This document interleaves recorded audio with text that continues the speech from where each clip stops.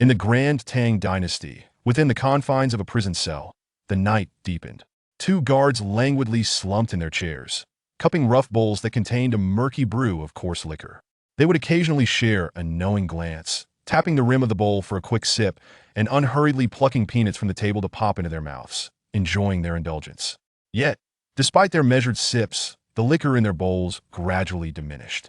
After 3 rounds, the night stretched long ahead, but the wine had run dry. As the younger guard downed the last mouthful of the coarse liquor, he displayed a palpable disappointment, casting a questioning glance at the older guard before discreetly peering towards the adjacent cell. Following the direction of his gaze, the elder guard observed a young man clad in purple, sitting cross-legged within the bars. Adorned with a crown of purple gold, donning golden-threaded boots, and with jade hanging at his waist, the boy had several exquisite dishes set before him, and a fragrant pot of clear wine emanating its enticing aroma. Shaking his head at the youth partaking in solitary revelry, the elder guard quietly admonished, "Zhang Shao, do you court death by coveting the young lord's wine?" Zhang Shao, the younger guard, curled his lip in disdain. "What have you to fear from a debauched noble who spends all his time in brothels?" Normally one would let it go, however. Now he has offended the Western Marquis, and with his majesty issuing the decree for his arrest, do you truly think he can escape? Then by all means, test your luck. Seeing Zhang Shao's audacious words, the elder guard chose not to dissuade him further, crossing his arms with a chuckle of derision. No matter whom he has offended, as long as he is still a young lord, you are not someone trivial like you who can provoke him.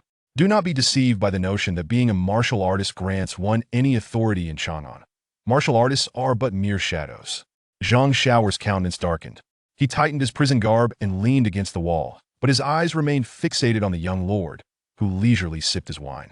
Though he was a second-tier martial artist, forced into the role of a guard, he harbored the spirit of a tiger aspiring for greatness. He had always held contempt for the sort of dandy whose privilege allowed him to bully and exploit others.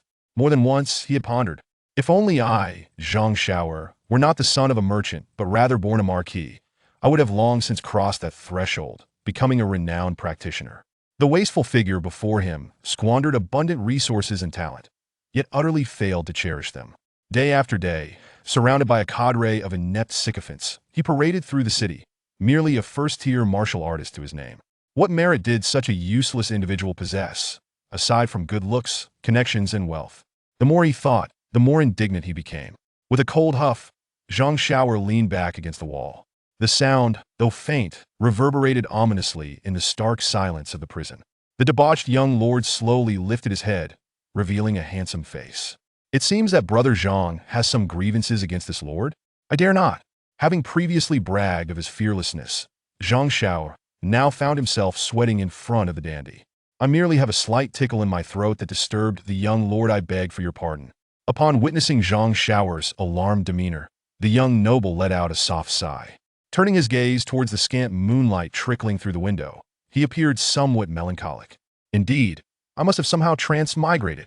Chen Zhian was once an unremarkable fishmonger from Blue Star. He had neither been struck by lightning nor pressed any tantalizing buttons out of curiosity. He simply took a rest while clearing a clogged drain for old Wang, who was on a business trip next door and inexplicably found himself transported across worlds, becoming a young lord in the Great Tang Empire. The original owner shared Chen Zhian's name, third son of the Chenliu Ho of the Great Tang, an undisputed wastrel. At the tender age of 17, he had already become a frequent patron of Chang'an's brothels, spending time with a crowd of debauched companions, indulging in bird-flying, a euphemism for illicit activities, and engaging in all manner of pleasures, from listening to music in taverns to nightly debauchery and changing brides as one would change garments. The young lord's incarceration was thusly his own doing. In broad daylight, at the Chenliu lounge, emboldened by his companions, he committed the outrageous act of abducting a commoner woman. If it were merely an ordinary citizen, the consequences might have been tolerable. Yet this time, he had dared to offend the Western Marquis by robbing the disguised Princess Li Xining. Who is the Western Marquis, you ask? He is the steadfast guardian of the Western frontier, sacrificing himself for the nation to defend against invasions. Furthermore, the Marquis had no sons, only an unmarried daughter, recently bestowed the title of princess by the emperor. Therefore, when the matriarch of the Western Marquis household, leaning on her cane, wept before the emperor, it was the somnolent young lord of the Chen family who was unceremoniously taken into custody by the chancellorship of the capital. Without a word, he was cast into the hidden prison, awaiting the emperor's decree. In reflecting upon the day's events, Chen Zhian winced. The original owner was not merely wicked, but also foolish. Every aspect of his actions reeked of crass incompetence. Given the young lord's usual demeanor, it was impossible for him to be seen out during the day, yet today, they had drunk a few cups and had callously insisted on changing venues. To make it worse, they dilly-dallied through the normally avoided Baihu Street, moving at a snail's pace. It was the second son of the Minister of Revenue who, with sharp eyes, recognized the prince's true identity. Such a series of coincidences ultimately resulted in the young lord's imprisonment. As consciousness faded, the original owner could fixate on no one but his precious brothers. It baffled him how such an individual could thrive within the treacherous realm of Chang'an, rife with plot and schemes. Sighing, he took another sip of wine and furrowed his brow, pondering how to extricate himself. After a lengthy deliberation, he came to a realization. Apart from employing the original owner's forte of getting help from his family, there was no other recourse. Fortunately for him, the house of Chenliu had few sons and was unlikely to part with this prized heir easily.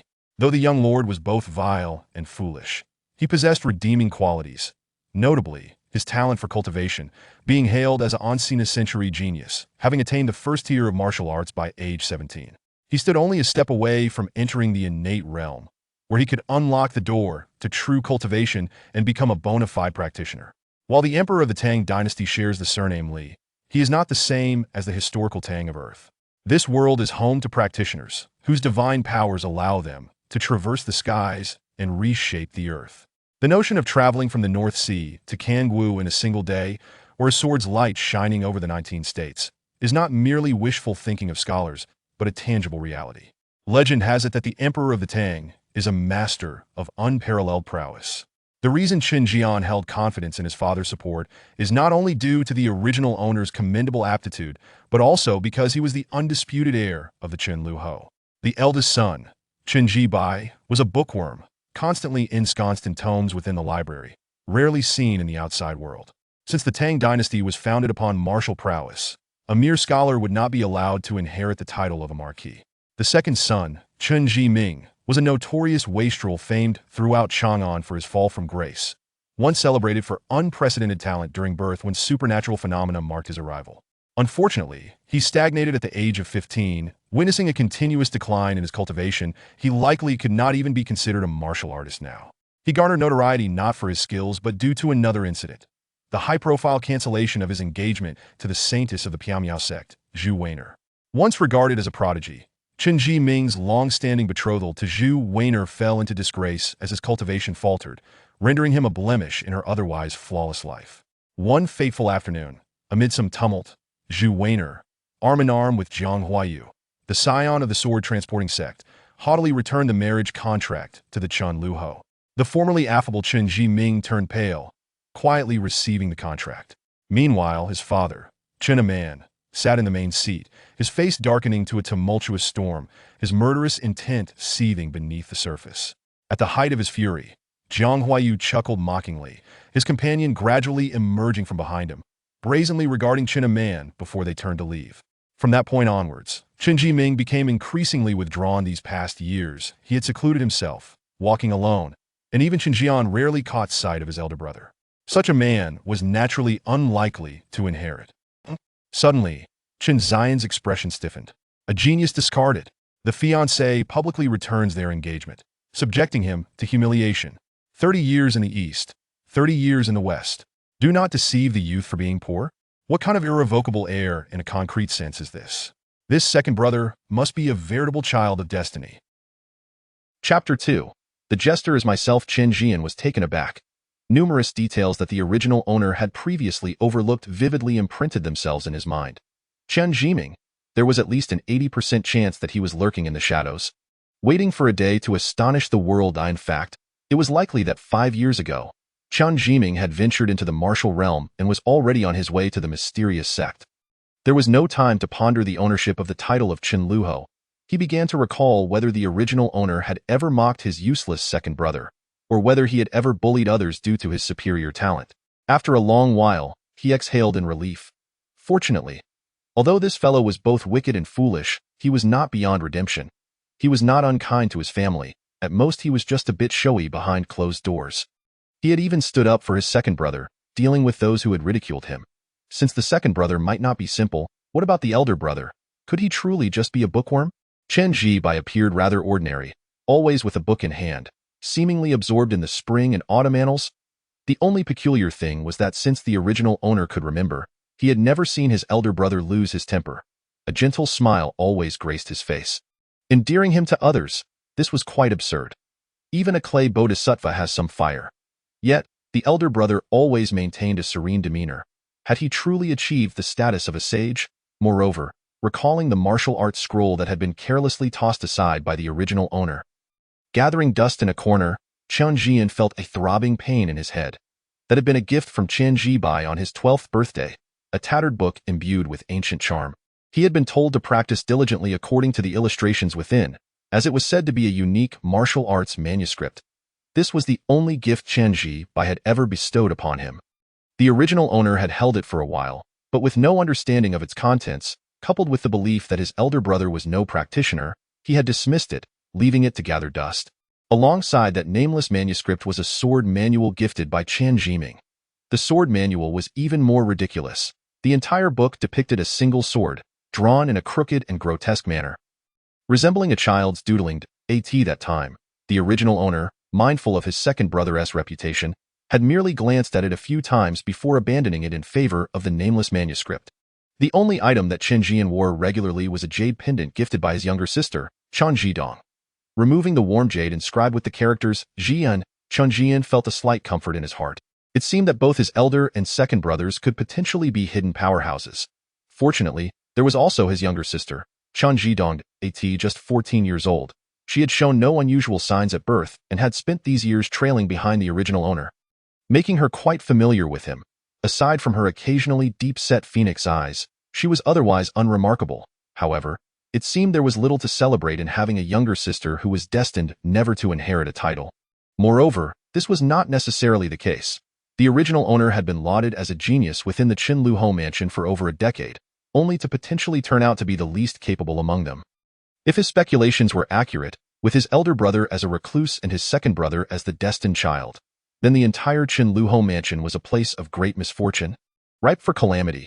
It is well known that protagonists are often orphans. Even if they are not, once they embark on the path of cultivation, it is likely that their demise is imminent when family is sacrificed. The power is boundless. Within the small confines of the Chenliu home mansion lie two yet to emerge destined children, which could lead to disaster at any moment. At that moment, Chen Zhian suddenly found the decaying, musty smell lingering in the prison to be particularly refreshing, far better than the imminent explosion of the Chenliu home mansion. Calming his thoughts, Chen Zhian lowered his head and murmured, "I feel like things are going to get dire. Have you ever considered offering a starter gift box?" A profound silence enveloped the prison, interrupted only by the snores of the old jailer. Just when Chen Zhian thought there would be no response, a mechanical and indifferent voice emerged, "Equal exchange, no deception. Is there no room for negotiation?" Chen Zhian, still unwilling to give up, inquired. The answer he received was silenced. As a time traveler, Chen Zhian also had a system at his disposal. However, compared to those who enjoyed bountiful resources from stepping on dog poop, speaking odd phrases, and answering multiple choice questions, his system resembled a greedy and cunning merchant. It dangled two enticing pieces of meat in front of him, one labeled time and the other enlightenment. Each piece had its price tagged. 1 day of time cost 500 taels of silver, while one instance of enlightenment was 1,000 taels. Alternatively, other equivalent items could be exchanged, such as elemental stones, antiques, treasures, martial arts techniques, or even the original flavor of a goddess's belly band. As long as the system deemed something valuable, anything could be traded. After years of fishing, Chen Zhian earned a meager 200 taels a day, in terms of the purchasing power of Tang dynasty silver. It would take approximately 10 years of relentless toil to afford a single day of time from the system. Quietly assessing the current financial state of the Chenliu home mansion, Chen Zhian felt increasingly despondent. Chen Man was not adept at managing finances, living off the meager tax revenues from his fief and his salary, yielding an annual net income of around 60,000 taels of silver. After accounting for the expenses of the Chenliu home mansion and the support of the 800 elderly, weak, sick, and disabled, little remained. Furthermore, the original owner had spent his days frequenting brothels and causing trouble. which necessitated financial outlays, leading to a strained treasury. Not long ago, Chen Zhian had subtly advised the original owner to minimize his spending while out and about. However, the original owner, being foolish, had failed to grasp his father's meaning. At present, it seemed there were only a little over 3,000 taels of silver left in the treasury, barely enough to last until the autumn tax collection. This implied that even if Chen Zhian wished to rely on his family, it had become a distant dream. Silently closing the system panel, Chen Zhian turned to look at the dozing Zhang Xiao'er, his expression devoid of emotion. "Xiao'er, come here. I have something to discuss with you." Zhang Xiao'er hesitated for a moment. Wanting to refuse, but thinking of the disparity in their statuses, he steeled himself and approached. He slightly bent his body, preparing to speak, only to see Chen Zhian swiftly extend his hand, grabbing his neck and slapping his head with force. Growling, "Did you dare drink my wine?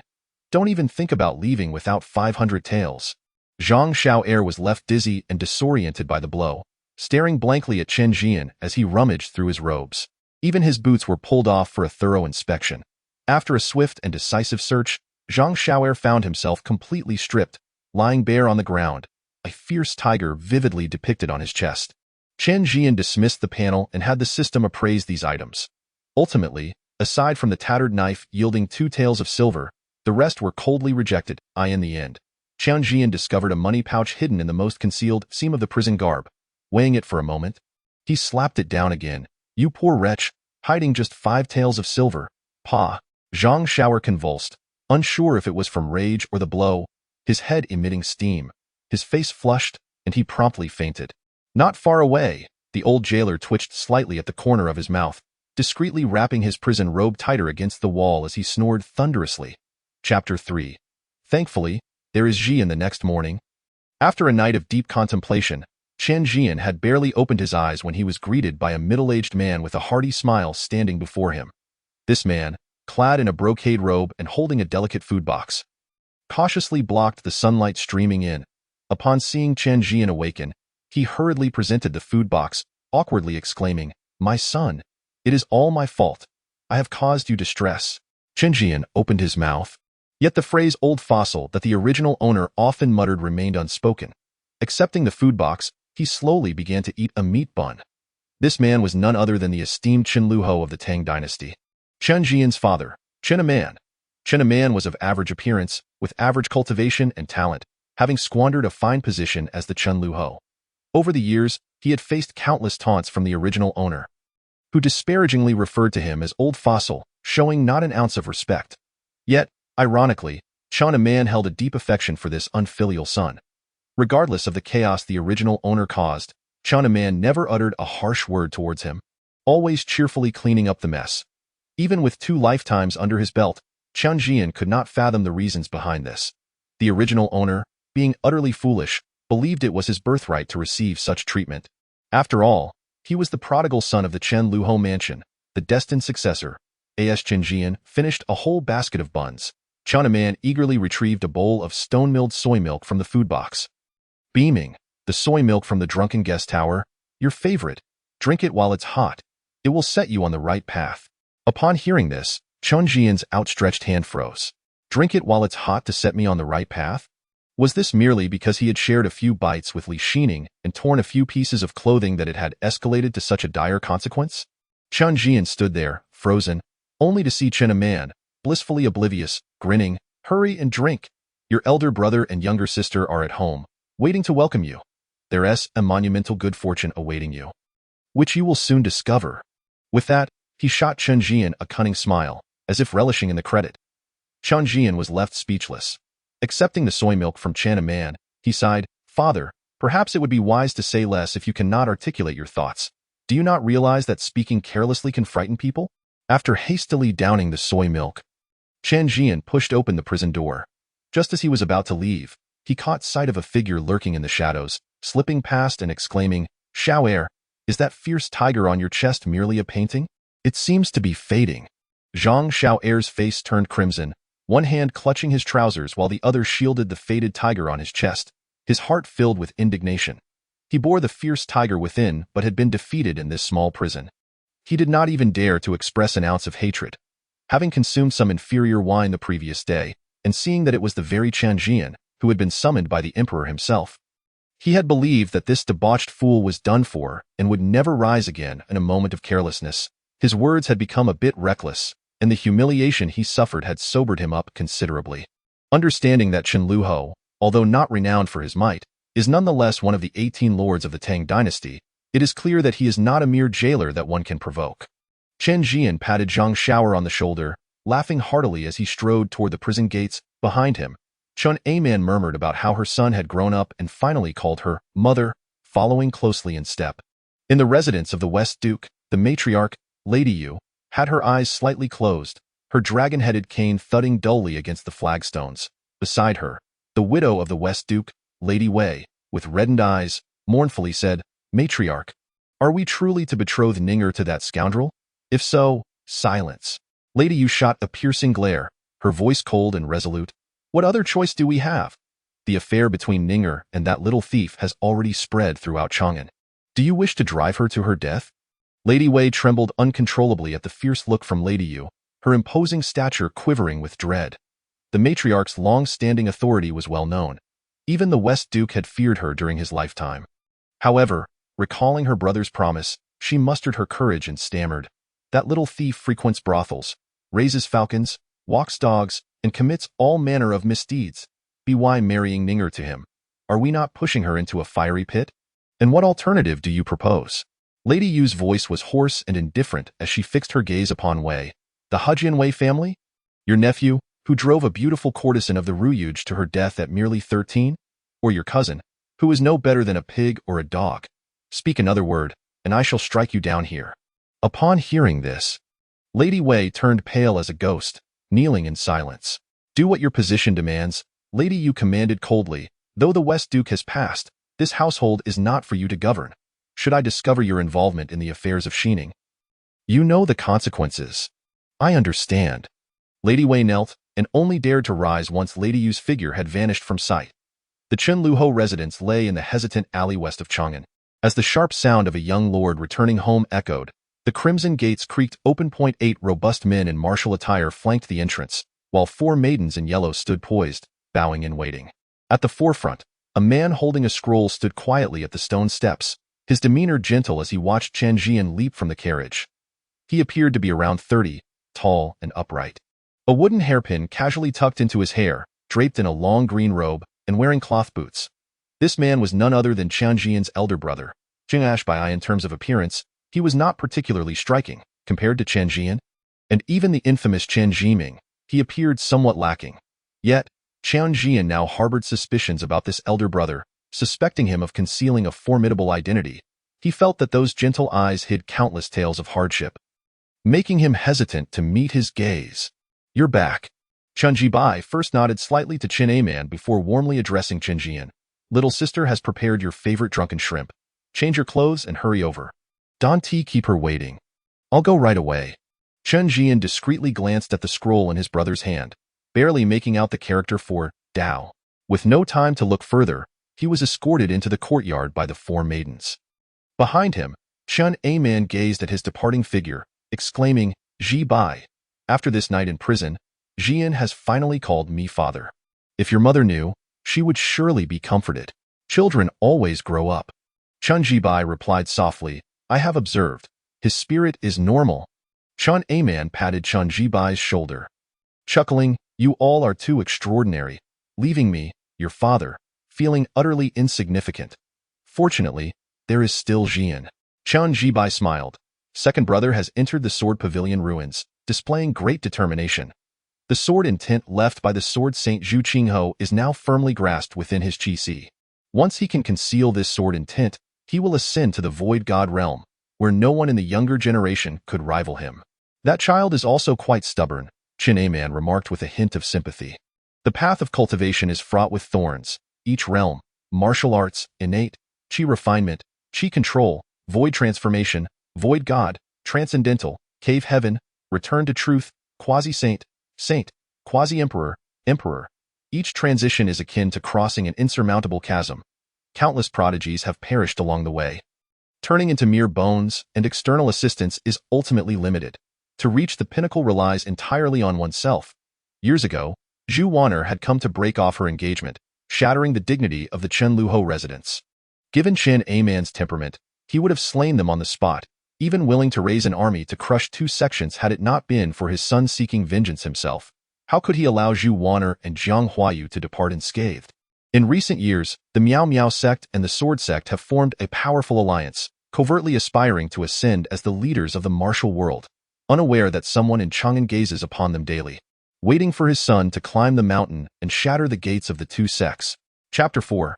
I wish to engage in business, spring, summer, autumn, and winter. My dear sisters, could you please step outside for a moment? In the inner chamber, Chen Zhian lay in the vast bath, completely exposed. 4 blushing maidens knelt beside him, their thin garments dampened by steam, their delicate forms teasingly revealed. These 4 maidens, spring, summer, autumn, and winter, either grew up alongside the original owner or were brought back by him from elsewhere. Each possessed considerable beauty. In the past 2 years, as the original owner indulged in debauchery, he had thoroughly enjoyed the company of these lovely maidens. Now, merely taking a bath, these 4 girls tacitly shed their garments, presenting themselves as ripe for the picking. How could one possibly withstand such temptation? Chen Zhian certainly could not. Yet, being new to this situation, does the young master find us distasteful? Autumn chrysanthemum and winter plum's expressions dimmed. Unlike spring and summer, they had been forcibly brought back by Chen Zhian. From initial reluctance to gradual acceptance, and now to satisfaction, their hearts were entirely devoted to the libertine who had taken them. Born to common folk in this war-torn era, merely having enough to eat was the greatest luxury. Over the past 2 years in the Duke's residence, Chen Zhian had treated them exceptionally well, even providing them with means of survival. How could they harbor any resentment? Seeing Chen Zhian request their departure, they felt a surge of panic and immediately lowered their heads, weeping. Never mind, just help me dress. Spring, summer, autumn, and winter smiled brightly, cautiously beginning to dry his body. After a lengthy delay, Chen Zhian, feeling refreshed, made his way to the front courtyard. Just as he entered the yard, a figure clad in red rushed toward him, her face adorned with 2 shallow dimples. As she ran, the bells on her wrists jingled, producing a delightful sound that was quite uplifting. Third brother, come quickly and see the drunken shrimp I made just for you. I personally caught them at Xiaona Lake. The newcomer was none other than Chen Zhian's youngest daughter, Chen Zhidong, who was 14 this year. Chen Zhian scooped her up in a hug, ruffling her hair as he cheerfully replied, quickly bring it out for third brother. I've been craving your culinary skills for ages. If one were to inquire about the original owner's closest relationship, it would undoubtedly be with the youngest, Chen Zhidong. Over the years, as Chen Zhibai immersed himself in the library and Chen Zhiming remained elusive, the two of them had spent their days together in playful companionship. It was only in recent years that the original owner, feeling more mature, began to distance himself from the young child. Yet, their bond remained strong. After some playful banter, the old steward of the residence appeared like a ghost, rasping in a parched voice that the Duke had been waiting for them in the parlor for quite some time and urged them to hurry for dinner. Chen Zhian was startled by the old steward. He scrutinized him for a moment before taking his little sister's hand and heading toward the hall. In his memories, this man always seemed to bear the visage of a frail, dying elder, his voice hoarse and dry like that of a castrated old duck, evoking pity from all who beheld him. Yet, he had outlasted many stewards who appeared far younger. The old steward followed them, hands folded in his sleeves, his gaze lowered. Upon entering the hall, Chen Zhian found a chair at the table and casually scanned the dishes laid out before him with a silent sigh. He noted that the Chenliu residence was indeed short on funds. The array of dishes, while ample for an ordinary household, was rather meager for the Chenliu residence. Lacking even a bear paw or bird's nest, it could only be described as shabby in the original owner's recollection. A bear paw was a standard part of every meal, as if sensing his gaze, Chen Zhian, seated at the head of the table, spoke with an apologetic tone, "My son, we had to send all the funds from our treasury to the governor Wang Fuguei in the capital today. We'll endure a few days of hardship. Once the tax from Chenliu arrives, I shall ensure you have your bear paw." "No need. I've grown weary of bear paws and can do without them." Chen Zhian picked up his chopsticks and selected a glistening drunken shrimp, cheerfully declaring, "Little sister's culinary skills have improved remarkably. This will suffice." Chen Zhian's expression momentarily froze. He knew his son's temperament all too well. Typically, if a bear paw was absent from the table, a scene of uproar would be inevitable, or at the very least, some sarcastic remarks would ensue. However, Since his release from prison, the son's demeanor has undergone a significant transformation. He has become exceedingly affable. Had it not been for his clandestine investigation into Chen Zhian's soul, he might have doubted whether his beloved son had been possessed by another. Observing all of this, Chen Zhian maintained a composed expression. He was acutely aware that he was not the original owner of this body. Many habits and mannerisms could not be concealed from those with whom he shared daily interactions. The reason for this transformation was to seize the opportunity to reconstruct his persona.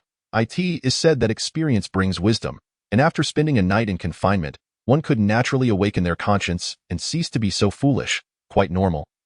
Indeed, a hint of regret, remorse, embarrassment, and a tinge of relief adorned his countenance as he spoke in a low tone. Father, elder brother, younger sister, the matter regarding Li Xining is fraught with anomalies. I pondered it throughout the night in prison, and at last, I arrived at the conclusion. There are treacherous individuals seeking to harm me. Upon hearing this, Chen Zhian was left utterly perplexed, wanting to inquire of his dear son if such an overt conspiracy truly warranted an entire night of contemplation. Chen Zhibai's hands trembled slightly as he held his book. Only Chen Zhidong furrowed his brow, a glint of coldness flashing in his Danfeng eyes, momentarily revealing a trace of authority upon his small face. Chen Zhian remained oblivious. Yang Xianxian, Qian Sangao, Wei Zixian. I once believed them to be good friends and brothers. Unexpectedly, they have plunged a knife into my back. At this juncture, he turned to Chen Zhian, expressing his remorse. Father, you often advised me to steer clear of those dubious friends, but I dismissed it as mere noise. It appears that they are indeed not good people. Upon hearing this, Chen Zhian felt a wave of relief wash over him. Indeed, this was his son, even if his epiphanies were adorably foolish. The events of yesterday, which seemed like a scheme orchestrated by the second son of the Minister of Revenue, were, at a deeper level, a means for the Eastern Palace's crown prince to test the waters of the Chenliu residence.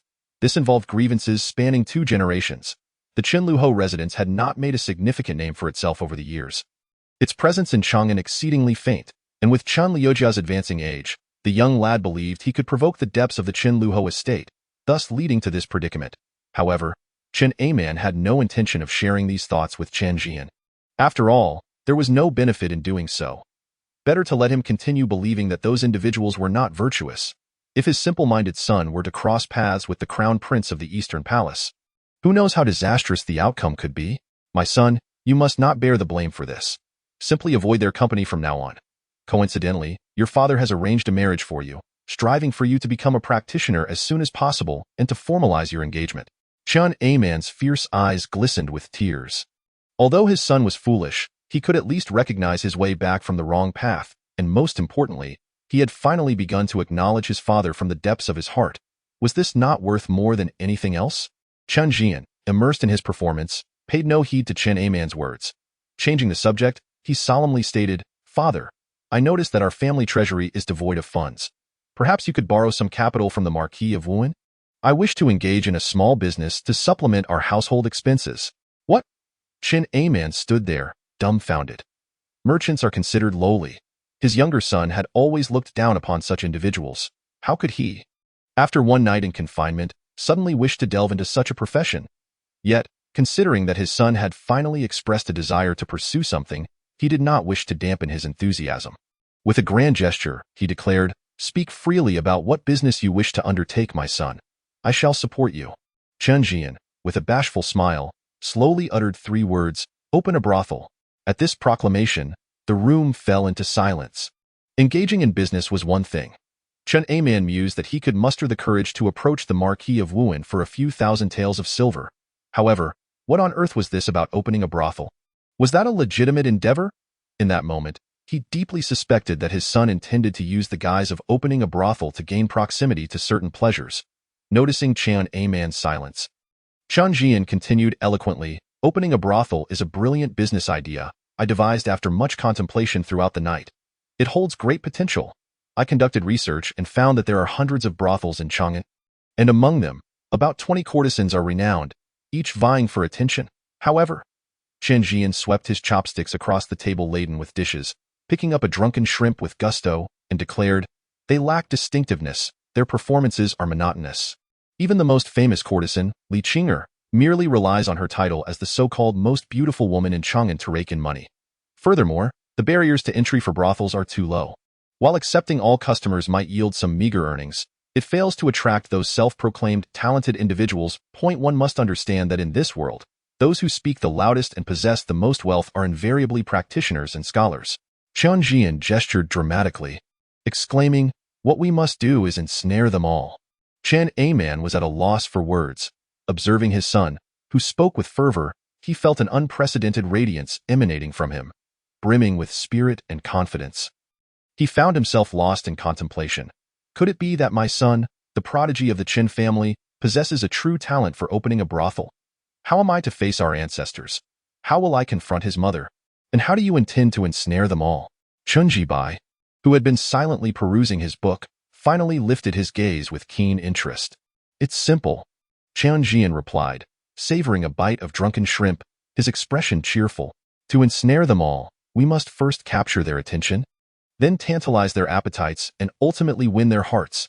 As for the specific operations, they involve numerous intricate details, which I shall not elaborate upon. In short, if you can provide me with 6,000, no, 8,000 taels of silver, I can repay you with an inexhaustible gold mine."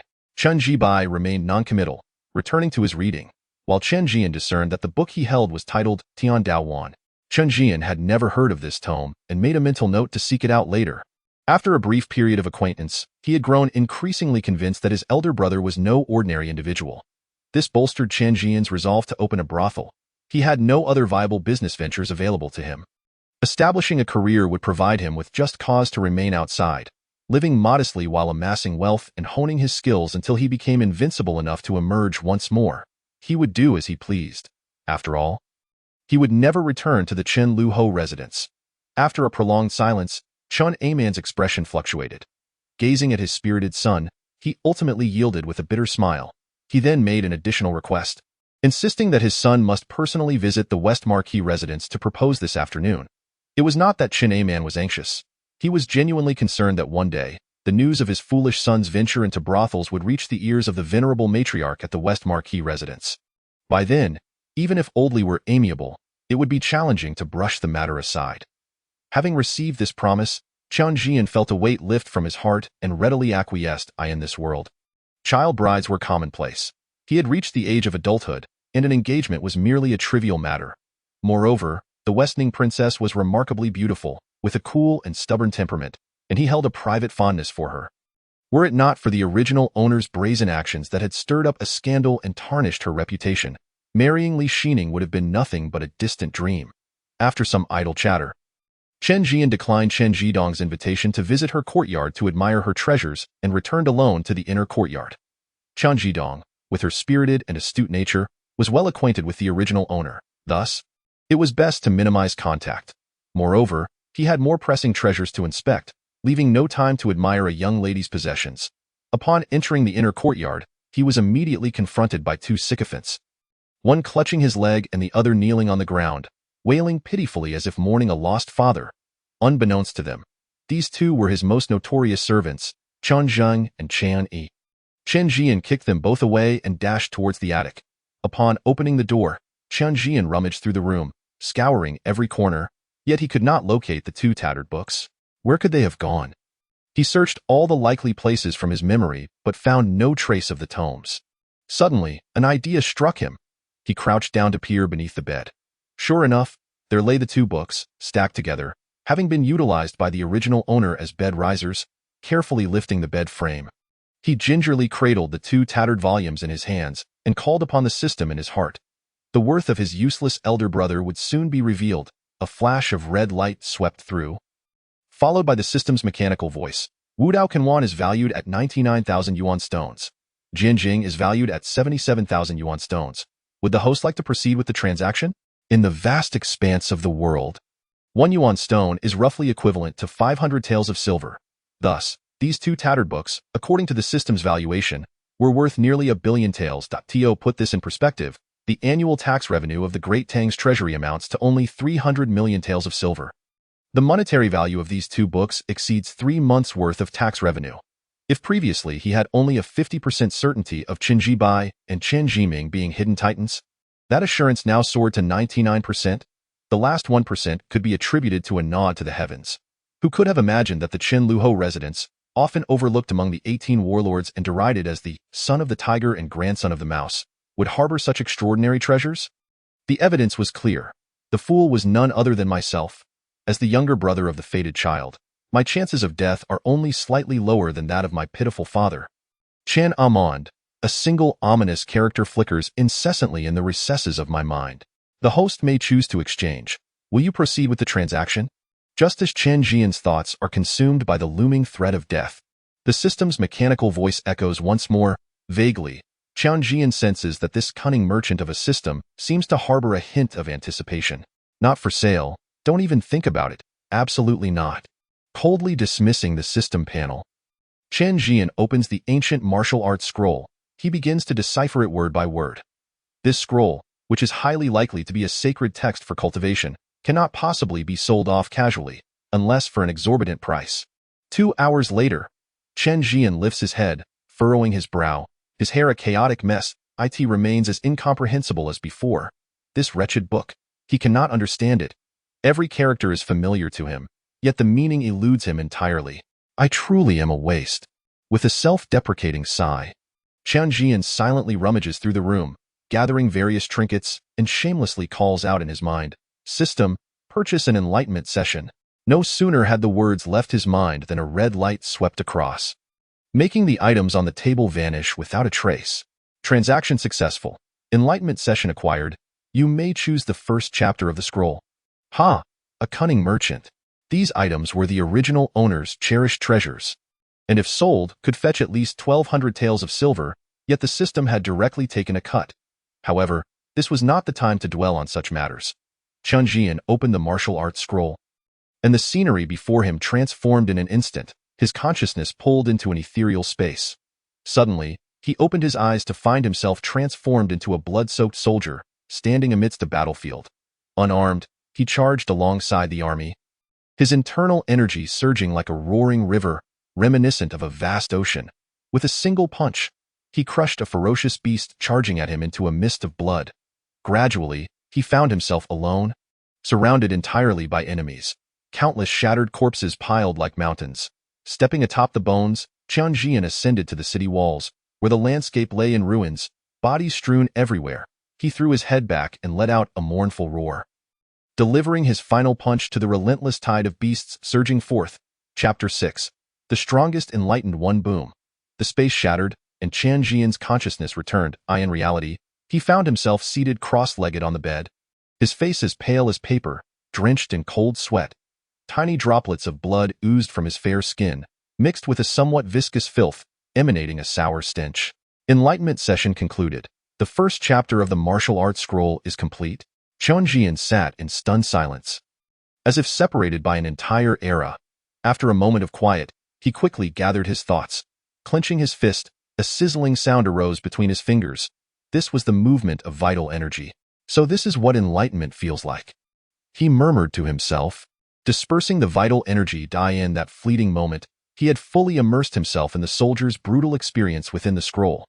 The trajectory of the first chapter's operation, even the sorrow and confusion of the practitioner, was as if he had lived it himself. A brief session of enlightenment had allowed him to assimilate the first chapter of the scroll, achieving near perfection. Furthermore, the threshold to the innate realm, which had long eluded him, was now quietly breached through the circulation of vital energy. He had now entered the early stage of the innate realm. In the vast wilderness world, martial cultivation at the third, second, or even first rank is considered insignificant. Only upon entering the innate realm does one truly step onto the path of cultivation. The difference is like a chasm. Many martial artists spend their entire lives reaching their limits yet remain oblivious to the awakening of innate vital energy. Ultimately, their vitality withers away, leaving them as mere skeletons on the path of cultivation. Had Chen Zhian remained the same Chen Zhian, perhaps he might have eventually reached the innate realm, but certainly not this swiftly. It must be said that while the system is indeed a cunning merchant, this method of enlightenment is remarkably appealing. If only he had enough funds. The cultivation secrets of this world would hold no secrets from Chen Zhian. If one session is insufficient, then he shall have two. As long as he can afford it, he shall become the strongest enlightened one. With this thought, A manic grin spread across his face. How foolish I am. Truly, here I am, practically endowed with a cheat, yet I still contemplate hard work and cultivation. Since I can purchase my way through, why should I endure such suffering? The path forward lies in acquiring wealth and lounging in ease. Summoning his loyal servant Chen Zhian to prepare the bathwater, Chen Zhian settled into the tub, relishing the transformations following his entry into the innate realm. At this moment, his vital energy flowed like a gentle stream, traversing his meridians and nourishing his body. Moreover, he distinctly felt the elemental energy of the world gradually seeping through his pores into his being. Unlike most cultivators, the vital energy did not enter his dantian. Rather, it was churned into pure vitality by that gentle stream. This is the unparalleled prowess of the martial arts scroll, soul and body in unison, refining oneself. The traditions of cultivation in this world are diverse. The Taoism of the Great Tang, the Buddhist teachings of the Western regions, the witchcraft of the South, and the rituals of the North. Yet, despite their varied external manifestations, they all fundamentally involve absorbing vital energy into the dantian and subsequently manifesting myriad techniques. In contrast, this martial arts scroll forges a unique path, resembling more a derivative of martial arts rather than conventional cultivation. Its lethality is unmatched. As evening approached, Chen Zhian, immersed in contemplating his wealth accumulation plan while in the tub, was abruptly roused by Chen Zhian, who insisted he change into a more composed azure robe and prepare to head to the West Ho residence atop the exotic beast kept in their backyard. This creature, resembling a horse yet distinctly different, bore a pure white horn atop its head. Captured by the first generation of the Chenliu Wang during battle, this beast had become emaciated over the years. Reduced from a once majestic creature that feasted on rare delicacies to a mere grass-eating beast, its bones now thin and frail.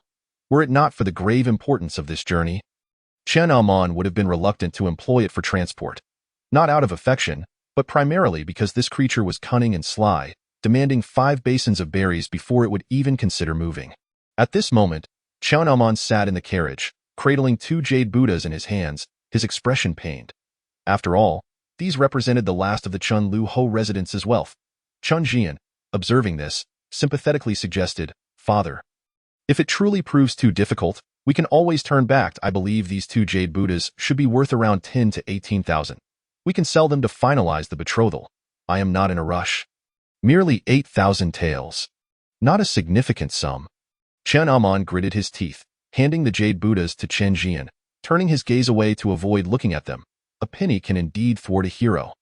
Chen Zhian, lacking business acumen and being a leisurely marquis, had received scarce rewards over the years due to the absence of battles, a prominent marquis living worse than a county magistrate. Chen Zhian silently accepted the jade Buddhas, feeling as if he had returned to his past life, where he had squandered his entire fortune in pursuit of a wife. Before long, the old steward's shrill, raspy voice broke the silence. "My lord, we have arrived at the West Bo Marquis residence." Upon hearing this, Chen Zhian's demeanor shifted dramatically. A deep, melancholic seriousness enveloped him. Chen Zhian felt somewhat bewildered, but then he saw Chen Zhian smirk cunningly. The realm of romance is akin to the battlefield. It's either the eastern wind overpowering the western wind or vice versa.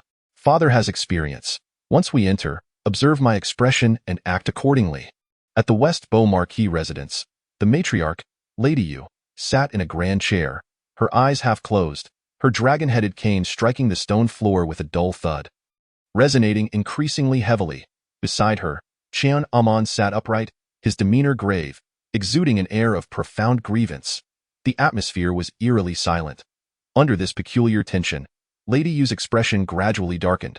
She slammed her cane down, cracking the stone like spider silk, sending fragments flying, her voice rising sharply. "Chen Zhian, if you have any second thoughts, feel free to call off this engagement. We can gather our troops and fight it out on the battlefield. My West Bo Marquis residence is not beholden to the Chen family." "My lady, what do you mean by this?"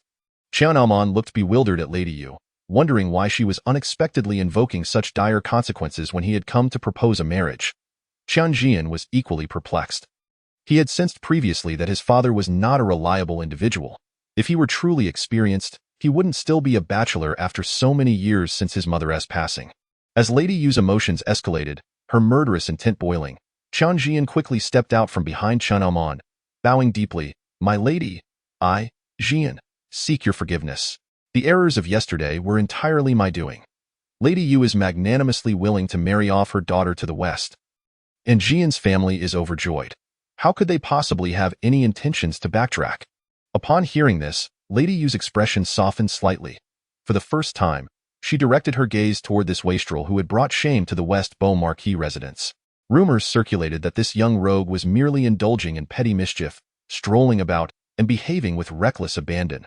She had expected him to be a foolish scoundrel. Yet, this rascal, dressed in a disheveled azure robe, with a wooden hairpin in his hair and jade dangling at his waist, paired with his fair complexion and bright smile, at first glance, he bore a resemblance to a scholarly gentleman. What a pity! Externally adorned yet internally flawed, he was nothing but a fool, as was his entire family. Were it not for the emperor's intervention, she would have been loath to ally with the Chenliu residents. After the incident yesterday, she effortlessly discerned that this scheme targeted not only the Chenliu residents, but also her own West Beau Marquis residents. She had assumed that even if Chen Zhian were useless, he should at least have been able to discern the event's intricacies.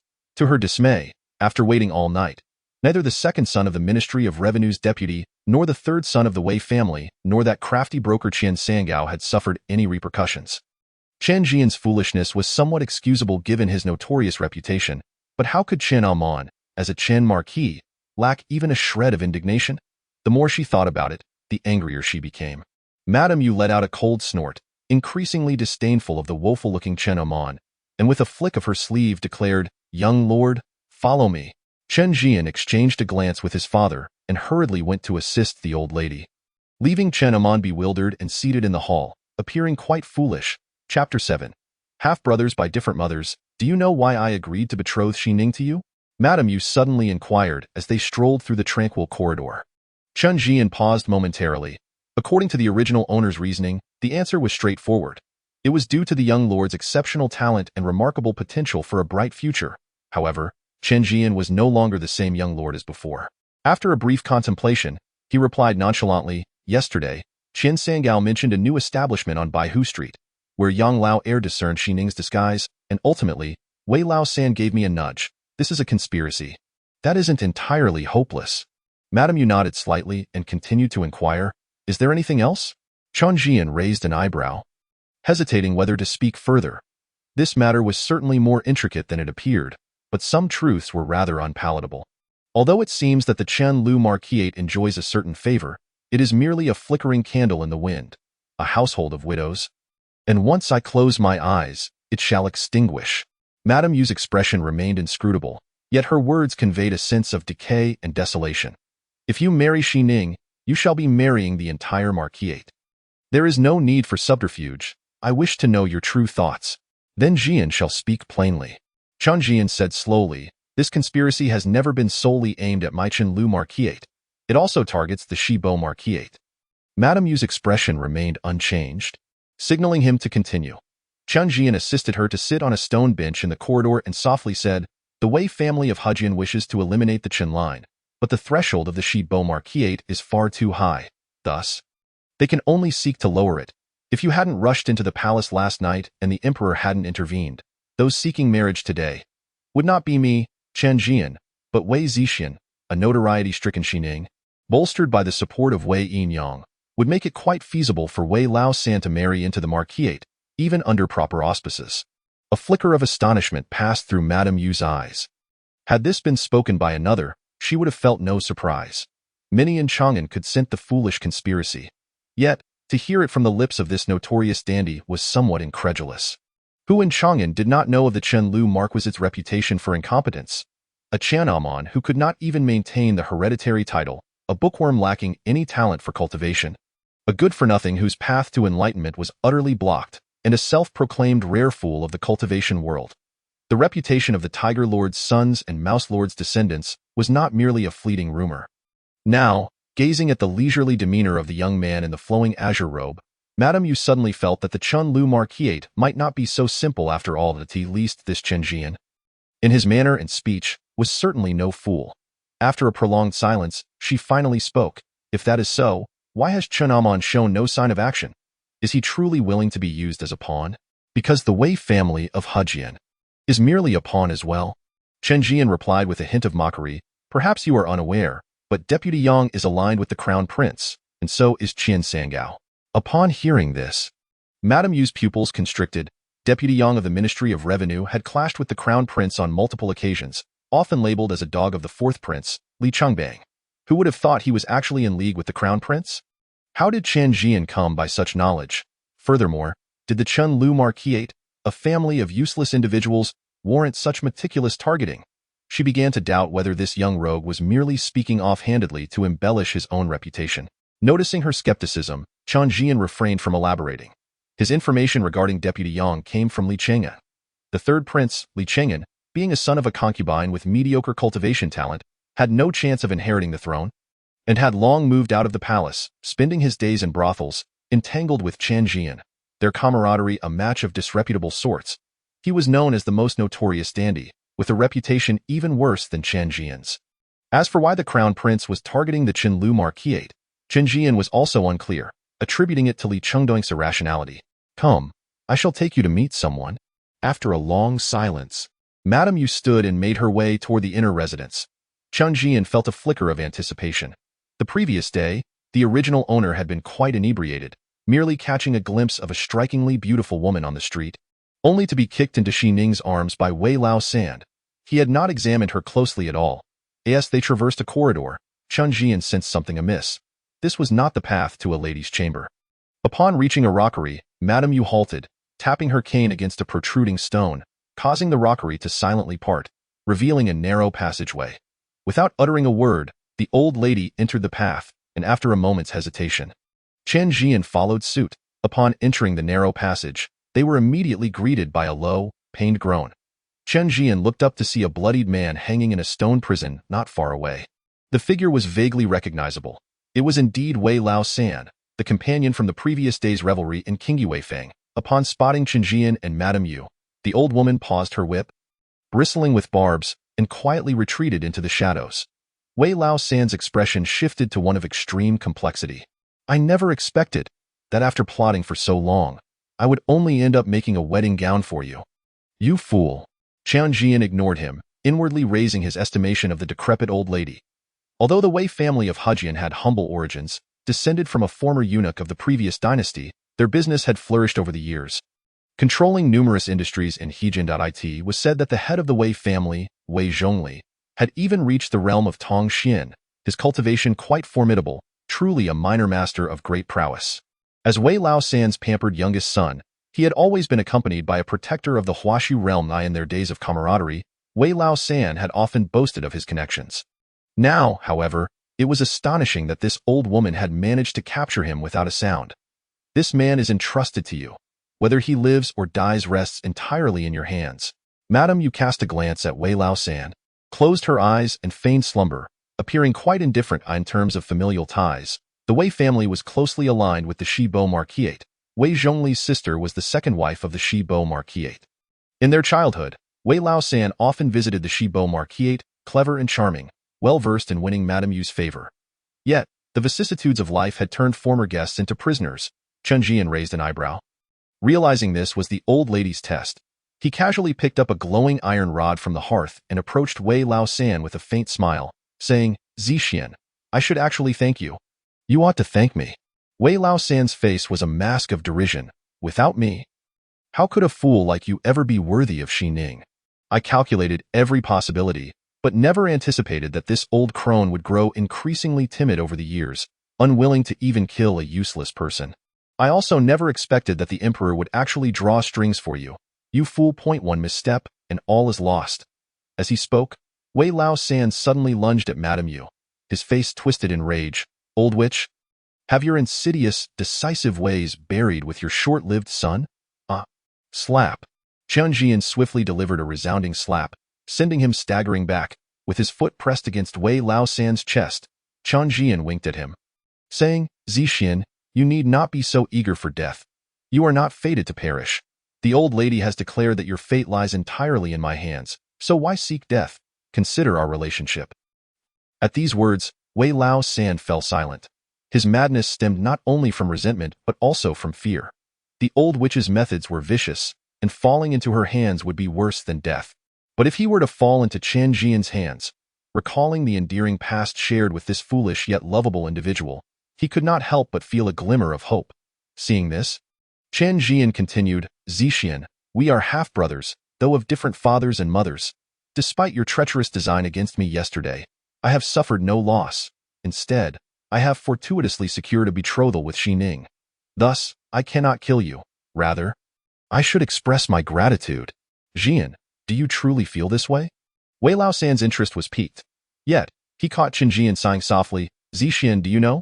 My Chenliu Marquise is out of provisions. Yesterday, Chenaman sacrificed the last 3,000 taels of silver from our household to that scoundrel Wang Fuguwei in order to save me.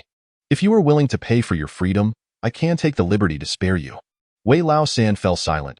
He was quite familiar with the plight of the Chenliu Marquise. A family of inept individuals, failing to manage their affairs, had reached a point of starvation. He knew Chen Zhian was not merely lamenting his misfortunes. However, the notion of paying for one's freedom felt somewhat dubious to him. Turning to glance at the old lady seated nearby, he noticed her face was darkened, yet she did not reprimand Chen Zhian. He could not help but believe him a little. Furthermore, he speculated that likely due to his father's ascension to the realm of Tang Xian, this old witch had developed some degree of trepidation.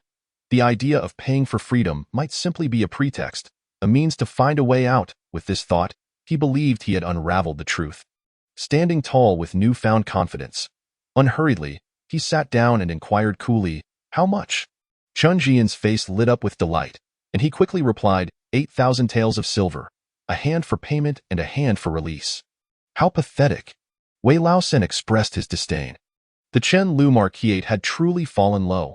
Was the illustrious third young master of Hejian truly worth only 8,000 taels? That amount was hardly sufficient for him to indulge in the pleasures of Chang'an for a year. Chapter 8. Who would quibble with a corpse? Wei Laosan rummaged through his belongings and produced a ring. With a flick of his wrist, several light and airy silver notes appeared in his hands. And he casually remarked, this amounts to 10,000 taels. There is no need for change. Chen Zhian was filled with astonishment, exclaiming, Zixian, have you truly ascended to the realm of innate ability? Is it truly so difficult? Noting the delight on Chen Zhian's face, Wei Laosan felt somewhat perplexed and mockingly retorted, a once-in-a-century cultivation genius, who among those who can reach the innate realm lives beyond 100 years? Only your Chenliu Ho residents would consider this a remarkable feat. Qiliner, huh? This was an unabashed humiliation, yet Chen Zhian remained unfazed. After all, who would take offense with a dead man? Carefully tucking the silver notes into his bosom, he picked up a key from the wall and began to unlock for Wei Laosan. Wei Laosan raised an eyebrow, increasingly looking down upon this young lord. He felt that the old hag must have truly lost her senses to favor such a money-driven fool as he unlocked. Chen Zhian inquired, Zixian, is the royal cuisine at the Crown Prince's residence delectable? Mediocre at best. Wei Laosan replied nonchalantly, but suddenly his expression changed. It was well known that the Wei family of Hejian served as the hawks for the second prince. Caught off guard, he realized he had been drawn into conversation by this fool. He cautiously lifted his head, only to see Chen Zhian gazing at him with an expression of regret, saying, then I must apologize. Remember not to meddle with others' affairs in your next life. With that, Chen Zhian raised his hand, energy swirling through his palm, and struck down with a resounding thud. With a splatter, Wei Laosan's eyes bulged, his head bursting like a watermelon, blood spraying forth. Chen Zhian turned to look at elder Lady Yu. Flashing a grin, grandmother, are you satisfied with this answer? Elder Lady Yu was left speechless. This youth, with blood-stained hands yet a smiling visage, was truly that foolish boy who had once indulged in frivolities? After a long silence, Elder Lady Yu sighed and said, go and see Xining. Within the inner courtyard of the Shibua Marquis residence, Wei Yinyang led Chen Zhian to the small building of Li Xining. Her expression complex. Wei Zixian was her own nephew. Although she was unaware of the Wei family's schemes, her brother and nephew had repeatedly urged her to facilitate connections. Naturally, she welcomed the opportunity for familial ties. Following the incident at Baihu Street, she immediately recognized it as a chance, but as soon as she opened her mouth, she was met with a reprimand from the elder lady, who showed no restraint in her murderous intent. Leaving her alarmed now, leading this notorious young marquis, she harbored a faint resentment in her heart, pondering if the elder lady had truly lost her wits. This young marquis, aside from his handsome appearance, bore no comparison to her nephew. However, her voice held little weight, and she could only keep such thoughts to herself, silently wishing for the elder lady's swift departure from this world. Young Marquis, we have arrived at Xining Pavilion. Now that you have entered the Shibo Marquis residence, I hope you will conduct yourself with propriety and refrain from causing any embarrassment to others. After imparting her instructions, Wei Yinyang turned to leave. Chen Zhian paid her no heed, instead quietly listening to the distant strains of a melancholic guqin. Once the melody concluded, he ascended the stairs, parted the beaded curtains, and approached Li Xining from behind, only to find her turning at that very moment. Their eyes met, and Li Xining's cheeks flushed crimson. Her gaze misty yet resolutely cold as she fixed her eyes upon Chen Zhian. They stared at each other for a long while, and upon noticing the faint red thread around Li Xining's delicate neck, Chen Zhian felt himself falter. The original owner of his body was truly unworthy. Even with Chen Zhian's vast experience, he had never encountered a woman like Li Xining. Her brows resembled distant mountains, unadorned yet enchanting, her lips akin to polished sand, without a trace of rouge. Just a slight furrow of her brow was enough to render the world devoid of color. How could the original owner have dared to lay hands on such a cold and obstinate beauty? Yet, upon reflection, it was fortunate that he had Li Xining tightly clutched the strings of her guqin, oblivious to the fact that her slender, pale fingers had been cut, blood seeping through the gaps. Meeting her icy gaze, Chen Zhian found himself once again at a loss in 2 lifetimes. He had primarily engaged in matters of pure love worth mere hundreds. Such experiences were hardly extensive. Li Xining stood there, embracing her guqin, allowing blood to drip slowly to the floor, unaware of her own plight. Witnessing this scene, Chen Zhian suddenly felt a wave of despondency wash over him. The solitary figure standing in the pavilion seemed adorned with flowers, yet was profoundly alone, like withered grass swaying in the winter wind, easily scattered. Approaching Li Xining, he tore a piece of white cloth and, disregarding her struggles, began to bandage her wound. Li Xining regarded his profile. Lost in thought, she ceased her resistance, allowing him to tend to her. Once the wound was bandaged, Chen Zhian turned to leave. As he reached the door, he suddenly spoke, "Whether you believe it or not, the incident at Baihu Street was not intentional on my part." With that, he stepped away. Li Xining stood there, speechless for a long while, eventually lowering her gaze to the hasty bandaging on her palm. Letting out a soft sigh, in the Crown Prince's residence, Crown Prince Li Chengding sat upon the throne, his expression dark and brooding. Below, the Crown Prince's attendant, Zhu Wuchang, stood respectfully, no longer fanning himself, his body trembling slightly. Behind him, the second son of the Minister of Revenue, Yang Xianxian, knelt on the ground, shaking with fear. "Can someone explain to me why Chenliu Ho and Shibo Ho are entangled together?" Li Chengding, a robust figure clad in a 4-clawed dragon robe, spoke with a voice as cold as ice, causing a chill to sweep through the hall, leaving all present shivering in dread. "Your Highness, this matter is my fault. I did not foresee, elder lady, you would enter the palace to plead with His Majesty, allowing that fool to escape a calamity." Zhu Wuchang's face was filled with guilt as he incessantly apologized. Li Chengding waved his sleeve, saying, "There is no need for you to take the blame. This matter does not fall upon you." Zhu Wuchang's expression softened as he stood quietly. Indeed, he had done no wrong. During the plotting against the Chenliu Ho residence, he had not even been in Chang'an. His appearance before the Crown Prince was merely a formality, as the attendants in the Crown Prince's residence were theoretically all dispatched by him. At this moment, his gaze, though seemingly casual, fell upon the trembling Yang Xianxian, and he felt an unspoken satisfaction. Truly, birds of a feather flock together. That young Marquis is a fool, and you, young Erlang, who have associated with him for so long, are scarcely better. Were it not for the connection with Minister Yang, you would not even be allowed to step foot in the Crown Prince's residence, yet you dare to dream of destroying a Marquis residence? Utterly absurd. Yang Xianxian quaked as he knelt, plaintively stating, "Your Highness, I also do not know why that old hag entered the palace." Upon hearing this, the hall fell silent. Even Li Chengding was taken aback by the response. "Is this truly the caliber of my Crown Prince's attendants?" In a fit of rage, Li Chengding struggled to contain his fury, asking each word with precision. "You did not foresee elder Lady Yu's entrance into the palace. Then let me ask you, what of the assassins you arranged?" "Assassins? The assassins have gone missing." Yang Xianxian stammered. "Everything was unfolding according to my plan, but amidst the chaos, the assassins suddenly vanished." "Your Highness, I suspect Qian Sangao is an insider. The matter of the assassins is known only to him and me. I have not leaked any information." It must be him. Li Chengdong narrowed his eyes, gazing at young Xian with an expression of calm contemplation. Was this foolish character truly as dim-witted as he appeared? Or was he merely feigning ignorance? He could not believe such stupidity existed in the world. Enough, you may leave. Li Chengdong sighed inwardly. This youth was unworthy of strategy, given his connection with Minister Yang. He could not be overly critical. After the departure of the irrelevant individuals, Li Chengdong's imposing demeanor abruptly faded, and in a fit of vexation, he bellowed, "Sir, please tell me, how could there be such foolish people in my dignified crown prince's residence? Useless, dim-witted. Wei Zixian, Yang Erlang, Qian Sangao, all of them are complete fools. Is stupidity contagious?" After venting, Li Chengdong sat despondently upon the throne, his eyes bloodshot. He had never excelled in strategy. His position as crown prince was achieved through the bloodshed of countless soldiers.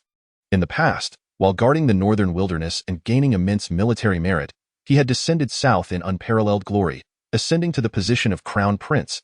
He had believed that once he became crown prince, he could showcase his talents and aspire to unify the realm.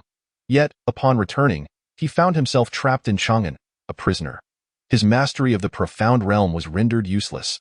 The emperor was in the prime of life, with a long lifespan ahead. Sitting upon the dragon throne, he could only watch coldly, without daring to act out of line. A grandmaster of the returning truth realm, there were few in the world who could rival him. Otherwise, given Li Chengdong's temperament, he would have long since eliminated any contenders, leaving no obstacles in his path. "Your Highness, I have a suggestion. I am unsure if it is appropriate to speak." Observing Li Chengdong gradually calming, Zhu Wucheng fanned himself and spoke. "Speak. In my humble opinion, Your Highness need not target Chenliu Ho." Zhu Wucheng spoke confidently. "Tiger's son, Dog's grandson. Chen Zhian is merely a buffoon, with cultivation no more than the void transformation realm. With no successors, he is merely a leisurely marquis. Let them self-destruct. Why must Your Highness lower yourself to provoke them? Even with the addition of a widow from the Shibua marquis residence, they are but two ants huddling together for warmth, not even worthy of Your Highness's attention. To put it bluntly, provoking them would only serve to displease the emperor, yielding no benefit whatsoever. Does Your Highness not know this?" Li Chengdong sighed. "Chen Zhian is not to be feared. But as long as the 800 Chenliu armor remains intact, I shall never find peace." Zhu Wucheng was momentarily taken aback. He was a newcomer who had only recently risen to prominence, in his 50s, and was entirely unaware of what the Chenliu armor entailed. It was not recorded in any historical texts. Li Chengdong's face revealed a hue of nostalgia as he sighed. A true master of warfare does not seek glory. The Chenliu armor, though not renowned, stands as the most elite force of Great Tang. Compared to the so-called Shin's army and Xuanjia army, they are unworthy even to carry their shoes. Centuries ago, wherever the Chenliu armor tread, a hush fell upon the beasts and armies retreated in fear. They reaped the lives of their foes like specters on the battlefield, even harvesting their own. Fearless of death, they embraced it. They once launched a night raid across 1,000 miles, annihilating 100,000 troops of the northern barbarians in a single night, leaving the northern royal court too terrified to venture south for centuries. The magnitude of their slaughter was so great that history dared not record a trace. At this juncture, Li Chengdong's expression shifted to one of intrigue as he remarked, "I presume you have heard about how the king of Chenliu ascended the throne through dubious means, relying entirely on flattering the late emperor?" Zhu Wucheng offered no reply. Mindful of the sensitive nature of the late emperor's affairs, he merely blinked. "In this palace, there is no need for such caution." Li Chengdong jested. "If the throne of the king of Chenliu was attained through sycophancy, then it seems all the lords of Great Tang must have queued up for a taste of that flattery. For the king of Chenliu is none other than the first master of the Chenliu armor." As he spoke, Li Chengdong gazed longingly towards the north. In a fleeting moment, he envisioned 800 warriors clad in black armor, standing solemnly in a straight line, wielding their blades, faced with the overwhelming tide of iron cavalry. Their faces were a mask of silence, as the banner of the king of Chenliu waved. The 800 raised their slaughtering blades, their beasts roaring beneath them. The enemy retreated, lives falling like weeds. Corpses littered the ground, rivers of blood flowed. Zhu Wucheng remained silent. The prince revered the Chenliu armor yet harbored a desire to bury them completely, hinting at unresolved grievances. Li Chengdong let out a slow sigh. Not long after the late emperor's passing, the king of Chenliu also departed, leaving behind a widow and an orphan. That child is none other than Chen Amon. His Majesty sought to emulate the late emperor, forming a brotherly bond with Chen Amon, uniting ruler and subject in heart. Initially, all seemed well. Although Chen Amon lacked talent in cultivation, holding the Chenliu armor rendered him no lesser in stature than the king of Chenliu. However, a calamity 14 years prior shattered all the prince's plans. My foolish mother, unaware of the king of Chenliu's secrets, seized the opportunity during his ancestral rites, mobilizing 2 clan masters to ambush the king's wife. Enraged, Chen Amon summoned the 800 Chenliu armor to the capital, resulting in a bloodbath, nearly annihilating the queen's kin. Had it not been for His Majesty's intervention, my mother and I might have been laid to rest alongside the king's wife. From that moment on, the king of Chenliu was stripped of his title, and the aged 800 Chenliu armor returned to their fields, never to enter the capital again. I see.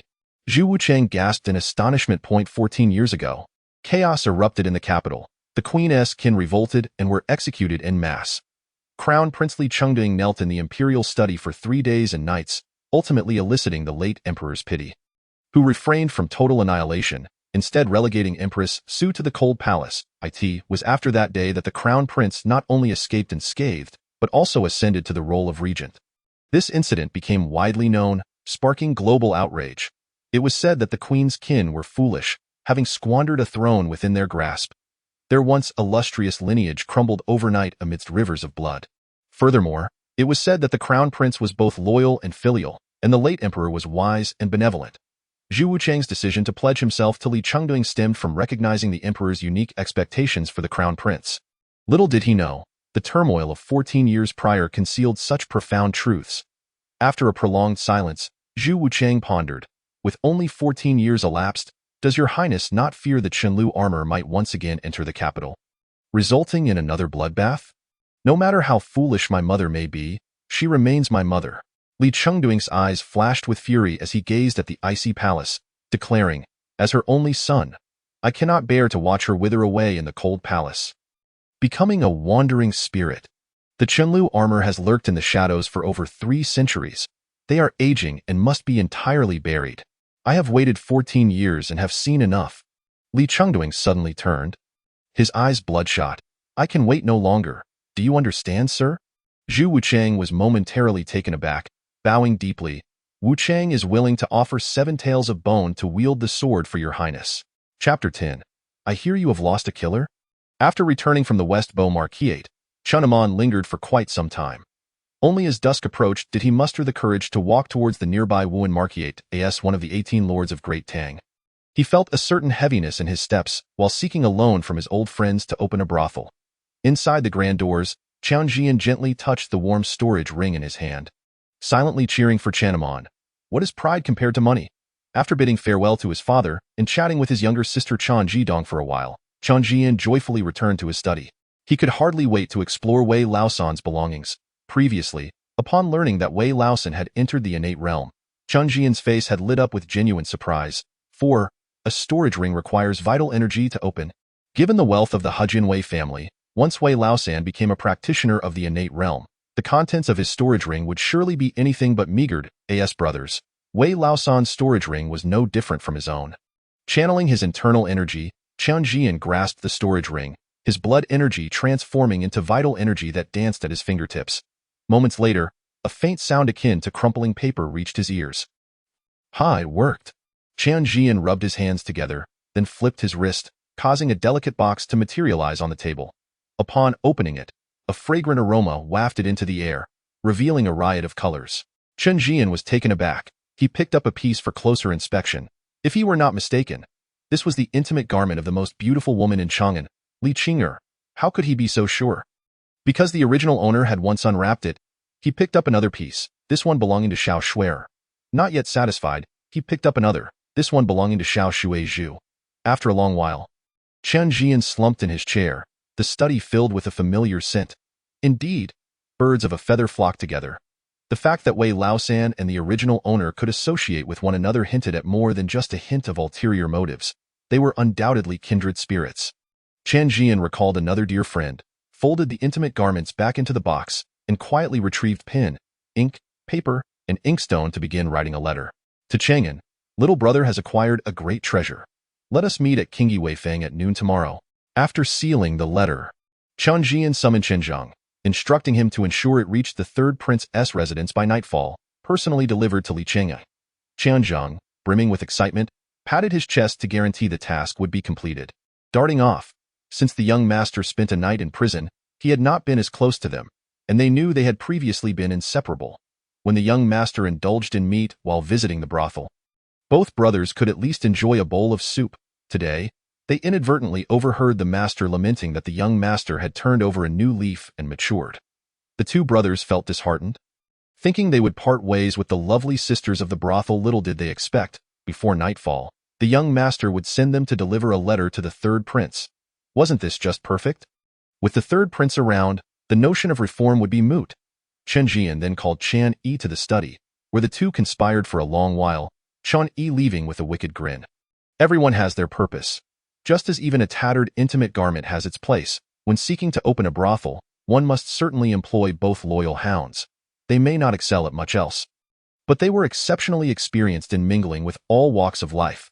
They knew precisely where the most beautiful girls in Chang'an could be found, and they were the Chenliu Marquisate inherited private retainers. Having served since the time of their great-grandfather, ensuring their loyalty was beyond question. Having arranged for the morrow's activities, Chen Zhian bent over his desk, writing fervently, with every line infused with thoughts of making money. Outside the study, Chen Amon clutched a few silver notes, glancing at his reflection in the window, feeling a sense of comfort. His son had truly grown up, beginning to understand the value of diligent study. In Jinka Alley of Chang'an, a carriage slowly made its way towards the Yang residence at the end of the alley. Inside the carriage, the second son of the Yang family, deeply intoxicated, bore a look of grievance upon his face. He believed he had orchestrated the scheme to perfection, intricately weaving the threads to manipulate both the Chenliu Marquisate and the West Bo Marquisate. Although the assassin had failed to carry out the plan and kill Chen Zhian in the street, the outcome was still somewhat acceptable. After all, they had managed to incarcerate Chen Zhian in the dungeons as for the elderly matriarch, that old witch, rushing into the palace to complain to His Majesty. He regarded it as an unforeseen twist of fate. A failed plot is not a crime of war. It is merely the will of heaven. Previously, feeling unjustly blamed by the crown prince, he felt a swell of indignation and grievance. After leaving the Eastern Palace, he turned and slipped back into Qingyi Weifang, drinking alone. Reflecting on the moments spent with Chen Zhian, Yang Xianxian couldn't help but feel a twinge of irritation, his thoughts swirling until they coalesced into the lamentation. In this world of rivers and lakes, one is not always in control. Teasing. A sudden laugh rang out from the carriage, bright and clear as a bell, akin to a naive girl who had just heard an exceedingly amusing joke. Hearing this sound, Yang Xianxian was momentarily taken aback. He turned sharply to find a girl in red sitting in the corner of the carriage, laughing merrily at him, her charming dimples quite appealing. He had no recollection of bringing a girl home tonight. So, who was she? When did she board the carriage? The girl brushed aside her fringe. I hear you've lost a killer? Yang Xianxian fell silent. The matter of losing a killer was a painful subject he could not bear to broach today. If another dared to whisper such words in his ear, he would ensure that the individual comprehended the true meaning of cruelty. Yet this little girl, she is truly adorable. Suppressing his fury, Yang Xianxian inquired in a low voice, Who are you? Where do you come from? And what do you intend to do? Who am I? The little girl tilted her head in contemplation for a moment before suddenly exclaiming with delight, I am the emotionless assassin. And you have lost my dear brother, whom I depended upon for survival. I have come to avenge him. As she spoke, the little girl pointed a finger, and an ocean of vital energy instantaneously engulfed Yang Xianxian. PFF. Yang Xianxian was struck with tremendous force, spitting out a mouthful of blood, his fine garments torn to shreds, leaving him in a woeful state. Sorry, I didn't expect you to be so fragile. The little girl stuck out her tongue and, with a fierce little fist, warned, Next time, don't lose my brother again, or someone will die. Suddenly, her ears twitched, and she muttered something about an old man before vanishing into thin air. Yang Xianxian coughed up more blood. Curling up in a corner, his face awash with terror, the little girl appeared no older than 14 or 15, yet her cultivation reached unfathomable depths. With a mere gesture, she summoned a torrent of vital energy that rivaled that of a formidable practitioner. Even in Yang Xianxian's memory, those of the transformation void realm seemed unable to wield such power with such ease. If that little girl had wished to kill him, he would likely already be a lifeless corpse. No wonder that assassin had not made an appearance. If his sister possessed such ferocity, how could he dare to assassinate a mere waste who was not even a practitioner? Experts were inherently proud. Possessing their own arrogance, it was not that they could not kill, but rather that they deemed it beneath them. Young man, I hear, you have lost an assassin? Just as Yang Xianxian was gripped by fear, a voice, raspy like an old duck, slowly emerged. Yang Xianxian's body stiffened. Upon hearing this familiar query, he suddenly felt dread wash over him. Struggling to lift his gaze, he beheld an elderly man, hunched over, gazing at him from the very spot where the little girl had Saturday. After a prolonged silence, Yang Xianxian managed a strained smile and asked, "You? Are you a relative of his?" Chapter 11. This project, I, Li Qing'an, have invested in. I suppose I could be considered a servant of his family? The old man's face was a map of wrinkles, with a few sparse white hairs clinging to his scalp, suggesting he had not long to live. Yet, Yang Xianxian, who had long elevated the mysterious assassin in his mind, felt an icy chill emanating from the old man's gaze. His nerves completely frayed, he pleaded, "Old sir, I assure you I will keep a close watch on that esteemed individual next time, and will not let him out of my sight again. I beg for your mercy. Spare my life." The old man remained unmoved. Slowly, he extended a hand that resembled a skeletal claw. Crack! The sound of bones splintering echoed as Yang Xianxian's limbs were broken, contorted into a grotesque position resembling a large character for death. The pain rendered him unconscious. The old man observed his handiwork, finally breaking into a silent chuckle before gradually fading away. Time passed, and another figure appeared in the carriage. It was an old woman wielding a long whip adorned with barbs. Upon seeing Yang Xianxian, who had been mangled beyond recognition, a fleeting look of surprise crossed her face. After a moment of silence, she expressionlessly infused vital energy into Yang Xianxian's body. The elderly dame intended to teach certain people in the court a lesson, and could not afford to do so quietly. Under her nurturing energy, Yang Xianxian slowly regained consciousness. As he opened his eyes, he immediately saw the old woman in the corner, and despair washed over his features. "Come now. I have lost an assassin." The next day, at Qingyuefeng, TSK, young Lauer is truly unfortunate. Hearing of Yang Xianxian's dire predicament, Chen Zhian gulped down a mouthful of wine, his expression one of unutterable regret. Yang Xianxian's disregard for martial ethics was something Chen Zhian would not easily overlook. He pondered over 100 ways to enact revenge, only to find them all rendered moot. I heard young Master Yang returned home with his body in tatters, utterly mad, repeating that he lost an assassin, and he no longer dared to act recklessly. Beside Chen Zhian, the renowned beauty of Chang'an, Li Qing'er sighed softly, her face also marked by regret. Unlike this young lord who was merely adorned with a fine exterior, young Master Yang, though a fool, at least came from a wealthy family and was generous with his spending. The thought that such a benefactor was now lost left Li Qing'er genuinely disheartened, more so than when her first knight had been forcibly taken from her. Yet, born into a quagmire, where was the space for lamentation? With the loss of one benefactor, the remaining ones must be cherished all the more. With this in mind, her cheeks flushed slightly as she licked her red lips and sweetly said, "Young lord, little bunny wants to drink too." Chen Zhian lowered his gaze, waving his hand, "Let us drink together." Am I perhaps arriving at an inopportune moment?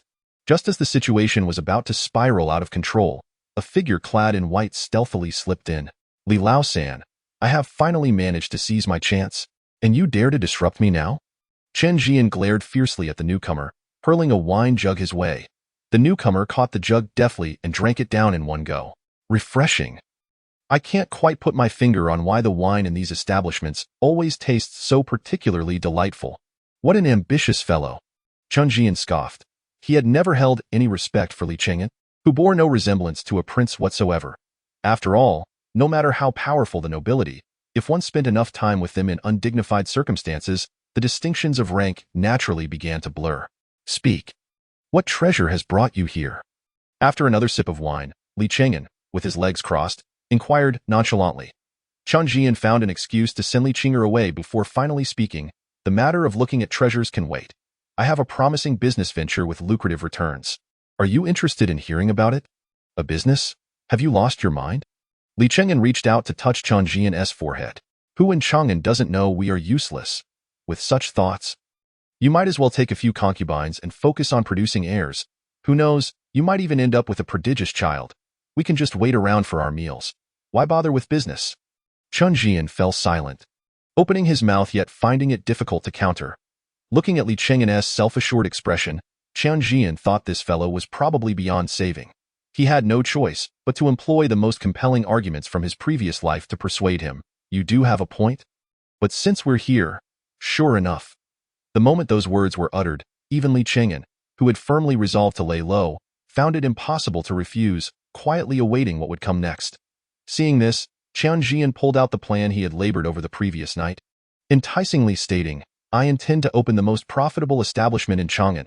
For this, I have endured humiliation and sullied my reputation for 3 long years, ultimately crafting the perfect plan. If we follow my plan, one day, we shall surely ascend to the pinnacle of the entire establishment industry, becoming leaders in the field. Indeed, the entire realm of entertainment will be transformed because of us. Li Cheng'an took the plan, glancing at it with indifference. Although Chen Zhian spoke eloquently, Li Cheng'an's interest waned. Setting aside the fact that he had completely given up, wasn't it beneath the dignity of a prince of the Grand Tang Kingdom to venture into such a trade? Wouldn't that be akin to trampling the royal reputation into the dirt? As he opened the plan and caught sight of the blatant words, 6 essential elements for profit in the entertainment industry, emblazoned at the top. Li Cheng'an smiled wryly, thinking this fellow truly lacked any refinement. The grotesquely slanted script was hardly better than that of a toddler.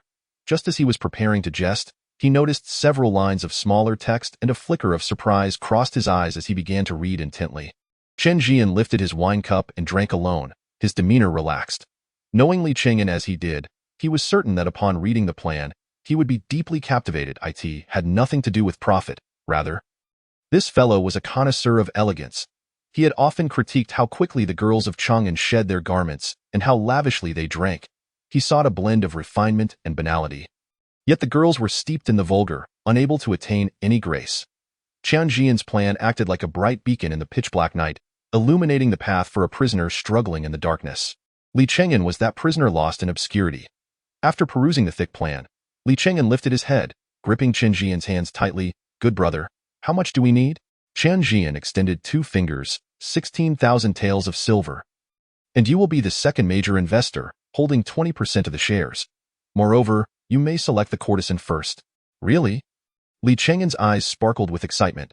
He slapped down a stack of banknotes, declaring, this project? I, Li Cheng'an, shall invest in. Chapter 12. In this world, power and connections are paramount. Chen Zhian pulled out a contract he had long prepared. Li Cheng'an raised an eyebrow, glancing at the words, Zhian Tower, inscribed on the document. Suddenly feeling that Chen Zhian was somewhat off at least before his imprisonment, such whimsical thoughts would never have crossed his mind. It was even more unlikely that he would have prepared a contract in advance. After signing his name and affixing his seal, Li Cheng'an furrowed his brow and asked, Zhian, are you hiding something from me? Chen Zhian's heart sank. He hadn't expected the Chenliu whole family to suspect him, only to find that Li Cheng'an had caught on to something. Aha, so you do have something up your sleeve. Noting Chen Zhian's silence, Li Cheng'an sneered, I knew you met with Master Lu while in prison. The capture of Lu Baipu was sparked by your actions, and I didn't expect you to be so shameless as to take advantage of the situation and have him devise plans for you. Chen Zhian remained silent. Indeed, all are fools in jest, and none possess true talent. Such excessive caution is unnecessary. Ha! To think you could deceive me, you are still too inexperienced. Li Cheng'an seemed quite pleased with himself for having guessed the truth.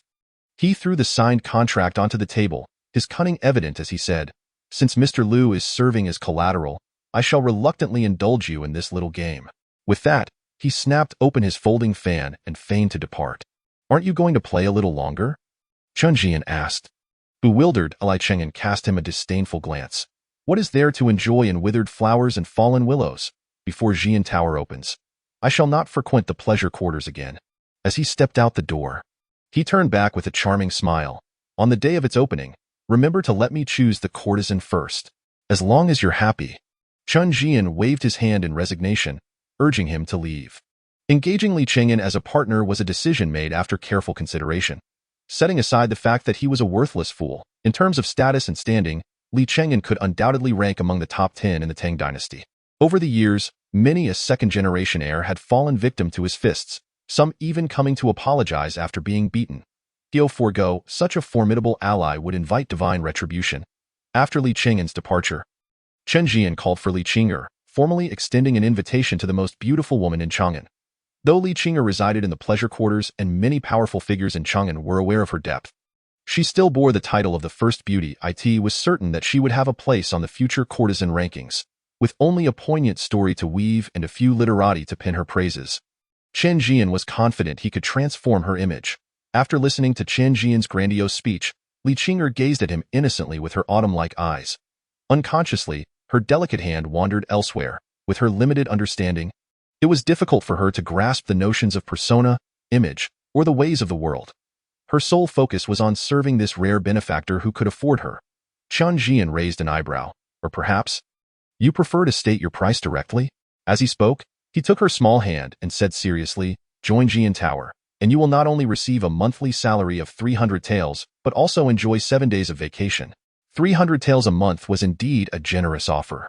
In the vast city of Chang'an, few could earn such a sum merely by selling their labor, except for those practitioners who soared through the skies.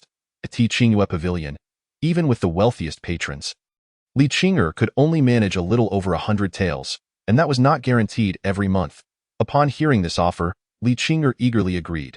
Nodding her head vigorously, in the end, she licked her lips and said she could only repay him with her body. After finalizing the arrangement with Li Qing'er, Chen Zhian instructed her to fetch the proprietor, Hu Matzi. Although Hu Matzi was named Matzi, he bore no blemishes on his face. In fact, due to his pampered life, his complexion was remarkably good. Upon hearing that Chen Zhian intended to buy Li Qing'er's freedom, Hu Matzi's smiling face instantly darkened. Li Qing'er was his golden goose, bringing in no less than 600 taels each month. The survival of Chenliu Pavilion among the numerous pleasure quarters in Chang'an was largely due to her presence. To cut off someone's means of income was akin to killing their parents. This fool, relying on his father being a marquis, dared to threaten my livelihood? The enemy was right before him. Hu Matzi, no longer feigning politeness, hissed, Li Qing'er is a child of Chenliu Pavilion in life and a ghost of Chenliu Pavilion in death. If the young marquis wishes to play, he is welcome at any time. But if he intends to poach from me, he may have miscalculated. Oh! Chen Zhian chuckled dismissively. As far as I know, Li Qing'er is bound by a living contract with you. How many taels did her father sell her for back then? If I remember correctly, it was 20 taels. According to Tang law, as long as a courtesan is not a criminal, she can redeem herself for twice the contract value, which amounts to 40 taels. As he spoke, he took out 2 ingots of silver and placed them on the table, saying nonchalantly, kindly fetch Li Qing'er's contract, and we shall settle this matter here. Hu Matzi was incensed yet laughed.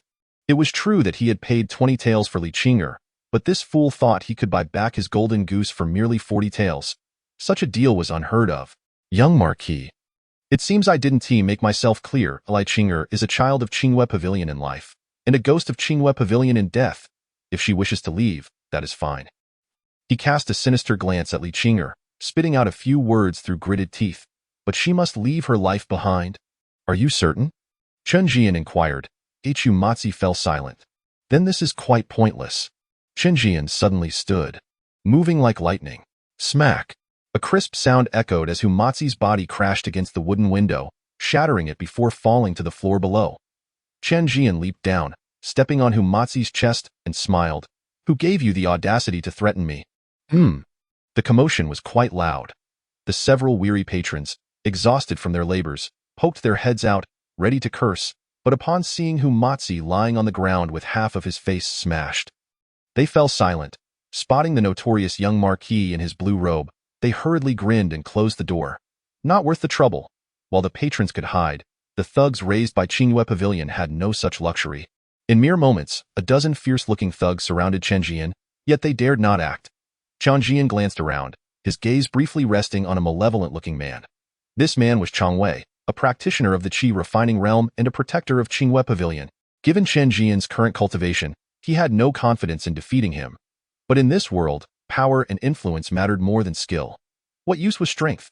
Pressing down on Hu Matzi's chest, Chen Zhian mockingly asked, Hu Matzi, can you now hand over her contract?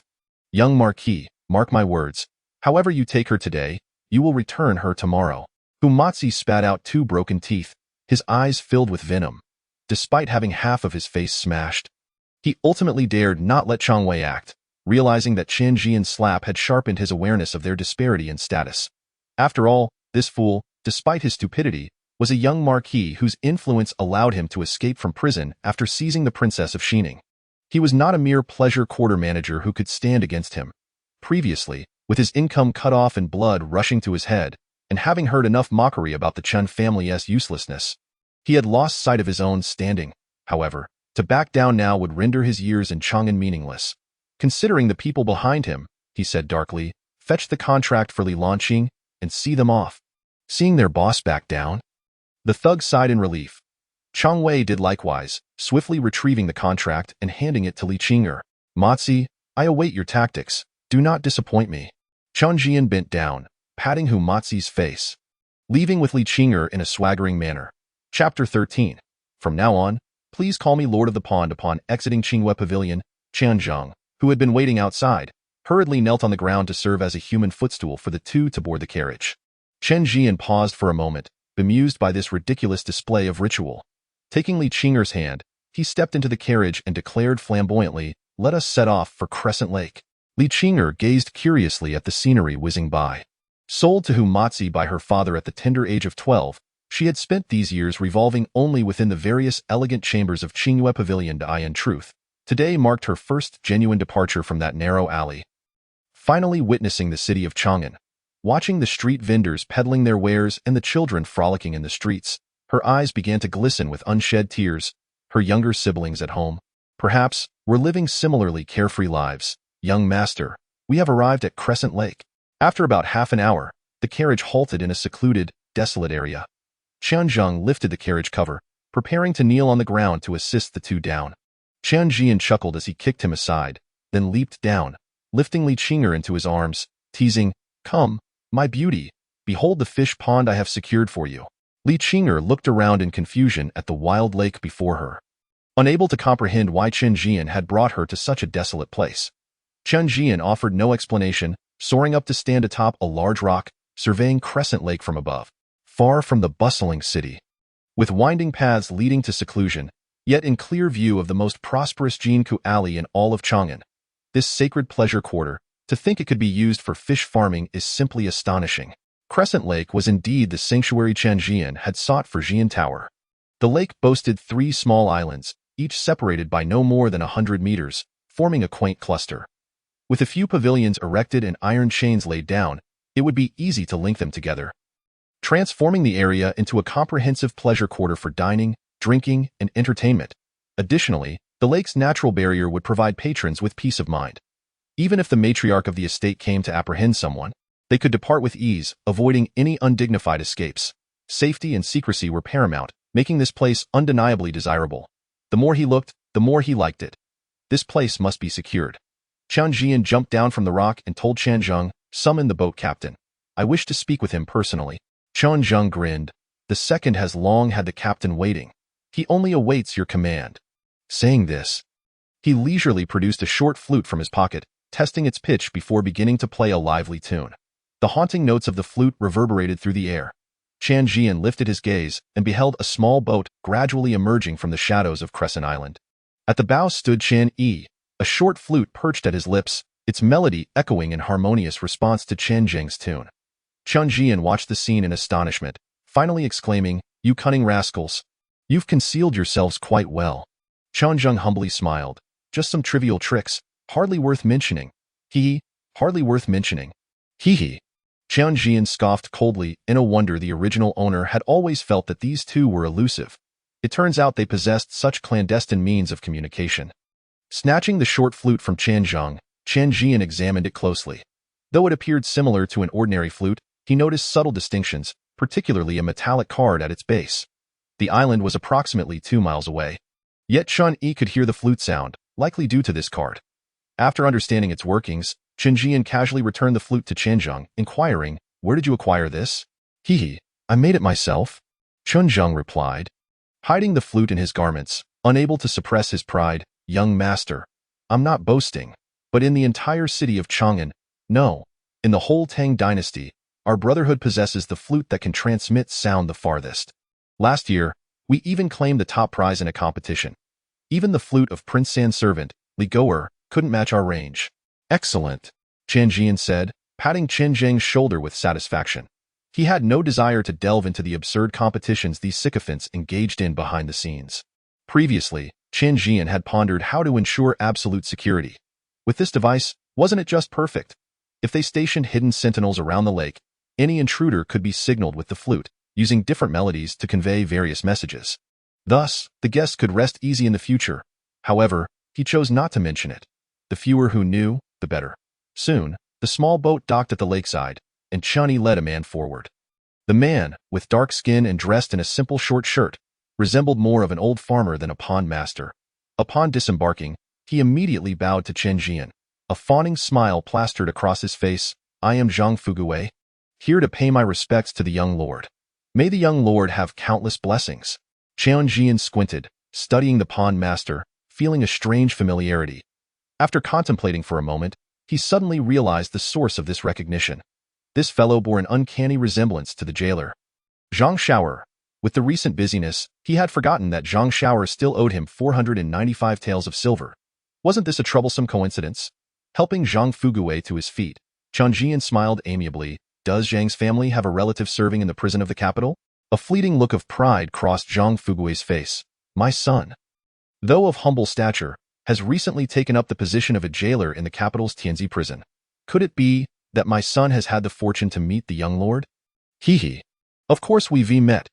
I share a camaraderie with Shower, having exchanged hundreds of taels of silver with him, Chen Zhian replied, his expression shifting suddenly. Zhang, you wouldn't want your son to spend his life in prison? Would you? The smile on Zhang Fugui's face froze. He had spent a full 100 taels to secure his son's position in the prison, hoping for him to eat from the government's table. What was this young lord implying? Did the world truly become so dark that even a lowly jailer was out of reach for a commoner?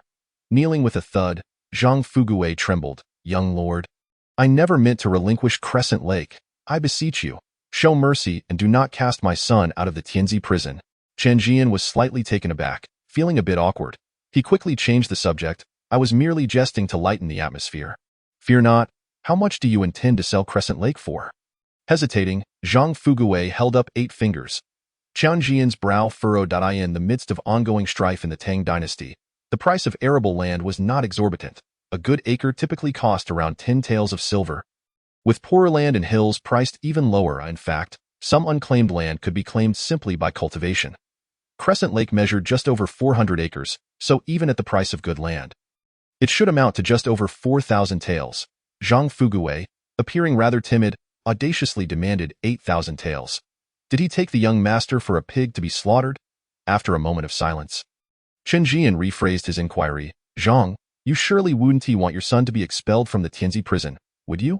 Zhang Fugui shivered, biting his lip as he bent down to lower a finger. Young lord, 700 taels is the lowest I can offer. Any less, and my family will have no means to survive. 700 taels? Chen Zhian raised an eyebrow. 700 taels of silver? Yes, young lord. It cannot go any lower. Zhang Fugui stammered. That is simply exorbitant. Chen Zhian counted out 7 silver notes from his pocket and handed them to Zhang Fugui, speaking earnestly.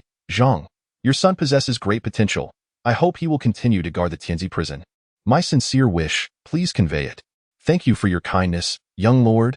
Zhang Fugui wiped the cold sweat from his brow, clutching the 700 taels as he followed Channy away.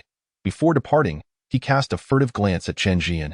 A flicker of triumph crossing his mind. Though you profited, I have not suffered a loss. No matter how powerful you are, you could never have known that this lake was only worth 700 taels. Heh, I've been fishing for free for over a decade. On the black-sailed boat, Chen Zhian stood at the bow, gazing down at the expansive Crescent Lake, a slight smile curling at the corners of his mouth. From now on, I too shall be a man of fish ponds. Chinger, from this day forth, please refer to me as the Pond Master. Chapter 14. Is the Langya clan planning a rebellion? After spending most of the day at Crescent Lake, Chen Zhian's mind had begun to form a hazy blueprint for construction.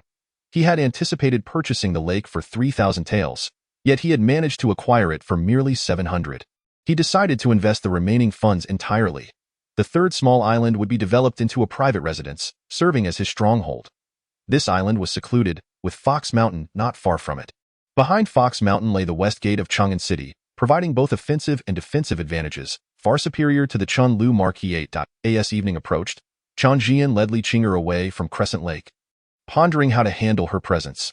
Strolling through the pleasure quarters was one thing, but bringing a courtesan home was quite another.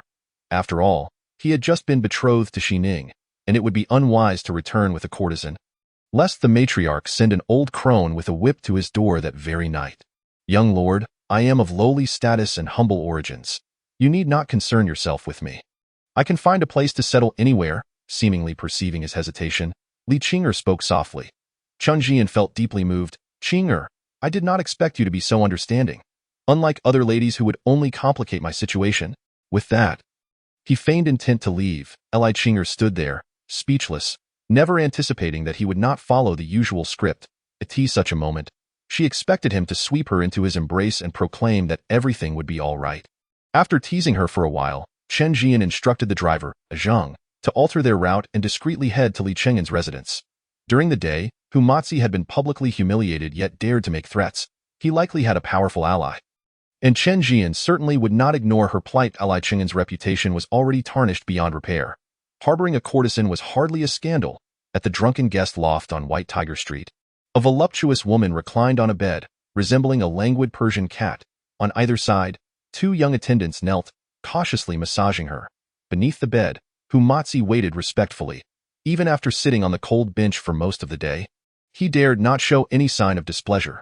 For this woman was Jiang Baihu, the head of the White Tiger Hall, a practitioner of ethereal cultivation, a widow of the Langya Jiang clan, and the true owner of the Qingyue Pavilion, his mistress. In the past, he had served her as these young attendants did, relying on his remarkable skills. Chen Zhian has taken Li Qing'er to Crescent Lake?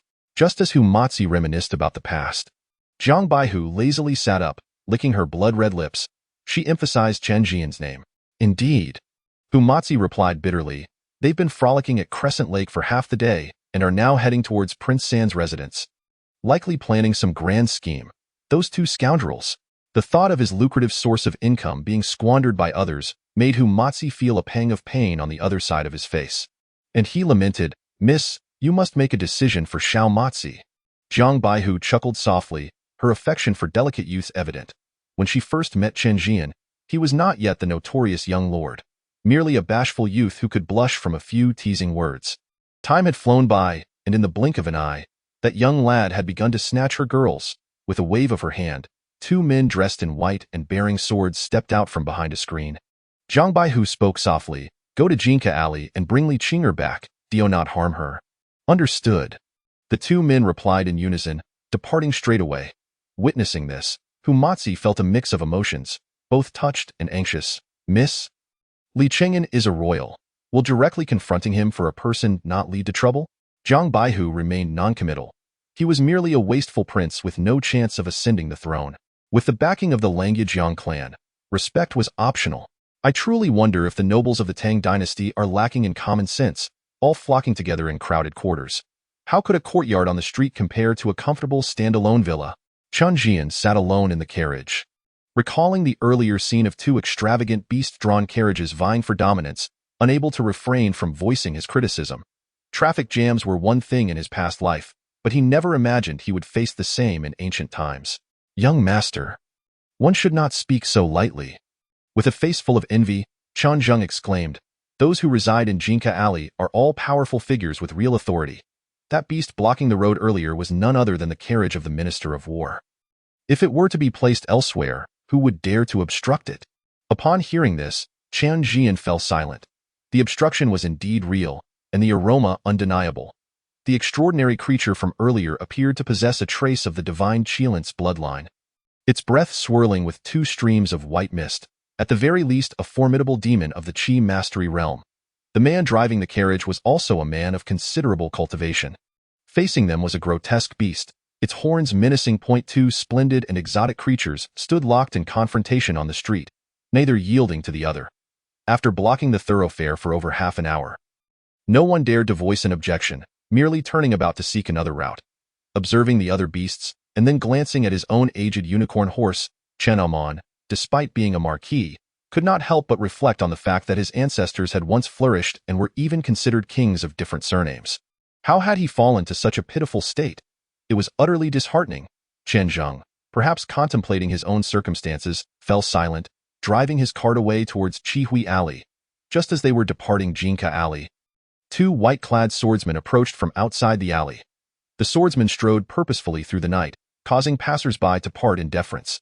Even the majestic beasts seemed to sense the sword energy emanating from the two men.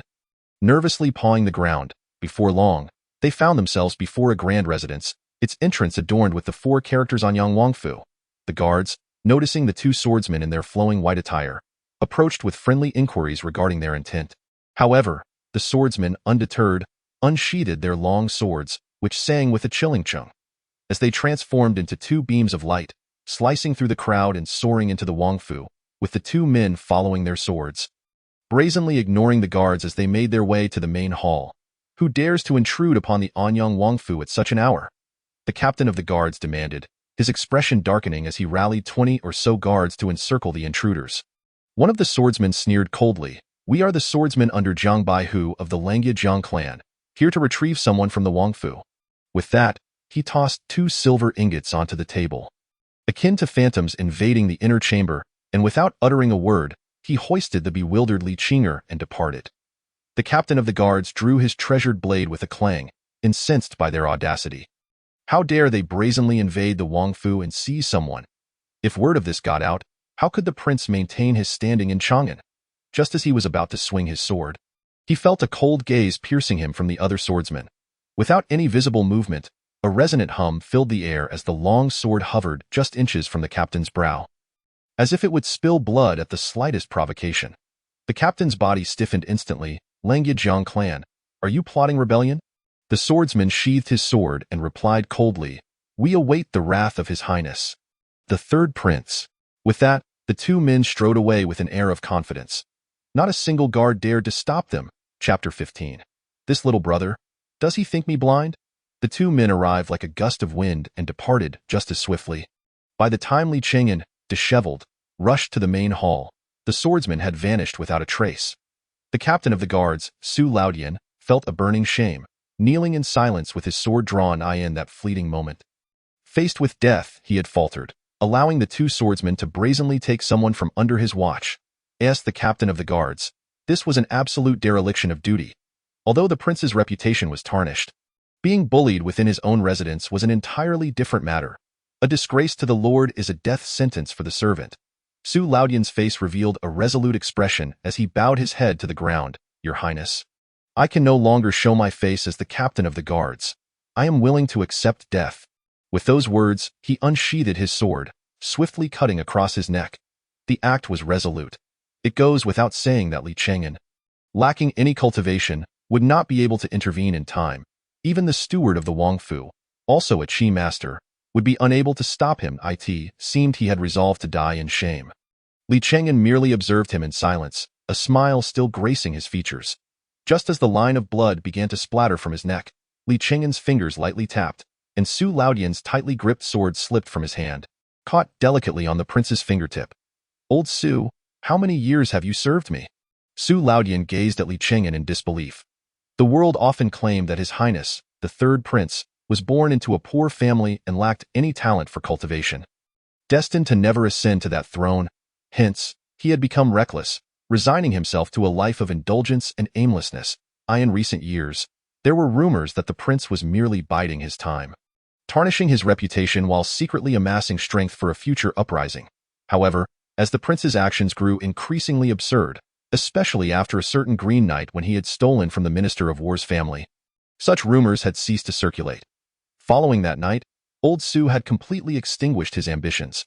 Reflecting on the past, that once iron-willed warrior had become the current captain of the guards, merely surviving but now. Observing the sword in the prince's hand, which appeared as useless as scrap metal, he began to contemplate a certain possibility and trembled as he spoke. "Your Highness, I have followed you for 7 years and 3 months. I am unworthy and have failed your grace. Has it truly been 7 years?" Li Qinger casually tossed the sword back into its sheath with precision. "Today's events stem from my own actions." Allowing the sword to gather dust, "You should leave the city. I will take care of your family. From now on, do not call yourself Su Laodian. Call yourself Su Laozhai."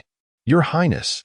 Su Laodian knelt upon the ground, his long silent heart gradually beginning to stir. Go! I have put you to death. Do not return. Su Laodian bowed 3 times and knocked his head 9 times, shedding his sword sheath as he turned to depart. Once Su Laodian had moved far away, the steward behind Li Chengan hesitated. Your Highness, this warrior is so fearful of death. Can you truly trust him to enter Heifeng Zhai? Li Chengan replied. It is merely a trivial farce. Let him go. It is better than seeing him add to my troubles. That damned Jiang Baihu, that madwoman has bullied me. Such a pity. I truly have no means to deal with her. The steward's mouth twitched. Su Laodian believed the prince was merely biding his time, secretly gathering strength. However, as Li Chengan's close confidant, he was well aware that the prince exhibited no desire for the throne. Tarnishing his reputation? Impossible! Casting a fleeting glance at the rekindled ambition of Su Laodian, the steward inquired, should I send word to the Chenliu residents about Li Qing'er being taken back by the Jiang family? Of course. Li Chengan yawned. Stating matter-of-factly, the signboard of his Zhian tower has been seized. What does it have to do with me, Li Chengan? I am not favored like him, nor do I have a father to speak on my behalf.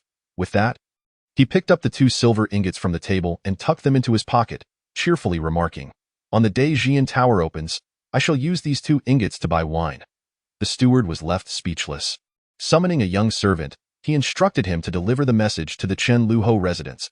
As the young servant prepared to leave, the steward suddenly struck him across the face, smirking, Go and weep? Telling them our prince was subdued and beaten by those 2 swordsmen. Even the captain of the Wangfu guards was slain. The young servant, sobbing, stumbled away with a black eye towards the Wangfu. Witnessing this, Li Chengan nodded in satisfaction before returning to the inner chambers to embrace his 2 concubines and fall into a deep slumber. The Chenliu residents. Chen Zhian looked at the young servant, who wore a face of grievance and felt utterly absurd. A dignified prince, beaten in his own stronghold, to the point of disgrace. Moreover, you, a prince already bestowed a title, expect me, a mere waste without even a title, to help you save face. What sort of foolish company had the original owner kept? No matter how one looked at it, there was not a reliable person in sight. Gritting his teeth, he glared at the young servant for a long while. Before kicking him out in anger, sitting idly on the threshold, he pondered how to address this predicament. No wonder whom Matzi dared to threaten him. It turned out his backing was that madwoman from Baihu Street. If given a choice, Chen Zhian would truly prefer not to deal with her. However, Li Qing'er must be rescued. Not to mention that she was one of the future signboards of Zhian Tower. More importantly, if he backed down this time, would Jiang Baihu not send those 2 wretched swordsmen again to snatch her away?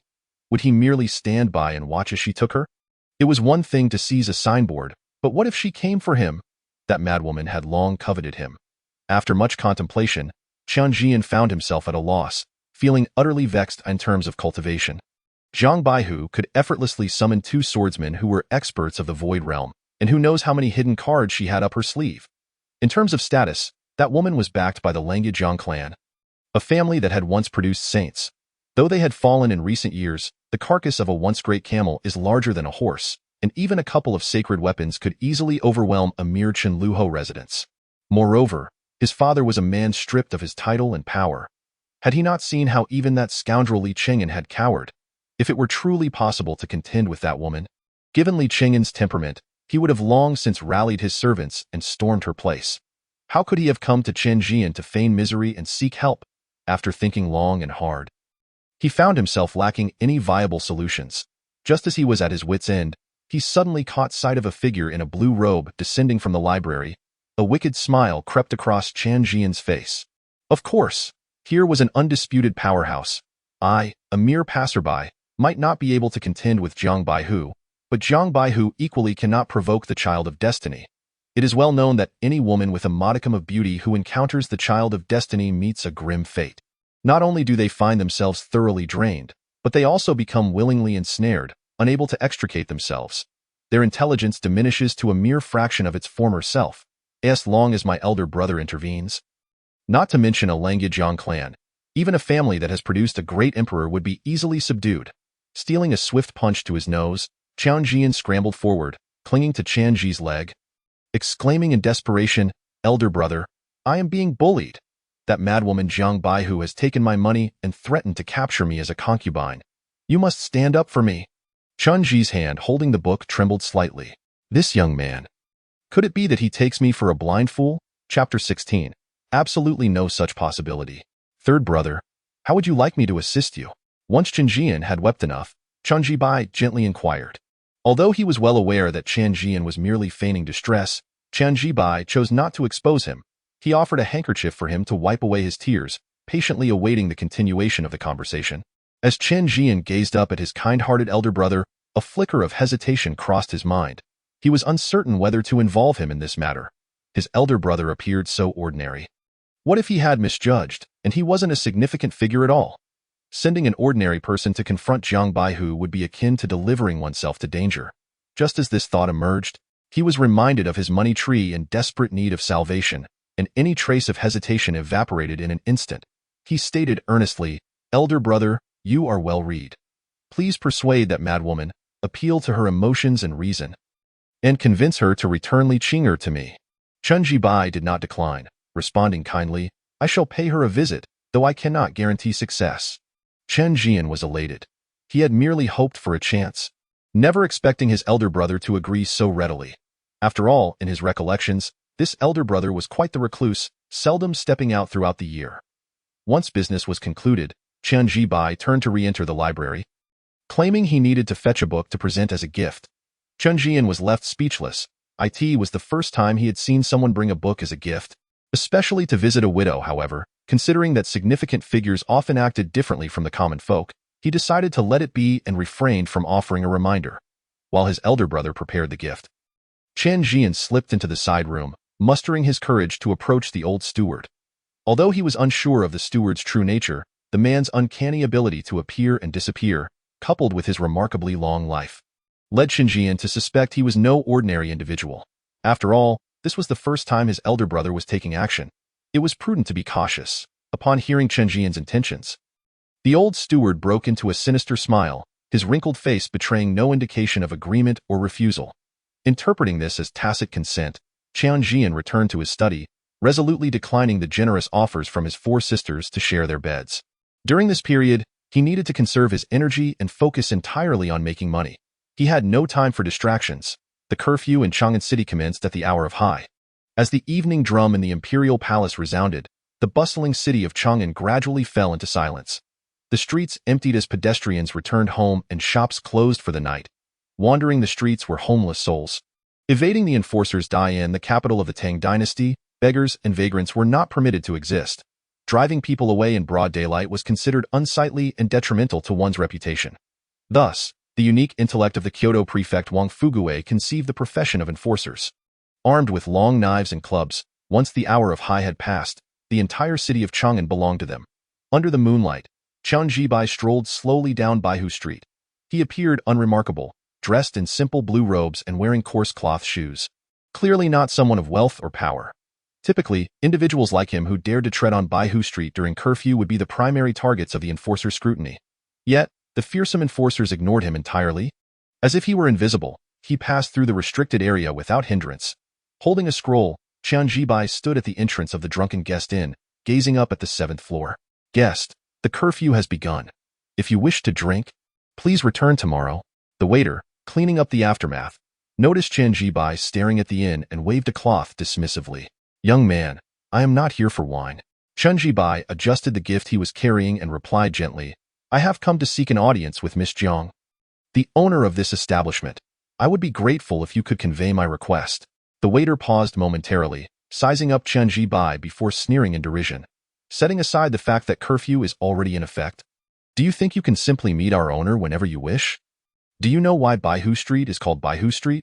Chen Zhibai replied honestly, "I do not. I would be eager to learn. Because every shop on this street belongs to our young miss." With that, the waiter flicked his cloth and pointed toward the door, barking, "Get lost. My young miss earns over 100 taels of silver in a single day. Do you think you are worthy of an audience? Do you truly believe that a few years of study make you a scholar? I've seen many like you, hoping to live off a woman." Chen Zhibai sighed. With a single step, he vanished from sight. The waiter's eyes widened in disbelief as he stared at the empty street, screaming, "A ghost!" On the 7th floor, Jiang Baihu, reclining on her bed while enjoying a massage from Li Qing'er, abruptly sat up. her languid demeanor transforming into one of icy seriousness. With a swift motion of her pale hand, a surge of energy erupted, and 3 slender swords buzzed to life, slicing through the air like threads. With a crash, the specially crafted wooden door of her chamber was reduced to countless splinters, revealing the figure in the simple blue robe outside. Faced with the 3 swords brimming with murderous intent, the blue-robed figure remained motionless, simply smiling gently at Jiang Baihu. Yet the swords seemed to be mired in mud, suspended a foot from his chest, unable to advance further. "Who are you?" Jiang Baihu thought. Alarmed, this person had stealthily approached the 7th floor without her awareness. If it weren't for the waiter's cry and the reflection in the window, she would never have noticed him.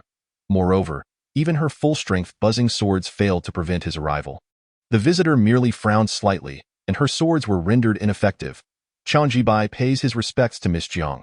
"I apologize for the disturbance at this late hour and hope for your understanding."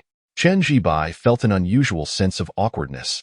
For Jiang Baihu was clad rather lightly, and as a scholar, it felt inappropriate to gaze upon a woman in such attire. He had initially intended to knock on the door, but the waiter had not afforded him the opportunity. And Jiang Baihu's murderous intent had resulted in the door being forcibly removed. However, Jiang Baihu felt no embarrassment.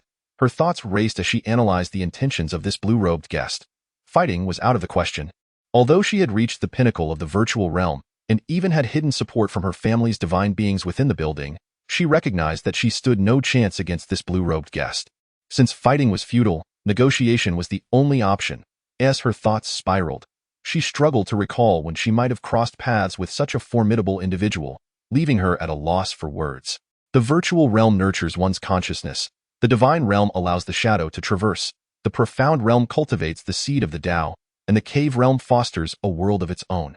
The way this blue-robed guest effortlessly shattered her sword energy indicated that he possessed at least a perfected soul, with his shadow traversing freely, coupled with the pitiful state of her buzzing swords. It was evident that he was at least a cultivator of the profound realm, or perhaps even a being of a self-contained world. Such a person, she would never forget if she had crossed paths with them or heard their name. Yet, paradoxically, she had no recollection of this individual whatsoever. Chen Zhian.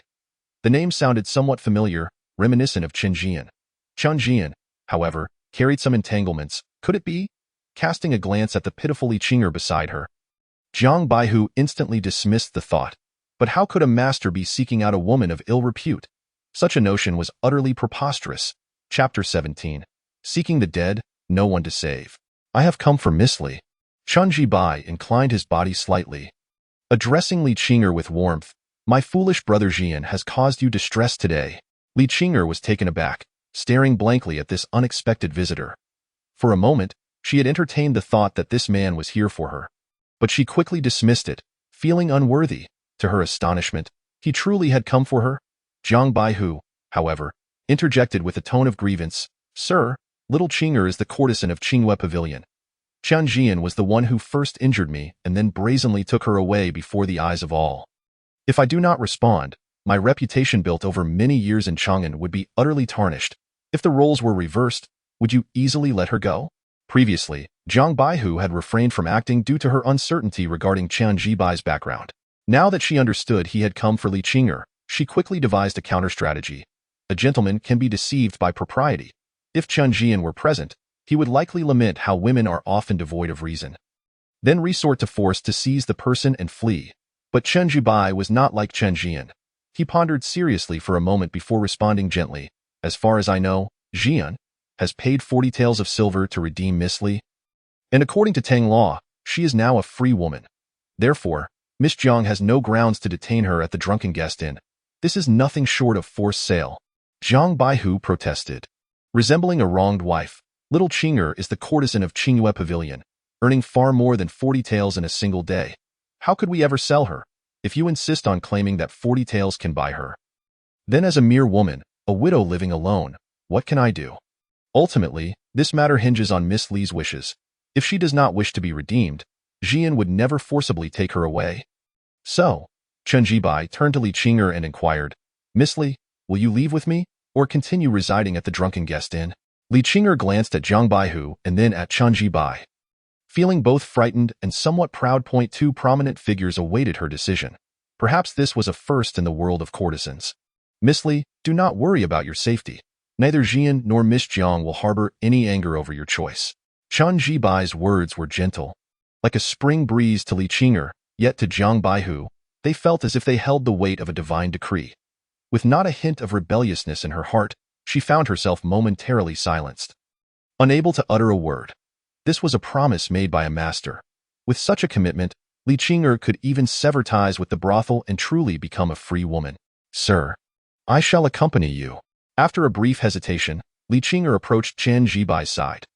Although she was merely a woman from the brothel, uneducated and unaware of profound principles, she comprehended that without the young lord leading her out of the Qingwei pavilion, she would have never encountered individuals like Jiang Baihu and Chen Zhibai. Moreover, the young lord had promised her 300 taels of silver for a month and 7 days of vacation. Miss Jiang, I shall take Miss Li with me. I apologize for any offense caused tonight. Chen Zhibai gave a slight nod to Jiang Baihu, gently placing the scroll, which served as a token of visit. At the doorstep before turning to leave, Jiang Baihu scoffed coldly, turning away to avoid looking at him. It was only after the two had departed that Jiang Baihu approached the doorway and picked up the book from the ground. Her pupils narrowing in disbelief. The White Tiger Scripture's General Principles. The White Tiger Scripture was a closely guarded secret of the Jiang clan. 1,000 years ago, the ancestor of the Jiang clan attained enlightenment by observing the divine beast, the White Tiger, and subsequently became a saint, reigning over his contemporaries. Thus, the illustrious Jiang clan was established, passing down its legacy for millennia. After the saints passing over 5,000 years ago, the general principles of the White Tiger Scripture vanished as well. Although the Jiang clan had practiced the White Tiger Scripture over the years, they lacked the crucial general principles and could not form a cohesive system. It was not only the realm of saints that remained out of reach. Even the realm of returning to truth had been uncharted for many years. But now, the general principles of the White Tiger Scripture, which the Jiang clan had sought for over 5,000 years, had been carelessly discarded at their doorstep. And it was because of a woman from the brothel? Even with her clever mind, Jiang Baihu found it utterly absurd. Watching the two distant figures fade away, she sighed softly. Had you revealed this book sooner, it would not only have been Li Qing'er who followed you. I might have accompanied you as well. Staring blankly for quite some time, Jiang Baihu stored the scroll in her storage ring. With a slight gesture of her fingers, two white-robed swordsmen swiftly entered. They were the same two who had intruded upon the Duke of Anyang's residence today.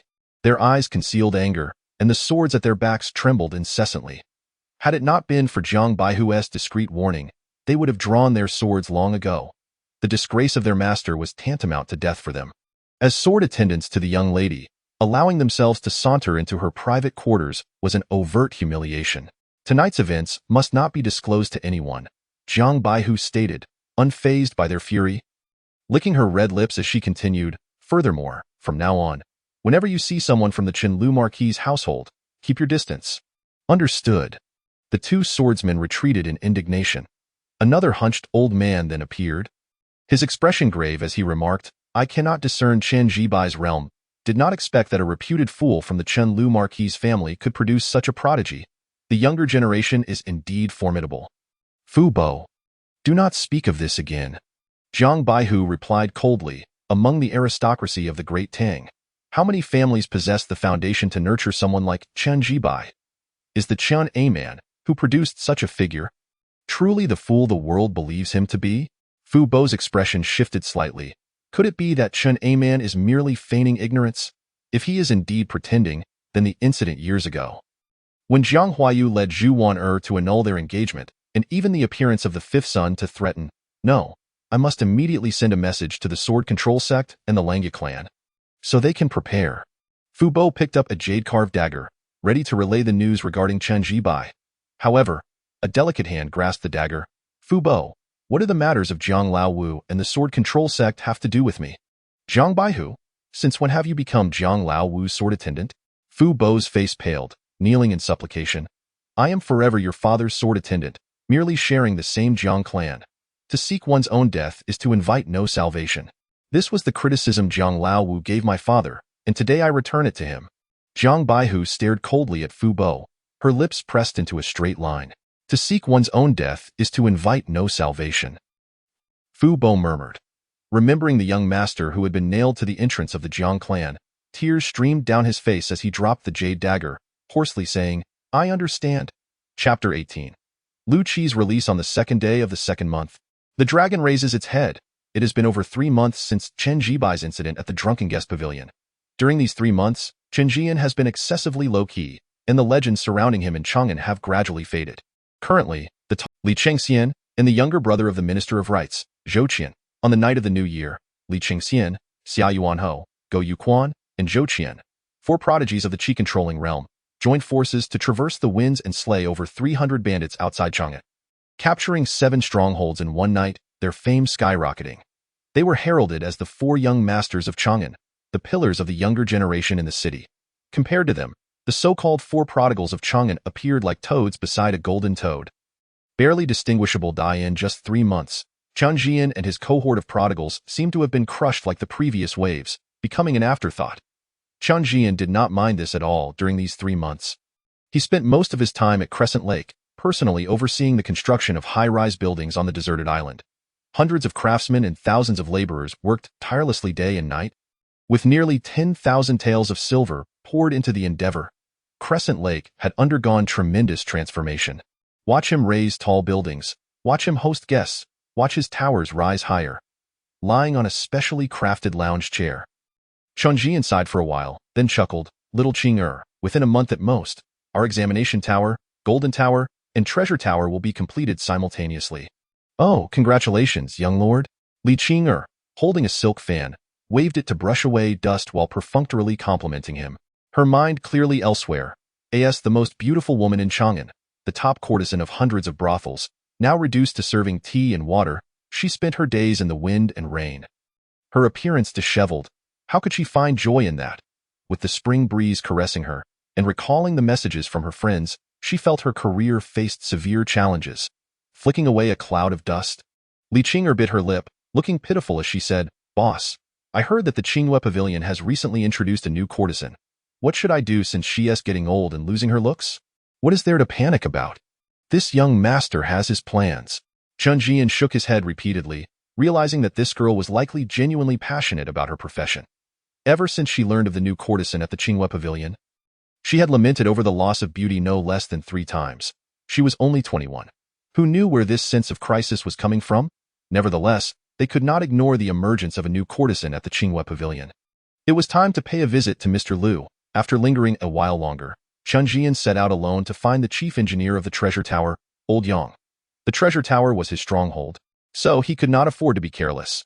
From design to construction, everything was managed by trusted aides of the Chenliu Marquis' household, with the chief engineer being a military craftsman specifically assigned by Chen Aman from Chenliu County. Chen Zhian provided the concepts, and the military craftsmen executed them. Secret passages, hidden chambers, treasure rooms, and defensive formations were all meticulously arranged. The old military craftsman, with his grizzled beard, claimed that once the treasure tower was completed, not even a fly could enter. Upon hearing this, Chen Zhian felt a jolt of alarm and hurriedly covered the old man's mouth. Such words should not be spoken, however, judging by the progress over these 3 months. It seemed the old man and his construction team possessed considerable skills. They worked diligently, with remarkable execution. If they weren't so advanced in age, Chen Zhian would have liked to keep them around for future projects. When he found Old Yang, he was reprimanding a craftsman with thinning hair and a wrinkled face, calling him a little pup. Seeing this, Chen Zhian quietly retreated. This old man did not care whether one was a young lord or not when it came to reprimanding, and he was not someone to provoke. After inspecting the Golden Tower and Examination Tower, Chen Zhian led Li Qing off the island and headed towards the Chang'an government office. Wang Fugui was a portly man with a generous heart. Having occupied the position of prefect of the capital for over 20 years, it was not easy to reside in Chang'an, and being an official there was even more challenging. The current emperor was in his prime. With the heart of a fierce tiger, desiring to be a timeless sage emperor who brings peace and prosperity to his realm. Serving as a local leader under his watchful eye was a perilous endeavor. Before Wang Fugui, the longest anyone had held the position of prefect of the capital was 5 years, with few managing to conclude their term peacefully. Most had met their demise at the hands of the furious emperor, with no opportunity for a trial. Yet, Wang Fugui had sat in this position for over 20 years, and it seemed he could continue indefinitely. At this moment, Wang Fugui lounged in a rocking chair, which creaked ominously under his considerable weight, threatening to collapse, creating a somewhat comical scene. The path of governance lies in loyalty, loyalty, and once again loyalty. It was you who brought Lu Qi in, and now you wish to cast him out. After all, Lu Qi has penned poems that violate taboos. Releasing him would contravene my principles of governance. Young lord, you put me in a difficult position. In another rocking chair, Chen Zhian twitched the corners of his mouth. To hell with the principles of governance. To hell with loyalty. In less than 4 months, you've managed to extract 3,425 taels and 8 coins from our household. And you still have the audacity to speak of governance? With a mind to ignore this money-hungry official, Chen Zhian had no choice but to point at the ground. Wang, old brother, did a bag mysteriously appear in your backyard? Does it not resemble the one you lost previously? Wang Fuguwei suddenly became interested. Ah, it truly resembles the purse containing 200 taels of silver that I had before. Chen Zhian's lips twitched slightly. After picking up the purse and adding a banknote, he tossed it to Wang Fuguwei, saying, Brother Wang, be sure not to lose this purse again. If you do, Lu Qi will perish in jail. Wang Fuguwei took the purse and confirmed it contained exactly 200 taels of silver. Then chuckled, it was my mistake. The one who committed the taboo was Lu San, not Lu Qi. In the Chang'an prefecture jail, the guard Zhang Shower raised an eyebrow slightly and coldly addressed a man with disheveled hair and graying temples. Lu Qi? You may leave now. The prisoner stepped out of the bars without uttering a word. Upon reaching the door, he paused, turned his head slowly, and remarked, Since we have crossed paths, I have nothing to offer you but a piece of advice. When the waters rise, they flourish. When they dry up, they perish. Zhang Shower frowned, feeling displeased. He had recently been enjoying a string of good fortune. His family's dilapidated lake sold for 700 taels of silver. And with that money, he successfully purchased the position of the jailer. In his exhilaration, he had even ascended to the ranks of a top-tier martial artist. He was indeed on the rise. Yet this lowly commoner dared to frighten him with such nonsense. Having heard of his family's lake sale, did he really think that by ingratiating himself with that useless person, he could act so brazenly? The thought of that disgraceful fool ignited another wave of anger within Zhang Shower, who coldly warned, ignorant commoner, utter another word, and I shall have you beaten to death right here. Lu Qi glanced at him with a faint sigh, shaking his head. You still had a chance to survive. But alas, it is too late. Prepare yourself. With that, he vanished like the wind, slipping away. Zhang Shower, furious, chased after him but soon found that the man had already disappeared from sight. Chapter 19. Lu Qi and Zhian. Meanwhile, Chen Zhian gripped Lu Qi's arm and coldly said, Mr. Lu, I spent a fortune to extricate you from prison, and you have not shown the slightest gratitude, thinking to slip away? So it is the young Marquis. Lu Qi waved his hand, pushing Chen Zhian back, and replied indifferently, It was you who kindled the flames that led to my capture. Do you expect me to work for you now? How dare you speak such nonsense? You ungrateful wretch? Chen Zhian retorted indignantly, We are all in this together. Why should you not pay? Every time you indulge, it is ultimately us who bear the cost. Have you ever considered us? Wei Zixian, that scoundrel, spoke well. Even when I visit a brothel, I feel a tinge of green on my head. If you do not enter, who will? Upon hearing this, Lu Qi paused for a moment, finding some merit in the argument. After all, the women of Chang'an had indeed been supported by Chen Zhian and his ilk over the years. Turning to Li Qinger, who was squatting nearby counting ants, Lu Qi pondered, Qinger, what do you think? Li Qinger replied blankly, Ah. Lu Qi sighed helplessly. This girl had previously been so close to him, yet she had betrayed him so quickly. Seizing the moment, Chen Zhian pressed on. Extending 2 fingers, join Zhian Tower, and in addition to a fixed salary of 200 taels of silver each month, I shall offer you a share of the profits. Furthermore, I promise that I will never compel the young ladies to work. In fact, I require them to have a mandatory rest of 7 days each month, with regular checkups, ensuring that your skills as a gynecologist remain of value. Upon hearing these words, Lu Qi felt a flicker of interest. He cast an astonished glance at Chen Zhian, seemingly surprised that this despicable individual possessed a shred of compassion. Chen Zhian felt a surge of joy in his heart. Qinger had indeed spoken the truth, and he was on the right path. With a serious expression, he continued, Do you know, Mr. Lu, my establishment, Zhian Tower, is also intended to provide a home for the women of the brothel. These young ladies have endured hardships throughout their lives, only to be cast aside in their old age. How can I bear to witness such injustice? The plight of those in the brothel has persisted for too long. If we do not stand up for them, Who will?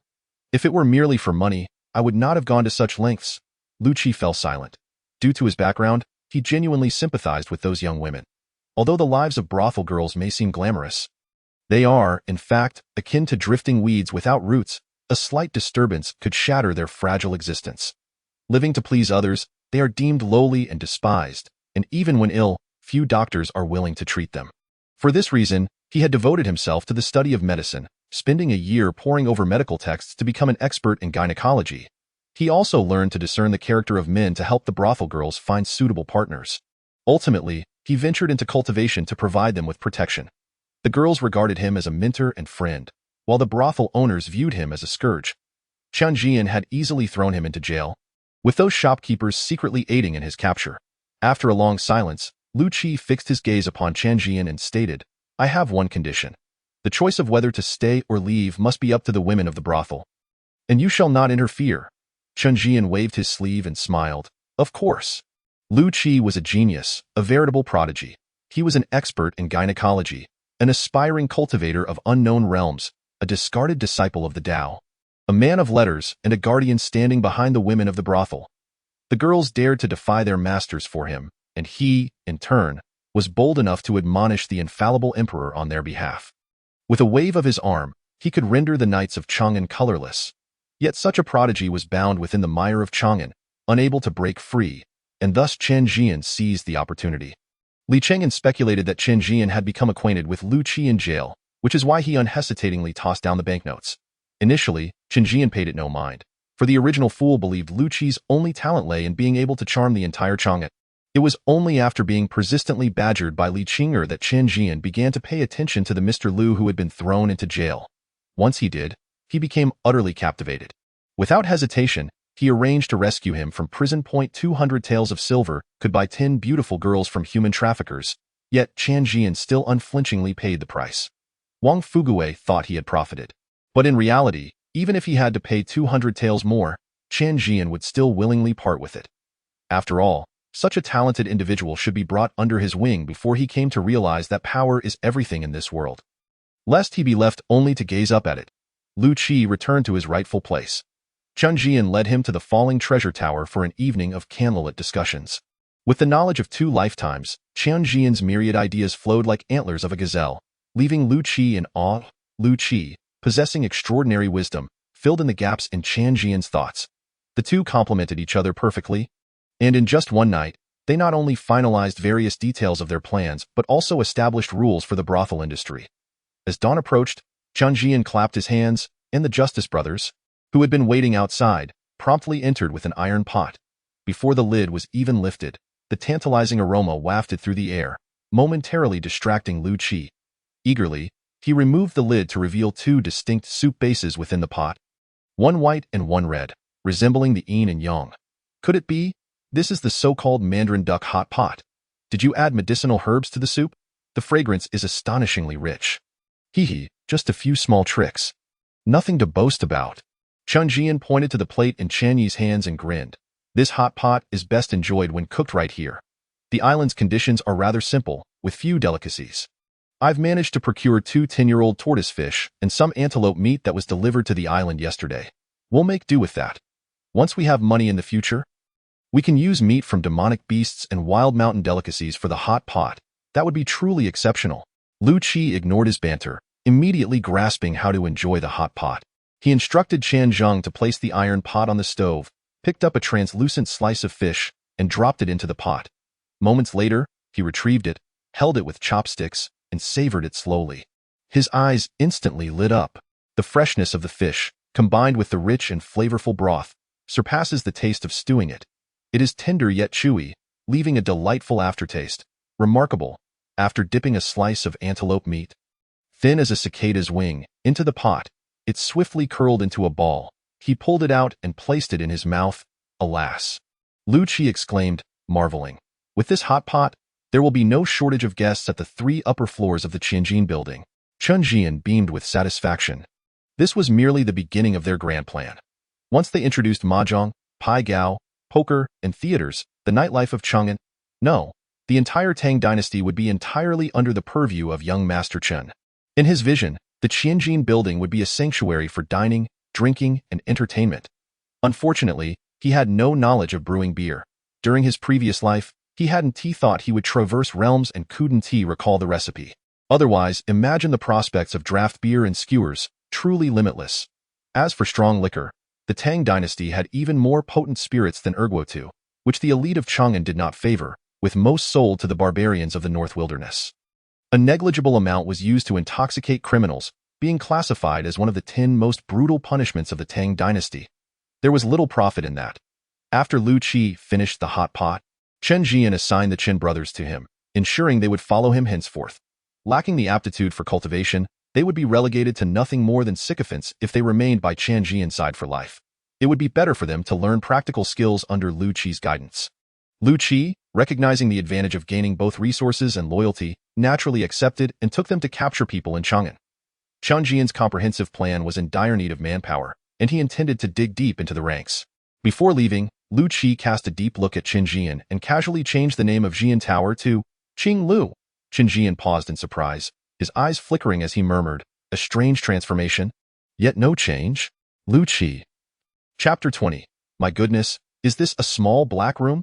After the group departed, Chen Zhian slept in the makeshift command post until sunset. Building a business was exceedingly challenging. Without someone to shoulder the responsibilities, he found himself deeply involved in every matter, leaving him busy and without rest over the past 3 months.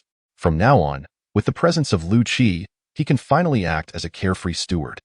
The thought of soon accumulating wealth by the day only heightens his excitement. Standing at the pinnacle, he lets out a long howl, facing the setting sun, executing a series of punches that stir the streams of vital energy within him, only stopping when exhaustion sets in. After completing the set of punches, Chen Zhian introspects his cultivation level, which remains steadfastly at the initial stage of the innate realm, the stream within him flowing gently. Its enhancement negligible. His vital energy churns with great force, yet progress is painfully slow. This martial arts fragment consumes vitality excessively. With his unparalleled talent, he should have advanced to the mid-stage of the innate realm in just over 3 months of cultivation. The lower the realm, the smaller the sea of energy, and thus the less vitality required for advancement. Yet, this martial arts fragment defies that logic, resembling an endless abyss, where all the vitality Chen Zhian absorbs is shattered into pure blood energy by the stream within him. His sea of energy is utterly empty. Who knows when he will advance to the mid-stage of the innate realm? Nonetheless, he remains unperturbed. After all, practicing punches is merely a way to exercise his muscles. Hard training is out of the question. Once the brothel opens, he can truly relax. After rehearsing the martial arts fragment's boxing technique once more, Chen Zhian leaps into the lake, and in an instant, steam rises from the surrounding waters. While he swims and catches fish, a shadowy figure clad in black stealthily approaches the small island. The figure moves confidently in the secluded corners, adept at evading the craftsmen working at the treasure tower. Unbeknownst to him, at the moment he steps into the treasure tower, the craftsmen's faces darken, their hammers and saws clanging like thunder. What the hell? Where did this fool come from? Chirp chirp. The shadow hides in a corner, pretending to be a little bird. Chen Zhian chuckles helplessly, leaping from the water with 2 grass carp in hand, tossing them to Li Lanqing, instructing her to make soup. Approaching the secluded corner, Chen Zhian whispers, "Brother, is everything in order?" It's all set. On the day of the opening of Zhian Tower, they will ride the winds to the island, but Xiener is somewhat reluctant. The shadow is entirely shrouded in darkness. With only one eye visible, Chen Zhian furrows his brow slightly and replies, "It's natural for a girl to be reserved. Her reluctance is expected. However, brother, you must not indulge her. Matters of love are either the east wind overpowering the west wind or the west wind overpowering the east wind. I have experience in this. Heed my advice and make sure to bind her when the time comes." The shadow nods in agreement, secretly contemplating whether to also act like a rogue.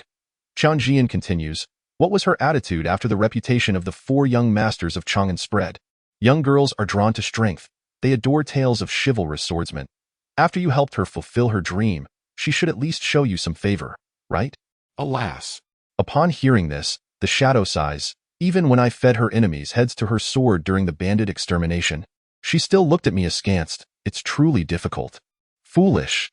Chen Zhian scoffs. "Why would you feed her heads? After finally taking her out, instead of seizing the moment, you chose to act like a sycophant. Perhaps she now thinks those splendid heads were taken by her own prowess and is quite pleased with herself. I warned you before. Sycophants meet a miserable end. You're beyond redemption. Hearing Chen Zhian's words, the shadow panics and implores softly, "Good little brother, how can I salvage this? Teach me, brother. If you weren't my brother by different mothers." "Very well, I'll help you one last time." Chen Zhian sighs long. "I heard that your little sister-in-law not only likes swordsmen but also enjoys poetry?" Upon hearing the term little sister-in-law, the shadow's lips spread into a grin. Only to swiftly turn sorrowful, he mumbles, "I detest playing with words. How could I write poetry? Zhou Qian, that pretty boy, excels in this. I intended to borrow a poem from him, but he refused, claiming I lacked knowledge and wasn't worthy to be called a gentleman alongside him, shaming him. Humph! Yesterday I bagged him and gave him a beating." Chen Zhian silently face-palms, quickly stopping the shadow's rambling. He speaks, "Brother, do you know Mr. Liu?" The shadow is momentarily taken aback and raises his voice. "Did Liu Qi also beat Zhou Qian? Good. I knew that scoundrel was a hypocrite. He claims he has never visited the pleasure quarters. How could Liu Qi beat him if he hasn't?" "No, what I mean is that Mr. Liu excels in writing poetry. Aren't you about to leave the capital for adventure? If you can procure a poem, recite it while slightly intoxicated, then ride the winds and roam the world. I'm certain your little sister-in-law will then hold you in her heart." However, Chen Zhian hesitates, sighing, "But Mr. Liu is a man of great talent. His poems are not easily obtained." "Zhian, you are truly good to me."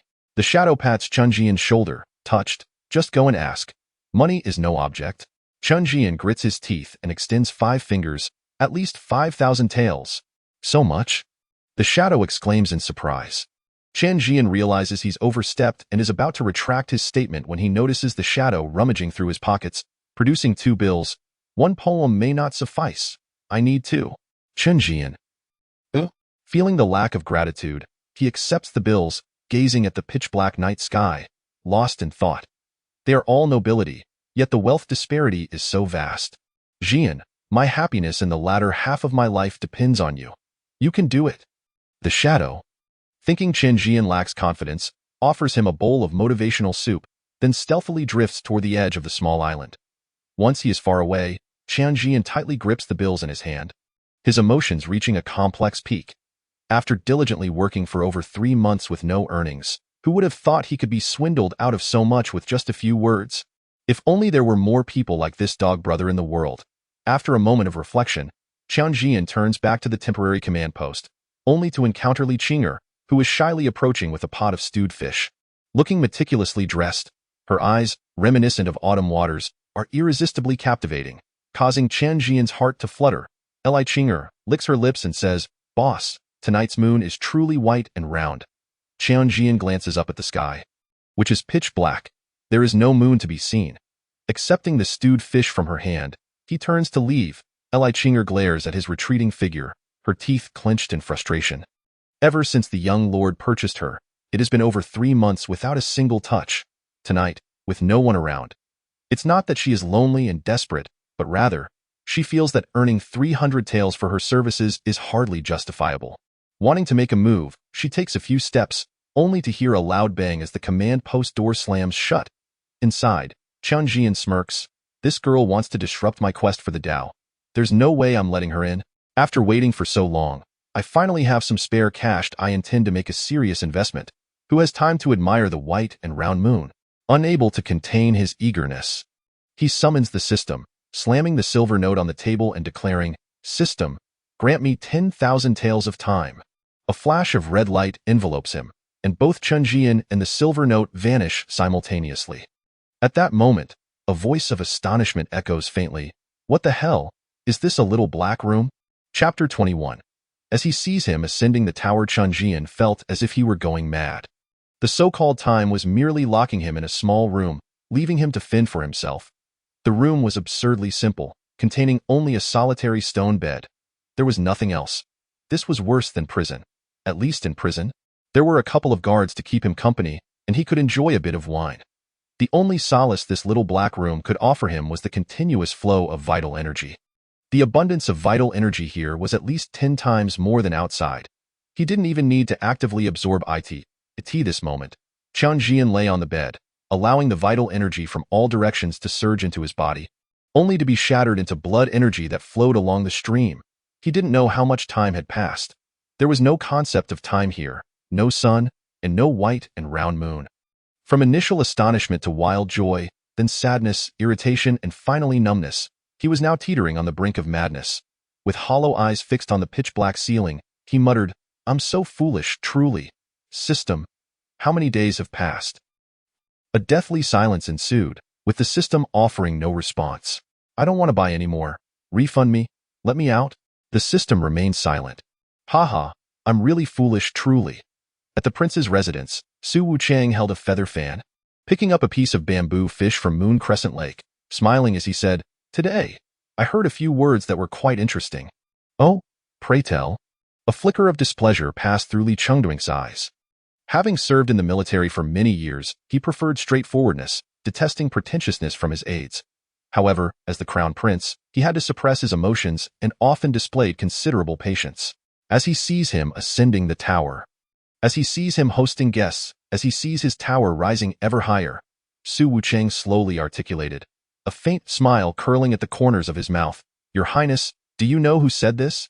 Please, enlighten me." Li Chengduing, uninterested in guessing, clenched his fists, his expression growing increasingly unfriendly. Over 3 months ago, he had tasked Su Wuchang with investigating Chenliu's background or finding a way to discreetly eliminate Chen Zhian, framing it on any of the second, third, or fourth princes, or even the infallible emperor. Yet this fellow had shown no action, and now he had the audacity to put on airs before him? If it weren't for his lack of strategic skills, he would have shown this big fool what it meant to treat the worthy with respect. Zhu Wuchang, sensing the concealed anger of his employer, promptly ceased to keep them in suspense and declared, "This is what that young lord mentioned at Crescent Lake.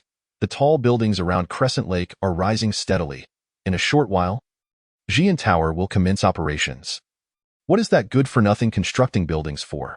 Is he opening a brothel? Li Chengduing held a low opinion of Chen Zhian and even of the entire Chenliu home mansion. Were it not for his fear of Chenliu Jia, he would have long sought a pretext to raise the Chenliu home mansion to the ground. His singular desire to eliminate Chen Zhian stemmed primarily from a wish to probe the depths of Chenliu Jia's influence. Your Highness possesses keen insight. That good-for-nothing is indeed opening a brothel. Zhu Wuchang chuckled. We shall soon witness him erecting lofty edifices, hosting banquets, and then watch as his tower collapses. On the day Zhian Tower opens, Crescent Lake will be teeming with a motley crowd, and one cannot rule out that many envious souls from the mire may take desperate measures. With the only qualified Qilin child having perished, do you think Chen Amon can remain calm? When a common man is incensed, blood can spill within 5 paces. If Chen Amon dares mobilize 800 Chenliu Jia troops to enter the capital again, it is likely that even the most benevolent emperor would not allow them to leave alive. Li Chengduing's expression shifted slightly as he poured a cup of wine for Zhu Wuchang and quietly inquired, "Have you devised a plan to extricate my princely residence? If Chen Amon recklessly assembles troops, even if the emperor is furious and executes his entire family afterward, it would be of no consequence to those who have already perished, you must understand. It is easy to kill a worthless person, but whose knife is used is of utmost importance."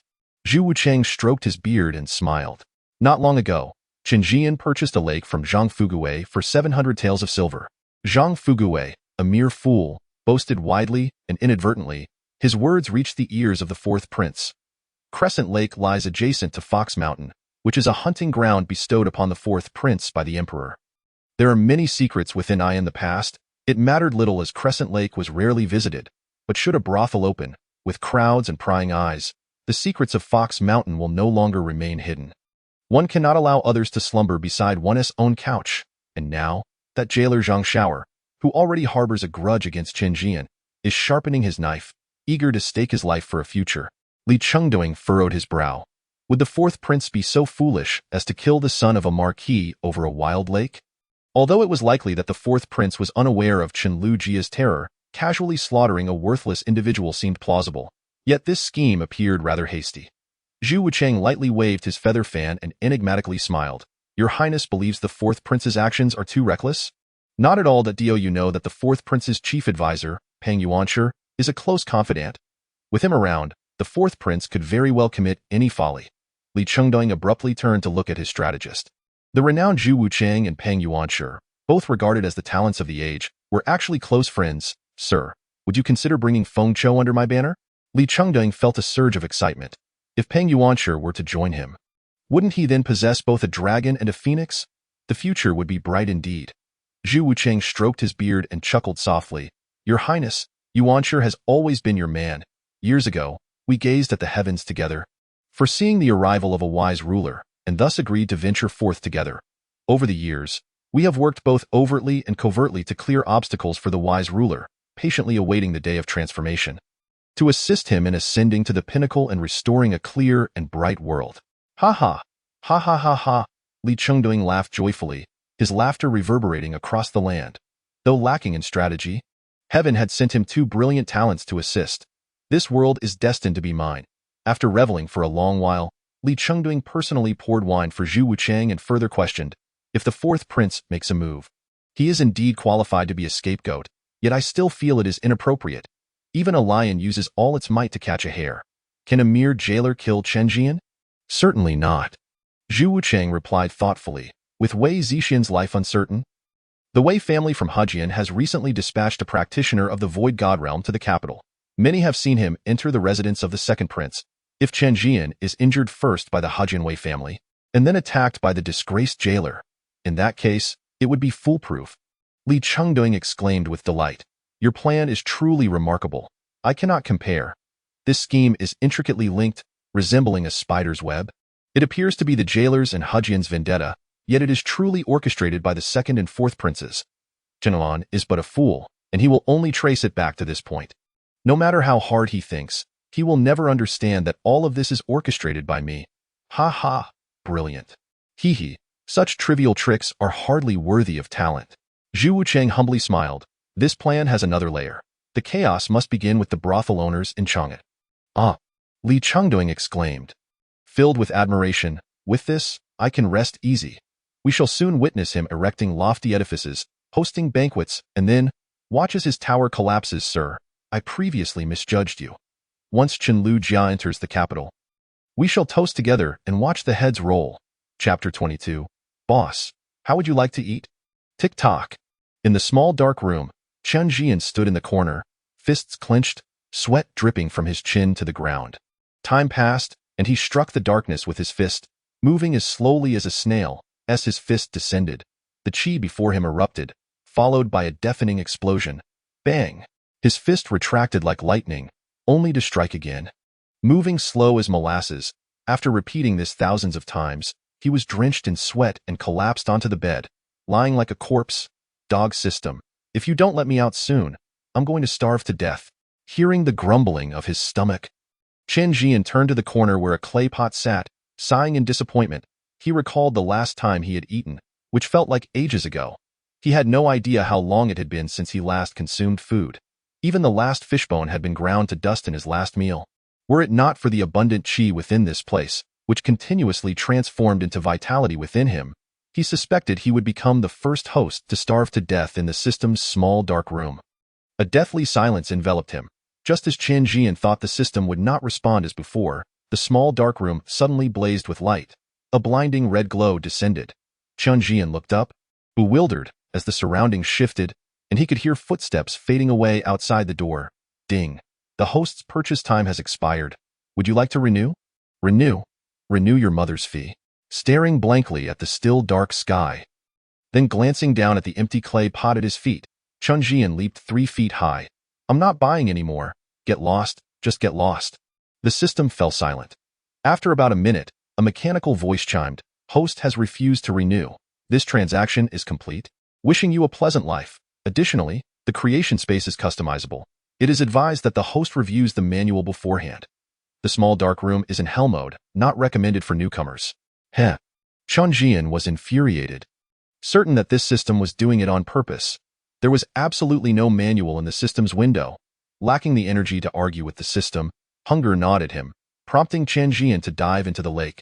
Catching 9 large fish, he knocked on Li Lanqing's door. Li Qinger, who had been sulking in her room, heard the knocking and rushed out, eagerly looking at her boss who seemed to have returned to his senses. Then, she despondently carried the 9 fish into the kitchen. With swift precision, she dispatched the fish, her heart growing colder with each one she had slaughtered over the past 3 months. Min, Ha, Chen Zhian squatted nearby. Supervising. It must be said that some prodigies excel in everything, such as Li Qing'er. She was a genius at being a courtesan and also at fish slaughtering. In just 3 months, her technique had surpassed even that of seasoned masters. With dazzling knife work, a large fish was sliced into translucent fillets, skillfully setting the pot on the fire. In just over 10 minutes, a steaming pot of fish slices was prepared over the copper stove. Seizing the moment while bending to lift the pot, Li Qing'er swayed her slender waist enticingly before Chen Zhian. At that moment, Chen Zhian, driven by hunger, had no time to admire her, urging her to continue slicing the fish. A half-hour later, after devouring the 9 fish and 2 leg quarters of lamb, Chen Zhian reclined in a rocking chair, contentedly sighing. Now, that is what life is about. After sending away the still resentful Li Qing'er, Chen Zhian began to feel the changes in his body. With 10,000 taels of silver and 20 days' time, although he had not actively cultivated, the abundant qi in the small dark room had visibly expanded the streams of blood and energy within him. Noticing the area was clear, he slightly clenched his palm, and a hissing sound emerged between his fingers. This signified qi blood leaving his body, transforming into vitality. Late stage of the innate realm. After lying in the small dark room for 20 days, he had finally reached the late stage of the innate realm, and he was just a step away from the pinnacle. Moreover, it was not an ordinary innate realm. The martial arts scroll was inherently domineering, directly crushing qi into blood. Although he was merely at the innate realm, the amount of qi required for advancement was by no means less than that of typical cultivation methods, and perhaps even more. This pace of advancement was nothing short of monstrous. It is worth noting that while 20 days had passed in the small dark room, in the real world, it had merely been an instant. If I could experience this again, Chen Zhian murmured, then suddenly recalled the terrifying small dark room, shivering involuntarily. Impossible. He would never enter that small dark room again in this lifetime. Casually dispersing the qi between his fingers, he had once again transformed into that unremarkable first-grade martial artist. The remnants of martial arts were an amalgamation of soul and body. If he did not actively release his vital energy, anyone who looked into his sea of qi would find it utterly vacant. Merely an ordinary martial artist in the blink of an eye. More than a month had passed. During this time, Chen Zhian had completely succumbed to a life of leisure. Each day, upon awakening, he would ascend to the pinnacle of the treasure-dropping tower to fish, reclining in a rocking chair while observing the construction of his own high-rise. Even the bait was placed by Li Qing'er. It was only when a fish bit that he would rise to stretch his limbs. The once celebrated courtesan, Li Qing'er, had wholly devolved into his personal secretary, her skill in fish slaughtering advancing by leaps and bounds. Her heart now as cold as the blade she wielded. By now, she had gone 12 days without uttering a word about returning to the brothel. Even when the sycophant, Qian Zhang, anxiously mentioned a rising courtesan in the outside world, she paid him no heed. Boss, a fish is on the line. Li Qing'er numbly roused Chen Zhian, then unsheathed a gleaming fish-killing knife from her waist. Chen Zhian lazily tugged at the fishing rod, and before long, a shimmering silver fish was hauled onto the rooftop. Oh, it's actually a silver blade fish? Chen Zhian exclaimed softly. The silver blade fish was a specialty of Crescent Moon Lake. Measuring 6 feet in length, its entire body covered in silvery scales, dwelling at the lake's bottom and seldom surfacing. Its flesh was exquisite. This was no ordinary fish, but one with spiritual cultivation. A mature silver blade fish possessed combat strength comparable to a third-grade martial artist. Consuming it could replenish one's vital energy and blood. Chen Zhian had discovered this treasure only after diving to the lake's depths. Unexpectedly, fortune smiled upon him today, allowing him to catch one. Xiao Qing'er. Today we feast. Tossing the silver blade fish into a large basin, Chen Zhian rolled up his sleeves, declaring, "Bring me my knife. I shall wield it myself." Li Qing'er cast a glance at the silver blade fish. A flicker of coldness crossing her eyes, in a swift motion. A gleam of the knife flashed, and the fish, baring its teeth, was instantly decapitated. Not bad. Chen Zhian marveled at Li Qing'er, astonished that a fish comparable to a third-grade martial artist had been dispatched with a single stroke. Heh. Just a trivial skill, hardly worth mentioning. After a month of idleness fishing, Li Qing'er had not remained stagnant. She had diligently practiced her fish-slaying technique, and remarkably, she had begun to sense the flow of qi. Now, she could barely be considered a third-grade martial artist. Removing her knife sheath, her delicate fingers grazed the row of glimmering fish-killing knives as she asked coldly, Boss, how would you like it prepared? Chapter 23. I have undervalued the people of the world. Prepare fish sashimi. A figure in a green robe approached briskly from a distance. The newcomer first glanced at the silver blade fish in the basin, then at Li Qing'er, who exuded an air of lethal intent. Qing'er, your knife has grown colder, but you have attained a sense of qi? Greetings, Mr. Liu. Li Qing'er replied with a slight bow. Yesterday, while slaughtering fish, I sensed a stream of qi the size of a thumb within me, intermittently flowing. It must be a sense of qi, right? Indeed. Lu Qi exclaimed in surprise. This is the hallmark of entering the martial way.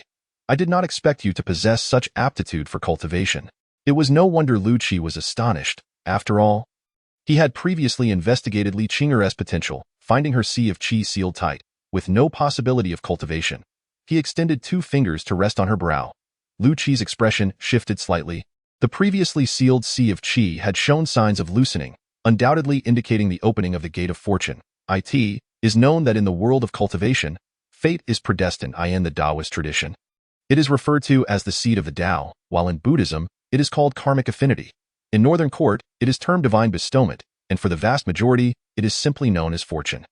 Those with a sealed sea of qi lack the fortune to witness the grand principles. That Li Qing'er's gate of fortune had opened for no apparent reason was a rare occurrence indeed. After a prolonged silence, he finally spoke. Xiao Qing'er, would you be willing to take me as your master?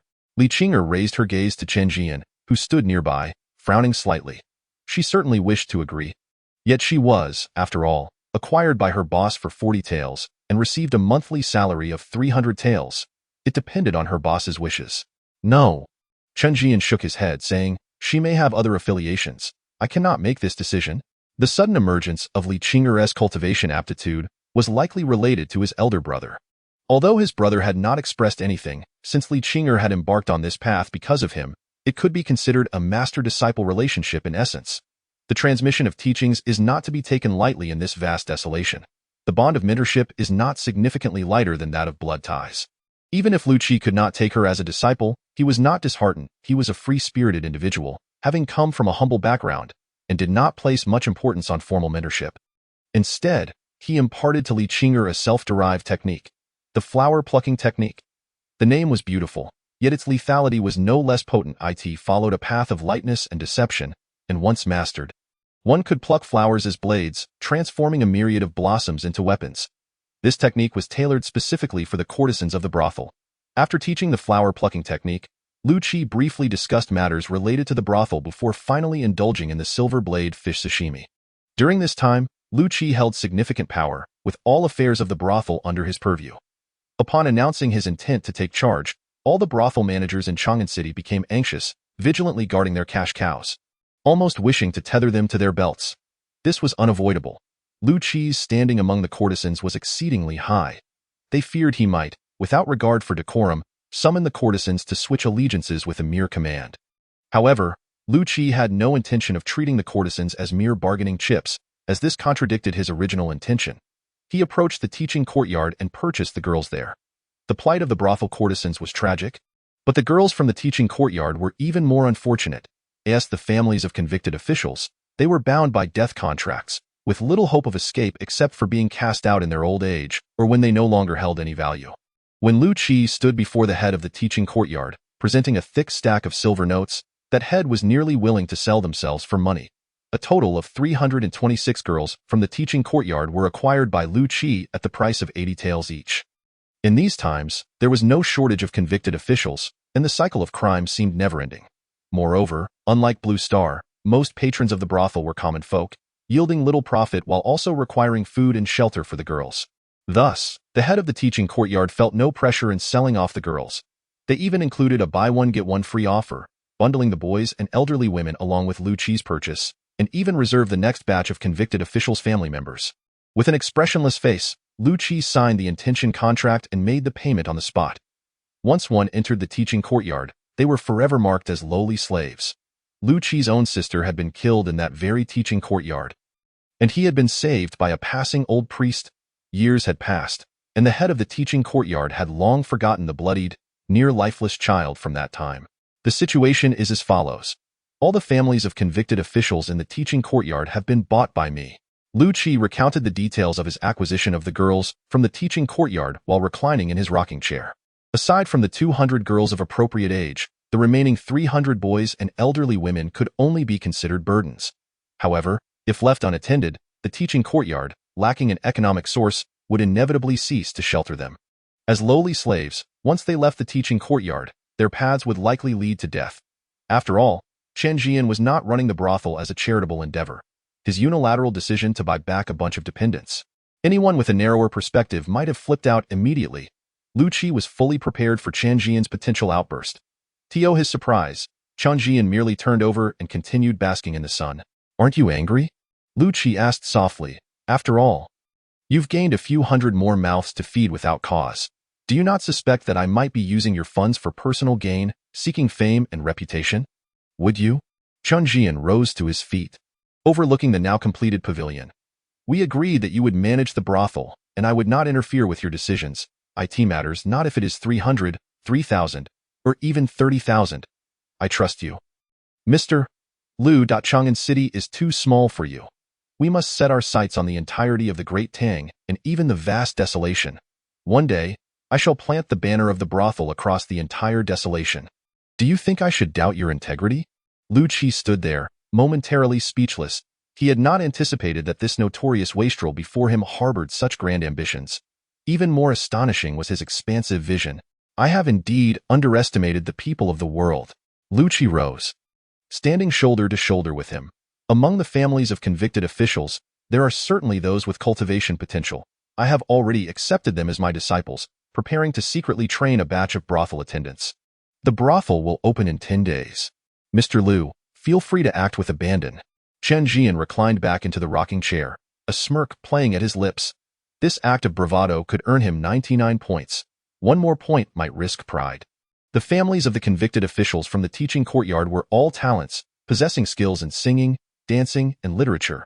Essential skills for their roles. In his original plans, he had indeed intended to acquire them. Lu Qi's half-purchase, half-gift approach brought them into his fold, and he even intended to personally teach the disciples. Chen Zhian could only smile inwardly, unable to find fault with him. Chapter 24. The brothel opens. Old Zhang. I heard a brothel is opening on Crescent Moon Lake. In a gambling house in Chang'an City, a man with a sharp jaw and monkey-like features grinned at his companion. "Shall we go and have a taste of their offerings?" "What brothel?" "They reopening a high-class establishment." Old Zhang shot a disdainful glance at the man. "Dog Dan, you don't believe it when I say you're ignorant. A brothel is not the same as a lowly establishment. It offers a full range of services." "A full range of services? Is the owner of the brothel that daring? Would they dare to use ancient divine beasts to entertain guests? What nonsense!" Old Zhang scoffed. "My third son works there as a server. Do you know how much they make? 2 taels of white coins. 2 taels a month. Do they really pay that much?" Dog Dan's face turned green with jealousy. He had also applied when the brothel was recruiting but was rejected for being too old. "Of course."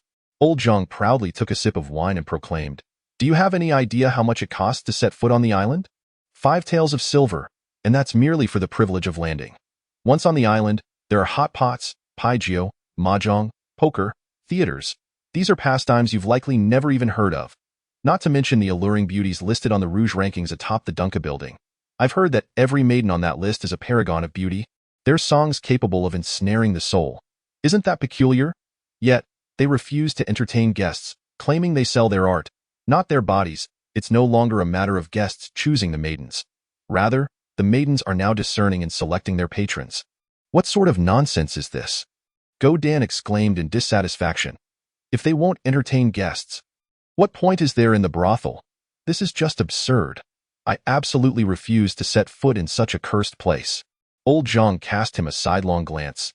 "Do you even have the means to go? You wouldn't even qualify to gaze upon it from afar. Have you heard of Li Qing'er, the famed courtesan from Qinghua Pavilion, the most beautiful woman in Chang'an? My third brother mentioned that she couldn't even make it onto the Rouge rankings and, in a fit of anger, washed her hands of the trade. If such a stunning creature couldn't secure a spot on the list, what do you hope to accomplish? Best to wash up and go to bed." The brothel was ablaze with excitement.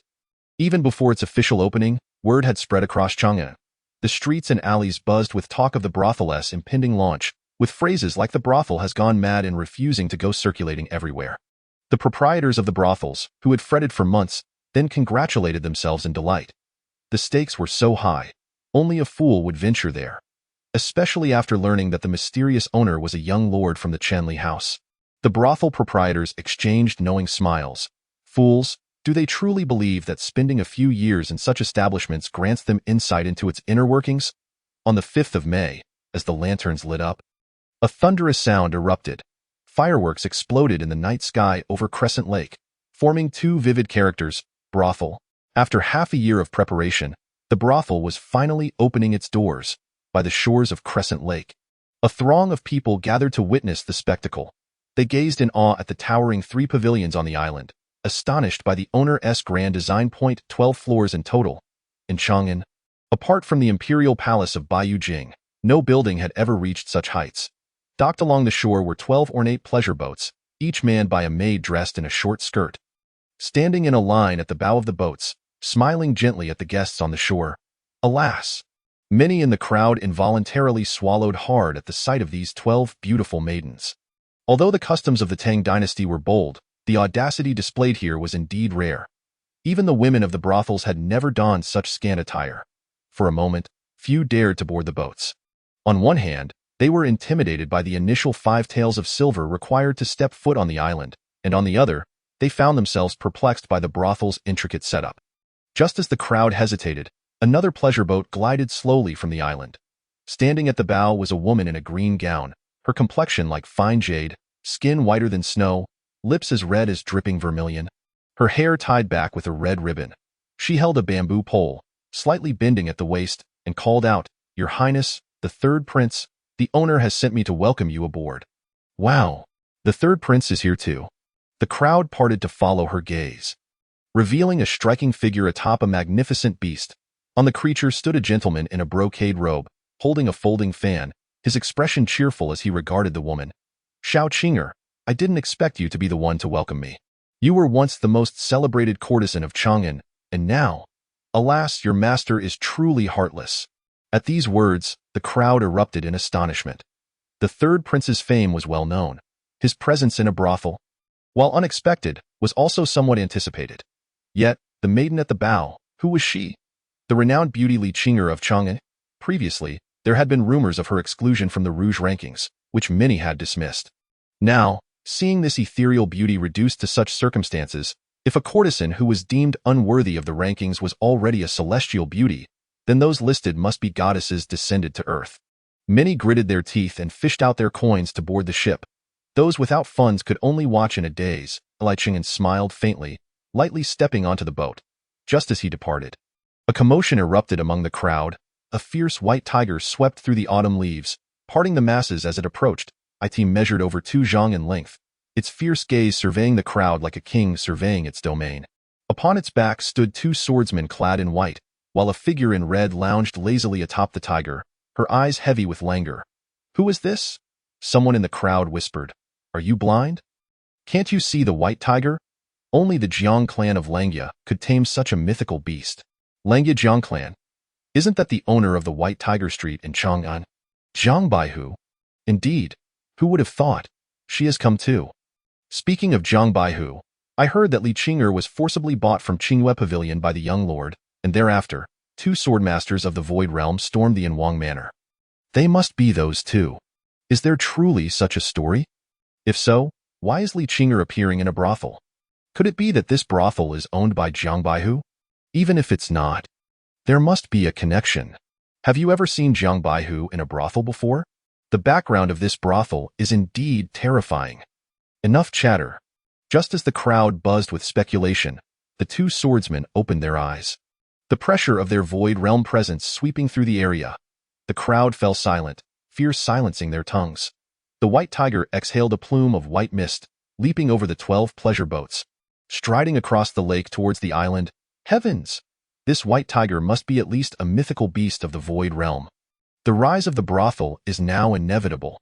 Among the crowd, a brothel owner watched Jiang Baihu depart with envy, wishing to capture her for his establishment. Before the brothel opened, Qingyue Pavilion had been the most fashionable spot, frequented by the 4 young masters of Chang'an. Now, with the brothel's opening, first Li Qinger appeared. followed by Jiang Baihu riding atop her tiger. From now on, the elite of Chang'an would surely flock to the brothel. "Wow, look up there," someone exclaimed. "Who is that arriving on the winds?" "Good heavens! It is the 4 young masters of Chang'an. The young master of the Ministry of War, Xia Yuanhou, the eldest son of the Marquis of Wuhan, Go Yuquan, the princess of the King of Jiannan, Li Chengxian, and the younger brother of the Minister of Rights, Zhou Qian. They've all appeared at Crescent Lake, and they're arriving on the winds.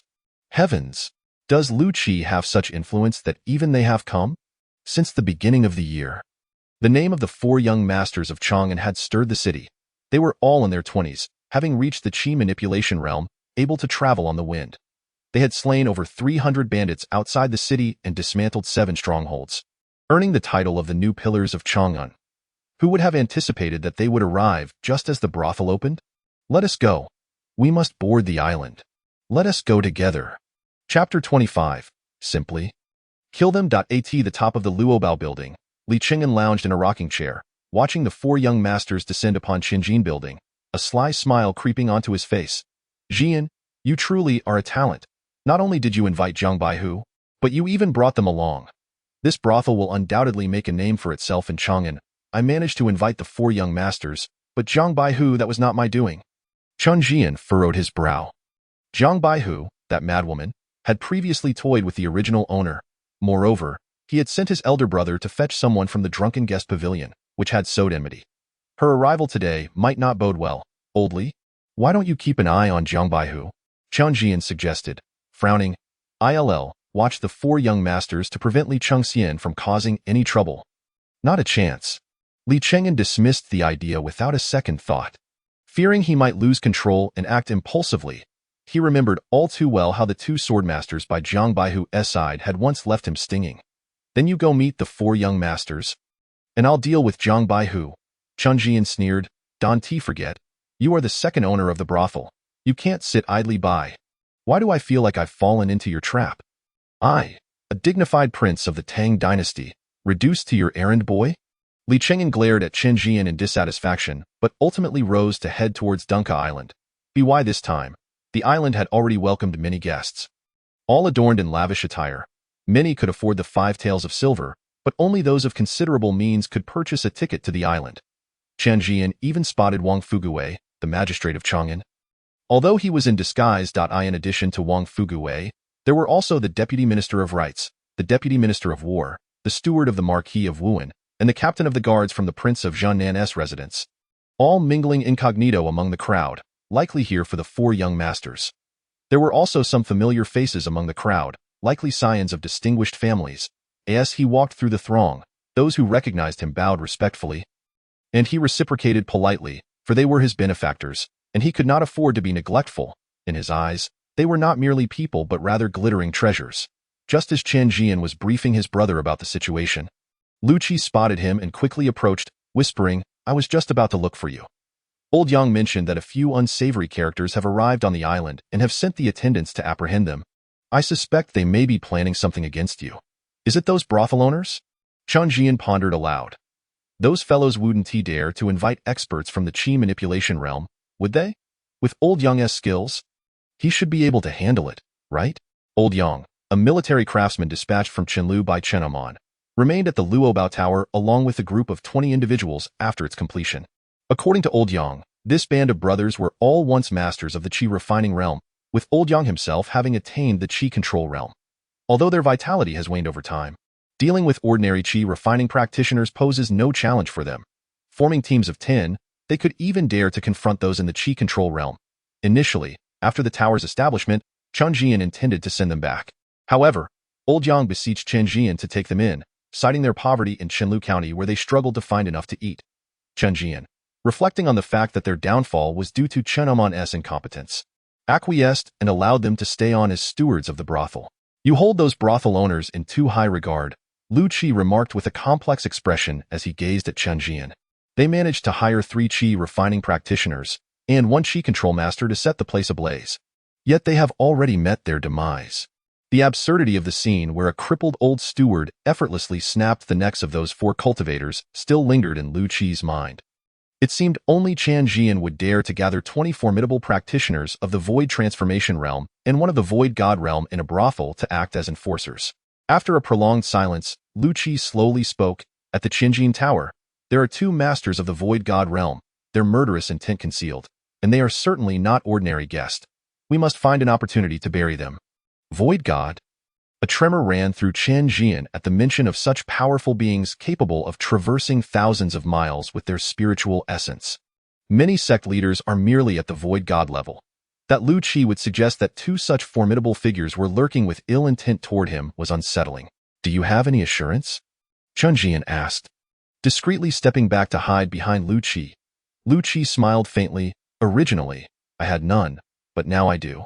As they conversed, they soon arrived at the 6th floor of the Qinjin Tower.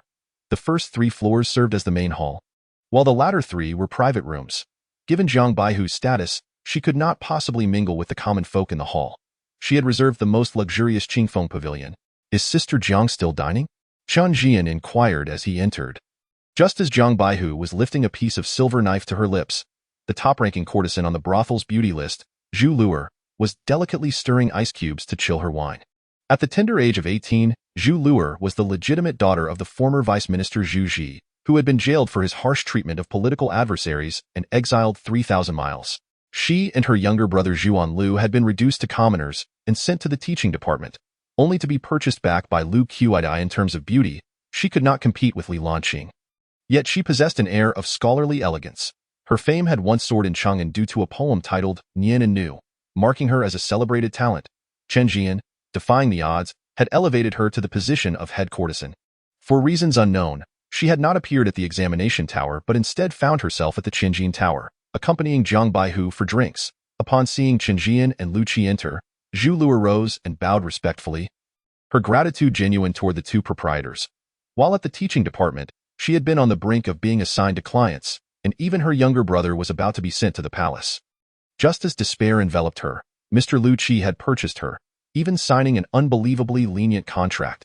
He had also taken her younger brother Zhuan Lu as his disciple, setting him on the path of cultivation.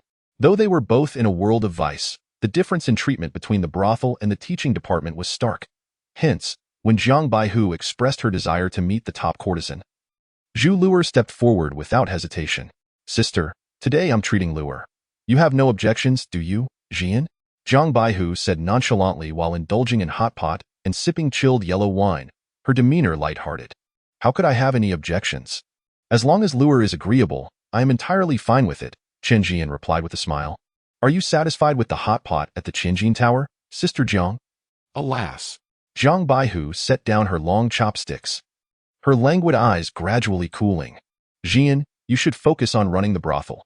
Why venture into the realms of restaurants and gambling houses? Cutting off a person's livelihood is akin to killing their parents. You are leading me down a path of desperation. Chen Zhian picked up a chair and sat down. Chuckling, Sister Jiang, business is a venture for everyone. Just because you have opened a restaurant and a gambling house does not mean I cannot operate my own. That would be rather tyrannical. Wouldn't it? Are you courting death? The 2 swordsmen standing behind Jiang Baihu stepped forward, their swords humming ominously. Their fierce sword energy surged toward Chen Zhian. Just as the attack was about to land, Jiang Baihu's stern voice rang out, Enough, stand down. At that moment, she swiftly repositioned herself, appearing before Chen Zhian, her slender fingers pinching the tips of their swords. Sister Jiang, is this your intention? Chen Zhian's smile faded. Jiang Baihu glared at the 2 swordsmen. Do you not owe me an explanation? Miss, the swordsman replied coldly. Chen Zhian has shown disrespect. He deserves punishment. How dare you? Who granted you the authority to act on your own accord? Jiang Baihu's brows furrowed, her murderous intent rising. She had previously warned her subordinates to steer clear of those from the Chenliu Marquis' residence, and her earlier remarks about cutting off livelihoods were merely a pretext to invest in the brothel. Yet, her subordinates had acted without her consent. It seems this is not Sister Jiang's intention? As Jiang Baihu pondered the capabilities of her swordsman, Chen Zhian suddenly interjected. Since it is not Sister Jiang's wish, then such traitorous elements should be eliminated. Let us kill them. As soon as Chen Zhian's words fell, Lu Qi stepped forward, appearing behind the 2 swordsmen and effortlessly twisting their necks with a gentle motion. Crack! The 2 swordsmen fell lifelessly to the ground. Chapter 26, The Collapse of His Tower. Zhang Baihu's expression shifted. She recognized Lu Qi and had once lamented his potential. She had called him a raw gem, speculating that if he devoted himself to cultivation, he might well step into the void god realm. Yet now, there was no need for future considerations. He had already attained the void god realm. What puzzled her was why such a powerful being would entangle himself with Chen Zhian in running a brothel. Little did she understand that Lu Qi sought to change the dire circumstances of the courtesans, to establish rules within the brothel world, valuing it above all else. Not to mention the two swordsmen. Even Zhang Baihu herself would have been dealt with had it not been for Chen Zhian's signal. Casting a deep glance at Lu Qi, Zhang Baihu exhaled, "Zhian, whether you believe it or not, I did not come here to cause trouble today. On the contrary, I wish to invest in the brothel 30,000 taels of silver for a 10% stake." "Apologies, but I have no such intentions," Chen Zhian replied, rising to leave. "Perhaps I would have considered it before they took action, but alas, they have already made their move. Sister Jiang should focus on your own matters for now." If the two swordsmen had not acted, would you truly have agreed? Once outside the Qingfeng Pavilion, Lu Qi could not help but ask. He hoped for a purer brothel experience. Once too many voices were heard, he could not guarantee the current system would be perfectly upheld. Businessmen prioritize profit, and not everyone is as unconcerned as Chen Zhian. "Of course not," Chen Zhian chuckled. "I even contemplated returning Li Cheng'an's money. How could I possibly agree to her joining? It was merely to plant a thorn in her heart." It seems the Languejiang clan is not as united as it appears. Those two swordsmen emitted killing intent toward me, indicating someone must have instigated them. I wonder if it was the Yujin sect or the Languejiang clan. Or perhaps both. It matters not. My second brother can handle this. Damn it. They say the family of the destined child cannot be touched, and here I am, running a brothel while they still wish to target me. The two ascended to the 7th floor. From the 7th to the 12th floors, gambling houses flourished with various games, mahjong, pai gao, poker, all expertly managed by croupiers Lu Qi had hired from various establishments, who had undergone a month of rigorous training. They easily preyed upon inexperienced players. Dressed in short skirts, the maids flitted between tables, offering fruits and snacks to the patrons, their service far superior to that of ordinary gambling houses. The overall manager of the gambling house was Chen Zhian, a self-taught expert who had secretly bought off a substantial number of servants from noble families, earning commissions by enticing their masters to play cards. The establishment had just opened, yet the 7th floor was already bustling with guests. Chen Zhian even spotted young Xian among the crowd, his spirits high as he sat in a wheelchair, nearly leaping from his seat as he struck a winning hand. Chen Zhian recalled the scandalous garments still in his storage ring, summoning Qian Zheng to keep an eye on young Xian. If he won, he would be brought to the Qinjin Tower. It would be a disgrace to let him leave with money from the brothel, even if he was disabled. After surveying the gambling house, Chen Zhian and Lu Qi took the cable car to the examination tower.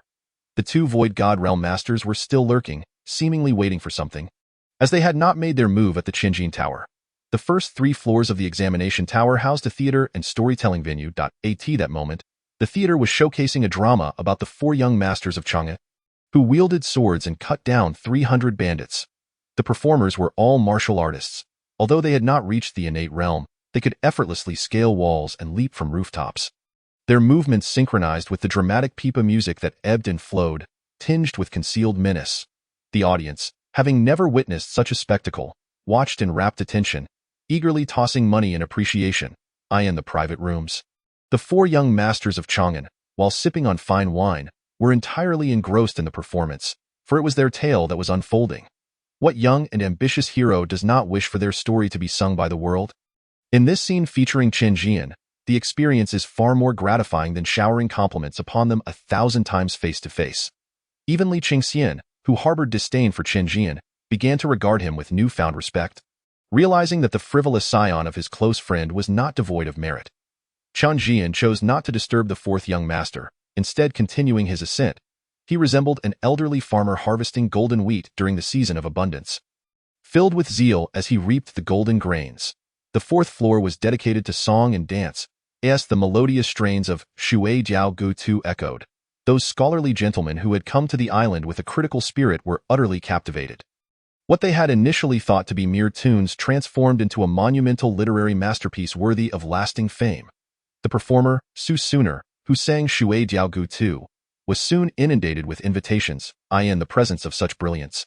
The self-styled dashing scholars were rendered speechless, Hesitant to compose even a single verse, they scurried to send emissaries to Chang'an to summon genuine literary luminaries. Overwhelmed by a courtesan, they felt compelled to reclaim their dignity. In an instant, numerous renowned scholars from Chang'an flocked to the building, eager to attract attention.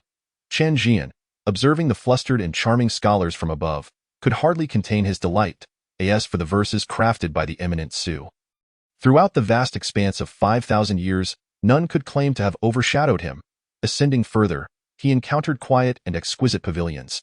Chen Zhian did not intrude but called for Chen Yi, instructing him to keep a watchful eye on the young ladies, warning that anyone daring to impose force would face dire consequences. Just as Chen Zhian was immersed in his harvest, the prince's residence in Chang'an awaited its own fruits of labor. When will the bright moon appear? Raising my cup to inquire of the azure heavens, with a gentle flick of his fan, Zhu Wucheng remarked with a light laugh, I must concede. Though the young marquis is a simpleton, the brothel he oversees is quite remarkable. It has led him to discover such a talented young lady. With a poem of this caliber published, Su Suner shall surely be remembered for generations. Poetry is but a trivial pursuit, sneered a disfigured man opposite him. Without strength, all is ultimately in vain. Our great Tang thrives on martial prowess, defended by valiant warriors, not those who merely indulge in poetic musings. A chaotic era looms, with the northern kingdom eyeing our Tang hungrily. While the western Buddhist nations brazenly seek to convert our people, the entire borderlands of the west are uncertain in their allegiance to our Tang. Even the witch clans to the south have begun to stir. Enemies abound, not to mention the ancient clans from the forbidden zones that will inevitably return. Yet all the officials seem oblivious, lost in their literary pursuits, intoxicated by dreams. Brother Wucheng, do you believe this world can still be saved? Zhu Wucheng found himself at a loss for words. His friend was well off in every regard, yet his cynicism was excessive. The Tang dynasty had only endured a few hundred years, and resolving such external threats was no easy feat unless a sage descended. The notion of subduing the nations was mere folly. As for the forbidden zones, that was even more absurd. The legendary ancient emperor, renowned for his unmatched genius, had suppressed the invincible of his time, compelling the royal clan of the forbidden zones to seclude themselves. Yet he could not eradicate them entirely now. The great wall of humanity stood unguarded. And we, mere strategists without any official positions, were powerless to manage such vast concerns. It was paramount to focus on the present. Silently lifting his teacup to sip, Zhu Wucheng gazed toward the crescent moon lake. Anticipating the collapse of the building, Chapter 27. The dog's end is not worthy of a good death. After surveying the brothel, Chen Zhian resolved to retreat to the treasure-collecting tower. After all, two powerful beings were lurking nearby, sending a ripple of unease through him. Just as he was about to depart, a sudden roar erupted from a fourth-floor private room, and a figure burst through the door, standing in the hall and shouting, Zhou Qian, dare you strike me? Chen Zhian looked on in confusion, only to see that the individual who had burst forth was none other than his beloved companion, the unfortunate soul who had spent a fortune to purchase 2 poems. Dog brother, what is happening? Chen Zhian approached, and a nearby courtesan leaned in to whisper the events that had transpired. It turned out that after enjoying the performance, the 4 young masters were in high spirits, feeling their trip had been worthwhile. Dog brother, being amiable, suggested they ascend to enjoy the music and dance, hoping to lend support to his younger brother's establishment. Under normal circumstances, the feather-scrutinizing young masters would have declined such an invitation. Yet today, they were still enchanted by Chen Zhian's performance. Thus, they reluctantly agreed. Upon arriving, they found Su Suner graciously thanking her guests while a throng of dashing young scholars fidgeted in anticipation. Inquiring further, they learned of the magnificent new work that had emerged. Princess Li Qingxian, enamored with poetry, was moved to tears by the line, "May we all be together for eternity, even across 1,000 miles." She wished to meet Su Suner, but the latter, having been taught the art of hunger marketing by Chen Zhian, had already declared that she would not receive guests today. Seeing his beloved's disappointment, Zhou Qian immediately offered to compose a poem, intending to send it to Su Suner through the courtesan, boldly asserting that she would surely wish to meet him after reading it. The courtesan made the trip, only to return empty-handed, as Su Suner accepted the poem but refused to meet. Zhou Qian's face flushed with embarrassment. Dog brother, witnessing this, suddenly felt elated and declared that inspiration had struck him, and he too would compose a verse to entertain. After a hearty drink of fine wine, he summoned pen and ink, and with a flourish, wrote, The crescent moon over the misty trees, the beauty of bygone days unfolds. Weeping willows, ancient pines, weathered and frail, grace the court of the Chu. The autumn sun wanes. Casting a languid glow, thoughts of parting fill the fragrant marshes. A tune of Yangguan, a heart-wrenching lament, alone I lean against the orchid boat. Upon the revelation of this poem, not only did the courtesan stand stunned, but even Li Chengxian, who had often looked down upon Dog Brother, was rendered speechless. The other companions were equally astonished, gazing in disbelief at Go Yuquan. Dog Brother, filled with joy, gazed affectionately at Li Chengxian, then lightly brushed his lips against her brow. Li Chengxian, still in a daze, was oblivious to the need for resistance. This display sparked the ire of Zhou Qian, who had long harbored feelings for Li Chengxian, and he struck Dog Brother squarely in the face, sending him tumbling out of the private room. Upon hearing this tale of enmity and affection, Chen Zhian furrowed his brow. Zhou Qian deserves punishment for daring to strike my beloved friend. Causing a ruckus in the brothel? Let us find a place to bury him. Just as Chen Zhian prepared to summon help to deal with Zhou Qian, a cold voice cut through his thoughts. Lu Qi was instructing a limping old man to prepare a grave. Chen Zhian's expression darkened. Old Seven was getting a bit too brazen. The father of the Minister of Rites was a formidable figure, a veteran of 2 dynasties with countless connections and acquaintances. Having only recently fathered Zhou Qian, should he be buried, even the Chen family would struggle to protect itself. The old man, undeterred by danger, produced a shovel from seemingly nowhere. Intent on digging a grave, before the old man could act, the situation shifted once more. Zhou Qian, clad in white, descended gracefully into the hall, wielding a 3-foot-long sword, coldly gazing at Go Yuquan. You scoundrel, how dare you insult the princess? Even if the Marquis of Wuan were here, he could not save you. You pretty boy, you seem to be quite unaware of your own limitations. Go Yuquan scoffed, twisting his wrist as a long knife flew forth. With a powerful leap, he grasped the hilt and struck down toward Zhou Qian with the force of a mountain. Although both were among the 4 young masters, their realms were not vastly different. However, Dog Brother was the young Marquis of the Wuan Marquisate, a formidable figure who frequently roamed the borderlands. The noble young masters, who merely composed poetry in Chang'an, were no match for him. As the confrontation escalated, an aura of iron-blooded killing intent surged forth, causing Zhou Qian's complexion to change dramatically. Clang! The clash of the sword and knife sent shockwaves through the air, and Zhou Qian staggered back several steps. His face flushed. Go Yuquan, unfazed, pressed forward, swinging his blade once more. Boom! The ancient sword shattered dramatically. Zhou Qian was slammed against the wall like a cannonball, blood gushing from his mouth. Go Yuquan let out a fierce roar, following up with a kick to Zhou Qian's chest, coldly declaring, "You pretty boy, I've long found you displeasing. You've forgotten the lesson from when you were bagged, haven't you?" Zhou Qian looked up at Go Yuquan in disbelief. He had always believed that Go Yuquan's standing among the 4 young masters was due to his status as the princess's fiancé. He had ridiculed Go Yuquan countless times, insinuating that he was merely living off her.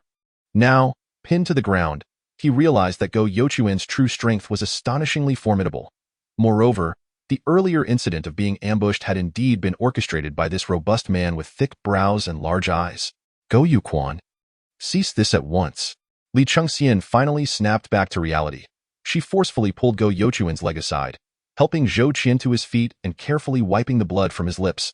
Witnessing this, Go Yuquan's expression darkened. Li Chengxian was his fiancée, and their engagement was public knowledge, formalized with 3 letters and 6 gifts, celebrated by officials and scholars alike. It was one thing for Zhou Qian to admire her. Provided he remained respectful, Go Yuquan would only go so far as to give him a beating. However, Li Chengxian's public display of concern for another man, even tending to his wounds, was a different matter entirely. Chengxian, step aside. Not a chance. Li Chengxian glared at Dog Brother with disdain. Go Yuquan, you disappoint me greatly. Zhou Qian merely struck you once, and you have left him in this state. Even if he struck first, was it not your rudeness that provoked him? Do you not recognize your own faults? Step aside. Upon hearing Li Chengxian's words, disappointment flickered in Go Yuquan's eyes. If you wish to strike him, first you must strike me. Li Chengxian stood protectively behind Zhou Qian. Like a mother hen shielding her chick, behind her, Zhou Qian lifted his head, casting a smug smile at Go Yuquan. Very well. Go Yuquan chuckled. He toiled diligently for over a year, returning from the desolate frontier to Chang'an specifically for this marriage proposal. Even forsaking a monumental opportunity, he had intended to exchange sincerity for sincerity, yet unexpectedly found his genuine feelings cast aside like scraps for dogs. As his smile faded, he spoke each word with deliberation. Tomorrow, I shall send the marriage contract to your residence, wishing you both a lifetime of happiness together. What did you say? Li Chengxian gazed at Go Yuquan in disbelief, her emotions surging as she exclaimed, Go Yuquan? Are you calling off the engagement? Go Yuquan turned away, ignoring her, and forced a smile that was more sorrowful than tears. Zhian, I am sorry. My brother could not use the verses you penned for me. I am leaving now. Let us part ways and sever all ties henceforth. Brother Go, do not despair over the future's lack of companions. Who in the world does not recognize your worth? Chen Zhian sighed. What of this so-called fourth young master? Merely a charmer of women. I shall await your name to echo throughout the Jianghu. Go Yuquan. Stay right there. Li Chengxian leaped into the air, attempting to grasp Go Yuquan. Although she had no desire to marry him, their betrothal had been decreed by the emperor. Should Go Yuquan back out, not only would the face of the prince of southern town be tarnished, but the emperor's dignity would also be at stake. Get lost. Go Yuquan turned back, casting a cold glance at her, his eyes devoid of light, as if regarding a stranger. His aura surged, violently pushing Li Chengxian back several paces. As he coldly declared, Zhian speaks the truth. A sycophant meets a grim fate. Let us part ways without entanglement from now on. Alas, the other fourth young master, Xia Yuanho, also rose to depart. As he passed Li Chengxian, he whispered, Princess, the reputation of the fourth young master was largely promoted by Brother Go. The over 100 bandits you slew were all brought to your blade by him. Zhou Qian, had it not been for your insistence on bringing him into the fold, what right would he have to stand alongside us? I never anticipated matters would unfold in this manner. Take care of yourself. Is that so? Li Chengxian trembled slightly. She shouted towards the vanishing figure of Go Yuquan. Is that true? Go Yuquan, answer me. Respond to me. Chapter 28. Let us discuss compensation. No one answered her. At that moment, all present regarded her as if she were a simpleton. Disheartened, she turned around only to see Zhou Qian's expression shifting. Desperately attempting to flee through a nearby opening, however, he had barely taken 2 steps when a hobbled old man struck him back with a shovel. You think you can run after damaging my building? Chen Zhian descended the stairs with an impassive expression. Chen Zhian, you worthless fool, do you dare lay a hand on me? Zhou Qian rose, coldly regarding Chen Zhian. The stares from those around him felt piercing, as though they were daggers aimed at him. The incessant mockery ringing in his ears twisted his countenance into a grotesque mask. Chen Zhian replied coolly, there is no need for violence. Welcoming guests does not warrant hostility, however, since young Master Zhou has damaged my building. If I do not receive some form of compensation, how shall I continue to navigate Chang'an? Today, you have ruined my structure. Tomorrow, might others not come to demolish my very foundation? Leave 100,000 taels, and young Master Zhou may depart as he pleases. 100,000 taels? Zhou Qian's face turned ashen as he glared at Chen Zhian. Building a structure does not cost that much. You demand 100,000 taels just for a hole? What? Is that too little? Chen Zhian replied flatly.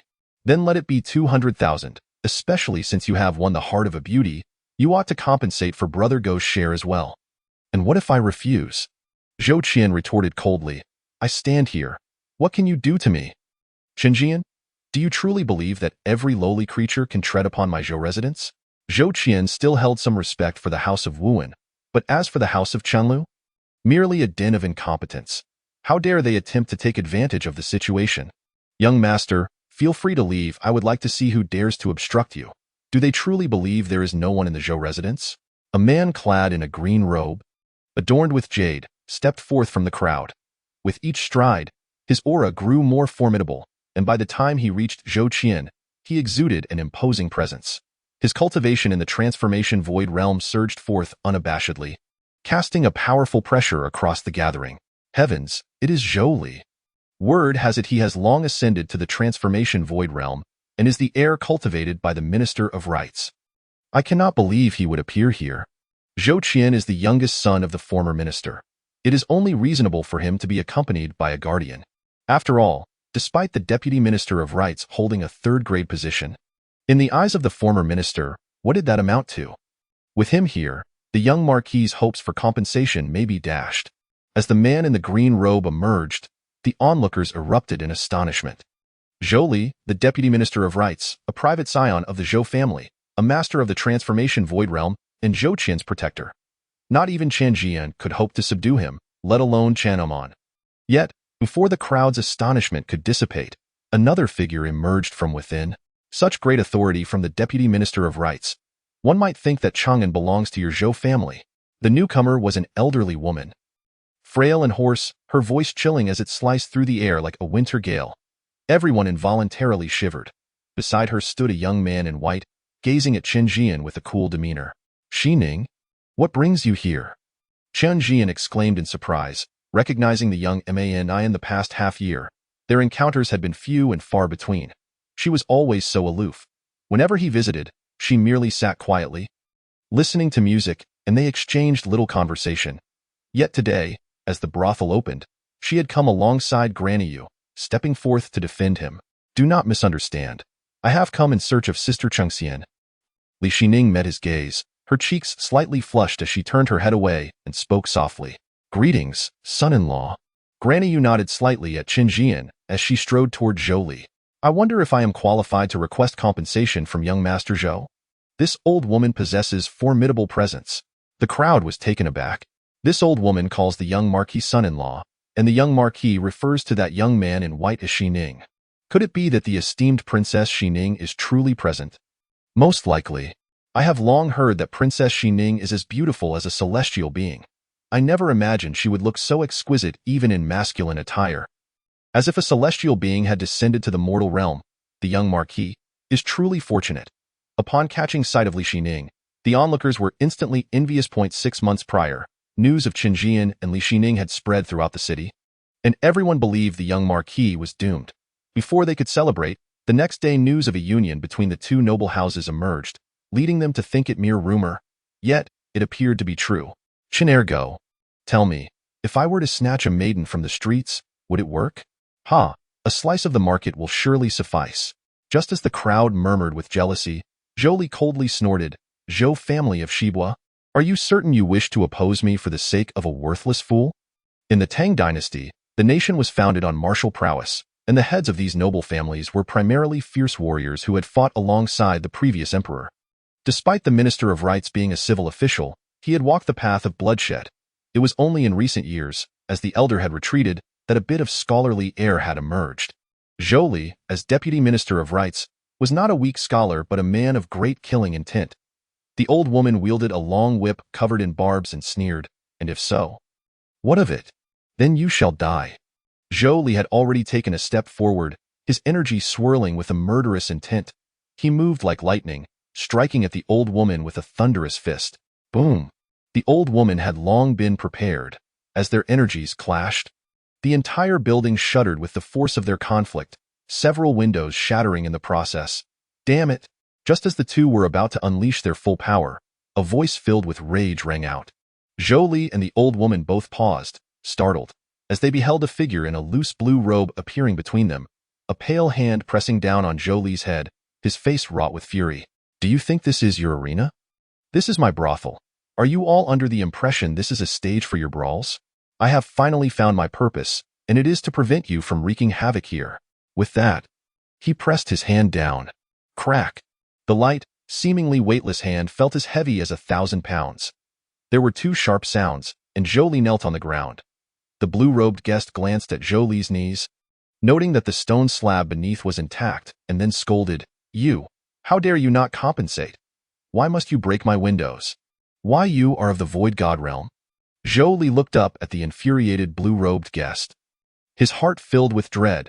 He was in the late stage of the transformation void realm, and this person's ability to silently press his palm atop his head rendered him utterly defenseless, indicating he was undoubtedly a void god. How could such a powerful being exist in a brothel? It is Mr. Liu. A bystander exclaimed. Mr. Liu is also a practitioner? And a formidable one at that. With one more step, he could be recognized as a supreme being. Heavens, has the world gone mad? I cannot believe I have shared a drink with such a great void god. Among the crowd, A lecherous fat man felt a chill run down his spine and quietly retreated behind the others. He had imprisoned this person under false pretenses, only to discover he was a formidable void god. Chapter 29. Will you dig your own grave, or shall I assist you? Mr. Liu, we can discuss this. Zhou Li, kneeling on the ground, his face ashen, declared, I am willing to compensate. 200,000 taels, and we shall leave at once. In the presence of the Eves, one must bow their head. Had he known that the brothel harbored the formidable presence of Lu Qi, a transcendental figure, he would have never been so adamant. Merely 20,000 taels of silver amounted to little. Although the Ministry of Rights could not rival the Ministry of Revenue, it nominally governed the entire underworld of the Tang dynasty. The tributes paid annually by the various cultivation sects constituted a significant wealth, albeit from minor sects that rarely emerged into the limelight. Yet, even the smallest mosquito yields blood. The Zhou family's fortunes were not as simple as the rumors suggested. They were far from destitute. He had expected Lu Qi to acquiesce, only to see Lu Qi shake his head impassively. 30,000. Zhou Li's knees had lost all sensation, fearing that any delay would result in his ruin. He gritted his teeth and declared, We will offer 30,000 taels. It's not about the money. Lu Qi furrowed his brow and stated, Whether you can leave or not is up to my boss. Boss? Zhou Li scanned his surroundings in confusion. Upon seeing Chen Zhian standing with his hands clasped behind his back, his expression darkened immediately. A mere waste, someone who could scarcely be called a cultivator, was indeed the proprietor? Not merely a puppet pushed to the forefront by Lu Qi? Chen Zhian, let alone his father, Chen Amon, had never commanded his respect. Tio think he would have to bow before this inept man today. However, circumstances were beyond his control. Forcing a smile, Zhou Li rasped, Young lord. I, Zhou, accidentally shattered a window in your esteemed establishment.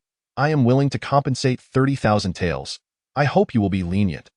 Chen Zhian observed the shifting expressions on his face and remarked with difficulty, logically, 30,000 taels should suffice for repairs, but Go Gu is a dear friend of mine. Your Zhou Qian has shown no regard for human life, driving Go Gu to wander the world, leaving us in an abyss of uncertainty. You scoundrel, do you still have any shame? Before Zhou Li could respond, Zhou Qian, standing nearby, erupted in fury. 30,000 taels would not only cover repairs but could easily purchase the brothel itself. Did this rascal truly find the sum insufficient? Furthermore, Go Youchuan's departure had long been decided. Today was merely a farewell for him, and it had nothing to do with Zhou Li. Chen Zhian glanced at him indifferently, since young Master Zhou is unwilling. Then so be it, Liu. Find a pit and bury them. Willing? How could I be unwilling? Zhou Li fell to his knees, tugging at Zhou Qian's sleeve, wishing he could slap him into silence. There is a time for bravado. I am on the verge of ruin, and you still care about these trifles? 40,000. I am willing to offer 40,000 taels, he exclaimed, retrieving a pouch from his storage ring, with great reluctance. He counted out 80 fist-sized spirit stones and handed them to Chen Zhian. Chen Zhian accepted the stones and counted them meticulously, confirming that none were missing. His demeanor instantly transformed into a smile. Oh dear. Why is Master Zhou kneeling?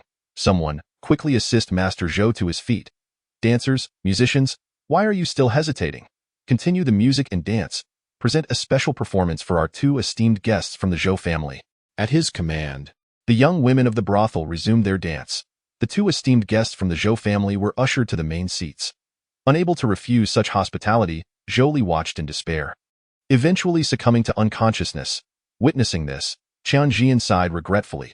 He then requested 300 taels for the performance from Zhou Qian before graciously sending them on their way. Watching the heavy-footed Zhou Qian leave, Chen Zhian felt a pang of reluctance, but since Zhou Qian had made up his mind to depart, he could only establish a grim pact, urging him to visit often. After Zhou Qian's departure, Li Chengxian was also taken away by the guards of the estate. As for the young lady, Chen Zhian had no words for her. He merely instructed Li Qinger to meticulously calculate the expenses incurred by the four of them, ensuring they settled the bill in full before leaving. Before departing, Li Chengxian shot Chen Zhian a venomous glare. Chen Zhian felt bewildered. He somewhat regretted not having slapped her in defense of Go Gu. After a moment's contemplation, he hurried to the 12th floor's most luxurious private room in the Dunka Tower, prying open the door of that rascal Li Chengen. He recounted the earlier events with embellishments. Li Chengen expressed indifference, but when Chen Zhian pointed out that Li Chengxian was his father's niece, and that the engagement with the Marquis of Wuan had been arranged by his father. He would surely be overjoyed upon hearing the news. Li Cheng'an's interest was piqued, and he raced to the palace that very night to share the joyous tidings. It wasn't long before two high-ranking eunuchs were dispatched to the southern king's residence. The southern king had long held dominion over the southern frontier, leaving the residents in Chang'an without a master or anyone daring to intercede. The two eunuchs knelt on the ground, beating and weeping, their hands swollen from the blows. When Chen Zhian learned of this news, he was lounging in a rocking chair, listening to Xining play a tune.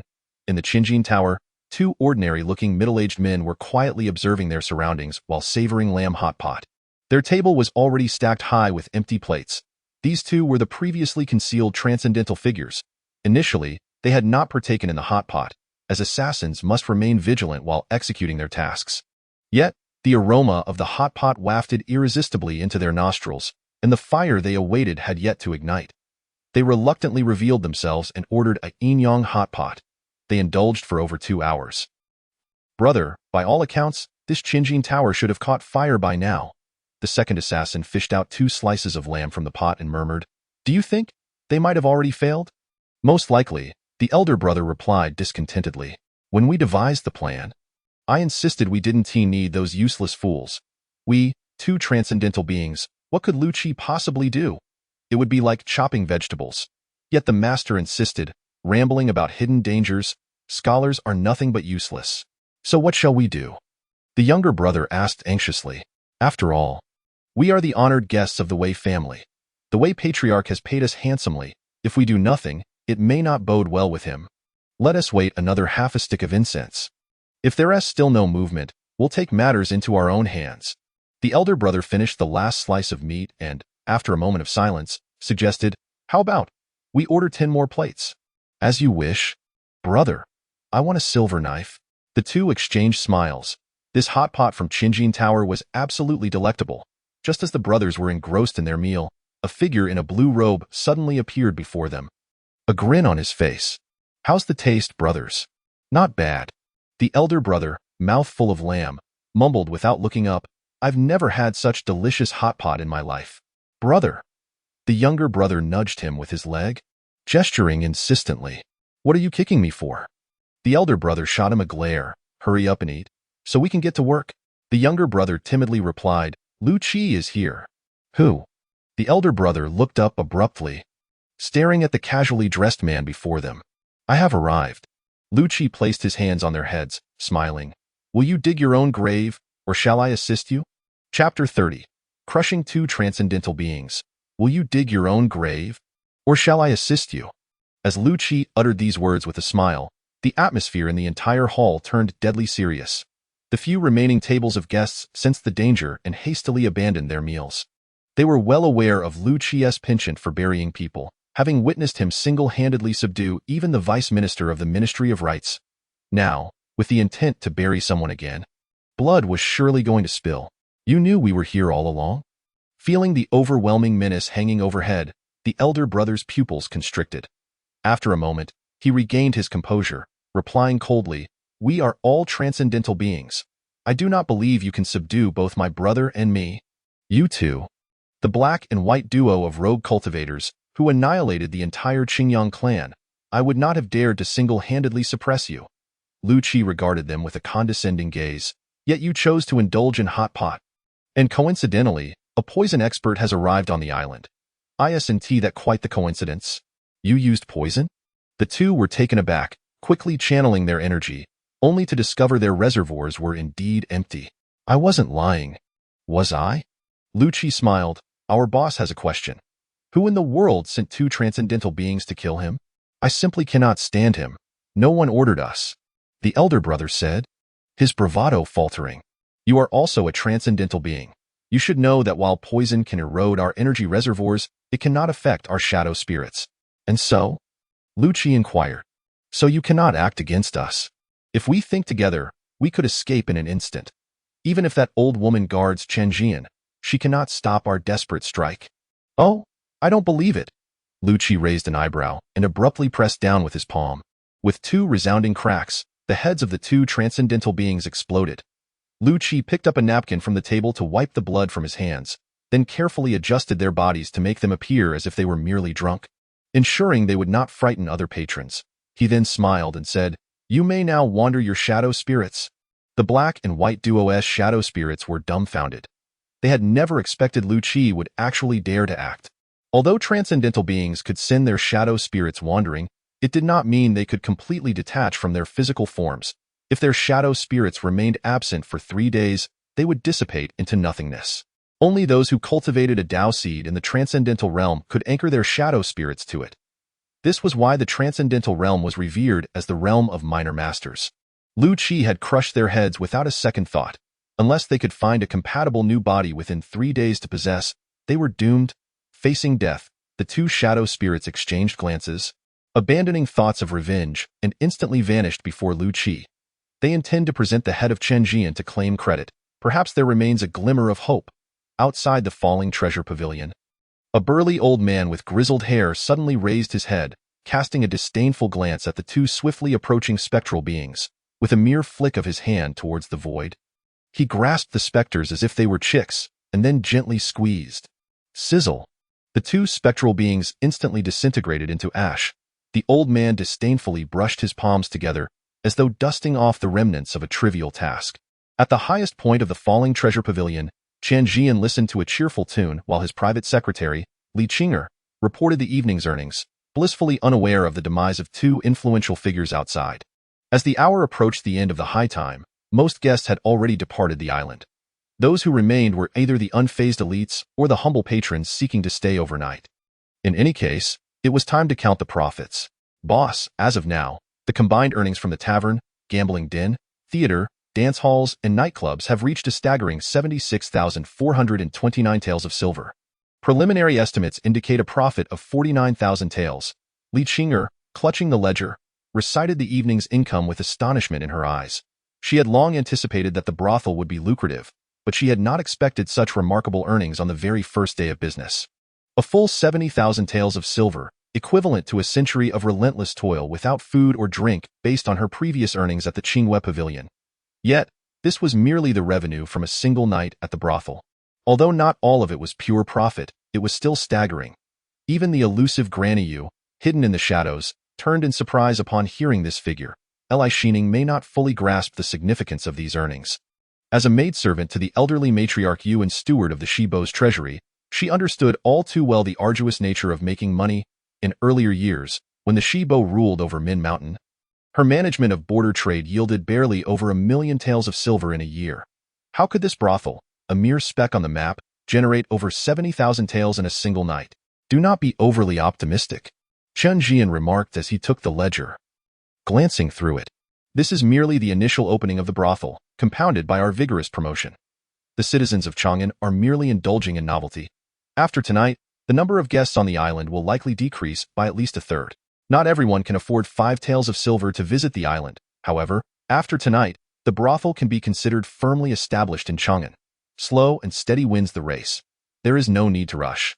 After finishing the ledger, Chen Zhian added, disperse 5,000 taels as bonuses to everyone, and let the remainder be stored for now. The gambling den's foundation is too shallow to attract substantial fish. Understood, Li Qing'er replied, slightly taken aback. The wages offered at the brothel already surpassed those at other establishments. Even the maids serving tea and water received 2 taels a month, while the managers earned an astonishing 5 taels and enjoyed 7 days off each month.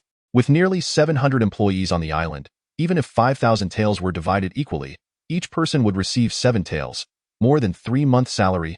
The boss hasn't made a wrong decision, she murmured softly before turning to leave, finally dispelling her resentment towards the courtesan. Just as Li Qing'er exited, Lu Qi pushed the door open and entered. Boss, the 2 spectral beings have already been buried. I planted a willow tree at the falling treasure pavilion and personally buried their physical forms. So soon? Chen Zhian's expression brightened.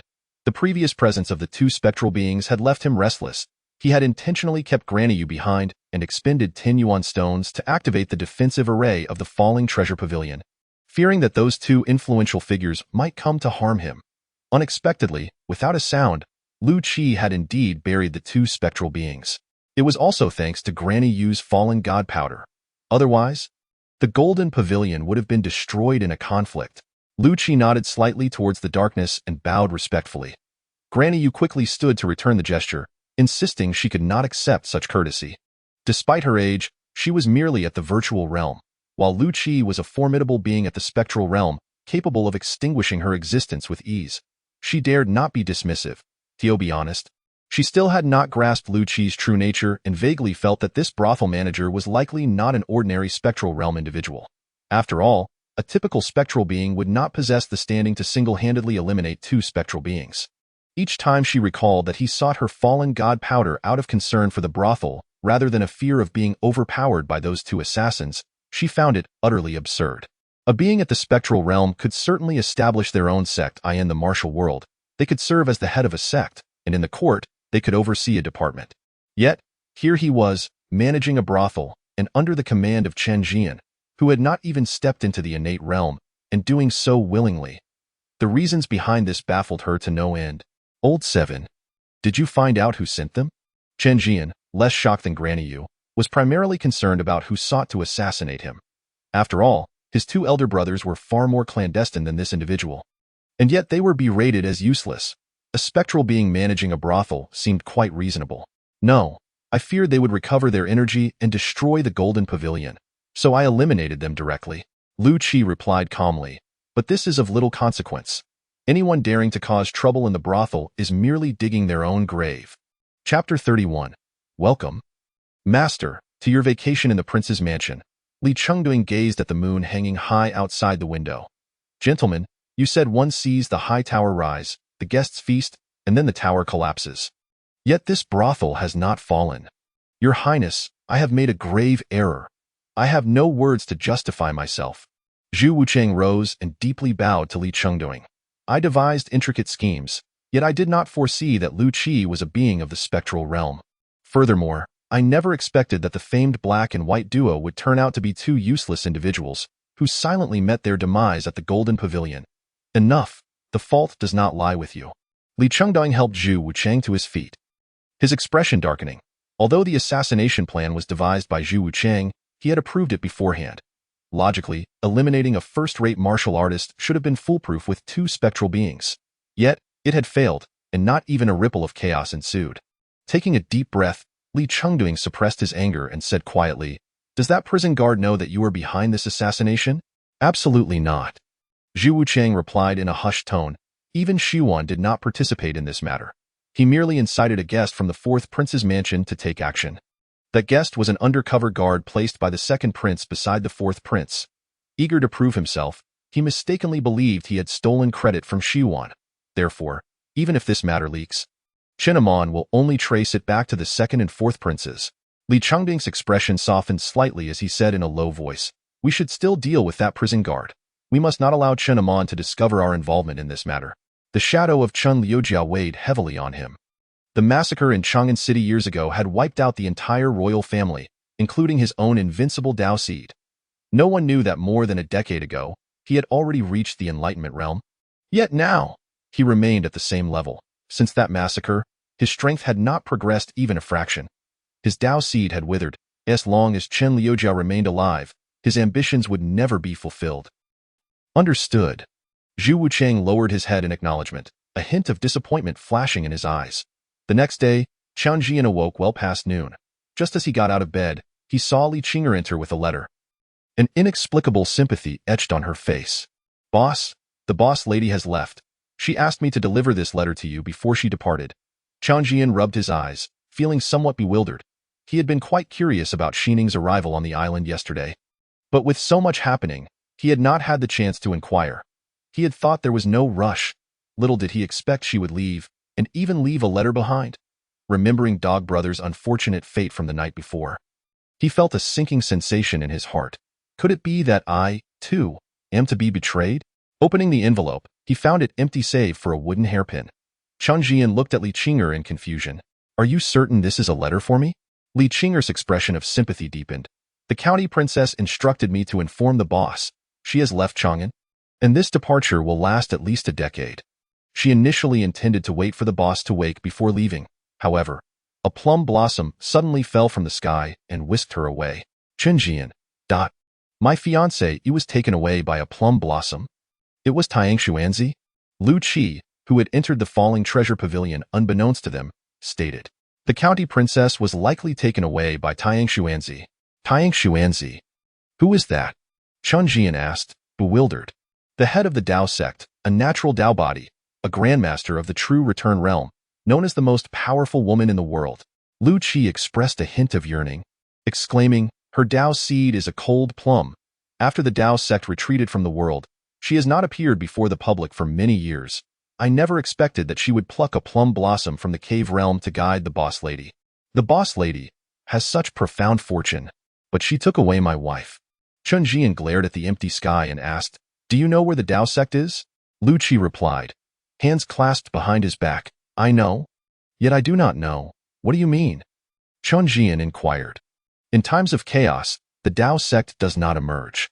Lu Qi explained, the places of worship for the Dao ancestor are all Dao sect locations. The Dao sect is said to reside in the cave realm left behind by the Dao ancestor's ascension, which cannot be glimpsed by anyone but a sage. Only in times of chaos will the Dao sect reveal itself to the world. Chen Zhian pondered. Are you implying that every place of worship for the Dao ancestor serves as an entry point to the Dao sect? But only sages can enter? Or that the Dao sect will only actively emerge during chaotic times? Precisely. At least that is what my master has said. What constitutes chaotic times? The Tang dynasty faced relentless calamities, and the borders were engulfed in flames of war. Can this be considered a chaotic era? Chen Zhian inquired once more. Not at all. Lu Qi pondered for a moment before replying, the turmoil in the forbidden zones, the ancient clans knocking at the gates, and the resonant swords of the human race at the Great Wall, that is indeed a chaotic era. If Xining claims she will return in 10 years, does that not imply that chaos will soon follow? That cannot be said. Lu Qi chuckled enigmatically. The so-called chaos does not arise as long as the Dao sect remains hidden. It merely pertains to us, but does not apply to those within the Dao sect. After all, they are not criminals. They may emerge whenever they wish. It is entirely up to their volition. Huh? Chen Zhian shot him a glare. You might as well say she is trapped inside and cannot escape. I would find that somewhat comforting. Lu Qi responded with a sense of entitlement. I would never speak falsehood. Get lost. You too. Take your mischief elsewhere. Chen Zhian secured a wooden hairpin atop his head, flustered and frustrated as he began to shoo them away. In truth, there is no need for the boss to be so disheartened. Lu Qi laughed. This wooden hairpin can withstand 3 full-force strikes from a minor master in the Xian realm. The boss lady must have kept it as a token of her regard for you. Really? Chen Zhian raised an eyebrow, examining the hairpin, failing to discern anything remarkable about it. I would never lie. Indeed, Mr. Lu's integrity is commendable. Chen Zhian, feeling pleased, affixed the wooden hairpin in his hair and asked, did you come here for a specific matter? Zhang Shower is dead. Who? Lu Qi replied, Zhang Shower. The prison guard. The one who owes me money? Lu Qi's lips twitched. Yes, he drowned in Crescent Moon Lake. The coroner claimed it was an accidental fall. What a pity. Chen Zhian lamented. He still owes me 495 taels of silver. Lu Qi fell silent. Shao Qinger, you and Mr. Lu keep an eye on the brothel. I will go and shake off some troubles. After a moment of reflection, Chen Zhian made his way to the rooftop. Xining had departed, leaving behind a wooden hairpin. Chen Zhian did not feel overly despondent. The engagement with Xining had always been somewhat ludicrous. As for feelings, he held some for her, but perhaps not much. It merely lingered at the stage of infatuation. And as for Xining, she likely harbored more resentment than affection. Yet in this world, even a woman of high standing often finds herself ensnared by circumstance. Xining's departure with the Dao sect's Tang Xuanzi could also be perceived as a form of rebellion against her own fate. Gazing up at the sky, Chen Zhian mused, since you have left, let us reconvene in 10 years. After all, I am merely 17. I have not lost much. He retrieved half a stick of incense from his storage ring and lit it. Chen Zhian reclined comfortably in a lounge chair, declaring, System, grant me 70 units of time to customize a luxurious beach resort mode. Ding, 70 units of time deducted, along with a customization fee of 2,000 silver. Please ensure you have all your belongings. The transaction is about to commence. A flash of red light swept over him, and in an instant, Chen Zhian found himself upon a golden beach. Before his eyes, the waves roared and the surf clamored. while an array of fair-skinned maidens frolicked merrily in the sand beside him, for enchanting maidens chimed, "Welcome, master, to your vacation." Chapter 32. The unremarkable brothel owner in the Chenliu Marquisate. Chen Amon crushed a secret letter between her fingers. "Little Li remains unrepentant, constantly meddling with my son. If he were dead, he would be more docile." The old steward's voice was thin and raspy. "Shall I pay a visit to the crown prince's residence?" "Not yet." Chen Amon frowned slightly. "Old Li has been too low-key these years. Even amidst the border fires, he remains unmoved. He may be nearing the critical threshold of returning to the true realm, a master at the consummate level. I have little confidence in eliminating him. He will inevitably turn his hand against you." The old steward remarked indifferently. "Li heir resembles his father too closely. His nature cold and unfeeling. To test you, he would cast aside his wife without a second thought. What of a son? The day he ascends to the sacred realm will be the day he raises his slaughtering blade. It will come down to who makes the first move." Chinamon replied pensively, "Old Huang, take a trip to Chenliu and send that group of old geezers to Zhian. Isn't he dealing with the brothel affairs? It would help alleviate my burdens. Damn it, 2,000 mouths to feed is too much. I truly cannot sustain it." The old steward raised an eyebrow. "Are you deciding to leave Chenliu Jia to the young marquis? Who else could I give it to?" A flicker of distress crossed Chen Amon's face. "Currently, the eldest realm is beyond my comprehension. The second has grasped the essence of the Zhu Qingho sword. Becoming a saint is inevitable. The fourth may very well be the reincarnation of that existence. Chenliu Jia would merely be a burden for them. Besides Zhian, who else could I entrust it to?" "That is true." The old steward sighed. "Fortunately, there is still the young marquis." "Indeed, thank goodness for Zhian." Chinamon remarked, "Old Huang, you shall set out for Chenliu tomorrow. I refuse to believe that with 60-odd in the transformation void and 2 in the void god realm, they cannot protect my son's safety." The old steward's lips twitched. With such a lineup, they could easily safeguard a brothel, let alone a marquisate, in the Hejian of the Tang dynasty. In the Wei family's council hall, Wei Zhongli, the head of the Wei family, sat in the main seat, holding a jade sword. Known for his gentle and cultured demeanor, he now appeared somewhat sinister. The dual champions of the void god realm, whom he painstakingly cultivated, had fallen silently in an attempt to eliminate a worthless foe. The demise of these two void god protectors pained him more than the extinguishing of his son's soul lamp. A son could be born anew at any time, but the cultivation of void god protectors was not something that could be achieved at will. Wiping away the marks on the jade sword, he spoke, "Send a message via flying sword to Chang'an, instructing them to assassinate Chen Zhian. Can anyone tell me whether my Wei family should take action?" The council hall fell into a hushed silence. The Wei family had always been governed solely by Wei Zhongli.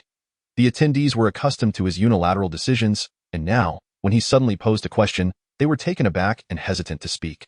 "Ziqiu, what are your thoughts?" Seeing no one else willing to speak, Wei Zhongli narrowed his eyes and called out, "Father, I believe we should take action." A scholarly young man stood up hesitantly. "Chenliu Ho is but a fool.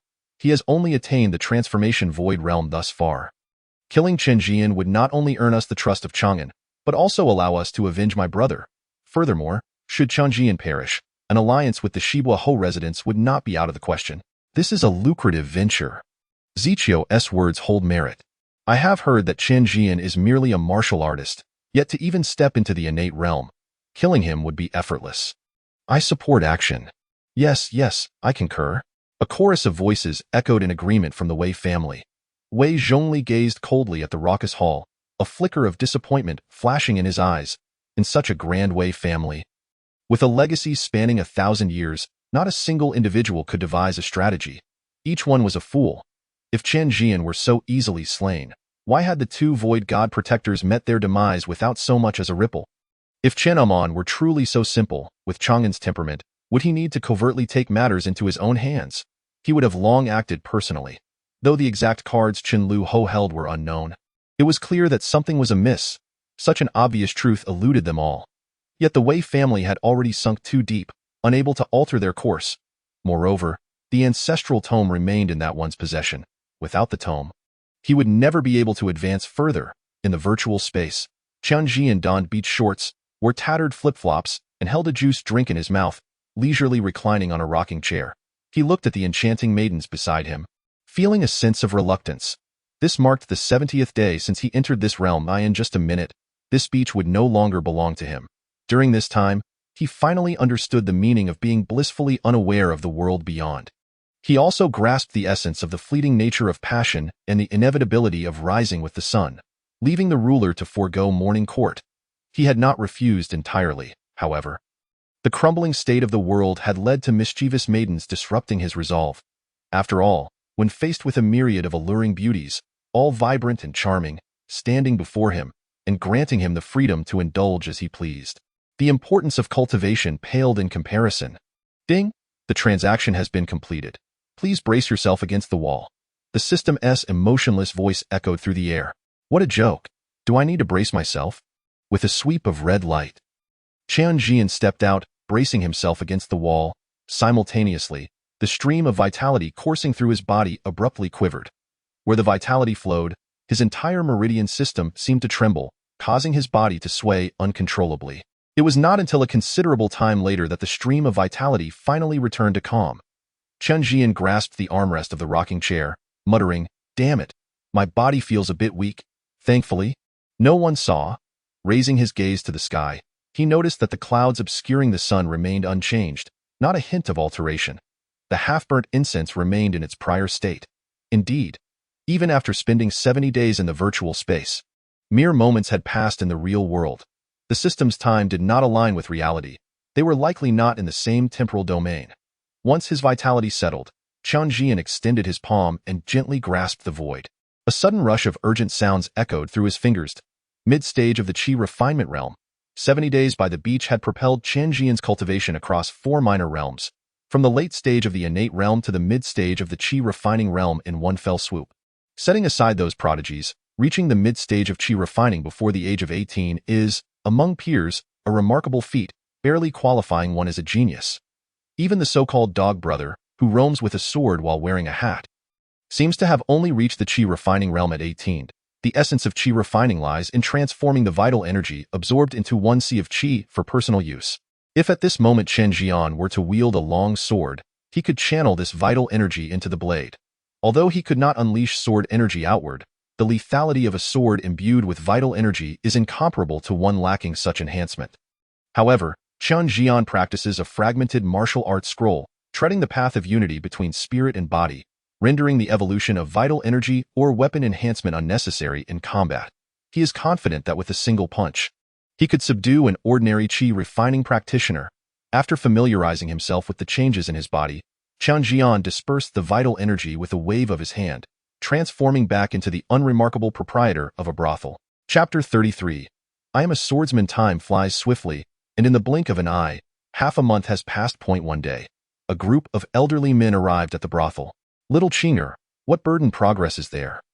It is merely someone ensuring your tranquility through the years. Casting his gaze over the frail and ailing individuals below, Chen Zhian let out a helpless sigh.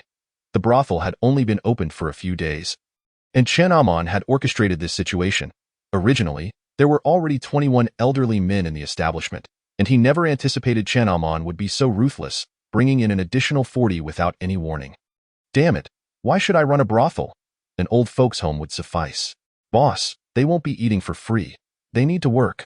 The elderly Yang, his hair graying, suggested with a flushed face. We could build houses on Fox Mountain. With endless accommodations to rent out, we could earn some money. During our free time, we could also pull carts, and wouldn't that generate income? Good heavens, didn't notice you were quite the expert. Chen Zhian shot a glare at the old man. To send a bunch of disabled, elderly men to pull carts, are you even human? With another sigh, Chen Zhian declared, Old brothers, Chen Amon is ungrateful. We cannot act unethically. Coming to the brothel is just like returning home. I, Chen Zhian, assure you, as long as the brothel stands, no one shall go hungry. Just like the previous group of old brothers, you will still serve as stewards and receive 5 taels of silver a month. Silence enveloped the space below. The 40 elderly men regarded Chen Zhian with scrutinizing eyes, seemingly in disbelief. Chen Zhian cleared his throat awkwardly, preparing to have Li Lanqing escort them away, when suddenly, old Yang's expression hardened, bellowing, You little brats. Don't you hurry up and thank the boss. Have you all turned mute? In unison, a thunderous chorus erupted. Yes, thank you, boss. Despite the mere 40 individuals, Their voices resonated like a thunderclap, nearly causing Chen Zhian to topple from the building. These old brothers certainly have loud voices. After a moment of silence, he beckoned Li Qinger to him and whispered, "Send the old brothers to the Chen Zhian building to oversee the gambling den, and let the old cripple lead. If there's any trouble, just let them lie down and claim their deaths. Make sure not to send them to the Dunka building again. I fear their frail bodies can't handle it." Li Qinger's lips twitched involuntarily as she recalled the scene from a few days prior, where the determined young Master Yang had finally won some money playing cards, only to be swindled out of 300 taels after colliding with the old cripple. "Boss, you haven't done a single thing yourself?" After muttering a few complaints, she cautiously led the group of elderly men towards the Chen Zhian building, wary of becoming a victim of fraud herself. Once the elderly men were sent off, Chen Zhian's expression turned somewhat complicated, and he softly inquired, "Old Seven, what do you think Chen Amon is up to?" "I have no idea," Lu Qi replied nonchalantly. "At the very least, she won't do anything to harm you." Chen Zhian was slightly taken aback, reflecting, "If you hadn't mentioned it, I wouldn't have realized I'm surrounded by so many formidable figures. Over 60 in the virtual realm, one in the divine realm, damn. Aren't even the princes of the Great Tang comparable to this?" Lu Qi snickered coldly. "Not just comparable. Of the 4 princes of the Great Tang, aside from the crown Prince Li Chengduing, the remaining 3 would find it remarkable to have even one protector in the divine realm. The 3rd prince, Li Chengyan, doesn't even have a single protector in the divine realm. Who knows where that nobleman gathered such powerful elders?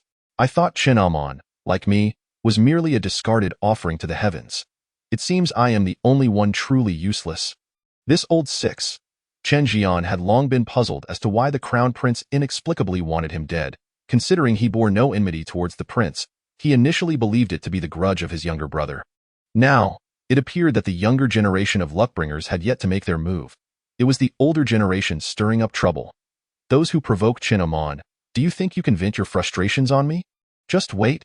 Letting out a sigh of indignation, Chen Zhian murmured, "The steward department, intelligence department, and logistics department of the brothel. They should officially commence operations. Otherwise, I feel like a deaf and blind person. Let us wait a few days." Lu Qi interjected, "Aside from the stewards, both Xiao Qinger and Chen Zhang are novices. Let them familiarize themselves with the military manual and financial management handbook first. You manage it as you see fit." Chen Zhian shook his head. He understood a bit about talent cultivation, but not much. Lu Qi was the true prodigy without a teacher. "There is one more thing," Lu Qi remarked coolly. "There are 2 divine realm beings on Fox Mountain who have been hiding for quite some time. Perhaps they are waiting for me to leave, and then they will come for you." "Come for me? Why didn't you say so earlier?" Chen Zhian's face darkened as he jumped up, retreating behind Lu Qi. He wondered to himself how he had remained low-key enough, yet inexplicably, people sought to harm him. Was this yet another plot by Chen Amon? All he wanted was to run a quiet brothel. Yet trouble kept surfacing. "Old 7, is there any way to bury them?" "Burial can be arranged, but currently, we don't know whose people they are. They want to kill me. Why should I care whose people they are?" Chen Zhian was furious, exclaiming, "Old 7, call upon Old Yang, and let's bury them together." "No need for Old Yang." Lu Qi replied indifferently, "They're merely 2 divine realm beings." As soon as he finished speaking, Lu Qi stepped forth, vanishing into thin air. Chen Zhian's eyes widened in disbelief as he watched Lu Qi's figure appear 100 zhang away in an instant. "Who goes there?" The air on Fox Mountain suddenly reverberated with 2 fierce shouts. 2 powerful beings in the divine realm ascended, one an old man in black robes, the other a young man in red. Lu Qi stood with his hands clasped behind his back in the void, stating, "You 2 intruders have crossed into the brothel. I shall escort you back to silence." "Arrogance." The old man in black snorted coldly, forming a profound seal with his withered hand, bellowing, "Tai Xian seal." As his voice fell, a demonic hand descended from the heavens, overshadowing a 3 zhang radius above Lu Qi. The oppressive force was so immense it left a clear handprint on the crescent moon lake. "Break." Lu Qi flicked his fingers, instantly manifesting a colossal azure hand. Boom! The demonic hand was shattered in an instant, and the azure hand continued its momentum, grasping the black-robed elder. Lu Qi stepped into the heavens, calmly stating, "Your speed is too slow. The Tai Xian seal is not to be used in this manner. Die." Just as the black-robed elder was ensnared by the azure hand, a brilliant flash of blade light surged forth, The blade light was like a galloping horse, instantly engulfing Lu Qi. The young man in red, wielding the sword, sighed, "Li Xiu Luo is here. Do you dare to be distracted? Have you not heard that once the Shura blade is drawn, a sea of blood will follow?" The red-robed youth was a sixth-ranked individual. Earlier, when Lu Qi had approached in the air, he had cautiously retreated a few steps. Seizing the opportunity amidst their battle, he unleashed his ultimate technique, the Shura blade. With this blade drawn, he was confident he could reduce this pretentious fool to mere pulp. Observing Lu Qi swallowed by the blade light, Li Xiu Luo sheathed his sword, lamenting, "Do not blame Li Xiu Luo. Once the blade is unsheathed, the slaughter is beyond my control." "Oh, is that so?" As the blade light dissipated, Lu Qi stood unscathed in the void. Grasping a common iron sword, Li Xiu Luo's expression shifted dramatically. "How could you be unscathed? Impossible. Absolutely impossible. This haphazard blade formation of yours is not that difficult to dismantle." Lu Qi looked down at the sword in his hand. Letting out a sigh, "There are always so many foolish people in the world, continuously redefining my understanding of stupidity." Having said that, he turned his head and declared loudly, "Boss, have you ever been curious about what path I practice? Watch closely. I am, in fact, a swordsman." As these words left his lips, the sound of the sword rang out sharply. A brilliant sword light sliced through the void, sweeping past Li Xiu Luo and even further, cleaving through the black-robed elder, ultimately striking the cliff face of Fox Mountain, leaving behind a bottomless sword mark. Wherever the sword light passed, vitality was extinguished, and all fell into silence. A gentle breeze swept through. The two divine realm beings, stiffly standing in the void, shattered like fragile porcelain, collapsing into a puddle of flesh. Chapter 34. Not a simple lot. What the hell? What the hell?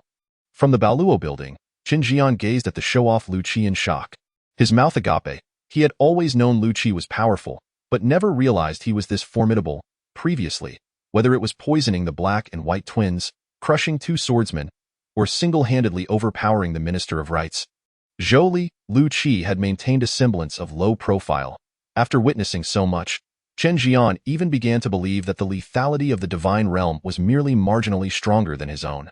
It was only now that he realized just how absurdly powerful Lu Qi truly was. If he were to unleash his full strength, I fear this brothel cannot withstand his sword's calamity. This young man is a bit too formidable. Old Yang, whose appearance was unknown to Chen Zhian, spoke with an unusual heaviness in his voice. "Old Yang, is it that all in the void god realm are this strong? Or is it just Lu Qi who stands out?" Chen Zhian turned his head to inquire of Old Yang. "It's hard to say." Old Yang replied gravely. "I suspect Lu Qi has not exerted his full strength, however. Even with just this one sword, he is already an exceptional presence among the void gods. If we must quantify it, take Li Xiu Luo, for example. If his lethality is rated at 1, then Lu Qi's sword would be 5. Li Xiu Luo, is he the one whose blade, once drawn, allows slaughter to reign? Chen Zhian had initially thought him a master, only to realize he was merely another who could be dispatched in a single strike. "Do you think he is weak?" Old Yang scoffed. "Li Xiu Luo, originally named Chu Feng, is the protector of the fourth prince. At just over 60 years of age, he has already ascended to the late void god realm. He is hailed as a once-in-a-thousand-years talent, and it is highly likely he will reach the transcendence realm within a century. The emperor has specially conferred upon him the Shura techniques, leading him to adopt the name Li Xiu Luo. He has been in the limelight these past years. Had it not been for Lu Qi," Chen Zhian's face stiffened. After all, he was proclaimed a once-in-a-century genius, understanding the distinction between a once-in-a-thousand-years and a once-in-a-century talent. He felt the weight of their significance. Entering the void transformation realm, with the growth of the Eon spirit, living for over 500 years is hardly a challenge. It is said that those who reach the transcendence realm can live for as long as 800 years. Li Xiu Luo, at just over 60, has already reached the late void god realm and is still in his youth. These young ones are indeed fearsome," Old Yang exclaimed, preparing to return to the Qinjin building. Just as he took a step, the old steward, whose hair was sparse and hands were tucked into his sleeves, suddenly appeared beside Chen Zhian. The steward glanced at the distant Fox Mountain and said quietly, "Little Sparrow, go to Jianke Alley and tell the fourth young master of the Li family that henceforth, Fox Mountain shall bear the Chen surname." Little Sparrow? Who is Little Sparrow? Chen Zhian looked at the suddenly appearing old steward in confusion. Just as he was about to ask, He noticed Old Yang's body had suddenly tensed, his hands flinging open from their previous relaxed position. He no longer resembled an elderly man at all. "Yes, Commander." After a sycophantic reply, Old Yang disappeared in a flash from the falling treasure building. He moved with astonishing speed. Chen Zhian opened his mouth but refrained from speaking. Goodness, the old steward was indeed no ordinary character. A void god realm expert appeared to him like a mouse encountering a cat. How many hidden talents does Chen A-man possess? Moreover, this old steward is incredibly bold. He dares to seize the fourth prince's hunting ground just like that? The old steward ignored him entirely, gazing thoughtfully at Lu Qi, who was returning through the air, and chuckled. "Young man, are you a disciple of the Tao?" Lu Qi narrowed his eyes slightly, returning the old steward's gaze for a long moment before replying, "I have not entered the Tao. Nor do I dare to consider myself one." The old steward shook his head. "What a pity! With your aptitude, had you entered the Tao?" Lu Qi interrupted him softly. "My heart is bound. Entering the Tao would merely make me another mundane person. The Great Way has myriad paths, and I shall follow my own." "You are quite confident." The old steward regarded Lu Qi intently before turning to Chen Zhian, chuckling. "Our young lord is fortunate to have you as a friend." Lu Qi replied with a gentle smile. "It is I who am truly fortunate to befriend the boss. Old sir, there are matters to attend to in the building, so I shall take my leave." Lu Qi performed a gesture of respect and turned to depart. The old steward stepped aside, not acknowledging the bow. After Lu Qi had walked far away, the old steward spoke again. "Young lord, the Marquis instructed me to tell you, in Chang'an City, there is no need for such trivial caution. Those capable of killing you would not dare. And those who would dare lack the ability. Unless, one day, he meets his demise. Understood?" Chen Zhian sighed. He had always preferred to avoid the Chenliu Marquis' household. On one hand, as a family member of the fated child, the deeper the affection, the quicker the demise. On the other hand, he was not truly Chen Zhian. He instinctively resisted forming deep ties with the original's family.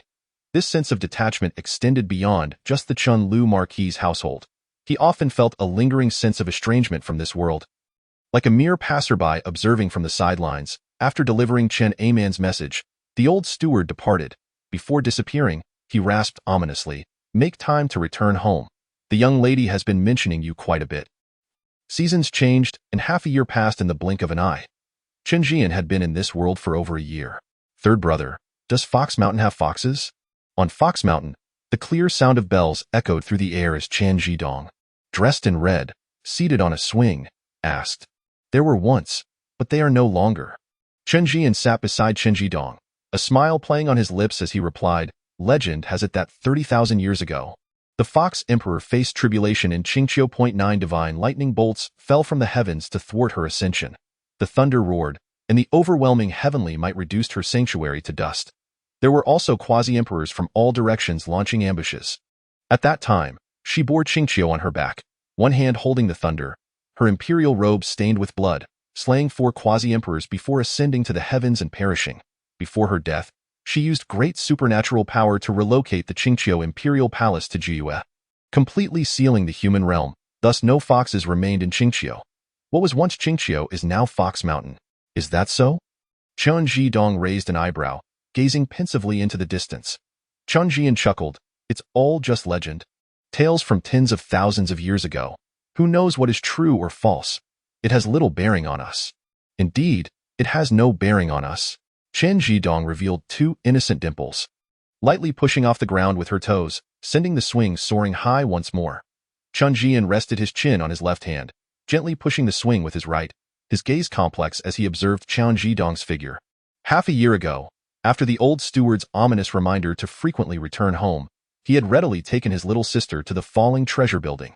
He had watched as Chen Zhidong stepped boldly into Fox Mountain, and with but a glance, she had sent the 4th prince's tamed beasts trembling in fear. Celestial steeds, barbaric beasts, and demonic birds all appeared meek as lambs before her, willing to kneel and kiss her feet. In the competition for the privilege to carry her while patrolling the mountains, even herbivorous celestial steeds had turned carnivorous, daring to bare their teeth at the winged tiger with white tiger blood. Countless battles ensued in the vast expanse of Fox Mountain. She had undeniably become the uncrowned queen. It was only then that Chen Zhian realized the extent of his own perceived prowess within the entire Chenliu Marquis' household. Apart from himself, who was genuinely lacking. Everyone else was a concealed gem, not a single one to be underestimated. Chapter 35. You know nothing of the sword path after spending some time with his little sister. Chen Zhian waved his hand, and a large bird descended from the sky. This bird had awakened a hint of the golden-winged Great Peng's bloodline, its wings stretching nearly 10 feet wide. And it was the strongest creature atop Fox Mountain. Since Chen Zhidong had entered Fox Mountain, it had become Chen Zhian's mount. Chen Zhian expertly leaped onto its back, and the bird shook its body in displeasure before affectionately nuzzling Chen Zhidong's hand, then flapping its wings to soar towards the falling treasure building. Upon returning, Chen Zhian tossed the bird a silver knife fish. The bird disdainfully glanced at it, then flew off in a huff. If it weren't for the beast master, it would hardly have paid this human any mind. Accustomed to the bird's attitude, Chen Zhian was not angered. He picked up the silver knife fish from the ground, deftly flipping his wrist to reveal a fish-slicing knife. In a flash, a plate of pristine fish sashimi was laid out before him. He then poured himself a sip of wine imported from the Buddhist realm, savoring it before picking up a piece of fish sashimi, dipping it in spicy sauce, and reclining in a rocking chair to peruse the intelligence report for the day. 3 months prior, the intelligence department of the brothel had finally been established successfully, with Li Qinger at the helm, compiling the latest news daily into a report delivered to the falling treasure building. Now, throughout Chang'an City, aside from the emperor's listening wind tower, the brothel had become the most informed, as it oversaw the night lives of the city's elite and practitioners. After all, with diligent inquiries and organization, many pieces of information couldn't be avoided. Old Minister Zhou is critically ill. His Majesty the Emperor has bestowed a blood elixir upon him to prolong his life for 3 more years. Chen Zhian's eyes narrowed as he read the contents of the report. Previously, he had forcibly demanded 80 yuan stones as compensation from Zhou Li, believing the Zhou family would not let the matter rest, yet they had remained inactive. Now it seemed the mighty tree was on the verge of collapse, leaving them with no energy to trouble him. The true helm of the Zhou family was never the current minister, Zhou Jun, but the old minister Zhou, who had served 2 emperors. He was one of the few elders who had followed the founding emperor. And apart from the matriarch of the Western Marquis household, he was the last remaining figure still clinging to life. The emperor, in his display of benevolence, had always treated such surviving old-timers with the utmost respect. As long as he lived, the Zhou family would not fall. Yet for the sake of a man destined to live only a few more years, the emperor had perhaps gone a bit too far in his benevolence. The blood elixir, a miraculous treasure capable of snatching lives from the hands of the king of hell, was not something the royal family possessed in abundance. Turning to the next page, he found news of the second prince.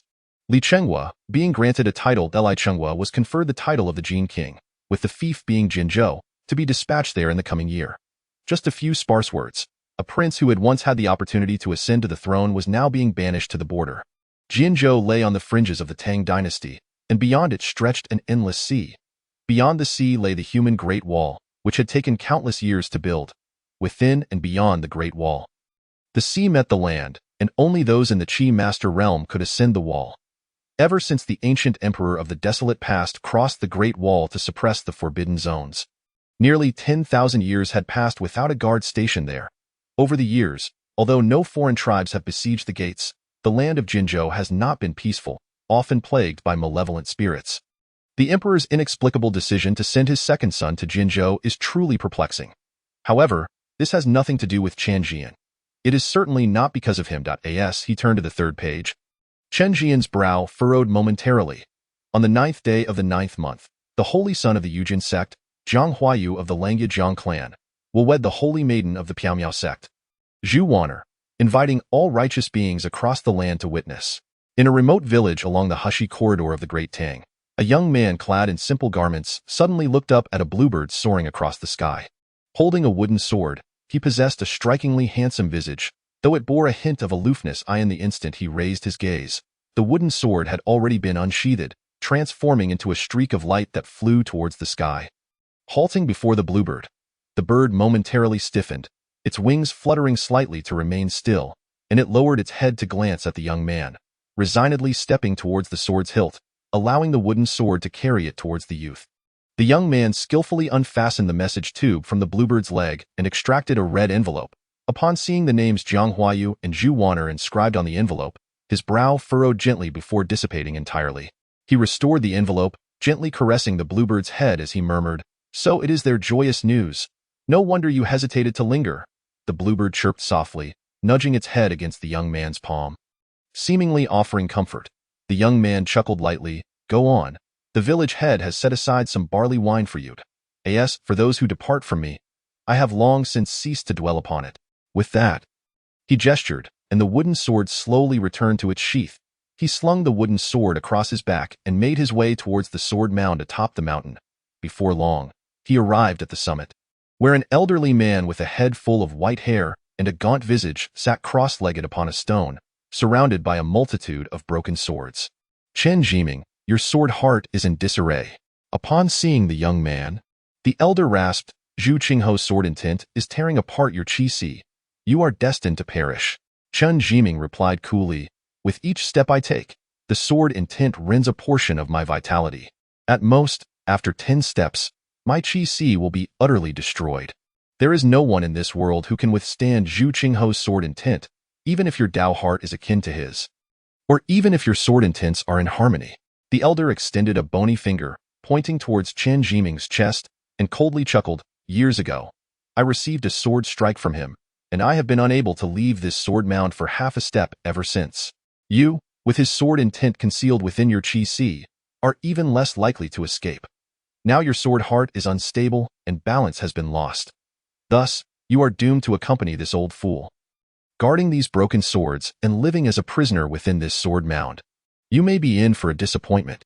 Chen Zhian replied coldly, you have spent your life chasing after his footsteps, while I, from the very beginning, have walked my own path. To imitate another is to live, to resemble another is to die. You wouldn't even know how to copy the answer. You understand nothing of the sword path. Ha ha ha. In my day, I challenged swords 3,000 times without a single defeat. You dare to say I know nothing of the sword path? Ha ha ha. The elder suddenly burst into laughter. As his laughter echoed, the thousands of broken swords within the sword mound trembled violently, their sword chi crisscrossing as though they were about to rise from the ground at any moment. Chen Zhian gazed calmly at this spectacle. Only when the elder's fury began to subside did he speak plainly. I can take you away. Ha ha ha, ha ha ha. You little thief, have you become foolish from practicing the sword? I have battled with it for over 500 years, and could only extinguish a fraction of its sword intent. You claim you can take me away? The elder seemed to have heard the most absurd joke in the world. Ha ha ha, ha ha ha. Chen Zhian merely regarded him, his fingers twitching as a wisp of faint sword chi flickered at his fingertip. Upon witnessing this scene, the elder's laughter abruptly ceased, and after a moment of silence, he rasped, Young Master Chen, feel free to propose your conditions. Chen Zhian stated, I require a sword attendant, one capable of withstanding a holy weapon, for 20 years. And what comes after 20 years? The elder inquired. Chen Zhian replied as if it were self-evident, if I cannot become invincible beneath the saints within 20 years, what purpose is there in practicing the sword? Chapter 36. The way cannot be spoken. The elder's face twitched. Over 500 years ago, he had ascended to the realm of the true return grandmaster, mastering the art of swordplay that surpassed all within the Great Wasteland, being hailed as the foremost sword master most likely to achieve sanctity through the sword after Zhu Qingho. Yet, even he, with such extraordinary talent, had languished for nearly 200 years before reaching the true return realm. To become invincible beneath the saints in just 20 years was something even the resurrected Zhu Qingho could not accomplish. Only the ancient emperor who suppressed the invincible of that era millennia ago might have had such potential. This young man, merely at the completion stage of the void transformation realm and a half step toward the void god realm, dared to make such confident and presumptuous claims. For a moment, he found himself at a loss for words. After a prolonged silence, the elder rasped, I can serve as your sword attendant, but my qi has been destroyed, and in this half-damaged body, I can only wield my sword thrice. Agreed. Chen Zhian's wooden sword flew forth, tracing an arc in the air and positioning itself in the void. In an instant, the thousands of broken swords, which had calmed down within the sword mound, erupted once more into chaos, buzzing and trembling as if bowing before the King of Swords. Align. Chen Zhian commanded, and in that moment, countless brilliant sword lights surged towards the wooden sword. The terrifying sword chi erupted from within the elder, roaring forth like a tumultuous sea. The elder gazed in astonishment at this scene, his voice trembling. So this is Zhu Qingho's true sword, and you are capable of bearing it. Simultaneously, In the small village, the old village head raised his gaze towards the direction of the sword mound, his brow furrowing slightly before relaxing once more. He murmured, "This day has ultimately arrived. I have never witnessed two individuals whose paths align so perfectly. Were it not for their divergent souls, I might even suspect he is the reincarnation of the swordmaster." Chirp! The bluebird rolled its eyes and spread its wings, flying towards the sword mound. Clang! With the sound of a sword ringing, the wooden sword descended upon Chen Zhian like a mountain. Chen Zhian reached out to grasp the hilt, instantly being forced to kneel upon the ground. "Rein in." Chen Zhian half knelt, gripping the sword hilt tightly as he shouted coldly. The wooden sword immediately began to struggle violently, its unmatched sword chi surging forth, attempting to shatter this ignorant youth. The elder's eyelids twitched, his face a mask of shocked. At this moment, the wooden sword had absorbed the sword chi left within him by Zhu Qinghe, along with the sword intent from the entire sword mound, and had already ascended to the ranks of holy weapons. Its overwhelming might meant that not only a half-step void god youth would suffer, but even a true return grandmaster would find it unbearable. A gentleman conceals his weapon within himself, waiting for the right moment. This lad has treated himself as a furnace, nurturing sword intent, enduring the pain of 1,000 swords piercing his heart each day. I have traversed the Great Wasteland for hundreds of years, yet have never seen someone so ruthless towards themselves. The confrontation between one person and one sword persisted. Chen Zhian's complexion gradually lost its color, while the sword chi emanating from the wooden sword began to wane, flowing into Chen Zhian's chi and transforming into a small jade-carved sword. Pfft. After a brief moment, Chen Zhian suddenly coughed up a mouthful of blood. And then, with renewed vigor, he straightened his half-kneeling body. Wiping the blood from the corner of his mouth, he flashed a grin and casually slung the wooden sword back onto his back. At that moment, the wooden sword no longer exuded any trace of oppressive force. Its brilliance was retracted, resembling an utterly ordinary sword. "We may depart now, sword sovereign." The elder gazed at Chen Zhian with a complex expression, astonished that the sword intent that had imprisoned him for over 300 years had indeed been absorbed into this young man's body. This youth appeared frail, yet in reality, he was akin to a furnace that could explode at any moment. Should he fail to contain the sword intent within him, Zhu Qinghe's explosive sword would unleash devastation across a vast expanse, and beneath the saints, none would likely survive. "How did you accomplish this?" he asked hesitantly during their descent. Chen Zhian casually replied, "I desired to do so, and thus I did." The elder was rendered speechless, remaining silent for a long while before inquiring, "Are you Zhu Qinghe?" "I am not," Chen Zhian stated. "When you perceive the truth, you will realize that all things merely converge upon the same destination. Among the myriad paths, the sword path possesses the greatest lethality. Thus, I deciphered Zhu Qinghe's sword intent and glimpsed its true essence. Just as with your sword drawing technique, you pursue the ultimate speed, yet you always fall just short of Zhu Qinghe. It is not due to a lack of speed, but because you have not grasped the essence of the sword path." The elder inquired, "What is the essence of the sword path?" "It cannot be spoken." Chen Zhian extended his palm, allowing the bluebird to alight in his hand, and slowly said, "The way cannot be articulated. The truth I perceive cannot be taught. However, you may attempt to slow down." The elder appeared contemplative, and after a lengthy silence, he quietly said, "My surname is Li. From now on, just call me Old Li." "All right, Old Li." This day has ultimately arrived. In the village, the old village head, stooped in posture, gazed at the wooden sword slung across Chen Zhian's back. His murky eyes filled with melancholy. The world is well aware that Zhu Qinghe cleaved the sky with a sword, slaying the divine beings seeking to descend upon the mortal realm. Yet, few know the price the sword gate paid for this. With that strike, Zhu Qinghe borrowed the swords of the world, joined by 3,000 sword cultivators from the sword gate, to challenge the human race at the Great Walled At that time. The sword chi gathered to form the cleaving sword that struck down the approaching quasi-emperor deity, securing peace for the Great Wasteland for hundreds of years. Yet, those sword cultivators never returned.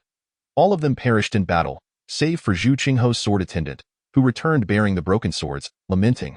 Thereafter, the sword gate sealed itself, vanishing from the world. The present sword gate is merely an ordinary village. 6 years ago, when Chen Zhian appeared in the village, causing the wooden candle to resonate, the old village head knew that one day he would depart. He just never anticipated that this day would come so swiftly. "Are you leaving today?" The village chief suddenly spoke up. "We shall depart today." Chen Zhian replied softly, "I apologize, but I cannot remove the wooden candle at this moment. It is essential for carrying the sword intent of my qi. The wooden candle has chosen you. You are indeed its companion. So there is no need for apologies." The village chief attempted to stroke the wooden sword, but it emitted a buzzing sound, compelling him to withdraw his hand awkwardly, sensing the slight awkwardness in the atmosphere. Chen Zhian cleared his throat, saying, "It can be a bit mischievous." The village chief concealed his disappointment, stating, "It is time for the youth to venture forth. In recent years, no one from the sword sect has roamed the world. And perhaps the world has forgotten our existence. Out there, I shall not concern myself with the petty squabbles among peers, but should anyone dare to bully the weak, you may wield the sword on behalf of the world. Although I am but a useless old man, dealing with those good-for-nothings is still within my capabilities." Chen Zhian was momentarily taken aback. He had spent 5 years in the village, during which he had generally enjoyed harmonious relations with most villagers and had even been unanimously elected as the village's private tutor. However, his interactions with the village chief had been infrequent, and he had often thought the chief harbored a dislike for him, as the chief would usually greet him with a stern expression. He never expected that just before his departure, the chief would express such words. Chapter 37. The talents ranking the old village chief seemed to see through his confusion and, with a frown, said, "Anyone would be displeased when confronted by a scoundrel who abducts their friends. The young ones are waiting for you at the village entrance. Go bid them farewell. Village chief, the sword sect will not be forgotten." Chen Zhian bowed deeply to the village chief and, after a long pause, turned to walk towards the village exit. There, a group of boys and girls, around 12 years of age, looked at him with reluctance. As he surveyed the youthful faces, a fleeting smile crossed Chen Zhian's pale visage, only to be replaced by a grave expression. With a stern demeanor, he addressed them, "Zhu Taiye, Li Qinghuan, Jiang Zhuhua, Yu Manzhong. I recall that Mr. Zhang's class on the Great Wilderness Prohibition has commenced. Why are you not in the private school?" The students lowered their heads, too timid to meet his gaze. Only the female student Li Qinghuan, with tears in her eyes, said, "We cannot bear to part with you, sir. Will you not stay?" Chen Zhian walked over, giving each of them a gentle rap on the head, followed by a tousle of their hair. Weeping children cannot become sword cultivators. The students forced smiles that looked more pitiful than tears.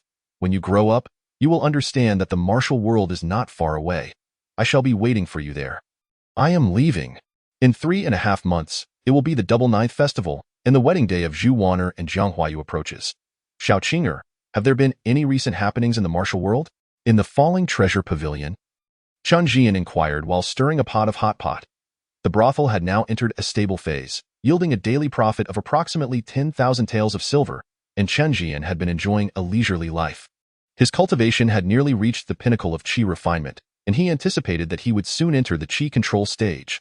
Li Qing'er sliced a piece of snow-white Kueyang beef and tossed it into the pot. Responding with familiarity, the second son of Hejian, Wei Ziqiu, has entered the qi control stage in Chang'an, becoming yet another prodigy to attain this level before the age of 30. On the day he achieved this, the second prince, Li Chenghua, gifted him 2 shark pearls to help him stabilize his realm. The crown prince, Li Chengdong, presented him with a green dragon spear, rumored to be a relic of the eunuch Wei Zhongxian from the previous dynasty. Recently, he has gained quite a bit of fame in Chang'an. The sword sect and the mysterious sect have launched a talents ranking, compiling the elites of the Tang dynasty under 30. Wei Ziqiu barely made the list. Ranking 52nd, at the top of the list is a young Taoist named Zhao Wuji, merely 20 years old, already a half-step into the Void Realm. It is rumored he is a contemporary figure of the Taoist sect. The second place is the second prince, Li Chenghua, 27 years old and at the pinnacle of qi control, capable of battling above his level, rendering typical Void Realm opponents powerless. The third is Jiang Huayu, 26 years old and also at the pinnacle of qi control, known in the martial world as Jiang Tanyue. Is said he has already nurtured his sword intent, making him invincible within 10 steps of his realm. The fourth place goes to the saintess of the mysterious sect, Zhu Wan'er, who is reportedly in the late stages of qi control and can slay Void Realm opponents when combined with Jiang Huayu's sword. The fifth is Shui Ern of the Silver Spear, the young master of Beima Villa in Hadong, whose mastery of the Silver Spear is said to be extraordinary.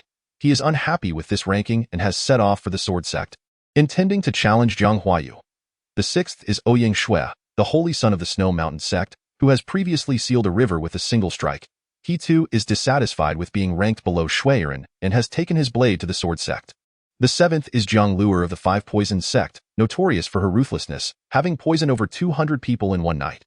The 8th is Tai Jianwang Songyang, 29 years old, with a record of slaying 2 Qi control experts with one strike. The 9th is Liu Meier, who utilizes Master Lu's flower plucking technique and has recently eliminated numerous flower thieves. Finally, the 10th is Go Yu Quan, the young lord of the Wuan Marquis family, who is known in the martial world as the Butcher. He has entered the martial world for less than half a year, having already slaughtered 79 bandit camps. Dog Brother? Chen Zhian raised an eyebrow. I did not expect Dog Brother to have gained such notoriety so quickly. He must have recovered from Li Chengxian's blow. Chen Zhian sighed and then inquired, is there any news regarding my second brother? There is no news of the second son. Li Qing'er replied curiously, isn't the second son you see wasted? Leaving him forever estranged from the path of the Grand Tao. The ruckus caused when the saintess of the mysterious sect, Zhu Wan'er, went to the Marquis's residence to break off the engagement was quite notorious. Even I have heard of it. Chen Zhian cast her a glance. With our elder brother around, do you think a wasted qi is a significant issue? Li Lanqing was momentarily stunned, recalling the scholar who had rescued her from the drunken guest house. She shook her head. Indeed, with the eldest brother present, it seems that nothing is truly a big deal. Although they were unaware of the true cultivation level of the reclusive figure from Chenliu's residence, both Chen Zhian and Li Qing'er felt as if there was nothing in the world that could pose a challenge to him. Speaking of the eldest brother, that fierce woman from White Tiger Street has been frequently wandering around Hesitation Alley lately. I suspect she has her sights set on the eldest brother. Boss, should we invite Master Lu to give her a little shock? Chen Zhian set down his chopsticks, shaking his head with a smile. Zhang Baihu is a clever person who knows her limits. If she truly intends to take action, I would welcome it. However, it seems unlikely.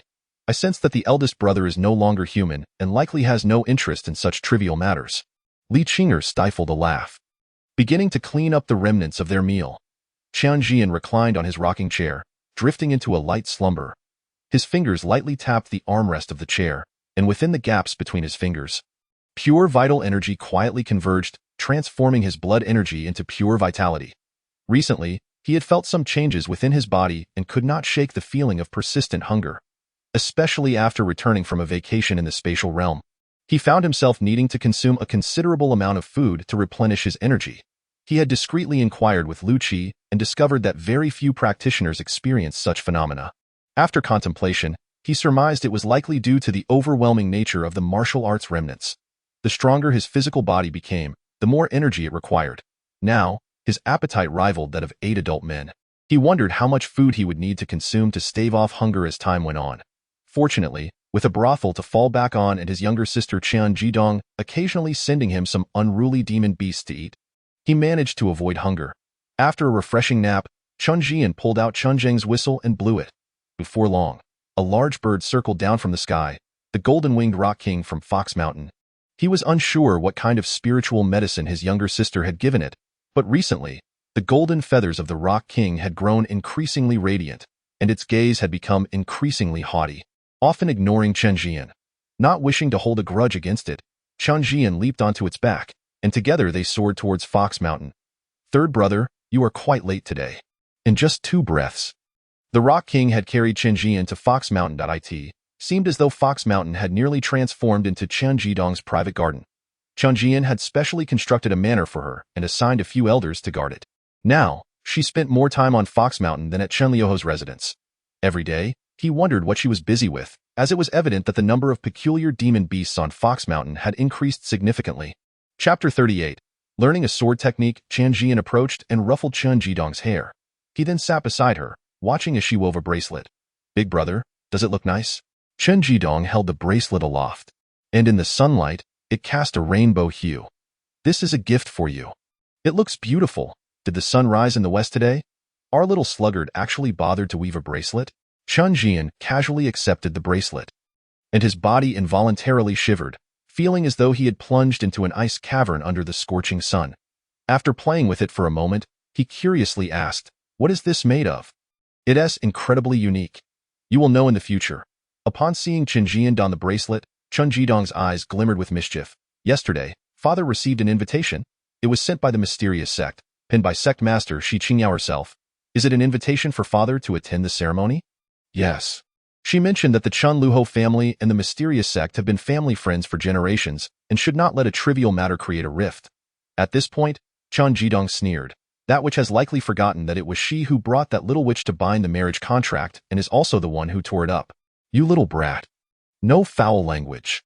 Chen Zhian gave Chen Zhian a playful rap on the head, pondering for a moment before asking, what did father say?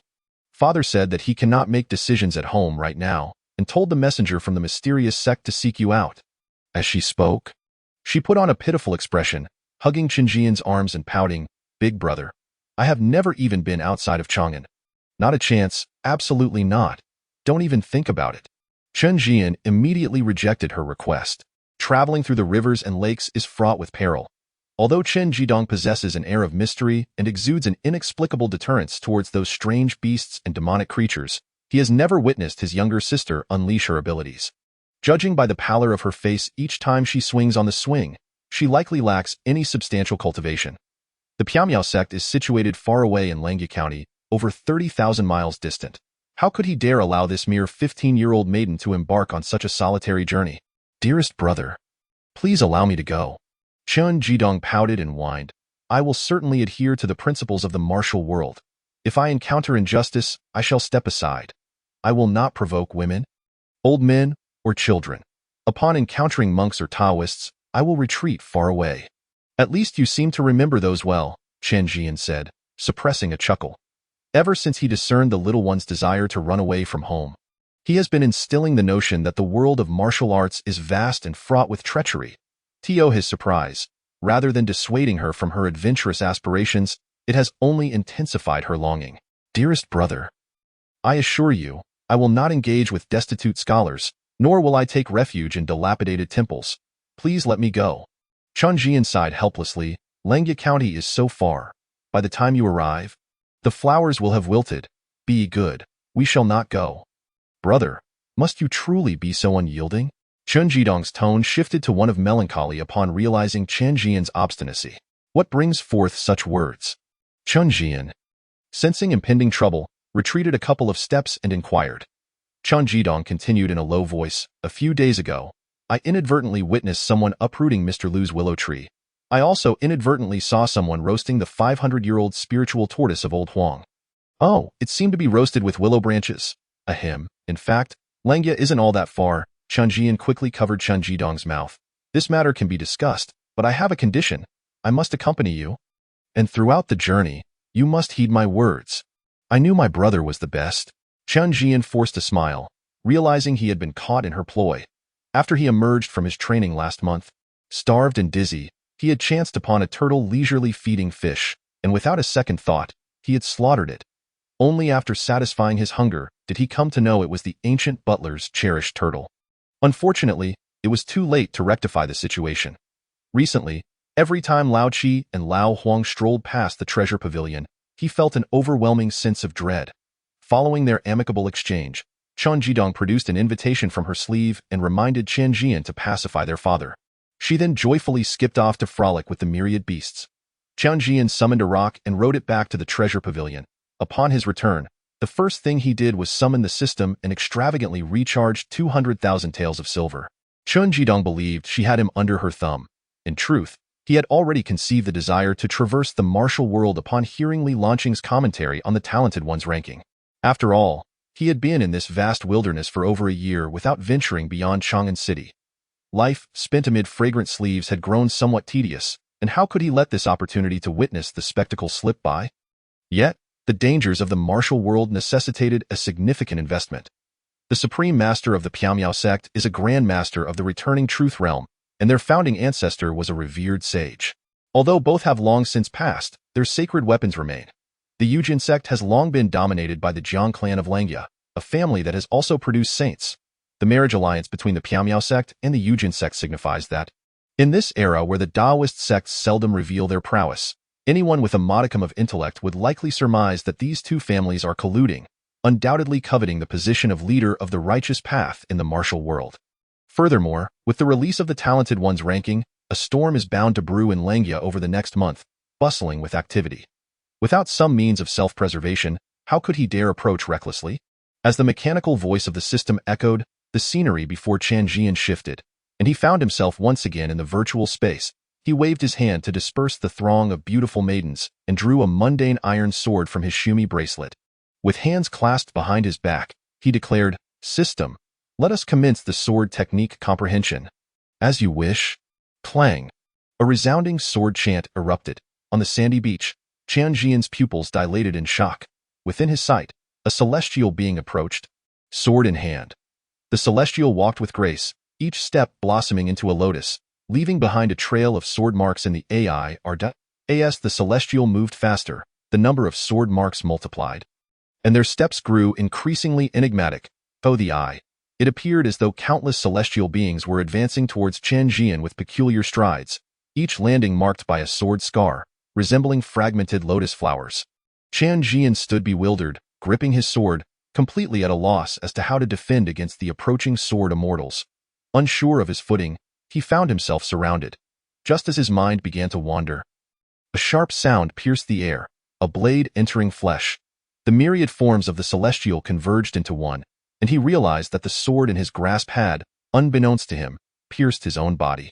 Beep. The first technique of the sword manual, 8 steps to chase the cicada, transaction complete. Chen Zhian slumped to the ground, gasping for breath. In that fleeting moment, he truly believed he had met his demise. Is the sword manual truly so formidable? Why do I feel something is amiss? After sitting for a while, Chen Zhian propped himself up with his sword and inquired in confusion. "The sword has no fixed form," the system's mechanical voice replied, considering the host's mediocre talent and average comprehension. The system has provided a complimentary analysis of 9 variations. Chen Zhian shook his head in bewilderment, ready to question further when the system continued. The 9 techniques of the sword manual represent the system's optimal solution for the host. Not a definitive answer. Each individual perceives the sword path differently. Chen Zhian may have comprehended 9 techniques from the manual, or perhaps only one. Understood. Chen Zhian nodded, contemplating for a moment before hesitantly asking, "Could I have another go?" Silence enveloped the beach. After a considerable pause, the system's emotionless mechanical voice sounded. "The system is reanalyzing the host. The host's talent is inadequate, unable to comprehend sword intent. Analysis complete. Redefining the sword manual. The first technique, 8 steps to chase the cicada. Please, host, thrust the sword leftward 5 steps. 5 days later, in the virtual space, a gentle breeze swept through. Chen Zhian's long robe billowed as his body abruptly swayed to the left and then reappeared on the right, leaving countless disordered footprints in the sand. He epitomized the essence of unpredictability and surprise. As the last wisp of breeze faded, he stood 10 zhang away, sheathing his sword, with hands clasped behind his back. Chen Zhian proclaimed, "System, I have grasped the essence of 8 steps to chase the cicada. With a few more days of practice, I shall master it. Seems my aptitude may not be as lacking as you suggested." The system remained silent for a time before finally responding, "In the realm of swordsmanship, if the world's comprehension is 10 portions, Chen Zhian occupies 12 portions, while the host is still lacking by 2. Chen Zhian scoffed, utterly unconvinced. He resumed practicing 8 steps to chase the cicada. Outside the long pavilion, by the ancient road, the once great sword master, now reduced to a mere sword attendant, oldly, squatted on the ground, holding 2 burnt sweet potatoes. Not far away, Chen Zhian rummaged through a pile of corpses, a genuine smile lighting up his face each time he unearthed a piece of silver. This marked their 13th day since leaving the village. Along the way, 7 unfortunate bandit groups had fallen beneath Chen Zhian's sword. It wasn't that they were oblivious to the danger of provoking someone they shouldn't. Rather, they simply couldn't withstand the calamity that befell them. "Young master, the bandits in Hushy Corridor are one thing, as we merely pass through. However, here in Hadong, is it worth the trouble to go out of our way for a mere handful of silver?" Oldly finished the 2 burnt sweet potatoes and, seeing Chen Zhian tirelessly scavenging corpses, couldn't help but voice his frustration. He simply couldn't comprehend the young man's mindset. If he truly desired these trifling possessions, with Chen Zhian's swordsmanship, he could be a guest of honor anywhere, without needing to lift a finger. Just a hint of his sword skills would have the aristocratic families lining up to shower him with gold. Why bother with these destitute bandits? You wouldn't understand. Chen Zhian carefully placed the 12 taels of silver he had scavenged into his pouch and checked it once more before leisurely stating, Money given by others feels too hot to hold. Only what I earn myself brings peace of mind. Our Chen family has been impoverished for generations. We are weary of poverty. Oldly twitched at the corners of his mouth. Don't pull that on me.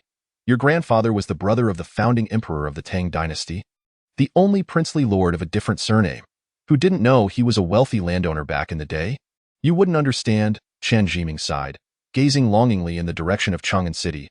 The old man may have had wealth, but who could have predicted he would have such an unreliable son? Let us depart. I have heard that there is a group of bandits in Yinding Mountain. When we are wealthy enough, we shall take a detour. In the Hejian of the Tang dynasty, a scruffy man adjusted his green hat and gazed longingly at the whiteness above. The girl on the upper floor caught sight of him and slightly lifted her skirt. The man's heart fluttered at this gesture, and he unconsciously stepped forward. Suddenly, he noticed the disdainful gaze of the servant at the door, reminding him of his empty purse, which extinguished most of his ardor. Without a backward glance, he turned and left, muttering to himself, "Indeed, there is nothing good in the rivers and lakes. The only redeeming quality is the legs of the girls." Soon after, the man arrived at a dock, where a boatman approached him, whispering, "Old dog, I have news regarding the matter you asked me to investigate." The man eagerly inquired, "What did you find out?" The boatman lowered his voice. In the year 927 of the Tianqi era, Hejian suffered a flood, not due to natural disaster but rather a calamity brought by demons. A dragon attained enlightenment and sought to ascend to the sacred realm, causing the waters of the great marsh to inundate Hejian, resulting in the displacement of millions. During that time, chaos was imminent. Those with malicious intent attributed this calamity to the moral failings of the previous dynasty's emperor, claiming it was a divine punishment. Thus, the founding emperor of the current reign took up arms, declaring himself ordained by heaven to eradicate the scourge of Yang. The rugged man furrowed his brow and inquired, "What does this have to do with what I asked you to investigate?" The ferryman shook his head in silence. Extending 2 fingers, the man retrieved 2 pieces of silver from his pocket and handed them over. Only then did the ferryman continue. Legend has it that at that time, the dragon had already glimpsed the path to divinity, mere moments away from transforming from a serpent into a dragon. Just as it was on the verge of this metamorphosis, a great master of the human race appeared out of thin air, crossing countless miles, and slew it in the wild. That great master is likely the one you seek. Is this information reliable? The man patted the sword at his waist, his voice menacing. If it's not, I expect a refund.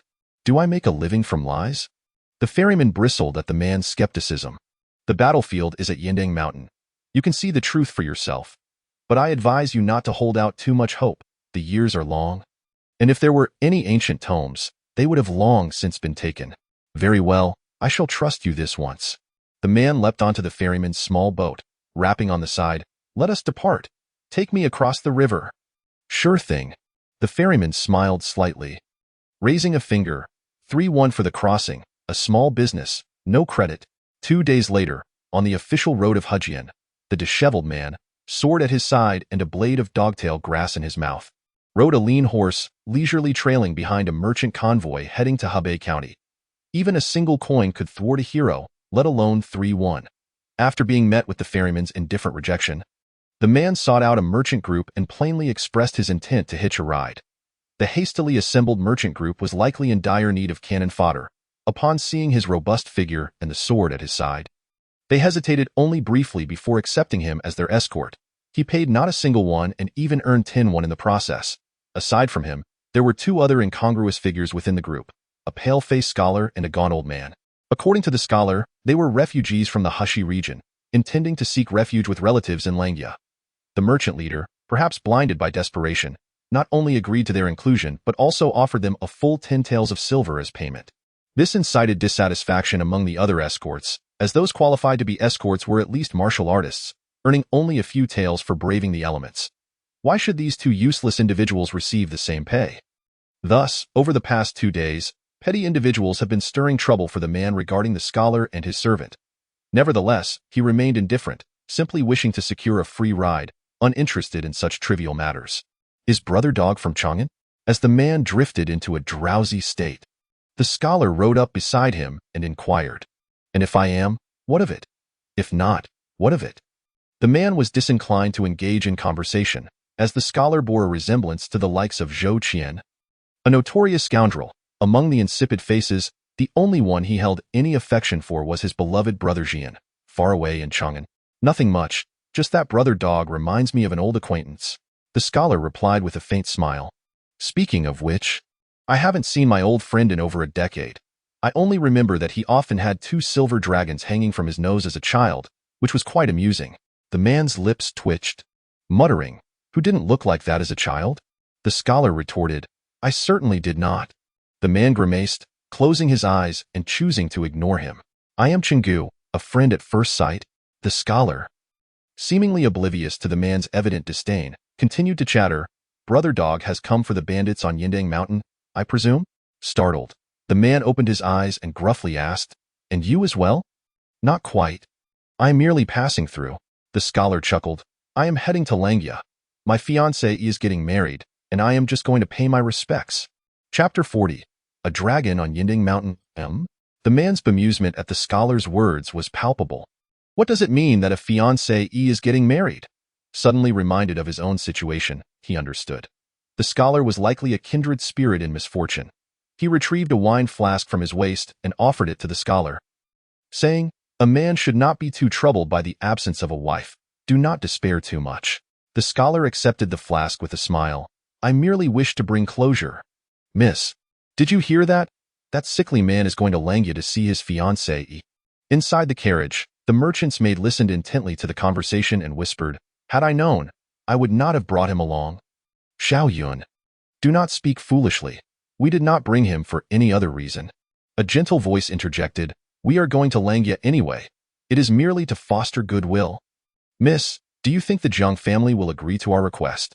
The maid, recalling her family's plight, grew worried and asked, "Is there truly no justice in this world? We have done nothing wrong. It is futile. Who would offend the Zhang family of Langya and the Piaomiao sect for the sake of a mere Zhong family?" The young lady's eyes glistened with unshed tears as she murmured, "All our petitions have been returned." Chirp, chirp, chirp. Just as the maid and the young lady lamented in the carriage, the forest suddenly erupted with birdsong. Upon hearing the sound, the disheveled man abruptly lifted his head, his eyes piercing like blades as they scanned the forest. "Enemy attack." Whoosh whoosh. Before he finished speaking, 2 arrows pierced through the dense foliage, followed by a rain of arrows. "Protect the lady."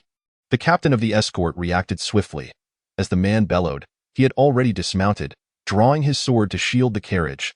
He unleashed a flurry of blades, creating a protective barrier, while the other escorts formed a tight wall with their weapons to block the incoming arrows. Yet, there were simply too many arrows, and several still managed to slip through the barrage. Whoosh! Whoosh! 2 arrows pierced through the escort ranks, heading straight for the carriage. The captain's eyes widened in horror as he attempted to leap forward to save them, but there was no time. Swish!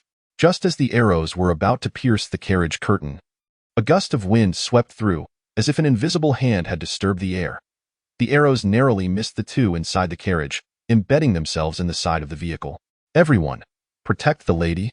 The captain, unable to relax, leaped onto the carriage, positioning himself with his sword ready. The disheveled man, witnessing this, howled, "Boss Zhong, I can repay the 10 when I owe you. From here on out, we part ways." With that, he drew his sword and charged like a colossal beast into the dense forest. Stirring up a cloud of dust, facing the rain of arrows head dash on in the forest, the rain of arrows abruptly ceased. He is channeling his energy outward, moving with it. He is indeed a master of the chi control realm.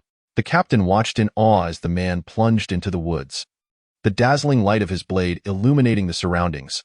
Cold sweat poured down his back, a mix of fear and relief washing over him. He had not anticipated that a rough man picked up from the roadside would be a master of the chi control realm. Over the past few days, he had scolded this man more than once. Inside the carriage, the maid, still shaken, murmured, "This uncle is surprisingly powerful. Had I known, I would have given him those 10 taels."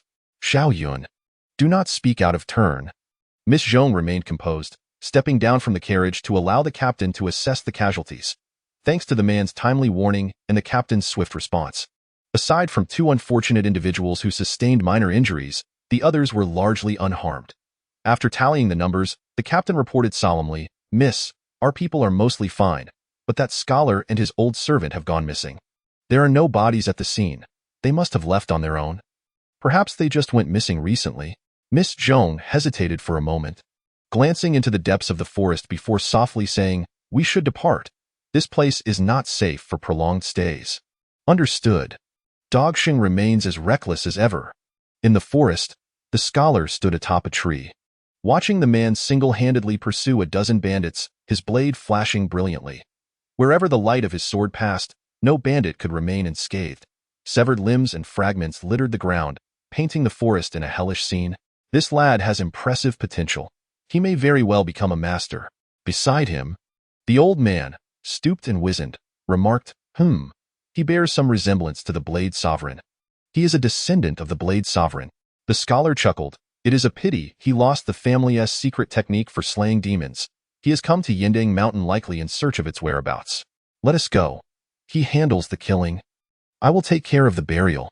Big brother, help, please." At the stronghold of the 12 bandits of Yindang Mountain, a blood-soaked bandit stumbled into the lair. He was the leader of the recent ambush. A practitioner of the innate realm, a rarity in a den where the average level was merely third-rate martial artists. Unfortunately, he had crossed paths with Go Yuquan, ranked 10th on the list of prodigies. Known in the martial world as the Butcher, leaning against a chair of loyalty and righteousness, the bandit leader had yet to express his anger at the staggering figure that burst through the door when he suddenly witnessed a brilliant flash of the blade. His comrade's head rolled away, and crimson blood splattered onto the roof, resembling blooming roses. Behind the headless corpse stood a towering, blood-drenched figure, coldly regarding him with his blade. Gripping the chair for support, the bandit leader summoned all his strength to suppress his fear and feigned calmness. "Brother, we of the 12 bandits of Yindang Mountain have not wronged you, have we?" Go Yuquan flicked the blood from his blade and grinned. "No. It's just that you are out of luck. I have taken a liking to this place." Upon hearing this, the bandit leader smiled obsequiously. "We can leave." "Too troublesome." Go Yuquan cast a sidelong glance at the stronghold, his eyes landing on a scar carved into the stone wall, the thick brows instantly raised. "Or perhaps you could offer me an indomitable reason." The bandit leader fell into silence. In this lifetime, he had lost all sense of morality, committing countless acts of heinous violence, pillage, and murder. The only good deed he could recall was saving a dog when he was 3 years old. Yet that dog ultimately met its end at his hands as well. He pondered whether that could truly be counted as virtuous. "It seems you believe you deserve death yourself." Go Yuquan chuckled. He slowly lifted the blade known as Zhankin from the ground. "Wait," the bandit leader exclaimed in panic. "Last year, during a raid on a merchant convoy, I did not slaughter them to the last man as before. I not only let them go, but even escorted them part of the way. This is proof that my conscience is not entirely lost." The truth of last year's events was, of course, far from this. The reason he spared them was not solely due to a twinge of guilt, but also because among the convoy was a fearsome female warrior who had persistently regarded him with malicious intent. "I'm afraid you've missed your time." Go Yuquan drew his sword. A brilliant flash of blade light streaked across, and the bandit leader, at the late stage of the Qi refinement realm, was instantly torn asunder, leaving nothing but a gruesome mess behind.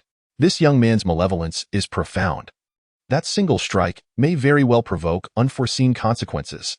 Not far away, Oldly whispered, "There are traces of the Blade Sovereign in that cave. Most likely, it was the Blade Sovereign who slew that dragon." Now, stimulated by this young man's malevolence, the spirit of the dragon that wanders in this space is about to awaken. Chen Zhiming's brow furrowed slightly. "If the dragon spirit awakens, will you be able to intervene?" "I can," Oldly cackled, "but only if it counts." "Very well. I shall inform you." Chapter 41. The remnant soul of the demon dragon appears, the sword Qi throne approaches. Go Yuquan stood amidst the scattered remnants of corpses, his expression vacant, his eyes inexplicably tinged with crimson. Drip, drip.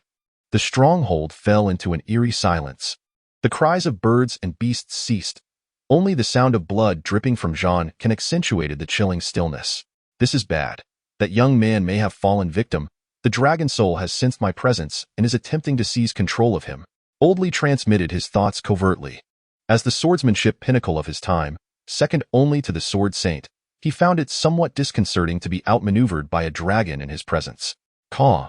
Just as he finished speaking, Go Yuquan suddenly turned, gazing with a sinister grin at their hiding spot. 500 years have passed. and I have finally been reborn. In this darkness, these two pitiful lambs have come to witness my resurrection, have they? If so, why not kneel and pay homage to me? You seek your own demise. Old Li waved his hand, gripping a dusty ancient sword, stepping forth from the shadows, and coldly laughed, merely a four-legged serpent. How dare you be so arrogant? I could slay you with a single stroke. Old Li, do not act. Chen Zhian pressed down on Old Li's arm, speaking in a grave tone. Goshing has not been seized. He is simply momentarily suppressed. Old Li furrowed his brow. Looking at Go Yuquan, upon seeing the trembling Zhan Can in his hand, he expressed a look of eager anticipation. It matters little. With the spirit of the true return realm possessing him, he is beyond salvation. Better to perish than to become something neither human nor ghost. Absolutely not. He is my beloved kin, my brother. Two mere insects. Go Yuquan laughed in exasperation. Did you inquire about my opinion when you were calling for blood? Silence. Chen Zhian and Old Li simultaneously berated the possessed Go Yuquan. I can spare his life, but his cultivation cannot be preserved. Old Li, sword in hand, was eager to strike. No, I shall go first, and you shall follow.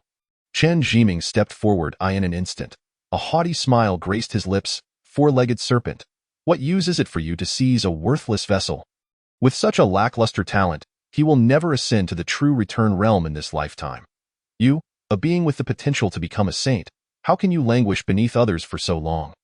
Besides, that worthless one is a descendant of the Blade's sovereign.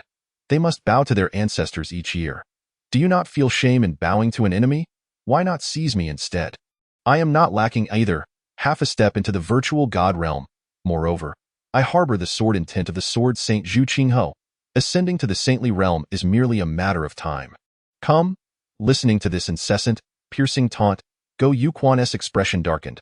Warily observing Chen Zhian and Old Li, he had indeed considered seizing Chen Zhian, for even from a distance, he could sense the alluring fragrance emanating from him.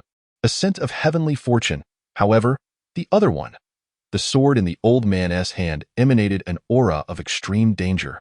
Two-legged lambs, do you think to deceive me? I shall not fall for your trap. Go Yuquan sneered. You wish to take advantage of my moment of seizing to have that old man strike me down. What? Are you afraid? Chen Zhian mocked. Do you truly believe you can seize Goshing? Have you forgotten whose blade Zhankan is? Perhaps you can no longer even control the hand that wields it. Go Youquan's pupils constricted, desperately suppressing the stirring Zhankan, inwardly lamenting the precariousness of his situation. He truly could not fully seize control. The remnant soul of the Blade's sovereign coiled within Zhankan, constantly rebelling against him.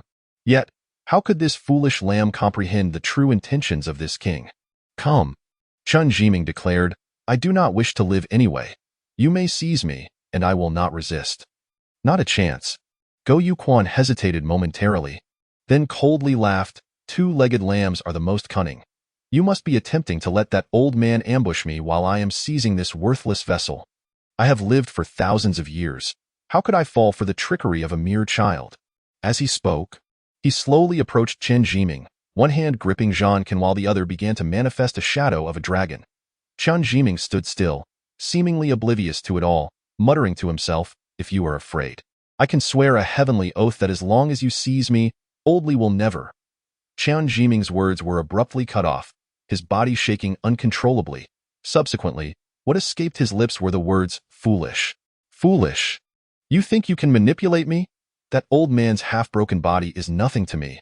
All along, I have sought to seize you. Chen Zhian muttered to himself, a flush rising on his pale face. Ha. Foolish.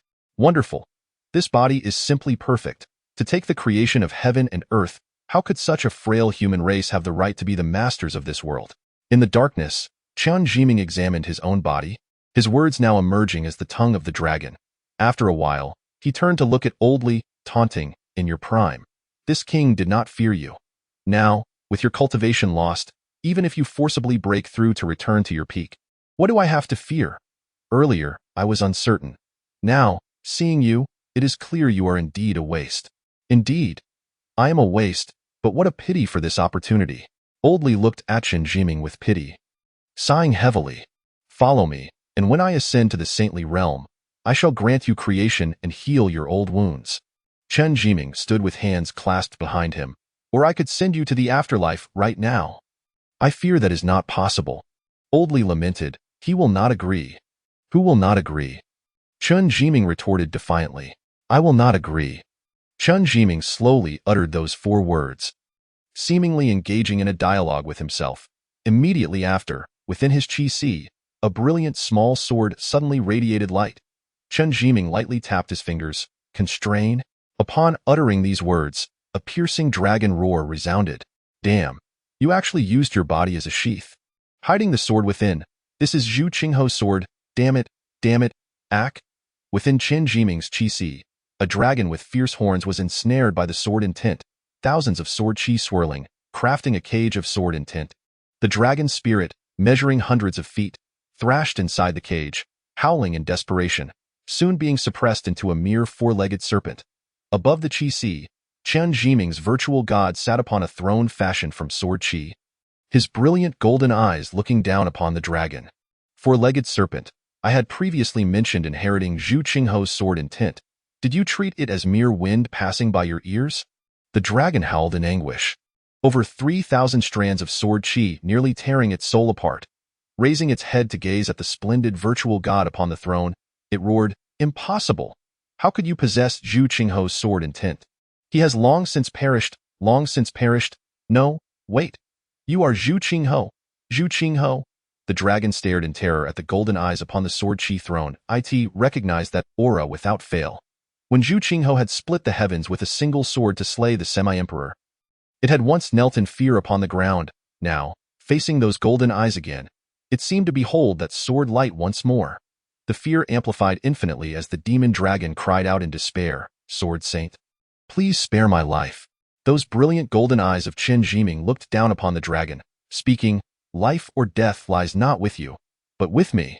I implore the Sword Saint to show me a path to survival.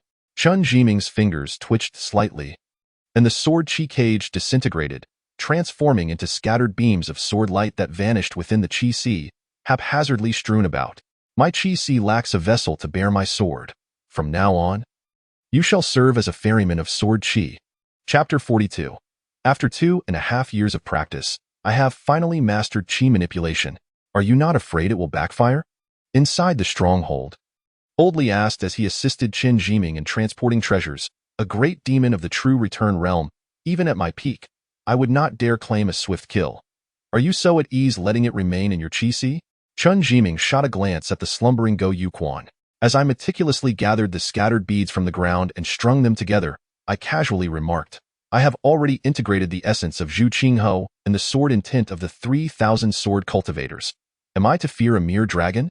The more lice, the less fear of bites. The more debts, the less worry. I have reached this point, so why concern myself with trivial matters? Indeed. Oldly fell into a contemplative silence for a moment before exclaiming, I have never encountered anyone so harsh on themselves. Even if there comes a day when you stand invincible across the realm, or even ascend to imperial status, I would find it perfectly reasonable. Oldly, you flatter me excessively. Chen Zhian jested. Let us proceed. Since the young lady of the Zhong family has provided the funds, we cannot breach our agreement. In the capital city of Chang'an, within the palace, the crown princely Chengduing sat upon a small stool beside the throne, leaning forward to gaze upon the noisy assembly of ministers below. Drowsiness overtook him. Ever since he began to govern, he found the morning court sessions most vexing. 1,000 ministers possessed over 2,000 schemes, each with their own agenda, as the clamor grew increasingly fierce. A flicker of annoyance crossed Li Chengduing's eyes. He slammed his palm on the table and bellowed. Is this ruckus truly warranted over a mere union between two sects? My father has already delegated such matters to the Ministry of Rights. Do you intend to overstep your bounds? Zhou Shangshu, kindly speak, he commanded. Upon witnessing Li Chengduing's fury, the raucous ministers collectively snorted disdainfully and returned to their ranks, instantly adopting a composed demeanor. The Minister of Rights stepped forward and proclaimed, Your Highness. According to precedent, the Ministry of Rights should dispatch an envoy to attend the ceremony, thereby demonstrating the boundless grace of the emperor. However, this union between the Piaomiao sect and the Yujin sect, while seemingly a mere marital alliance, is in truth a strategic coalition of two holy weapons. Their ambition to glimpse the head of the martial world is glaringly apparent. Such actions exceed the limits. The old minister pondered, "It is best to report this to His Majesty for a decision. Such trivial matters do not require the emperor's consultation." Li Chengduing retorted with displeasure, his voice cold. "Under the heavens, is there land that does not belong to the king? On all shores, are there subjects who do not serve the king? Whether it be the Piaomiao sect or the Yujin sect, or even the esteemed Jiang clan of Langya, they are all subjects of the great Tang dynasty. If the heavens wish to reign, a daughter must marry. Weddings and funerals are natural occurrences that warrant no excessive concern. Zhou Shangshu, select an envoy to attend the ceremony, and on behalf of the crown prince, extend wishes for the newlyweds to achieve eternal unity and grow old together." The Minister of Rites assented and slowly returned to his ranks. Just as Li Chengduing prepared to announce the adjournment of the court, from the back of the assembly, Zhu Wucheng proclaimed, "Your Highness, I recommend an individual who can represent you at the ceremony. I have heard that Chen Zhian, the young scion of Chenliu, is a once-in-a-century talent, possessing unparalleled intellect and charm, and is eloquent in thought. I propose his appointment to the court as an envoy." Upon utterance of these words, the gathered ministers cast peculiar glances at Zhu Wucheng Ian Chang'an, who was unaware of the contentious history between the Chenliu's estate and the Piaomiao sect. When Zhu Wan'er came to withdraw her engagement, Chen Amon's reputation was ruthlessly trampled. How could this fellow dare to recommend someone from the Chen family as an envoy? His intentions are suspect. Even Li Chengduing found this suggestion excessively harsh. Was he not sending Chenliu to face ridicule? After a moment of contemplation, a glimmer of brilliance shone in Li Chengduing's eyes. This tactic was ingenious, to use another's blade to kill. Chen Zhian was a thoughtless libertine. Should he truly be sent to the ceremony? Wielding the power of an envoy, he would undoubtedly cause a scene, potentially disrupting the wedding entirely. In the gaze of the entire martial world, the Piaomiao sect and the Jiang clan of Langya would find their aspirations to ascend the throne of righteousness thwarted. Serving as a warning to others, furthermore, the journey of 30,000 miles, fraught with bandits, could easily lead to unforeseen complications on the return trip. Such occurrences would be entirely reasonable. Thus, even if Chen Amon remained discreet and restrained, he would not easily let this slide. When two tigers contend, the fisherman profits. Having unraveled these intricacies, Li Chengduing feigned calmness and regarded the Minister of Rites with a furrowed brow, inquiring, "Zhou Shangshu, what are your thoughts?" The wise ministers possess keen insight. I second the proposal. The Minister of Rites, Zhou Jun, stepped forth from the ranks, solemnly stating, "The Chenliu estate is renowned for its loyalty and bravery. Chen Zhian is indeed exceptional, surpassing his predecessors, with extraordinary intelligence and talent, standing out among the rest. It would be most fitting for him to serve as the envoy. Your Highness, I propose that we grant Chen Zhian the position of envoy from the Ministry of Rites to attend the ceremony, thereby showcasing the Emperor's boundless grace." Li Chengduing's expression softened slightly. This old rascal still understood the situation. He recognized that he would bear the responsibility. Consequently, even if this plan were to fail, Chen Amon could only rightfully place blame on Zhu Wucheng and the Minister of Rites. Since the Minister of Rites believes Chen Zhian is worthy of this significant responsibility, let it be decided thus. Draft the decree. Court adjourned. Clang. In the virtual space, a sound of a sword ringing echoed. Chen Zhian, wielding an ordinary iron sword, flicked his wrist, and a gentle breeze swept by. His form began to blur as he gazed around. It seemed as though countless Qiandins were dancing in the wind. Like a wraith, in an instant, he appeared 10 zhang away. Numerous figures converged, halting before a coconut tree, his long sword already embedded within the trunk. Clang! The long sword returned to its sheath.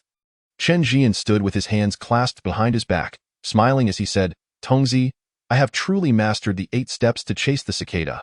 I am ready to step into the world. Congratulations." Host, for taking 3 months and 17 days to comprehend the first style of the Sword Classic. The system has automatically deducted the necessary funds. The host's remaining wealth is 73,089 taels of silver. This transaction is complete. The mechanical voice of Tongzi resonated. Chen Zhian's vision blurred, and he found himself in the secret chamber of the falling treasure building. He had made ample preparations before entering seclusion.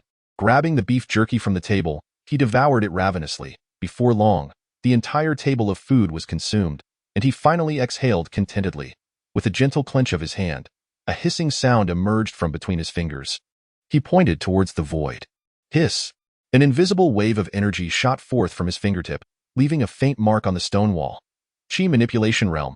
Chen Zhian covered his mouth and chuckled, including the time spent in the virtual space. He had practiced for 2.5 years. He had finally stepped into the Qi manipulation realm. Henceforth, he could be considered a prominent figure within the martial world, transforming the Qi and blood within his dantian into primordial energy. Chen Zhian lightly tapped his fingers, sending streams of primordial energy into the ordinary iron sword, guiding the long sword to dance in the air. At first, it felt a bit clumsy, but after 2 failed attempts, the long sword finally hovered unsteadily before him. Chen Zhian inhaled deeply and took a light step. Whoosh! The long sword shot forth like a wild horse breaking free, darting away in an instant. Crash! Chen Zhian found himself sprawled against the wall, slowly sliding down to the ground like a limp rag. Damn, does this thing have no brakes? Chapter 43. The white-haired Taishan classic. After colliding with 2 stone pillars and 4 stone bases, Chen Zhian finally managed to awkwardly wield the sword. Rubbing his throbbing head, he dispersed the primordial energy and transformed back into the unremarkable owner of the brothel, feeling refreshed as he made his way to the examination tower. Upon his arrival, the scholars within the tower displayed a complex array of emotions, a blend of love and hate. Meeting their gazes, Chen Zhian felt a slight flush on his cheeks as he hastily clasped his fists toward the void and quickly slipped into the loft of Zhu Luer, the top-ranked courtesan of the Yinji list. Over the past half-year, with the verses he had tailored for the ladies of the Yinji list being published, the entire examination tower had essentially transformed into a gathering place for literary figures. No scholar could leave the brothel with a smile. From the initial, "When will the bright moon appear? I raise my cup to inquire of the heavens," to Lu Dajia's, "Where shall I awaken from my drunken stupor tonight?" And then to, "When the golden wind meets the dewdrops, it surpasses countless encounters in the mortal realm." The literati of the Great Tang dynasty had thrown down their pens and immersed themselves in the brothel. Ultimately, when Li Jinxian bellowed, "I am not a mere weed in the wilderness," even the contemporary saint of poetry, Lao Zhuang, had to concede defeat. Since then, no one dared to compose poetry within the brothel. Zhuang Dejia. Chen Zhian has made his appearance in the Deer Pavilion. In Su Suner's chamber, a scholar knocked on the door and whispered to an elderly man with a head full of white hair. The old man was currently engrossed in transcribing poetry. Upon hearing this, a spark of excitement ignited in his murky eyes. By the time the scholar regained his senses, the old man had already vanished. Moments later, the old man materialized before the Deer Pavilion. The 2 attendants of the brothel, upon seeing him, involuntarily twitched their lips but did not hesitate to extend their hands to apprehend him. "Chen Zhian, I know you are inside. If you possess the talent to write poetry, come out and face me." Inside the Deer Pavilion, Chen Zhian, enjoying a massage from the Liu family, let out an exasperated sigh. This old man. Each time he visited the examination tower, he was met with obstruction, either being asked to provide annotations for his poems or to compose another. Now, this old man frequented the brothel more than Li Cheng'an. Were it not for his influence, Chen Zhian would have long since had him forcibly removed. "Chen Zhian, I know you are in there. Let me in. I will not ask you for annotations today. I have urgent matters to discuss regarding your life and livelihood." The old man resembled a petty ruffian. Disregarding the 2 attendants who were restraining him, his words dripping with fervor. The scholars within the loft witnessed this scene, silently closing their doors, fearing that Zhuang Dejia would unleash his wrath upon them. After all, they were all frequent patrons of the brothel and had grown accustomed to such antics. Some eager youths wished to stand up for Zhuang Dejia but were firmly held back by their companions. This old man had a notoriously bad temper, yet his status was exceptionally high, shouldering the literary dignity of the Great Tang dynasty. Now was not the time to provoke trouble. One could easily find themselves in an awkward position if Zhuang Dejia and Chen Zhian became close allies. During this period, countless scholars had been ensnared by these 2. Many remained locked away in their rooms, reflecting on their past misdeeds. The door of the Deer Pavilion creaked open, revealing Chen Zhian standing within. He looked at the old man with an air of exasperation and remarked, "Brother Zhuang, it is imperative that you truly have urgent matters to discuss. Otherwise, this lord shall not hesitate to chase you out with a stick. With individuals like you, how am I to enjoy my leisurely visits to the brothel?" Zhuang Mo huffed disdainfully, brushing off the hands of 2 attendants with a sharp flick. He entered the Deer Pavilion with an air of authority. Commanding, "Luer, bring me 2 jars of Nahong." Zhu Luer slightly bowed, "Yes, sir." Chen Zhian took a seat beside him and inquired, "Speak, brother. What is it that concerns my life and livelihood? Zhuang Yimou raised his wine cup, casting a sidelong glance at Chen Zhian, and coldly chuckled. Are you aware of the events that transpired in the court today? My younger brother would not know of court affairs. My father holds no official position and lacks even the qualifications to attend court, Chen Zhian replied, his brows furrowing. Ever since he learned that Chen Aman was the strongest among the six, he had scarcely paid attention to court matters, apart from occasionally offering suggestions regarding the developments in the brothels. He had effectively laid low. Despite his noble status, Chen Aman's presence in the court was exceedingly faint. Residing in Chang'an, they seemed to exist on the fringes of imperial power. Recently, he had kept a low profile, so there was no reason for him to be entangled with court affairs. Today, the former crown prince washed the horses, and the current vice minister of the censorate, Zhu Wuchang, recommended you for the position of reception officer in the Ministry of Rites. Soon, an edict will arrive at the Chenliu Marquis residence, specifically appointing you as an envoy to lead a delegation to Langia for a ceremony. Zhuang Yimou downed a cup of wine and sneered, I must congratulate you, Chen, on your promotion to the 5th rank. As we serve together in the court, I hope you will remember to assist me. Does this scoundrel bear a grudge against me? Chen Zhian's brows knitted together. Everyone knows about my second brother's affair with Zhu Wan'er, and yet he specifically recommends me as an envoy. His intentions are treacherous and malicious. That fellow indeed harbors ill intentions. Zhuang Yimou nodded, a smile barely concealed on his lips as he inquired, What do you plan to do? If the sovereign demands my death, I have no choice but to comply. Chen Zhian replied cheerfully. The crown prince has spoken. I must accept, for I have no other recourse. After all, the Chenliu Marquis residence is filled with incompetence. I, Chen Zhian, shall simply cast aside my dignity and serve His Highness diligently. Zhuang Yimou silently regarded Chen Zhian for a long while before finally speaking. I could intercede on your behalf to decline this assignment. The crown prince should show me some favor. Given your talent in poetry, none in this age can compare. It would be a pity for such a gift to perish. I thank you. Chen Zhian's lips twitched slightly. How could this old man be so foul-mouthed? He filled Zhuang Mo's cup with wine and dismissively remarked, The tree desires tranquility, yet the wind knows no rest point one can evade for a time, but not for a lifetime. If brother Zhuang truly cares for me, then refrain from blocking my door when I am in the company of my lovely companions. Since you fear not death, then I have nothing more to say. Zhuang Yimou drained his cup and stood, declaring, If you have regrets, you may come find me at the Imperial Academy before leaving the capital. Chen Zhian felt a warmth in his heart. Just as Zhuang Yimou was about to step out, he called out, Wait. What, have you changed your mind so soon? Zhuang Yimou turned back. I have a feeling. Chen Zhian smiled. Zhuang Yimou swiftly slid into a chair, exclaiming, Bring me pen and paper. Chen Zhian paced along the pavilion, slowly reciting. The Zhao guest dons a cap with tassels, the Wu hook gleams with frost and snow. The silver saddle adorns the white horse, galloping like a shooting star. 10 steps to slay one, leaving no traces over 1,000 miles. Once the deed is done, I shall brush my sleeves and depart, hiding both my body and name. As his calm voice resonated, the deer pavilion fell silent, with only the sound of Zhuang Mo's brush gliding across the rice paper echoing, like a swordsman carving invisible scars in the air. Zhu Luer held her breath, entranced by the sight of Chen Zhian strolling with his hands behind his back. In a moment of reverie, she imagined a wild swordsman walking toward her, a trail of severed heads blooming like cold plum blossoms in his wake. The swordsman did not look back, wiping the blood from his blade with his sleeve as he walked away in solitude. She longed to chase after the swordsman's figure, but found herself halted, hearing a sigh drift from afar. Who can inscribe beneath the pavilion? The white-haired Tai Xinjing. Chapter 44. The journey begins. See you in the Jianghu. Who can inscribe beneath the pavilion? The white-haired Tai Xinjing. Zhuang Yimou paused his writing, lifting his gaze to where Chen Zhian had long since departed, sighing, I have ultimately misjudged you. How could one capable of crafting such verses be unsettled by an imperial edict? 10 steps to slay one, leaving no traces over 1,000 miles.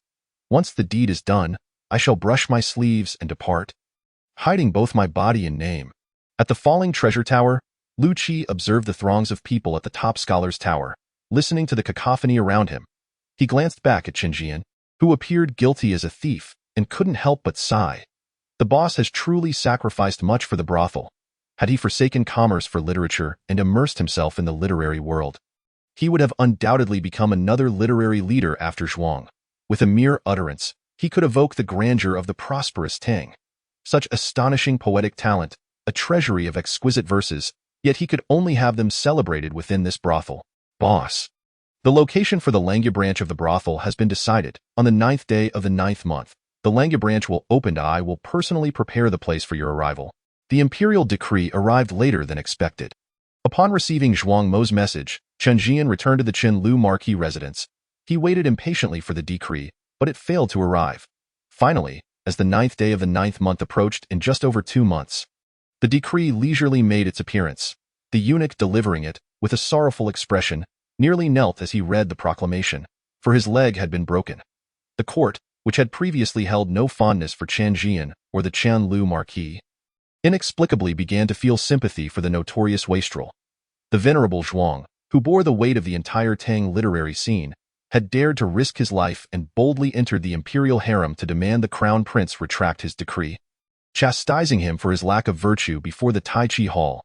Had it not been for the professors of the Imperial Academy intervening, he might have even confronted the emperor directly. Although the outcome did not change, the one who had recommended Chen Zhian, Zhu Wuchang, was ultimately stripped of his official cap amidst numerous censure from the censors. Brother Zhuang is indeed an admirable person. After learning the details, Chen Zhian couldn't help but exclaim. Though it bore little practical consequence, at least his brother's intentions were noble. This ruckus had made Chen Zhian somewhat vigilant, initially believing that his father had managed the matters concerning the crown prince. It now seemed that little Li Zi still harbored malicious intent. Lord Chen, beyond this mountain lies the Hejian commandery. On the official road, Chen Zhian donned a ceremonial robe adorned with phoenixes, a purple glimmering sword at his waist, and a folding fan in hand, riding the unicorn steed from the Chenliu marquis residence. Surrounded by numerous officials from the Ministry of Rites, he exuded an air of authority, as an envoy. He represented the royal family's dignity, and all expenses were of the finest quality. Accompanying the officials were cultivators of the Qi refining realm, while the eunuchs from the palace had even reached the transformation void realm, their eyes exuding a chilling light that sent shivers down the spine. Even the extraordinary beast he rode was a formidable creature of the spirit-gathering realm, galloping swiftly without a hint of jostle. Except for Chen Zhian, who, at the tender age of 18, remained an unremarkable first-rank martial artist. Throughout the journey, the delegation had to slow their pace to accommodate him, resulting in their party lagging behind as the wedding date approached. Upon reaching Hejian commandery, "We shall rest for the night. I have heard that the courtesans there rival the beauties of our brothel. It would be splendid to witness." Chen Zhian yawned, signaling for the official of the Ministry of Rites to assist him dismount. The official's lips twitched as he glanced at the low-eyed eunuch accompanying them and, gritting his teeth, whispered, "My lord, we should continue our journey through the night. This trip spans 30,000 miles, and if we dawdle any longer, we may miss the wedding." Chen Zhian cast an annoyed glance at the official. "Lord Sun, are you the envoy or am I?" "You are the envoy." The official clenched his jaw, lowering his hands. "It's just that the Double Ninth Festival is approaching, and if we miss the wedding, the consequences would be dire." "Since I am the envoy." Chen Zhian stepped toward the carriage enveloped by the delegation, lifting the curtain and surveying the officials from the Ministry of Rites and the accompanying eunuchs. "Speaking clearly, since I am the envoy, I kindly ask you all to be silent and fulfill your respective duties." Outside the carriage, the eunuch Gao Lishur, with his eyes half closed, wore a smirk of disdain. A mere waste who had not even stepped into the innate realm dared to think himself an envoy. Recalling the instructions given by His Highness, he sharply said, "Lord Sun, since Lord Chen wishes to rest in Hejian, let him be with us here. He will not miss the time." Sun Tong sighed in resignation, clasping his hands in acknowledgement, and adjusted their route toward Hejian commandery. Sun Tong, 53 this year, had once been a spirited youth, but due to certain circumstances, he had squandered half his life in the Ministry of Rites. Now past 50, both his career and cultivation had stagnated, leaving him merely a 7th-rank official, having lost all aspirations for advancement. Upon receiving the order to accompany the delegation to witness the ceremony, he immediately realized that this task would be anything but easy, especially as one of the ministry's few marginalized figures. Good fortune would never land upon him. Let us hope this journey proceeds smoothly. Little brother. That eunuch just now harbored murderous intent. Inside the carriage, Chen Zhidong, disguised as a man, toyed with a 3-inch dagger and asked nonchalantly, "Shall we let Xiao Pengpeng deal with him?" "No need. He won't act before our return," Chen Zhian remarked. Within this envoy, aside from a few unfortunate souls, the rest likely anticipate my sudden demise. What do you think? How is Qian Amon managing? It seems there are hardly any allies among the court officials. A strong individual requires no allies, Chen Zhidong replied thoughtfully. Tilting her head, a fierce tiger walks alone, while a pack of wolves travels together. Chen Zhian paused, taken aback. This young girl could sometimes be astonishingly naive, her eyes reflecting a clear yet foolish innocence, while at other times she exuded an unassailable dominance. Could it be a case of split personality? Sister, please be honest with me. What is your current realm? Chen Zhian fixed his gaze on her profound phoenix eyes, fearful of missing even the slightest change. I have no realm. Chen Zhidong blinked. I am only 15, just beginning to unlock the door to creation. How could I possess a realm? You aren't deceiving me, are you? Chen Zhian inquired, perplexed. Why are the strange beasts on Fox Mountain so afraid of you? How would I know? Chen Zhidong chuckled. Perhaps they find me adorable? Very well. Chen Zhian reached out to ruffle her hair. Refraining from further inquiries, regardless of her nature, she would always remain his little sister. The two spent approximately half an hour in the carriage before steward Sun Tong informed them that they had arrived in Hejian. The county magistrate, Zhang Shouguang, had sent someone to welcome them.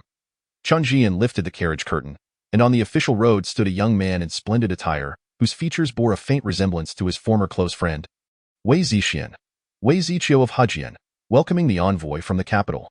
Chapter 45. Nightingale speaks of the Jianghu Wei Ziqiu. Chen Zhian's face immediately brightened with a warm smile, tinged with excitement. Are you not the second brother of my dearest friend and brother, Wei Zixian? Indeed, Zixian is my younger brother, Wei Ziqiu replied coolly. I have heard much about you, brother Ziqiu. Chen Zhian jumped down from the carriage, warmly grasping Wei Ziqiu's hand, and lamented. Why did Zixian not come to greet me? Since I emerged from the dungeons, I have not seen him. Does he now disdain me for my time in prison, refusing to acknowledge me as his brother? Wei Ziqiu's expression grew complicated as he regarded Chen Zhian. Were it not for the suspicion that his younger brother's death was somehow linked to this man, he might have almost believed the absurdity of his words. Suppressing his inner disgust, Wei Ziqiu replied blandly, You still appear as you did. Thriving with success. As for my younger brother, he is long since lost to the earth. How could he come to see you? What? Chen Zhian exclaimed in shock, followed by a sorrowful sigh. He was well just last year. How could he vanish so suddenly?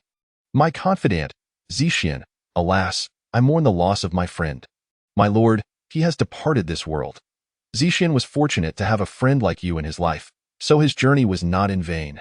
The past cannot be reclaimed. I implore you to grieve in moderation. I have arranged a banquet at the Ruyuj. Please, let us enter the city. Enter the city, we shall indeed enter. Chen Zhian wiped away his tears, resolutely stating, Zixian's lifelong wish was to witness countless sales. As his closest companion, I shall fulfill this desire on his behalf. A flicker of disdain crossed Wei Ziqiu's eyes as he led Chen Zhian into the city. The Wei family, of humble origins, were the private offspring of the former eunuch Wei Yin. Over the years, the Wei family had schemed to cleanse their reputation, aspiring to align themselves with the prominent Shibo marquisate, even going so far as to offer their prized daughter as a concubine. Alas, their plans had come to naught, ultimately rendering them mere pawns for the man before them. Without titles, regardless of their formidable background or Wei Zhongli's exceptional abilities, they remained perpetually subservient in the Tang dynasty. The nobles of Chang'an had always regarded them as little more than dogs.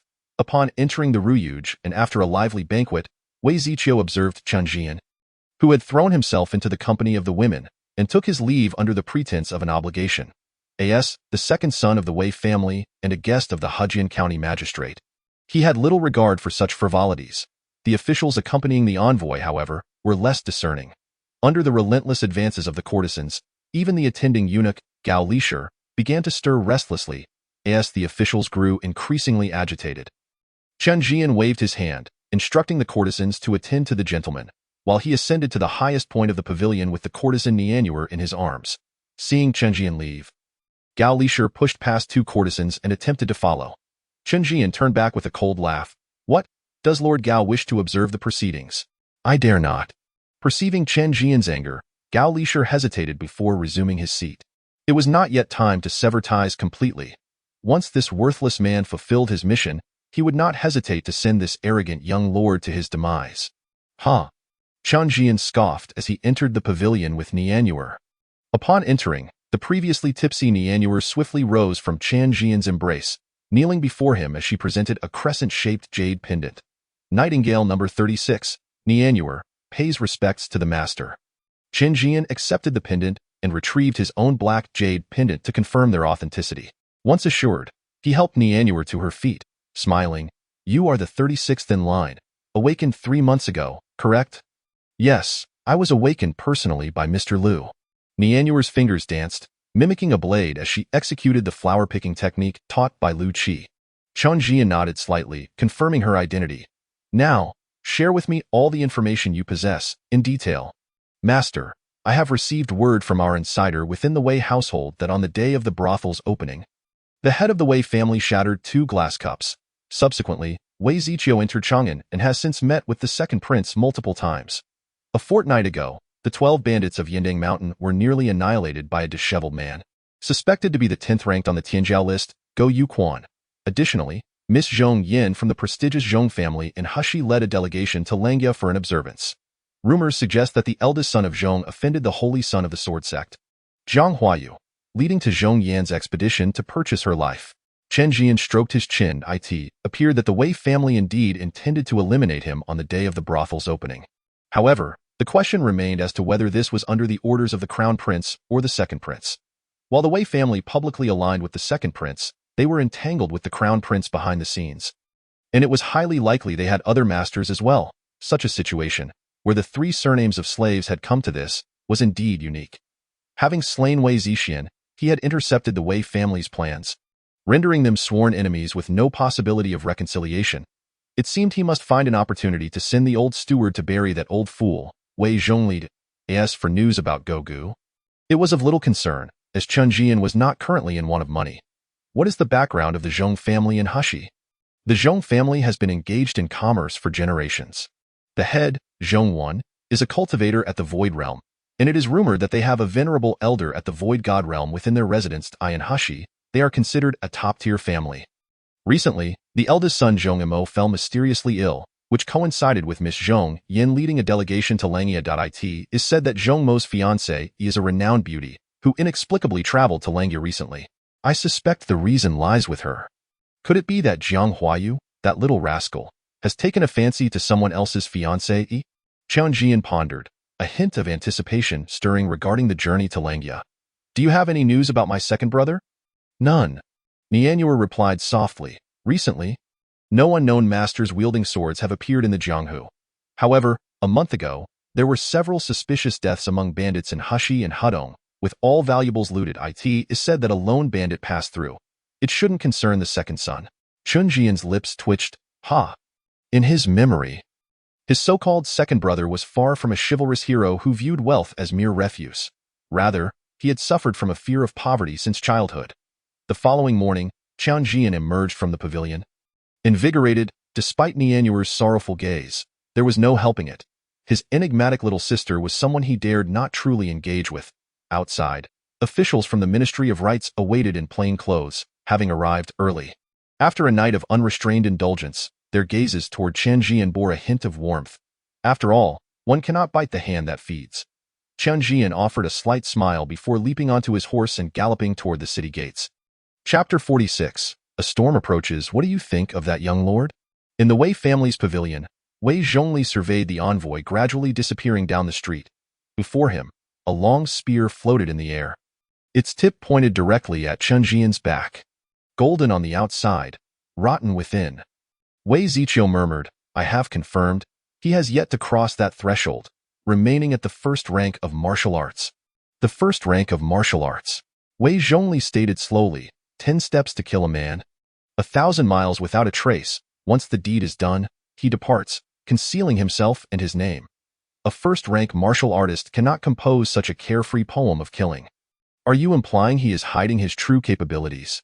Wei Ziqiu asked, perplexed.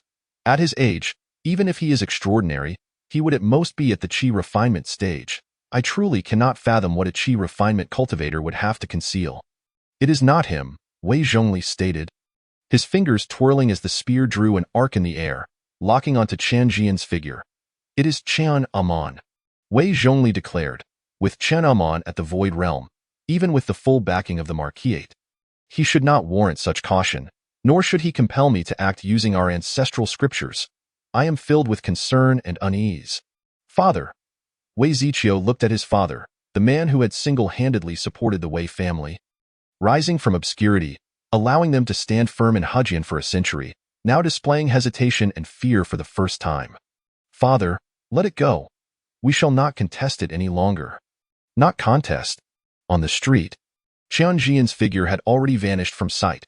Wei Zhongli's fingers tapped lightly, and the spear vanished into the heavens. When that man extends an olive branch, we cannot refrain from contending. I shall go. Father. Wei Ziqiu murmured, I will trade my life for the life of Chen Zhian. You cannot kill him. Wei Zhongli lifted his gaze to the distant clouds, calmly stating, above those clouds, there lies a beast from the Void Realm. Moreover, should Chen Zhian perish in Hejian, our Wei family cannot remain uninvolved. Depart now. Take the ancestral texts, conceal your identity, and until you reach the Grandmaster realm, you must never again appear as Wei Ziqiu. Father. Wei Ziqiu's eyes glistened with unshed tears. Go away. Wei Zhongli clasped his hands behind his back, his voice cold. I want you to survive, not merely to exist in a wretched state. The disgrace of our Wei family demands someone to cleanse it with blood. Father. I vow to enter the true return realm in this life. Let the descendants of the Wei family stand proudly in Chang'an. Wei Ziqiu knelt on the ground, bowing repeatedly. Wei Zhongli did not turn back but instead gazed far beyond the city. It was only after Wei Ziqiu departed that he turned, murmuring softly, the Wei family has knelt for far too long. I am weary and no longer wish to kneel. Little sister, do you sense something in the sky seems to be directed at us? In the carriage. Chen Zhian popped a sour apricot into his mouth, grimacing. Could it be that old coot Wei Zhongli is after me? Chen Zhidong glanced up at the roof of the carriage and casually replied, Fear not. It's merely the Void Realm. With the pin from Sister Xining, he won't be able to pierce you with a single thrust. If he can't pierce you with one thrust, then he is dead. That is true. Remembering the old steward hidden away. Chen Zhian felt reassured. In this world, power and connections are paramount. Mere fighting prowess holds little value. After the envoy had traveled for a considerable time, Chen Zhian sensed the faint killing intent above had vanished. He boldly stepped out of the carriage for some fresh air. Upon his emergence, the steward's son Tang slightly cupped his hands and spoke in a low voice, Sir, do you wish to rest for a moment? No need. I simply grew weary inside the carriage and needed to breathe. Chen Zhian waved his hand. How much longer until we reach Yending Mountain? We should arrive by evening.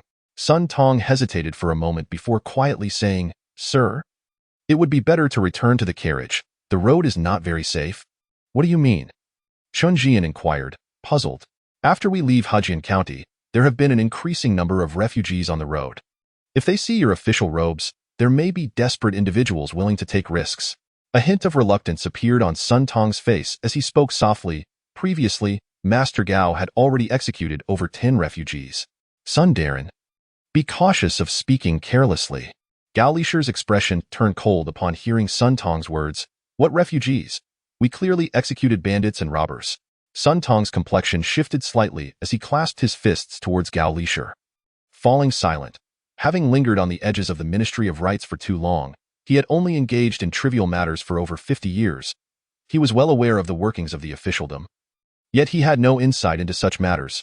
Previously, seeing Gao Lisher casually kill a few refugees, he felt a pang of compassion but lacked the means to intervene.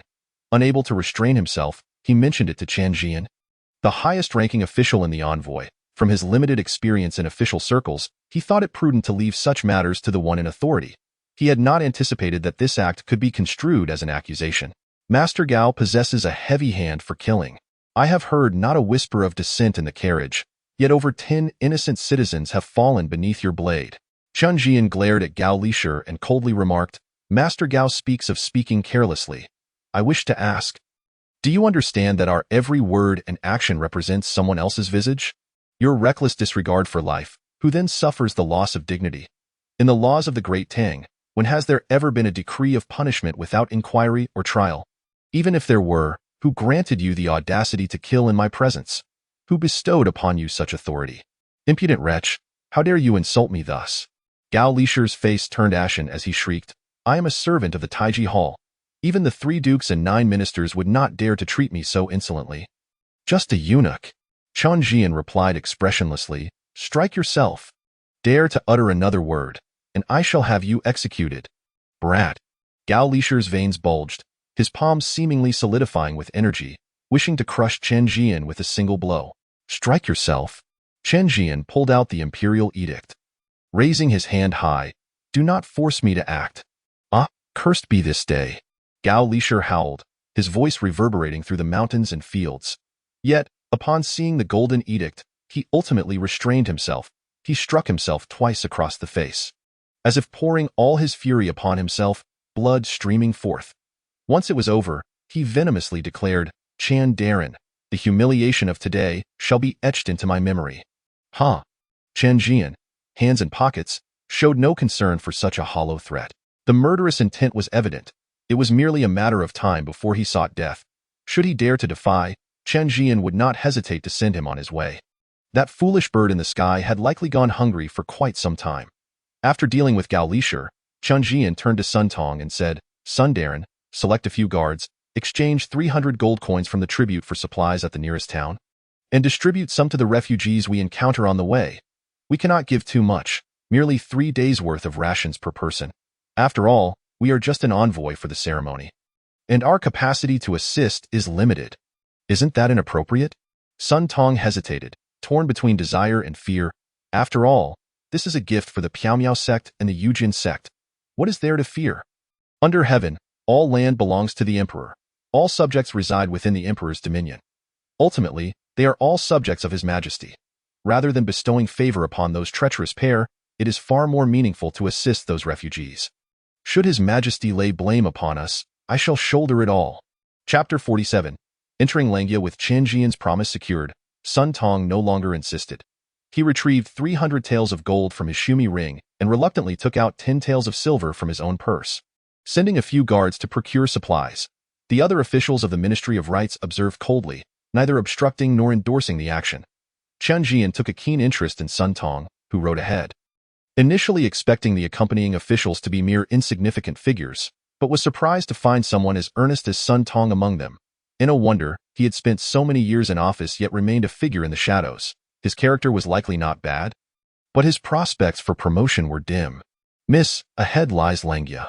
Outside the city of Langia, the Zhong family's merchant convoy, after more than 2 months of travel, finally reached their destination. The captain of the guards pulled on the reins, pointing at the grand city before them. We have no invitation. We must dismount and enter the city on foot. The Zhang family of Langia is quite overbearing. The maid, Zhong Yun, grumbled discontentedly.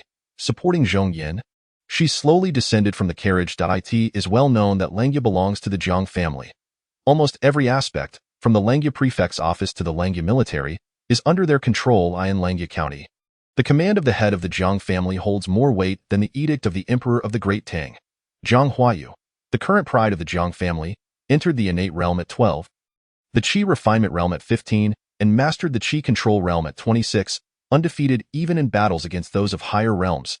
After millennia, he is the 5th talent of the Zhang family with hopes of attaining the Saint Realm and the Holy Son of the Yujin sect. Adorned with countless accolades, for the grand wedding of Zhang Huayu and Zhu Wan'er, the Langia prefect had long since issued strict prohibitions. Travelers without invitations must dismount to enter the city. Violators shall be executed. Refugees shall be driven back 300 li. Those who violate the regulations shall be executed. At the rear of the convoy, Chen Zhiming looked up at the towering city, lost in thought. 12 years ago, he had entered the city riding a unicorn steed when he was still a genius. Now, 12 years later, he stood here once again. Young Master Chen, we have arrived at Langia. Your task is complete, and we shall part ways here. As Chen Zhiming silently gazed at the grand city, Zhong Yin approached him softly. Thank you, young Master Chen, for your protection throughout this journey of over 20,000 li. It was merely a matter of fulfilling a contract. Chen Zhiming withdrew his gaze and replied indifferently, Miss Zhong need not go out of her way to express gratitude. Zhong Yin was momentarily taken aback. seemingly unprepared for Chen Zhian's cold demeanor. After a brief hesitation, she softly said, I have 2 sets of guard uniforms in the carriage, which I intended to use to conceal my identity. If the young master does not mind, I shall have Yuner bring them to you. No need. Chen Zhiming furrowed his brow slightly in his view. The friendship garnered throughout this journey was worth no more than 10 taels of silver. It was merely a straightforward transaction, and he did not wish for further entanglements. I have troubled you, young master. Zhong Yan's smile faded, and she turned her head away, refusing to look at him. Miss, let us depart. Zhong Yun glared fiercely at Chen Zhiming, sneering, some people are so ungrateful, always assuming others harbor ulterior motives. Soon enough, he shall realize his folly. Ha, pretty boy. A few guards spat disdainfully, regarding their mistress's affection for him as unwarranted. This pretty boy was said to have accompanied the young lady, but in truth, he had merely taken advantage of the journey for food and drink, being otherwise utterly useless beyond a few years of education and good looks. Yet the young lady treated him with such regard. Let us go. Zhong Yin cast one last glance at Chen Zhiming, silently retrieving 2 sets of guard uniforms from the carriage and placing them on the ground as she walked toward the city. Chen boy, you were right. Women only slow down your sword-drawing speed. Once they had walked far away, Oldly sat on the ground, picking at his toes, reminiscing, in my youthful days, when I was still a handsome lad, how many bees and butterflies flocked to me. I didn't even spare them a glance. And at such a young age, I earned the title of sword champion. Chen Zhiming paid him no mind. He picked up the guard's attire from the ground and cast a glance at the exiled refugees in the distance, letting out an inexplicable sigh. At most, I can offer you a single sword strike, enough to cover the cost of this garment. Upon entering the city, Chen Zhiming and Oldly searched for a considerable part of the day, finally locating a somewhat secluded inn on the western outskirts. Coincidentally, today marked the 15th of August, with the moon shining brilliantly in the sky.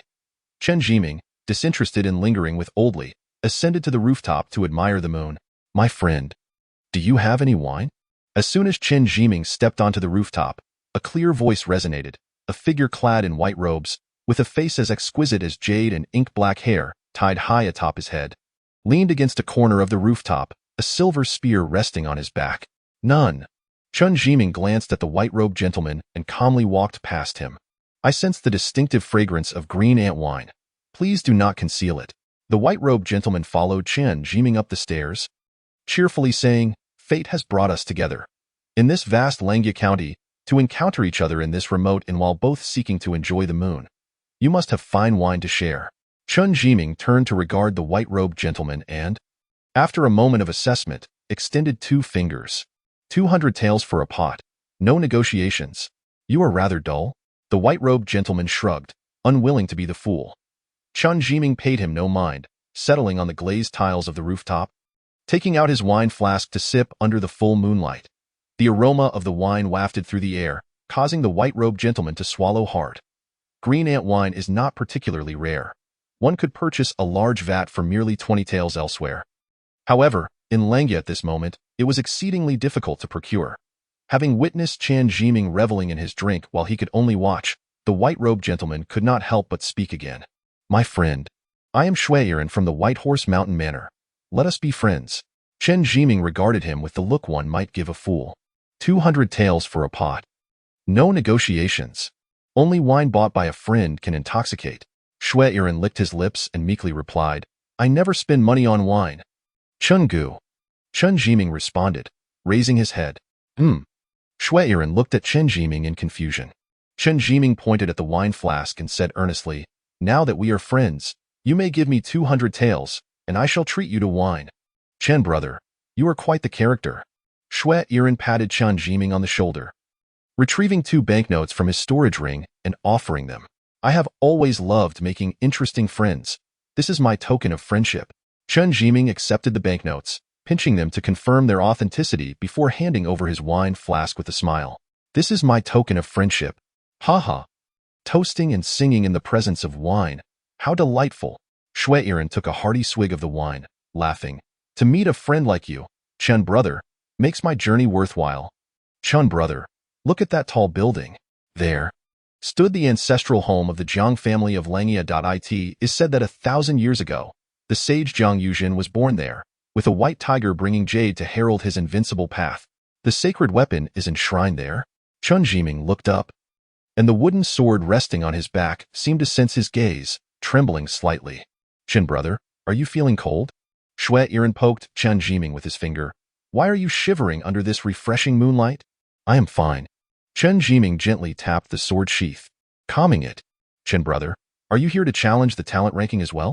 Shui Yiren, unfazed by Chen Zhian's succinct responses, continued. The talent ranking, jointly established by the Sword Control Sect and the Ethereal Sect, has me placed 5th. I feel somewhat diminished. Unfortunately, I've been in Langya for several days, and neither Zhu Wan'er nor Jiang Huayu dares to meet me. Not at all. Chen brother, do you see that mountain over there? Shui Yiren pointed casually at a straight peak in the distance. That is the Sword Control Sect. On the 9th day of the 9th month, I will stand atop that mountain to formally challenge Zhu Wan'er and Jiang Huayu. I can accompany you. On the 9th day of the 9th month, I too shall ascend the mountain. Good brother. Shui Yiren clapped Chen Zhian's shoulder, moved, but perhaps it's better if you don't. It's too dangerous. I fear you might not make it. It's merely a detour. Chen Zhian offered no further explanation. Chen brother, I'm quite pleased tonight, but it is time for you to leave. Suddenly, Shui Yiren stood up, brushing off the dust from his clothes, and turned back. Blood will soon be spilled here. Not far away, atop a tavern, a figure cloaked in white stood proudly on the rooftop, a broad blade resting on their back, exuding a chilling aura. All irrelevant individuals depart. As he spoke, his gaze was fixed firmly on Shui Yiren. Though his words were directed at Chen Zhian paid him no mind, continuing to drink. Oh Yang, I hope your swordsmanship is not as foul as your tongue. Shui Yiren drew the silver spear from his back, pointing it at the man. The tip of the spear gleamed ominously, and he instantly transformed into a figure of ferocity. Clang! A cold blade light clashed with the spear's radiance as the two engaged in a flurry of exchanges, their feet seemingly treading on air, battling fiercely in mere moments. The blade's aura and spear's brilliance intertwined, scattering debris in all directions. Chen Zhian extended his hand, gently pressing down in the void before him, as if creating a barrier that kept the flying rubble at bay. Boom! Following a resounding crash, within a 3-zhang radius centered on the two, the violent energy upheaved the roof. The 5th-ranked Shui Yiren of the talent ranking and the 6th-ranked Ouyang Shui clashed on the night of the full moon, the 15th of August, igniting the first battle of the talent ranking. Onlookers included the half-step void god Chen Zhian. Within the Sword Control Sect, Saint Jiang Huayu sat cross-legged in the Sword Concealment Pavilion, his eyes half closed. Before him, an ancient sword radiated a foreboding sword intent. Suddenly, a disciple of the inner sect entered, whispering, Saint, just now, Shui Yiren fought Ouyang Shui. Shui Yiren knocked Ouyang Shui off the roof with 3 spear strikes. Ouyang Shui fled heavily injured. Jiang Luer of the poison sect has already pursued him. I understand. Jiang Huayu lowered his gaze, seemingly unfazed by the news. A glimmer of admiration flickered in the eyes of the inner sect disciple as he slowly withdrew. Truly, as the saint, with the wedding date approaching, he could remain as tranquil as a mountain each day. Jiang Huayu honed his sword energy in the Sword Concealment Pavilion. After the inner sect disciple departed, he opened his eyes, revealing not a trace of calmness but rather desire and ambition. After a decade of sword study, he had finally grasped the unparalleled sword intent 6 months prior, becoming the youngest sword wielder in the entire Sword Control Sect. He was confident that, given another half-month, within the realm of chi manipulation, he could compel the world to bow before him. A wicked smile crept upon his lips as he murmured, Shui Yiren, you wish to challenge me on the 9th day of the 9th month, yet you have never considered how eagerly I await your challenge, and Li Chenghua, Zhao Wuji. You all shall become the whetstones for my ascension into the void realm. Chen brother, am I fierce? In the secluded tavern, Shui Yiren wiped the blood from the corner of his mouth, raising an eyebrow. The Snow Mountain sect is an ancient sect that has produced saints, though they have fallen in recent years. They should not be underestimated. Ouyang Shui's selection as saint truly speaks to his capabilities. His sword is lifeless. Chen Zhian replied nonchalantly. If you had unleashed your full power, a single spear would have sufficed to send him tumbling off the rooftop. Though it would incur a backlash of energy, it would not result in bloodshed. If you approach the mountain with such strength, challenging Jiang Huayu would undoubtedly lead to defeat. Shui Yiren's raised brow fell stiff as he replayed the earlier battle in his mind. That fight had begun decisively and ended just as abruptly. After 3 spear strikes, his momentum peaked, and he unleashed the secret technique of the White Horse Mountain Manor. Pinning Ouyang Shui to the wall. Given his current realm and combat skills, he found no fault within himself. If he was not the problem, then the issue lay with his opponent. After a prolonged silence, he asked, "Is Jiang Huayu truly that strong?" 6 years ago, he had already touched upon the threshold of sword intent. Now, 6 years later, even if he were a pig, he should have shattered that door. "You are facing a sword cultivator who has mastered sword intent," Chen Zhian replied coolly. "To pin him to the wall, you must at least comprehend spear intent. The White Horse Mountain Manor's secret technique, breaking kill, follows a path of ferocity. Once you grasp it, understanding spear intent will come naturally." "Spear intent," Shui Yiren murmured, and after a moment, he leapt up and embraced Chen Zhian tightly. "Chen brother, I believe I understand. I will enter seclusion and seek you out for drinks on the 9th of September." In the blink of an eye, 10 days had passed, following the battle between Shui Yiren and Ouyang Shui. A gust of excitement swept through Langia County. Everywhere one looked, practitioners could be seen standing atop rooftops, ready to duel. Eventually, whenever someone spotted an individual on a rooftop, the instinct was to slip out of the tavern and stretch their necks in anticipation. The tavern owners bore no ill will. Rather, they hoped for the fights to be as fierce as possible. After all, practitioners never lack the means to cover the damages incurred from a brawl. Sufficient to fund the construction of a new building. Whenever a duel occurred, Chen Zhian would stand amidst the crowd. The path of the Great Way is vast, yet all roads converge. He had drawn the sword intent of Zhu Qinghe and the 3,000 sword cultivators into his qi. Although he had glimpsed the essence of the sword path, he could not fully grasp it. On one hand, it was due to his own low realm, and on the other, the sword path had its deficiencies. The sword pavilion had remained steadfast for 6 years, and he had long since analyzed the essence of the sword intent of the 3,000 sword cultivators.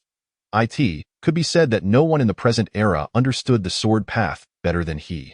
In order to complete the sword path, he could only forge a new path, deciphering the myriad ways of the universe. On that day, he stood amidst the crowd, gazing upwards at 2 practitioners locked in combat above. They were a 36th and a 39th ranked passerby, fighting to the death over a baffling title. Their duel was nothing more than a farce of clumsy exchanges. Seeing no merit in the spectacle, he was about to rise and depart when he suddenly felt a gaze upon him. Turning his head, he caught sight of Zhong Yin, a figure of 10 taels of silver acquaintance, making her way out of the crowd. In the brief span of 10 days, the once delicate young lady had transformed into a weary traveler, with her maid Zhong Yun and numerous bodyguards nowhere to be seen. Chapter 49. The Manifestation of Heaven's Justice. No redemption to be found. "Miss Zhong, are you not here to meet my master? Where are you headed?" On the street, 2 servants clad in Jiang family attire obstructed Zhong Yan's path, their words laced with lewdness. One of them, sporting a black mole above his brow, even reached toward her waist. "Please step aside." Zhong Yan's complexion turned pale as she swatted away the repugnant hand. "I am of the Zhong family from Hushi County, a citizen of the Tang dynasty, not a servant of your Jiang family. If you continue to impede me, I shall report you to the authorities." "Report us?" The 2 ruffians exchanged glances, their faces contorting into mocking smiles, as if they had heard the most amusing joke in the world. "Go ahead and report. If you are lost, my lord can show you the way. I would love to see who in this Langia realm dares to accept your complaint." Upon hearing him, the city guards, who had been maintaining order, turned their heads away. Some even rushed over to flatter the vile servants, their faces contorted with insincere smiles, resembling servants more than these 2 ruffians. The servants of the Prime Minister's household, the scions of noble families, and the eunuchs of the imperial palace. Though their status was lowly, they wielded considerable influence. "Miss, how about it? Will you report us? Come along quietly with us. To serve as a maid beside the young mistress is a rare fortune that many would covet. Don't be foolish enough to refuse kindness." Boundless despair surged within Zhong Yin. She had thought that even the domineering Jiang family would exercise caution as the wedding date approached.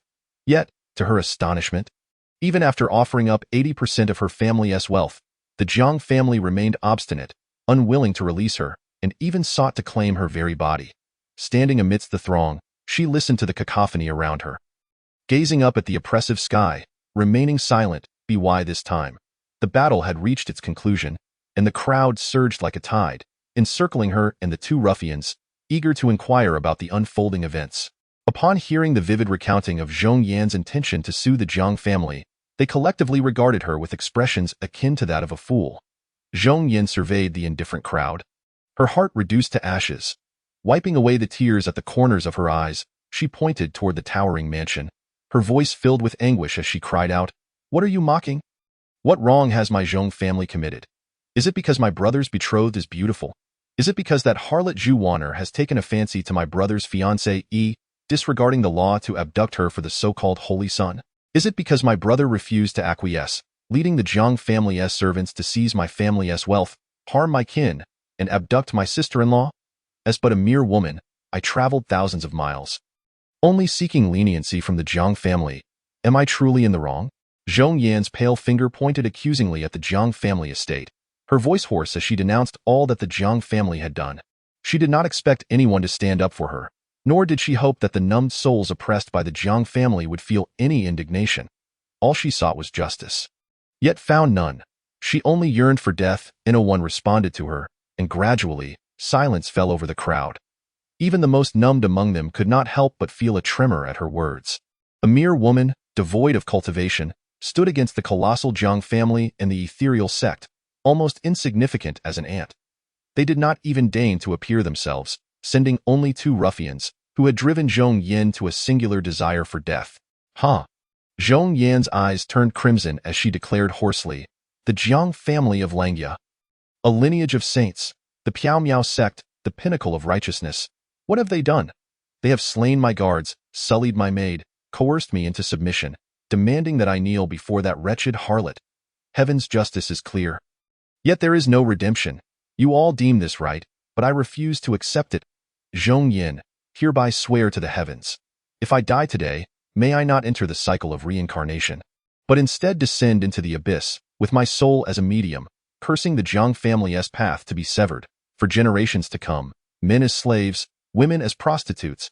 I curse Zhu Wanner to be a maid for eternity, to be shared by all." Boom! As though the heavens had heard her oath, a thunderclap resonated across the oppressive sky. The onlookers scattered like frightened birds, fearing they might be splattered with blood. To utter such words was a crime in itself. The two ruffians regarded Zhong Yan coldly, their hearts unmoved by her lamentations. They had heard enough over the years. Every life extinguished at their hands would perform a similar act before their demise. Yet, what use was it? Regardless of how the world changed or how dynasties rose and fell, the Jiang family of Langya would remain as it was. What a pity for such a pretty face. The ruffian with the black mole sighed. For if this young lady had any chance to serve the master before uttering such treasonous words, she had now sealed her own fate. After all, one must not insult the saints, as the crowd dispersed. Chen Zhian, who had mingled among them, suddenly stood out like a sore thumb. The patter of rain fell upon the flagstones, as he held an umbrella, standing quietly in the middle of the road. Was that farewell outside the city to avoid implicating me? Not at all. Zhong Yan, her eyes reddened, replied coldly, "You are being overly self-important." Chen Zhian chuckled to himself. Leaving behind 2 sets of guard uniforms was to prevent me from being killed by the guards at the city gate? What are you doing? The 2 ruffians mocked Chen Zhian. Are you planning to accompany her as a pair of tragic lovers? Enough. Chen Zhian frowned slightly, his hand reaching into the void as he casually gestured. 2 droplets of rain shot through the air like arrows. Swish. The 2 ruffians' bodies stiffened instantly, disbelief etched on their faces as they gazed at Chen Zhian. Each had a fingertip-sized black hole in their foreheads, slowly oozing blood. Chen Zhian passed between the 2 ruffians, holding the umbrella as he approached Zhong Yan, asking earnestly, "Do you like me?" Zhong Yan stared blankly at Chen Zhian. She had thought him oblivious, yet he seemed to know everything. In the few short days since entering the city, she had endured a darkness she had never known. Her guards were casually crushed to death by the Jiang family. And even her maid, Zhong Yun, who had shared her heart, had suffered humiliation before her, taking her own life in despair. At that moment, her heart was already ashen. If she held any lingering affection, it was perhaps for that frail scholar. After leaving the inn, she had stumbled to the most crowded place, merely to catch a final glimpse of him. Now that she had seen him, she felt ready to embrace death, gently reaching out to touch Chen Zhiming's face. A faint smile broke through Zhong Yan's pale visage. "Do you know? You are truly handsome. What a pity. I can no longer see. Words are one thing, but do not get handsy. Chen Zhian muttered in distaste. Yet he did not push Zhong Yan's hand away, allowing her icy palm to rest against his face. The rain fell harder, as the city guards surrounded the two, drawing their blades, a mix of fear and excitement in their eyes. How many years had it been since anyone in Langya County had seen such audacity? This pair had become not merely individuals, but stepping stones for others to ascend to greatness. Alas, these stepping stones were rather uncomfortable. Chapter 50. Those who cross this line shall die. Who is making such a ruckus here? Another Jiang family servant approached on the street. The rain had intensified, yet not a drop had dampened his clothing. Upon seeing him, the leader of the city guard's eyes lit up, and he hurried forward to whisper, "Mr. Jiangbi, this woman spreads her wicked words, insulting the Jiang family. That scholar is even bolder, brazenly slaughtering the innocent in broad daylight. I have apprehended them both, awaiting your orders." "Ah, thank you, Captain Zhang. Old servant will report this matter to the young master," Jiangbi said with a smirk, never once casting a glance at the captain. "Miss Zhong, to serve the young mistress is a fortune earned over many lifetimes. Why leave without a word? What a pity." Jiangbi's gaze fell, his tone icy. "Even a mere dog of the Jiang family is not slain at will.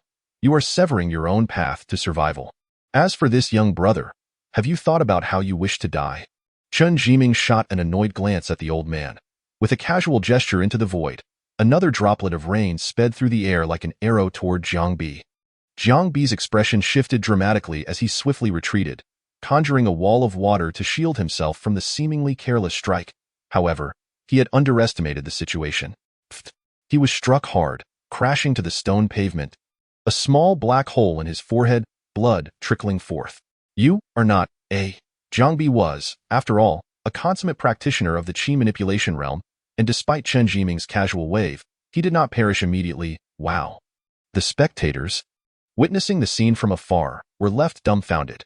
Though Jiangbi was merely at the qi manipulation stage, he was well known throughout Langya County. As Jiang Shengzi's cultivation had risen and his reputation soared.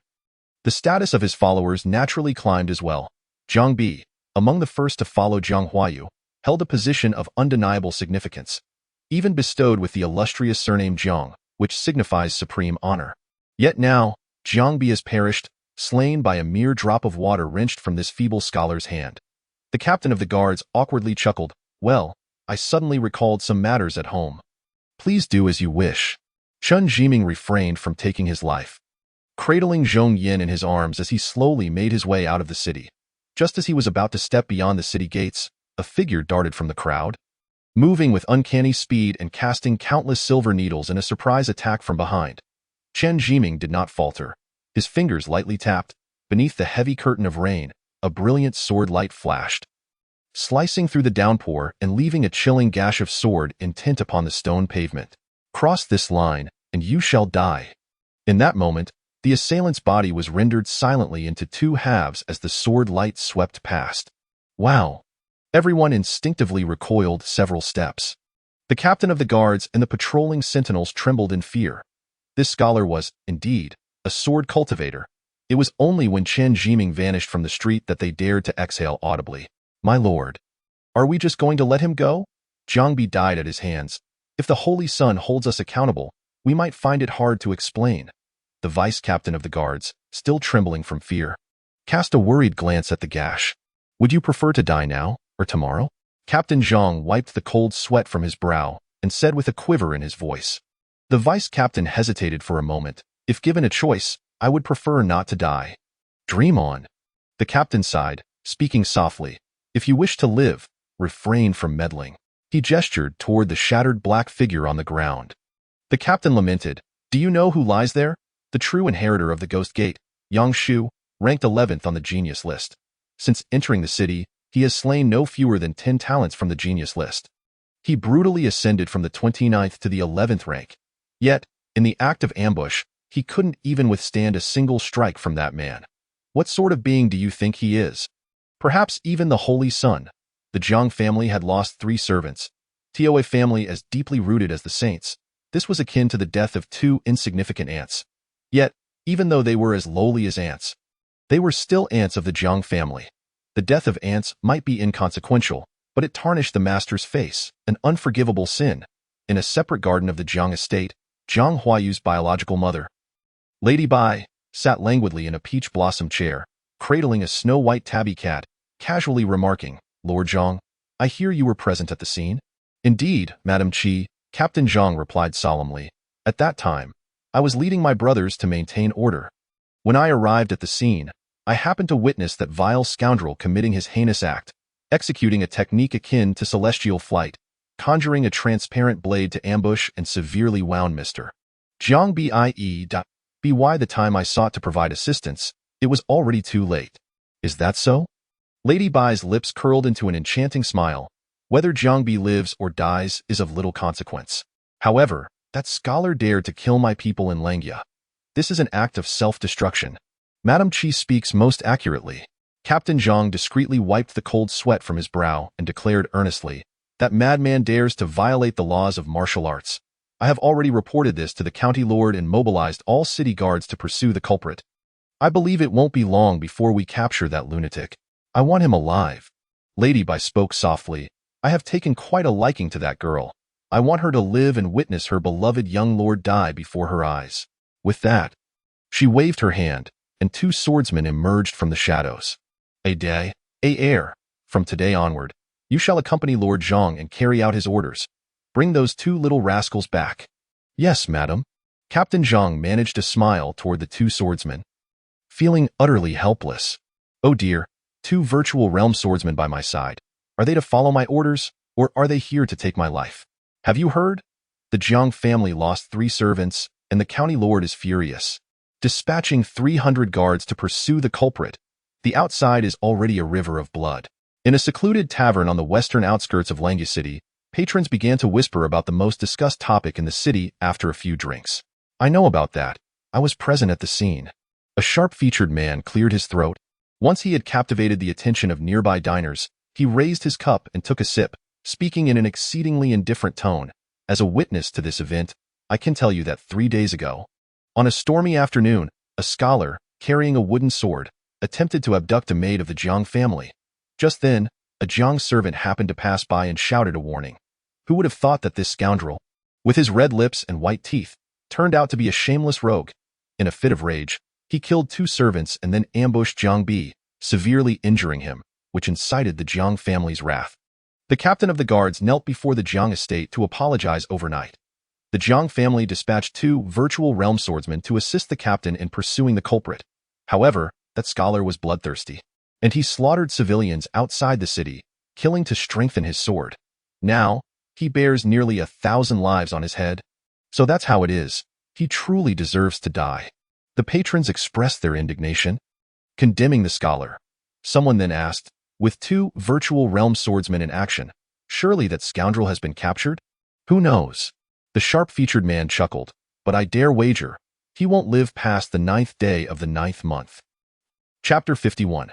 The storm approaches, winds fill the tower in the corner. Shui Yiren drained his cup and stepped toward the sharp-featured man, silently observing him. That moment, an inexplicable aura of menace emanated from Shui Yiren, as if he were an indomitable spear. "This esteemed hero, you? The man stammered. "Were you present at the scene?"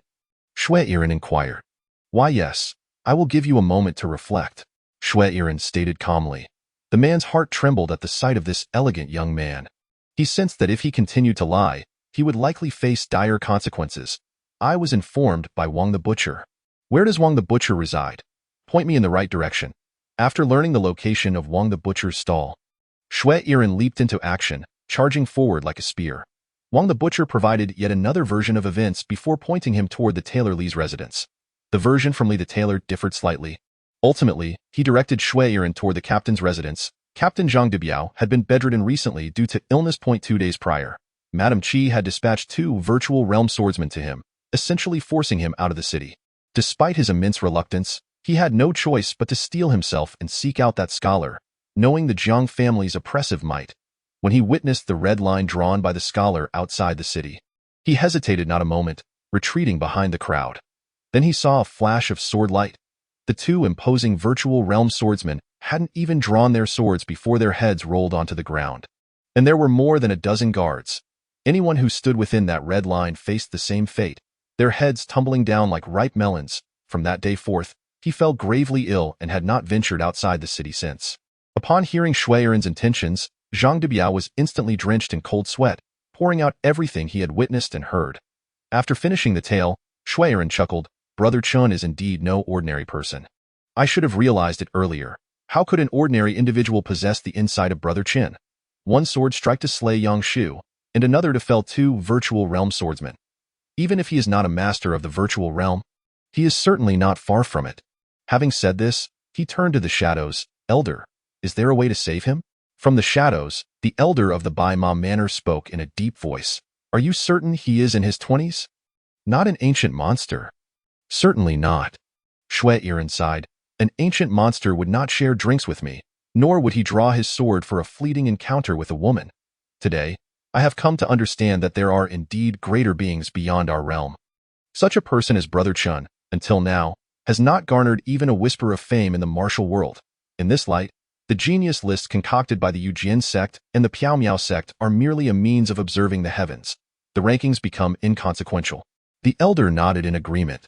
Speaking gravely, if he is not an ancient monster, then a sword cultivator of at least the virtual realm under 30 might indeed warrant taking a risk. "You are mistaken," Shui Erin asserted. "I ask you to intervene and save Brother Chen, not because of his promising future, but because he is my friend." Outside Langya City, Chen Zhian stood upon a precipice, gazing down at the throngs of search parties below. His eyes betrayed no emotion. To those who sought to use his head as a stepping stone for their ascent, they must be prepared to meet their demise. Since leaving the city, the number of lives claimed by his sword had surpassed 100. Many warriors never even sensed the danger before being lured by malicious actors, fantasizing of instant success. In this world, there are no such easy paths. Do you regret it? Zhong Yin stood beside him, asking softly. These past few days spent fleeing alongside Chen Zhian had left her already frail body even more weakened. The wind atop the cliff nearly swept her away. "We will inevitably sever ties with the Jiang family of Langya. This merely hastens the inevitable. You need not carry any psychological burden." Chen Zhian draped a crimson cloak over Zhong Yin and inquired, "What are your plans for the future?" A faint blush crept across Zhong Yan's face as she gazed at Chen Zhian. Responding earnestly, "If fortune allows me to survive, I wish to follow you, whether it be wandering the world or retreating into the mountains. Wherever you go, I shall go." In the face of calamity, Zhong Yan's demeanor had transformed significantly. The gentle demeanor of the affluent young lady she had been just half a month ago was now but a distant memory. How naive. After a moment of silence, Chen Zhian coldly uttered 4 words, then sprang into action, soaring like a rock towards the cliff's edge. "Quickly, that pair of scoundrels is down there." At the base of the cliff, a cacophony erupted as the crowd surged towards Chen Zhian. "Brothers, unite! Capture Chenggu alive, and we shall change our names together. Capture Chenggu, and we shall take the surname Jiang. Boundless riches lie before us. Follow my lead. Kill." The practitioners, blinded by the allure of wealth, recklessly charged at Chen Zhian. With a mere flick of his fingers, a mundane iron sword soared into his grasp. Bearing the sacred weapon, the wooden candle, and wielding the iron sword, he cut a swath through the throng, decapitating foes left and right. Zhong Yin stood frozen, gazing at the gruesome scene below, murmuring, "In this lifetime, I am bound to you. Even in death, I shall accompany you." Indeed, a woman merely hinders the speed of drawing a sword. On the cliff, the withered figure of old Li swayed, exclaiming with a mix of admiration and lament, "A peerless swordsman has, in just 3 days, turned into a butcher, reduced to a mere swordsmith. Oh, he's spitting blood. How pitiful, forcing himself to strike will only wreak havoc on his internal energy. Even with that 4-legged serpent aiding him, his energy reserves must be riddled with holes. A beauty is indeed a source of calamity." Old Li, Zhong Yin, disregarding her astonishment at old Li's sudden appearance, hurriedly leaned over the cliff's edge to peer below. However, at a height of over 300 zhong, she, an ordinary person, could not discern clearly. All she could see was a chaotic display of sword lights and hear the wails below. Clutching a small dagger, she slowly withdrew her gaze. "Old Li, if he dies, please let me know." The girl is asking me to intervene? Old Li shot Zhong Yin a puzzled glance. Will you intervene? Zhong Yin regarded Oldly with earnestness. If you are willing to intervene, I do not seek your aid, for I know you would save him. If you are unwilling, then even my pleas would be futile. Should he perish, I shall follow him. He has not spoken, thus, I cannot intervene. Oldly sighed, casting a sidelong glance at Zhong Yin. Moreover, he does not require my assistance. If he is truly pushed to desperation, not even these fools below can withstand him. However, he himself may not survive either.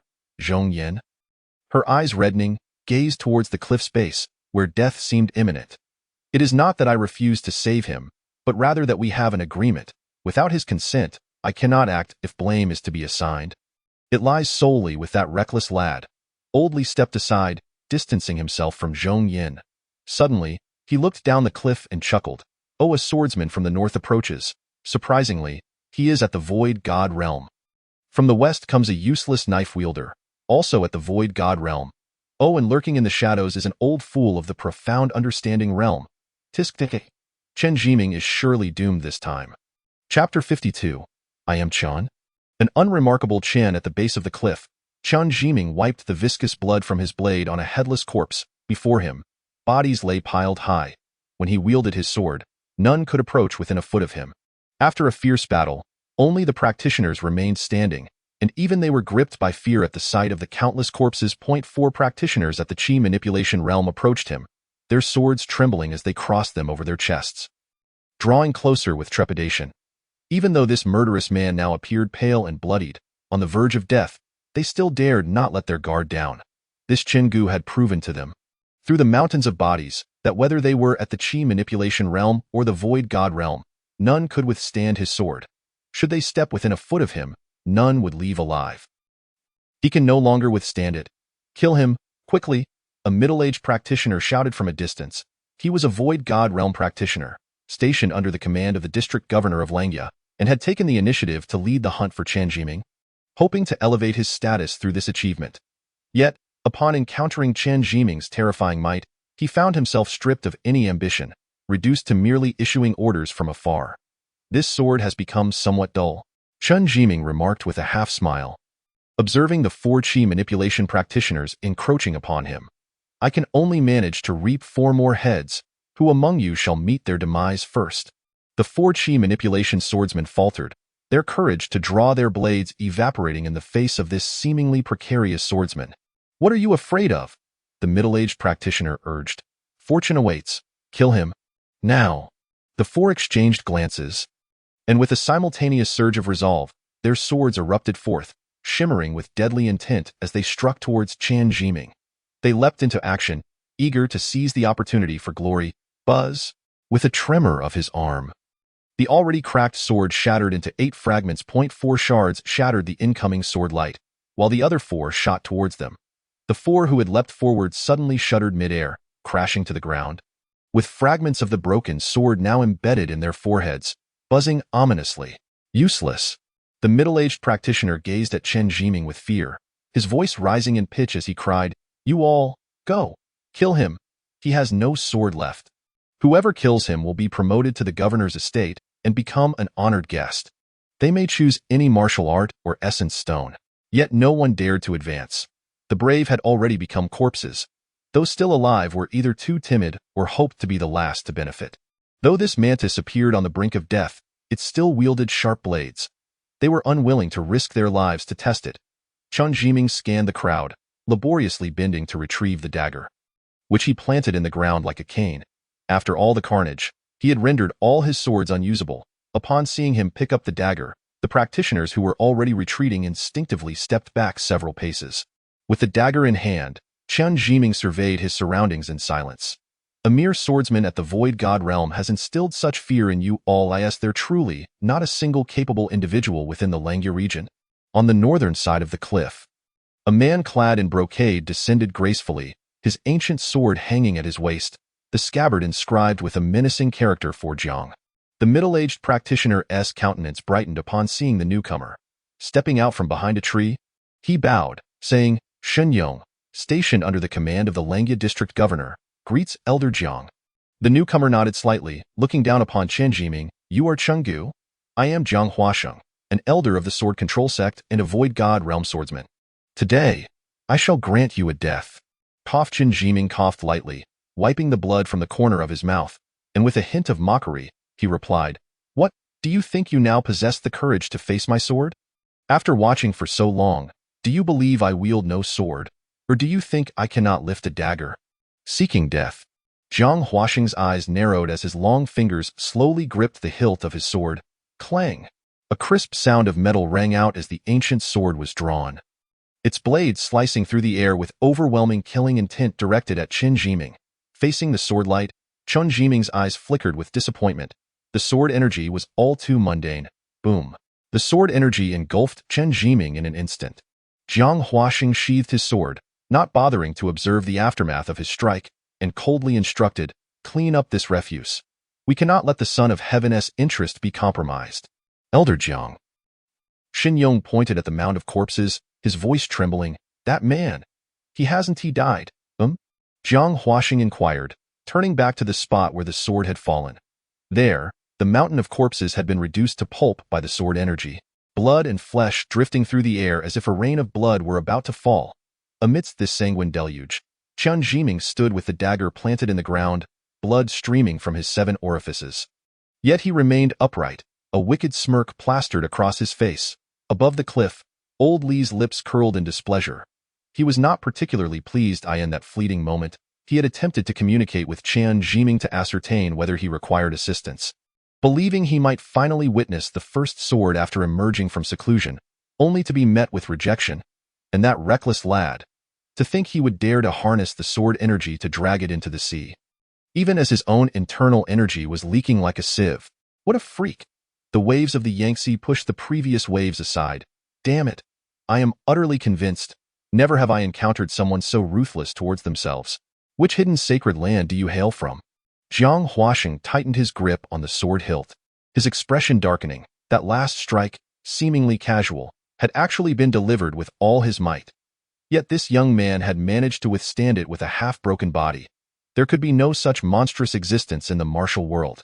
As a member of the Jiang family's collateral lineage, Jiang Huaxing had spent over a century climbing the ranks of the sword path, achieving the Void God realm step by step. His mastery of the sword was far from mediocre. He was certain that even Jiang Huayu, who was hailed as a potential sage, could not reach the heights of this young man. Such possibilities only arise from a perpetually inherited sacred ground or the direct lineage of an imperial clan. You are Zhao Wuji of the Taoist sect, or perhaps a descendant of the Ji family. Chen Zhian, leaning on his unfamiliar blade, retorted with scorn, "I am but Chen, an unremarkable Qin, with no saints or great emperors in my ancestry, nor am I of divine physique. You, Jiang, cling to the bloodline of ancient saints, languishing in the remnants of a legacy from millennia past. Yet you have never contemplated that the likes of the Taishu Emperor, the Huanggu Emperor, and even the sword saint Zhu Qingho from 5 centuries ago, all emerged from obscurity. They wielded mortal bodies to vanquish the invincible, echoing through the ages. They suppressed countless so-called sons of emperors and saints, even divine sons. They struck terror into the forbidden zones, leaving them too fearful to encroach upon the human realm. Do you truly believe that the present generation must inevitably pale in comparison to the ancients?" Jiang Huaxing narrowed his eyes slightly. He understood the reasoning, yet to attempt to dominate the current era with a mortal physique is akin to scaling the heavens. In the vast expanse of the wilderness over the past hundreds of thousands of years, only the Taishu Emperor and the Huanggu Emperor have emerged. Nevertheless, these considerations are moot. Since this aberration possesses neither background nor influence, it seems I must wish you dead. Chapter 53. The envoy enters the city. That little trash is about to strike. On the cliff, Old Li swayed on his feet, picking up a withered branch from the ground. The moment Chen Zhian spoke, he could swiftly eliminate the riffraff below. Everyone awaited Huaxing to draw his sword. Jiang Huaxing's energy surged, a torrent of vitality infusing his ancient sword. This young man is far too monstrous. Should he be allowed to grow, the consequences would be dire. With this strike, he would expend all his strength. Clang! A radiant beam of sword light ignited, and under his energy's enhancement, a sword aura spanning dozens of feet descended from the heavens. Boom! The sword aura cascaded like a waterfall, pouring down with relentless force. Speak! Old Li, eager to act, could faintly hear Chen Zhiming's transmission in his ear. Just as he was about to make his move, a dark long spear pierced through the air. The spear, like a dragon, surged forth amidst a sweeping tide of black clouds. Akin to an army charging into battle. Boom! The sword aura and spear light collided, echoing like thunder from the cliff, and the resultant shockwave engulfed Chen Zhiming's position. Go!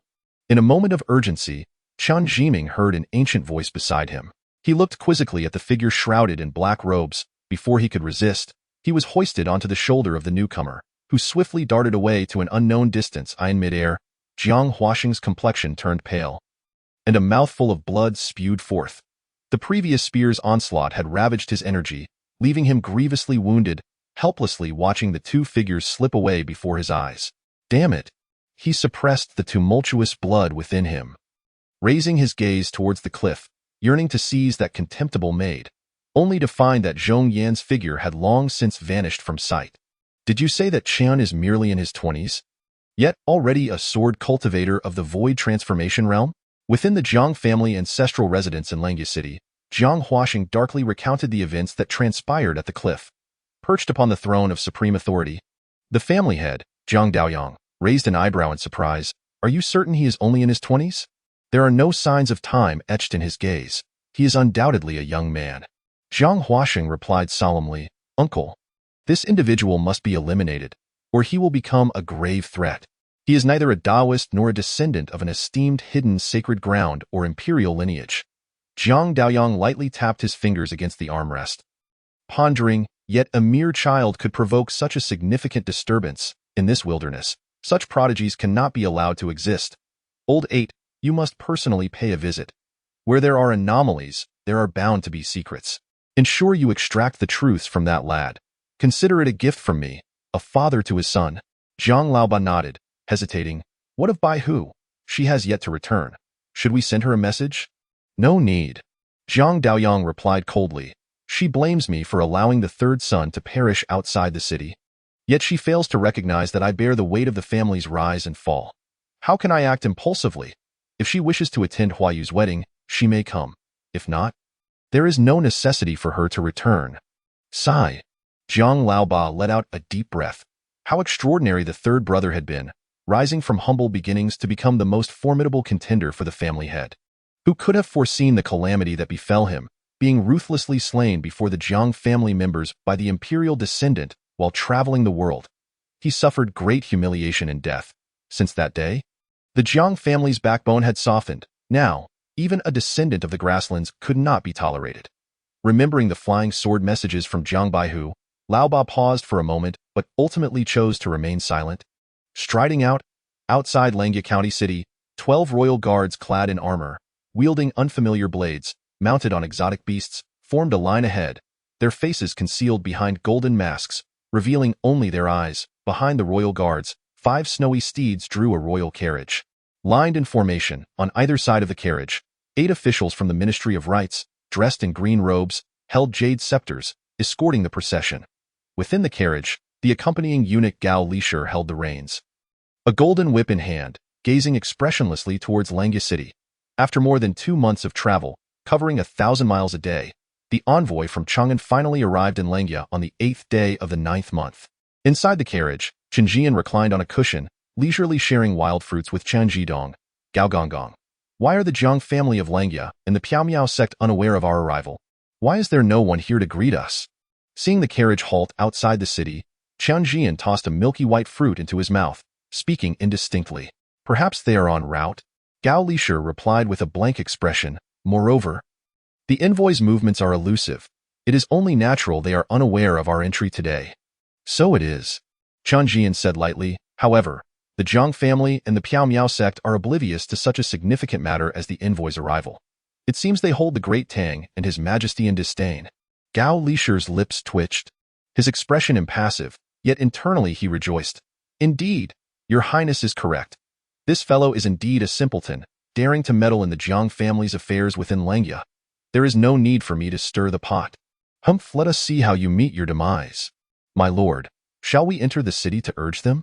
With Langya County City in sight, Gao Lishur could hardly contain his eagerness to witness this fool confront the Jiang family. And he boldly asked, No need for that. Chen Zhian replied with a smirk. We shall directly enter the city.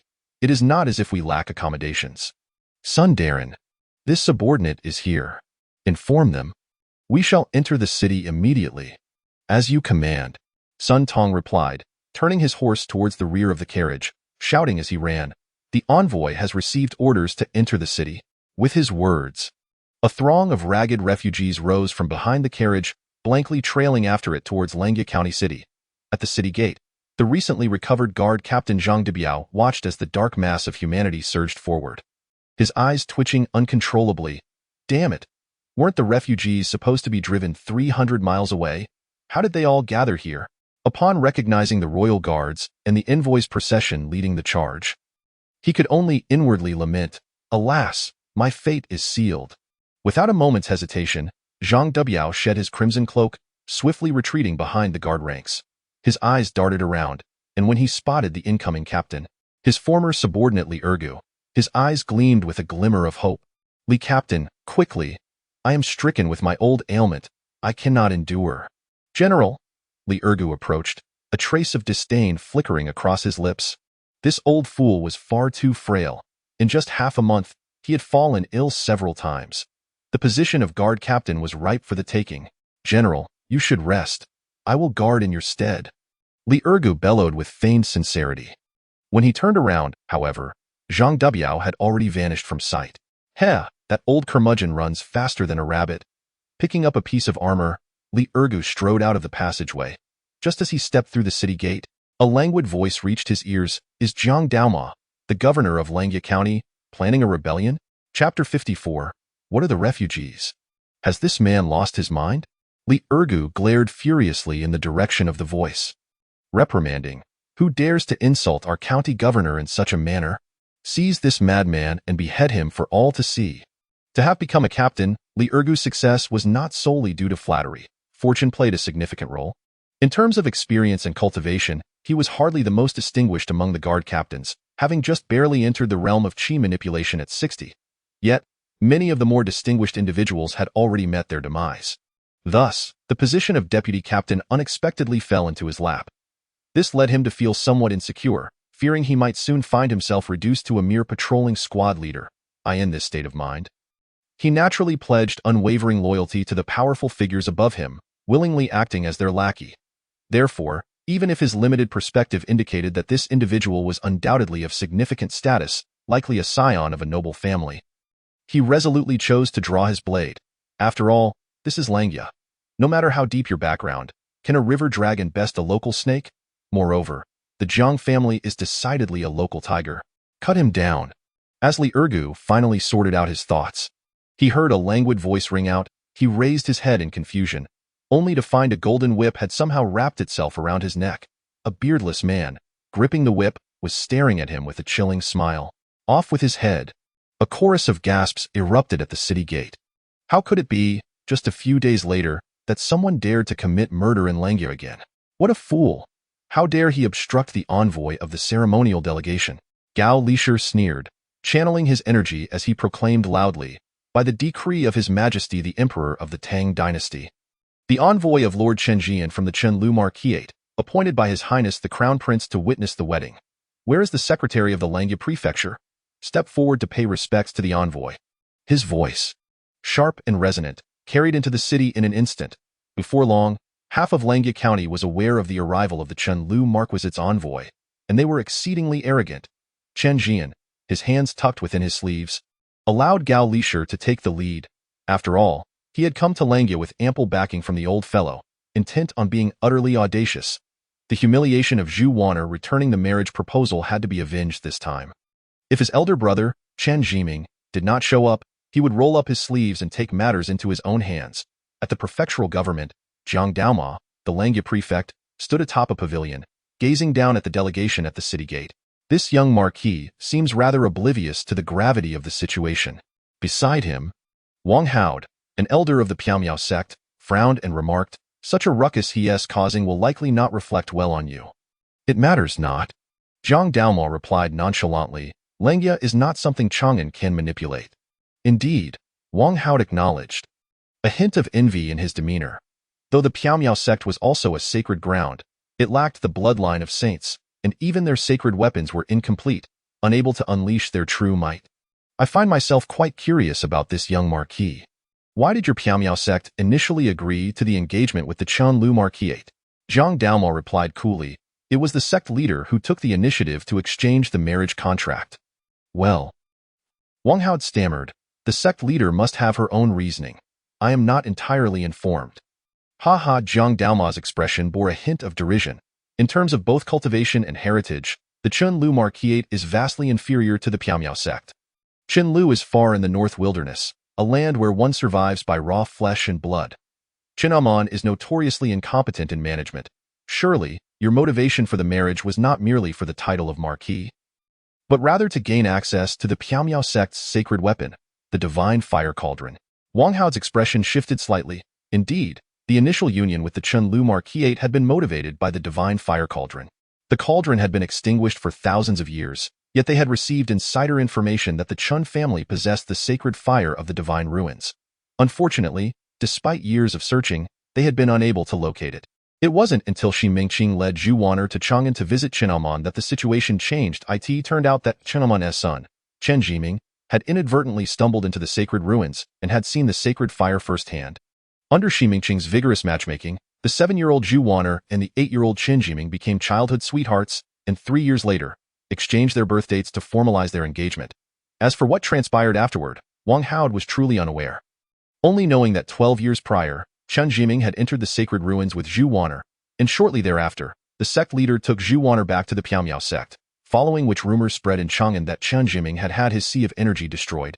His path to cultivation cut off. After a moment of silence, Wang Hao chuckled awkwardly, shifting the topic. Prefect, shall we allow the delegation to rampage as they please? And what would you have me do? Zhang Daomao replied, hands clasped behind his back. Just a brash young dandy. Do you expect us to welcome him? After all, he comes from Chang'an. Wang Hao hesitated, representing the face of that esteemed individual. Brother Wang, you seem to misunderstand something, Zhang Daomao declared assertively. Over countless millennia, dynasties have risen and fallen, yet Langya has always belonged to the Jiang family. Even the current emperor cannot contravene this rule. I stand corrected. Wang Hao regarded Zhang Daomao's imposing demeanor, feeling a sense of discomfort. If our Piaomiao sect's sacred weapons were intact, who would not be a sacred ground? Why then, must we lower ourselves to marry our sacred maiden to you? At the city gate, the delegation forged ahead, leading a throng of displaced persons into the city. Chen Zhian stood atop the carriage, expressionless, gazing deep into the inner city. There, a synchronized rhythm of footsteps approached the gate, each step reverberating through the air, as if echoing in the hearts of the displaced. Chen Zhian sensed an oppressive emotion burgeoning among the masses. Fear flickered in the vacant gazes of the displaced, yet none dared to step back. In a mere 3 months, over 30,000 displaced persons had been expelled from the city, and now fewer than 10,000 remained alive. Had they not encountered the delegation, those remaining would likely have long since perished in the wilderness. There was no place for them to go. They were not refugees, but they were worse off than refugees, for this was no natural disaster, but a man-made calamity. Returning to Langya City was their final hope. Even in death, they would rather perish within Langya City. Master Gao, I have long been curious. Do you not consider the displaced to be subjects of the Tang? Chen Zhian looked at the Langya guards now in sight. His expression unyielding. Chang'an is like this. Qinghe County is like this. Hejian County is like this, and Langya is no different. It seems that once one becomes displaced, they are no longer regarded as part of your kind, but rather as despicable, loathsome beasts. Gao Lisher curled his lips into a cold smile. What are the displaced? They cannot even pay taxes. Chapter 55. Entering the profound. All Buddhas and spirits listen alike. So this is how you think. Chen Zhian turned back to the displaced. After a moment of silence, he rose and said slowly, I believe this is unjust, even if you all consider it a matter of course. Envoy. 3,000 guards, clad in armor and wielding long spears, stood in formation before the delegation. Shun Yong, the guard on duty under the Langya prefect, rode a fierce beast, looking down at Chen Zhian. Envoy, the reception hall has been cleaned. We invite the delegation to enter and rest. And how do you plan to accommodate the displaced? Chen Zhian inquired, raising his head. That is not a concern for you, envoy, Shin Yong replied coldly. The prefecture has long since issued a decree. During this special period, displaced persons are a hindrance to the view. To be expelled 300 miles outside the city. Those who defy the order shall be executed. Do you intend to kill them all? Chen Zhian understood the ruthlessness of the rulers of the vast wilderness. Yet he did not expect such extreme measures. Over 10,000 lives, all to be extinguished simply for being a nuisance to the view. And what if I refuse? Chen Zhian retorted icily, they are subjects of the Tang dynasty, not the private property of your Langya prefecture. Such grandiose authority you claim, envoy. Shen Yong lightly patted the beast, dismissively saying, even the emperor of Chang'an would not dare to dictate to the prefect of Langya. I did not expect a young envoy to be so bold. What Chang'an does is of no concern to me. Chen Zhian interrupted Shen Yong, speaking coldly, but I will not turn a blind eye. You kill my subjects at will. Have you ever consulted the seasoned veterans who once fought to drive away foreign invaders? Have you asked the valiant heroes who perished on the battlefield? Surely you have not. But I have, they said, not on our watch. With that, Chen Zhian raised his arm, declaring, my subjects of the Tang are born as heroes. Not as weeds. They shall stand tall upon the shoulders of the valiant, fellow citizens. Let us proceed to the prefectural government. I shall inquire on behalf of the battle-hardened veterans, on behalf of those noble heroes who fell on the battlefield. Are their descendants not subjects of the Tang? Within the borders of the Tang, under the clear sky and bright sun, can their descendants stand upright upon their own land? We are willing to go. From among the displaced. A ragged youth shouted hoarsely, I, Wu Guangxing, am willing to follow you to confront Jiang Daoma. We are willing to go. Boom. In the heavens above, beneath the thunderous roar, nearly 10,000 voices cried out in unison. The entire Langya County city changed countenance. If Chen Zhian's previous words were but the feeble cries of an ant before its demise, then the wave he now stirred was a sharp arrow aimed squarely at the proud Jiang family of Langya. Few are born as displaced. Many are driven to desperation by exorbitant taxes, selling their lands, selling their bodies, ultimately left with no retreat. The downtrodden, long accustomed to bowing low, suddenly began to ponder. Why? Why must the Jiang family always remain exalted? Why must the taxes in Langya be so exorbitant? Why must the young master of the Jiang family marry, and so many must die merely for the sake of aesthetics? Those wretched commoners. Listening to the outcry around him, Shen Yong's expression darkened, drawing his sword towards Chen Zhian, as an envoy. How dare you so discord and insult the dignity of the Langya prefect's household? Chen Zhian paid him no mind. Turning to sit upon the carriage, is Mr. Liu present? I am here. A figure clad in green, sword at his back, stepped forward, standing quietly in the air. Chen Zhian said indifferently, let us set off. Those who dare to obstruct shall be executed without mercy. Yes. My lord. Form ranks. Shen Yong's expression shifted slightly as he shouted, Langya prefecture troops, heed my command. Anyone within 10 paces of the displaced, execute. The carriage began to move slowly. 12 royal guards drew their blades, forming a tight protective circle around the carriage. This was their duty. Even if Chen Zhian commanded them to die, they could only obey. The officials of the Ministry of Rites, however, were a different matter. Merely attending a wedding. Yet why does it feel as though I am embroiled in treachery? I could almost wish to slay that wretched Chen Zhian with a single blow. Even Gao Lishur, who has long harbored secret hopes for a confrontation between Chen Zhian and the Jiang family, now finds himself in a state of panic. However, in the face of overwhelming circumstances, what choice do I possess? The entire envoy has already been ensnared by Chen Zhian. Even if I were to turn against him now, it is evident that the Langya Jiang clan would never trust me again. Little bastard. Gao Lishur muttered under his breath, retreating quietly, seeking an opportunity to escape. Preserving his life was of utmost importance. You insolent brat, seeking death. A Jiang clan captain of the guards drew his sword and aimed it at Chen Zhian. In an instant, the captain and his long blade were cleaved in two.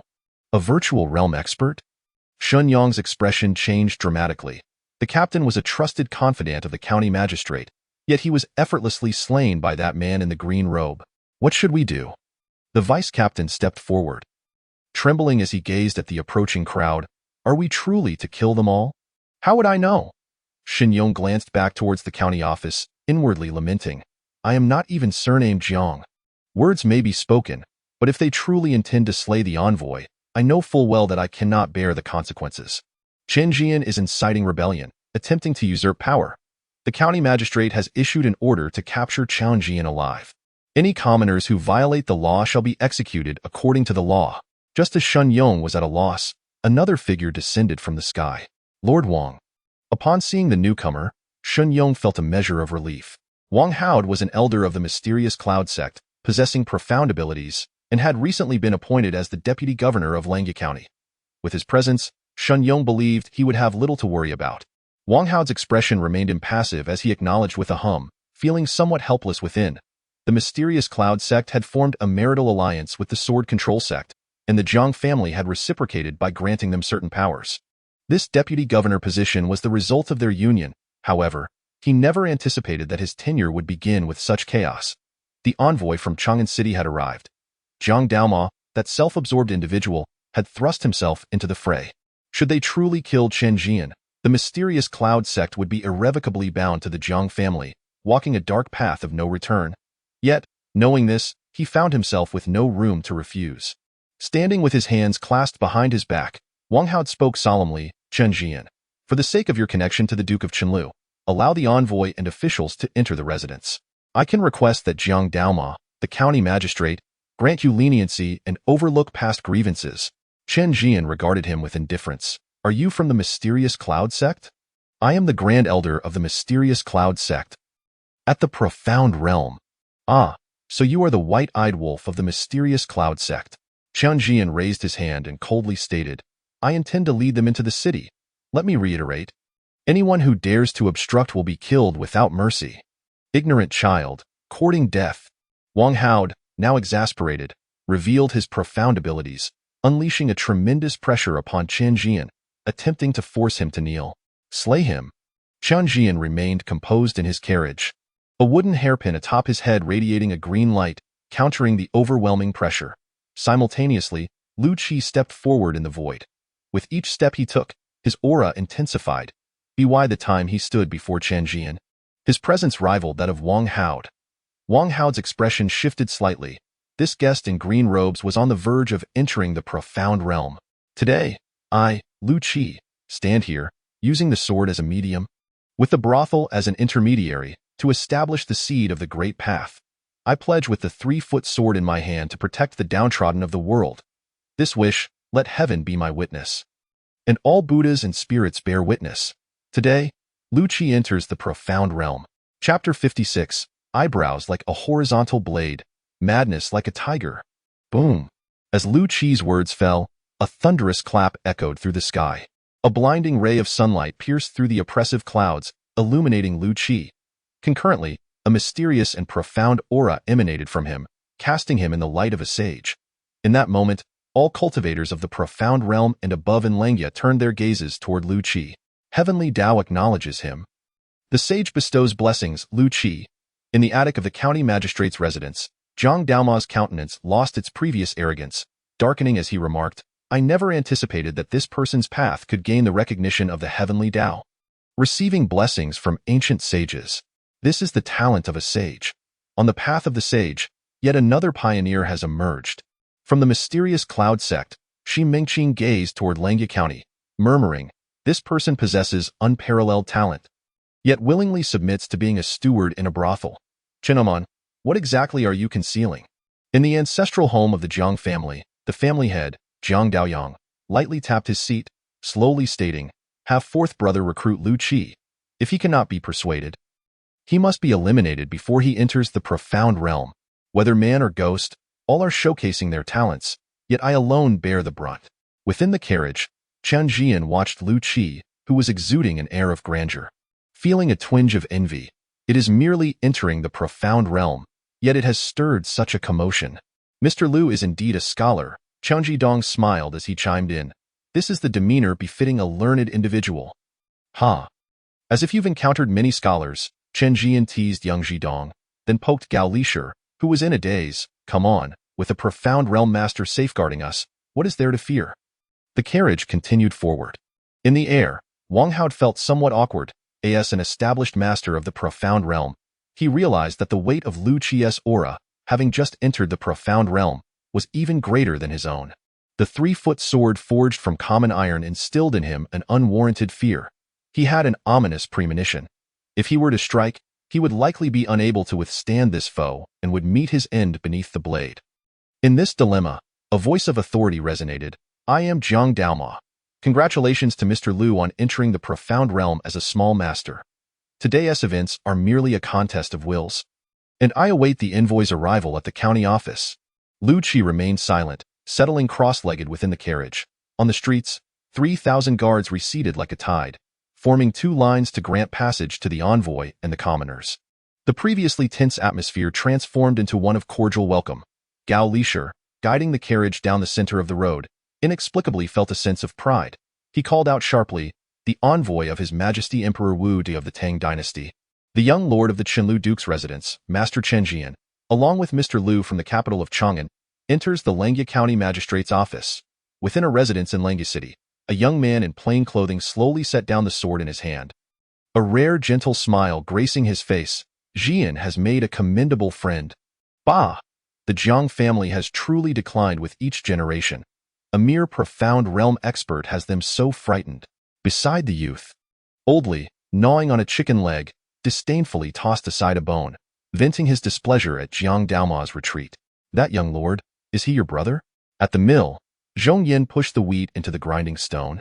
Feigning nonchalance, you mentioned coming to Langya to see your fiancé. That young lord is your brother? You guessed correctly. I am Chen Zhiming. Chen Zhiming replied softly, I have long stated that you need not feel guilty.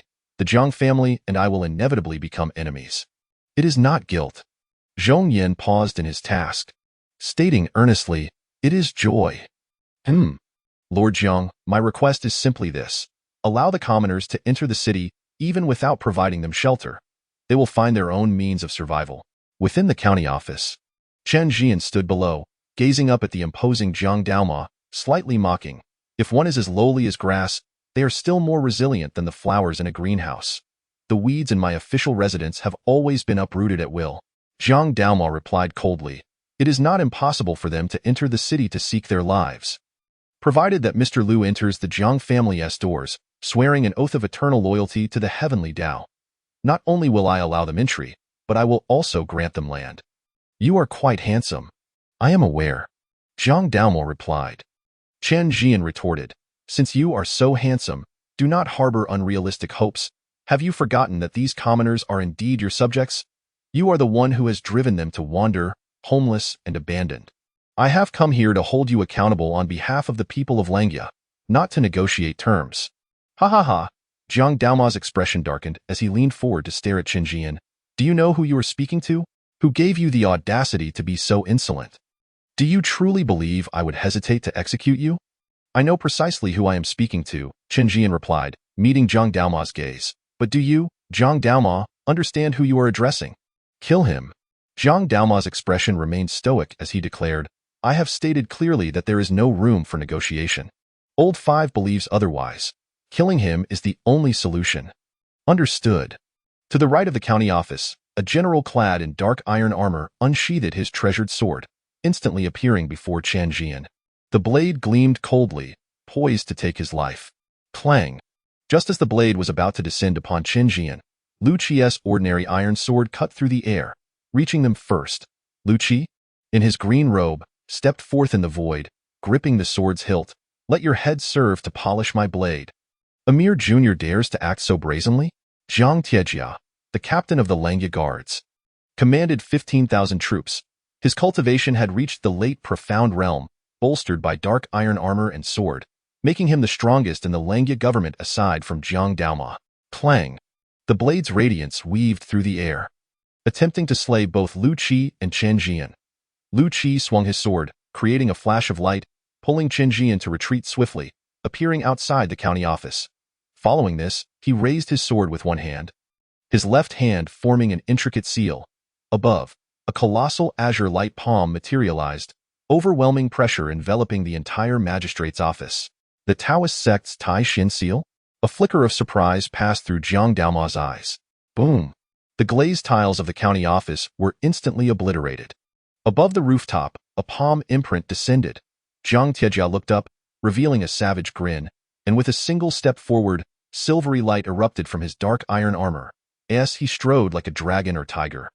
He appeared as a deity traversing the void. He boldly resisted the Tai Xian seal, cleaving towards Lu Qi with a single strike. Do you possess exceptional skills? Wu, the blade, enveloped in malevolence, was accompanied by a phantom of a white tiger roaring as it lunged at Lu Qi. White Tiger Sutra.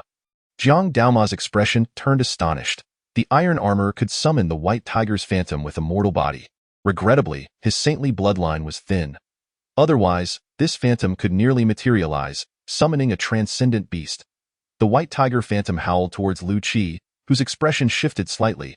Indeed, it was a saintly technique, capable of eroding his own spirit. Jiang Tiejia licked the blood from the corner of his mouth, his brows like a sword, madness akin to a tiger. Chapter 57. With fewer than 100, invincible beyond that. This was the cost of resisting the Tai Xian seal, as well as the price of forcibly employing the white tiger holy technique. Boom! With one stroke, Lu Qi was sent flying like a shattered cotton ball. Such is the way.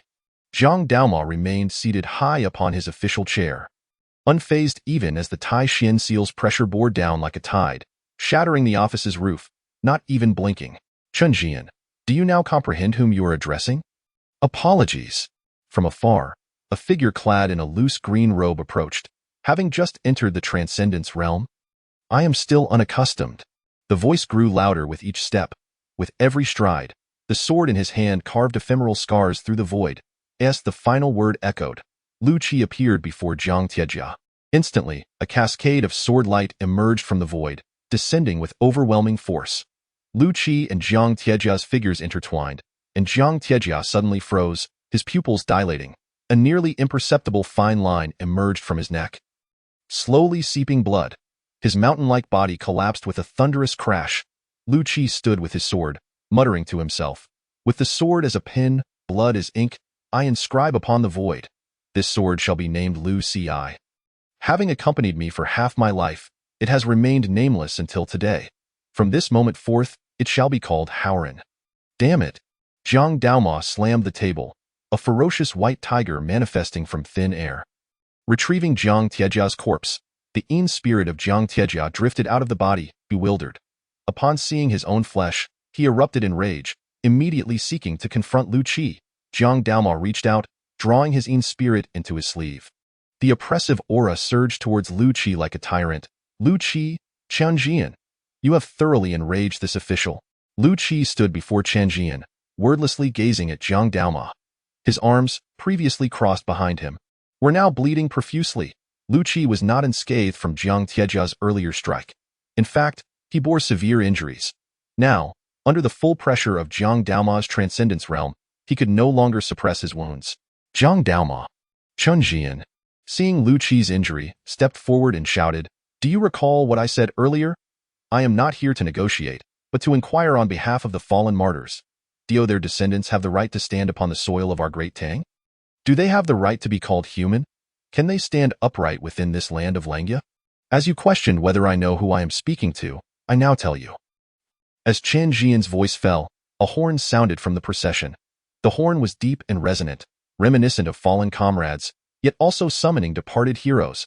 As the horn echoed, atop the mountains outside Langya City, a black line suddenly appeared. Clad in black armor, wielding strange blades, and riding black warhorses, they stood like solemn statues upon the mountaintop. They emitted not a sound, resembling a legion of phantoms. In fact, if one did not look closely, they might almost overlook their presence. Yet no one dared to disregard them, for they were the Chenliu cavalry. With fewer than 100, invincible beyond that.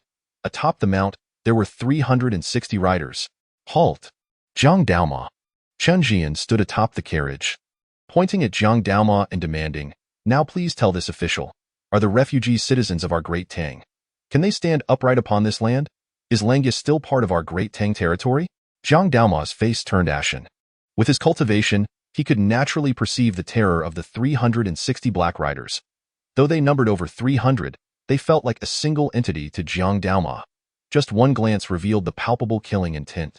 This is your confidence.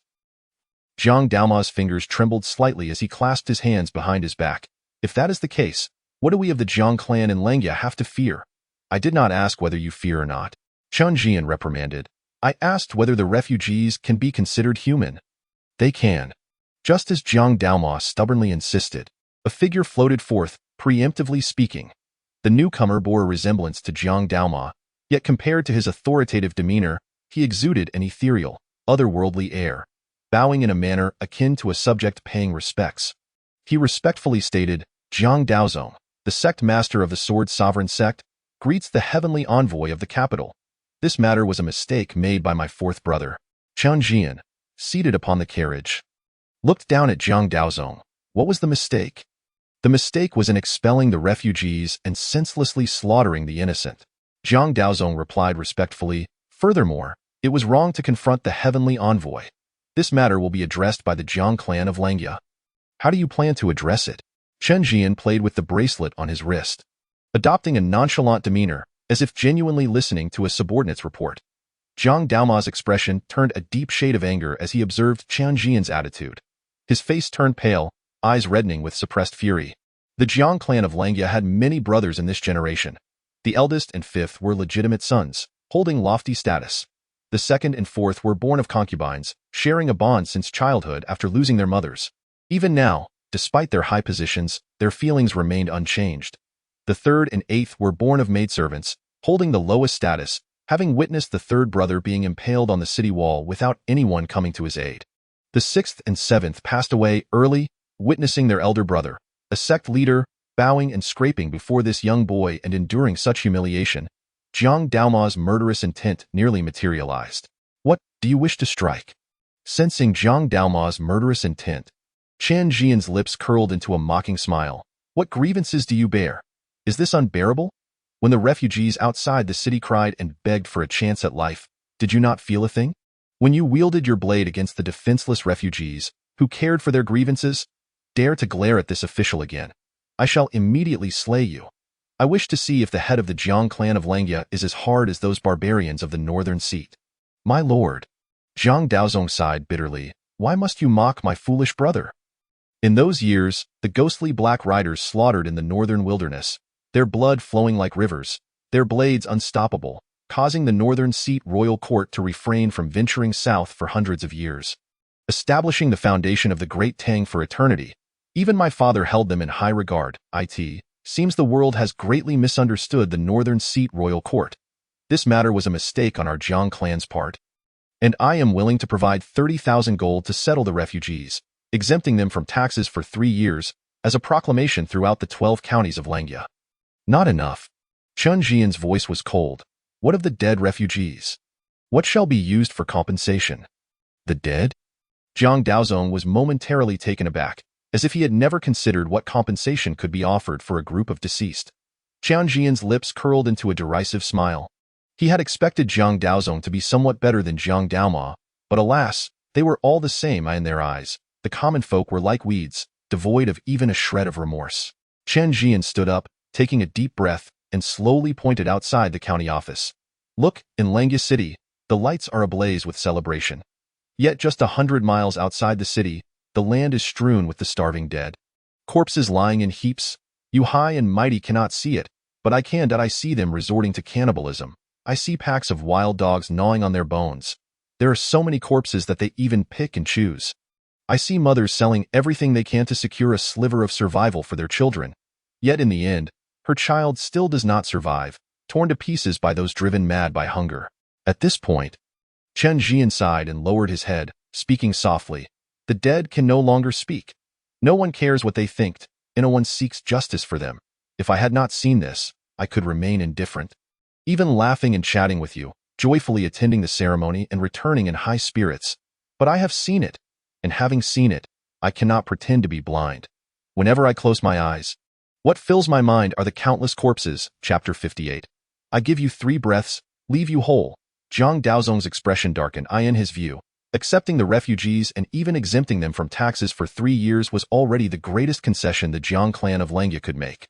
Yet it seemed this young marquis wanted more. How amusing!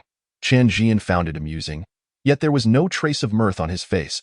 He lowered his head, his expression devoid of emotion, saying, In Chang'an City, I acted recklessly, bullying men and women alike, my reputation in tatters, believing I was already quite wicked. But upon entering the Jianghu, I discovered that compared to you, I am quite the rare good person. A good person? I do not wish to be a good person. Yet the sight of those countless corpses keeps me awake at night. To allow me a peaceful sleep, Jiang Daoma, you may take your own life. Who? At this proclamation, the atmosphere fell utterly silent. Regardless of the esteemed officials and valiant warriors gathered at the governor's mansion, or the throngs of displaced people trailing behind the envoy, none could have anticipated that Chen Zhian would utter such words.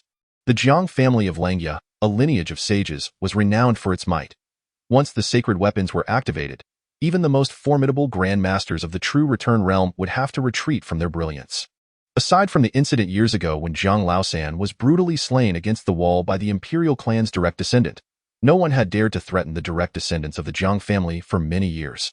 Yet now, a mere youth had the audacity to demand that a fully realized Zhang family practitioner of the profound realm take his own life.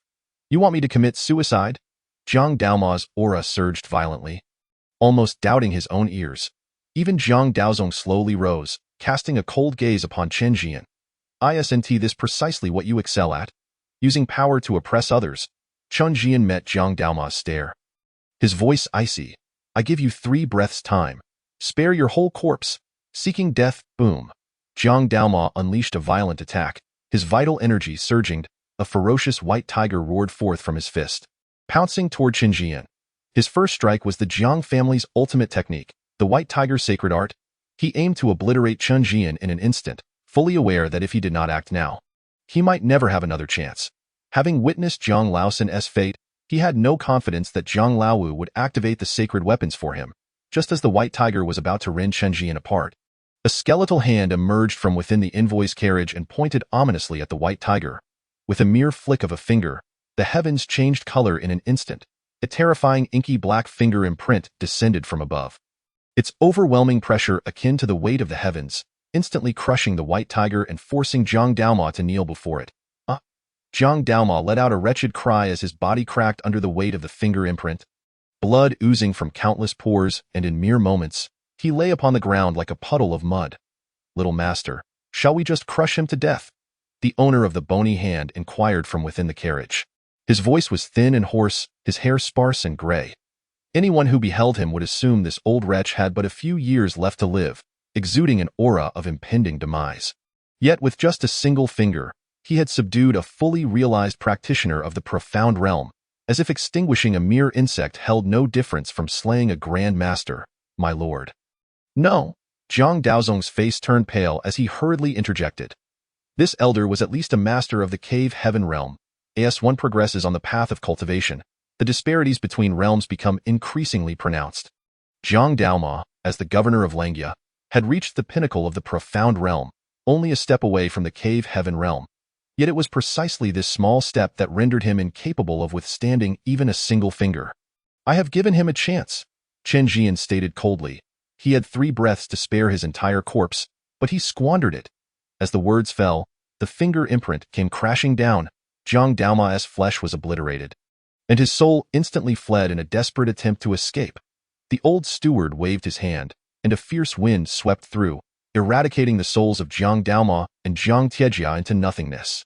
At the Jiang ancestral residence, Jiang Daoyang abruptly lifted his gaze towards the governor's mansion, taking a step forward, appearing at the door as if by teleportation.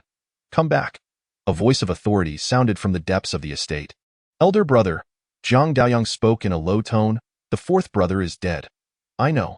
The voice within the estate replied indifferently, 100 is merely a fraction. Surpassing 100 renders one invincible. In the northern wilderness battlefield, the old dog Huang once led the Black Riders to hunt down Grand Masters of the true return realm. At this critical moment, I cannot allow any mishaps. Yes, elder brother. Jiang Daoyang slowly retreated to the family head's seat, his eyes closed as if he were a statue. After a long while, he opened his eyes, and his calm voice resonated throughout the entire Langya county. Jiang Daoma, as the governor of Langya, has failed to fulfill his duties, driving away the displaced and slaughtering the innocent, resulting in the suffering of tens of thousands of subjects, their corpses left to rot in the wilderness. Thus, by the command of the family head, I hereby revoke his position as governor of Langya and expel him from the Jiang family.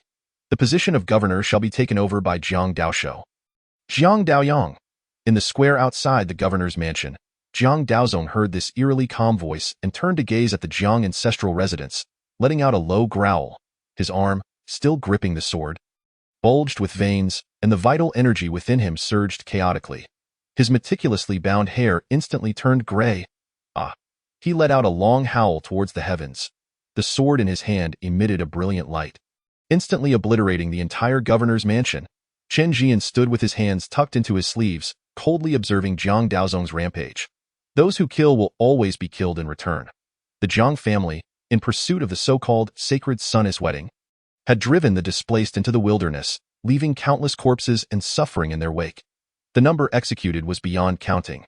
The displaced had brothers, children, and parents, yet they lacked the strength to retaliate and could only silently swallow their hatred, even fearing to express it. Now, the roles had merely reversed. Jiang Daoma had transformed from perpetrator to victim. Lord Qin. After venting his rage, Jiang Daozong turned to Chen Zhian, slowly bowing his body in respect. Tomorrow at noon, I shall await the holy envoy at the Sword Sovereign Sect. Agreed. Chen Zhian raised his hand. Jiang Sect Master, you may go attend to your matters. I shall await the newly appointed governor here. Jiang Daozong, quite the patient one. Observing Jiang Daozong's hunched figure retreating, Lu Qi remarked slowly, it seems there is now one more who wishes to kill the boss. Hence, you must continue to work hard. Master Lu, Chen Zhian chuckled, reflecting, compared to me, he likely wishes to eliminate Zhang Laowu even more. Yet, none of it truly matters. The reason he endures is that he knows he cannot kill me. Since he cannot kill me, what is there to fear? Just now, were you not afraid that the Jiang family would activate the sacred weapons and crush you? After a moment of silence, Lu Qi inquired. Not afraid. Chen Zhian sat cross-legged in the carriage. Smiling, when I departed from Chang'an, Chen said something to me. What did he say? Lu Qi was quite curious about the figure who had transformed Chenliu Wang into Chenliu Ho. For no one understood the terrifying power in the brothels better than him. He said that in this current Jianghu, the waters are shallow and filled with turtles, just a bunch of little turtles that can be crushed underfoot without dirtying one's feet. Lu Qi paused, gazing at the distant mountains where the Black Riders had vanished without a trace, and sighed. Holding the Chenliu armor, he indeed has the right to say such a thing. Chapter 59. The reunion of the three siblings. Jiang Daoshou's position within the Jiang family was precarious. On the surface, he was one of the 8 tigers of the Jiang family, the youngest practitioner of the profound realm. Yet apart from the now-deceased third brother, no one had ever regarded him as kin. After the third brother's death, he had grown accustomed to lurking in the shadows, unnoticed, standing at the entrance of a secluded courtyard. Listening to the sounds around him, he felt no sudden joy from unexpected fortune, but rather a sense of melancholy. The Jiang family of Langya, the so-called sage family, was nothing more than a decaying remnant clinging to a piece of worthless metal. They ruled harshly over the lower echelons while fawning over those above them, groveling like a dog. In his view, it had long since become irredeemable. Even when he received the flying sword message from Jiang Baihu, foreseeing Chenliu Ho's deep concealment, he chose not to warn Zhang Laowu, for he knew it would be futile. The confidence ingrained in the Jiang bloodline, fostered by millennia of flattery and adulation, had morphed into arrogance. They would not shed tears until they saw the coffin. Calming his emotions, Jiang Daoshou lightly knocked on the wooden door. Soon, a young man in a brocade robe opened it from within. Upon seeing Jiang Daoshou, the brocade-clad youth beamed with a bright smile. Jiang 8, congratulations. You've been promoted to the governor of Langya. Merely a puppet made of clay. What is there to celebrate? Jiang Daoshou entered the courtyard and, finding it empty, inquired, Shui Gongzi, where are Li Qianbei and Qin Gongzi? Qin brother went to visit relatives, and old Li and Miss Zhong insisted on accompanying him. I wanted to go too, but he wouldn't allow it. The brocade-clad youth lamented. He said my spear intent lacks the sufficient murderous aura, so old Li drew me a spear, saying that when I could face that drawing without flinching, I could finally leave. Old Li drew it for you. Jiang Daoshou stared at the brocade-clad youth in surprise, his expression growing somewhat complex. Look, it's right there. The brocade-clad youth pointed at a cracked earthen wall, chuckling. Old Li's skills are lacking. It's all crooked and looks quite ugly. Jiang Daoshou raised his gaze, and as soon as his eyes fell upon the wall, he let out a muffled groan and staggered back a few steps, tears of blood streaming from his eyes. What he beheld was not a crooked drawing at all, but a spear radiating with boundless murderous intent. What is wrong with you? The brocade-clad youth caught Jiang Daoshou, perplexed as to why a mere painting could instill such terror in Zhang Ba. I am fine. Zhang Daoxiu waved his hand, wiping away the bloody tears, and spoke with a complex tone. Shui Gongzi, you truly know how to choose friends, of course, the brocade-clad youth said proudly when Chen brother walked past me. I could tell at a glance that he was extraordinary, far beyond just the scent of wine. The brocade-clad youth was none other than Shui Iran, the one who had compelled the elder to act that day.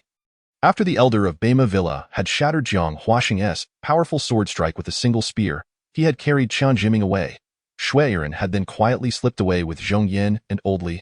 On the way, they encountered Zhang Daoxiu, who had been sent to hunt down Chen Zhian. At that moment, Shui Iran had stood firm, drawing his spear and pointing it at Zhang Daoxiu, fully prepared to meet his demise.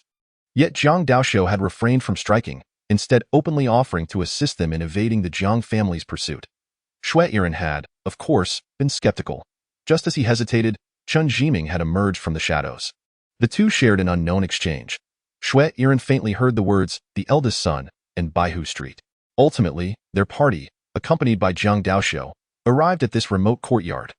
Upon discovering that Chen Zhian was absent, Zhang Daoxiu chose not to linger and, after bidding farewell to Shui Iran, turned to head towards the governor's residence. The Langya governor's residence. The crowd dispersed. Chen Zhian gazed from a distance at the figure approaching slowly, clad in simple garments and carrying a wooden sword. A somewhat stiff smile adorned his face. After all, he had never truly met this second elder brother. All impressions of Chen Zhian were merely echoes of his predecessor's memories. Yet, he found this pallid youth oddly endearing, to the extent that when Chen Zhian playfully patted his head and roughly tousled his hair, he bore no semblance of anger. Zhian? Chen Zhian's lips curled into a smile. It has been 6 years. You have grown so much. And little Zhidong. What are you hiding from? Chen Zhian pulled Chen Zhidong from behind Chen Zhian, vigorously ruffling her small face and similarly disheveling her hair. It had been 6 years since their last parting. When Chen Zhian ventured into the world alone, Chen Zhian was merely 12, and Chen Zhidong was a mere 9. You scoundrel of a second brother, I will settle accounts with you sooner or later. Chen Zhidong glared fiercely at Chen Zhian, shaking her small fist. Since childhood, she had been most afraid of this second brother. Yet, after 6 years apart, she couldn't help but feel a twinge of longing. Seeing her fierce demeanor, Chen Zhian once again ruffled her hair.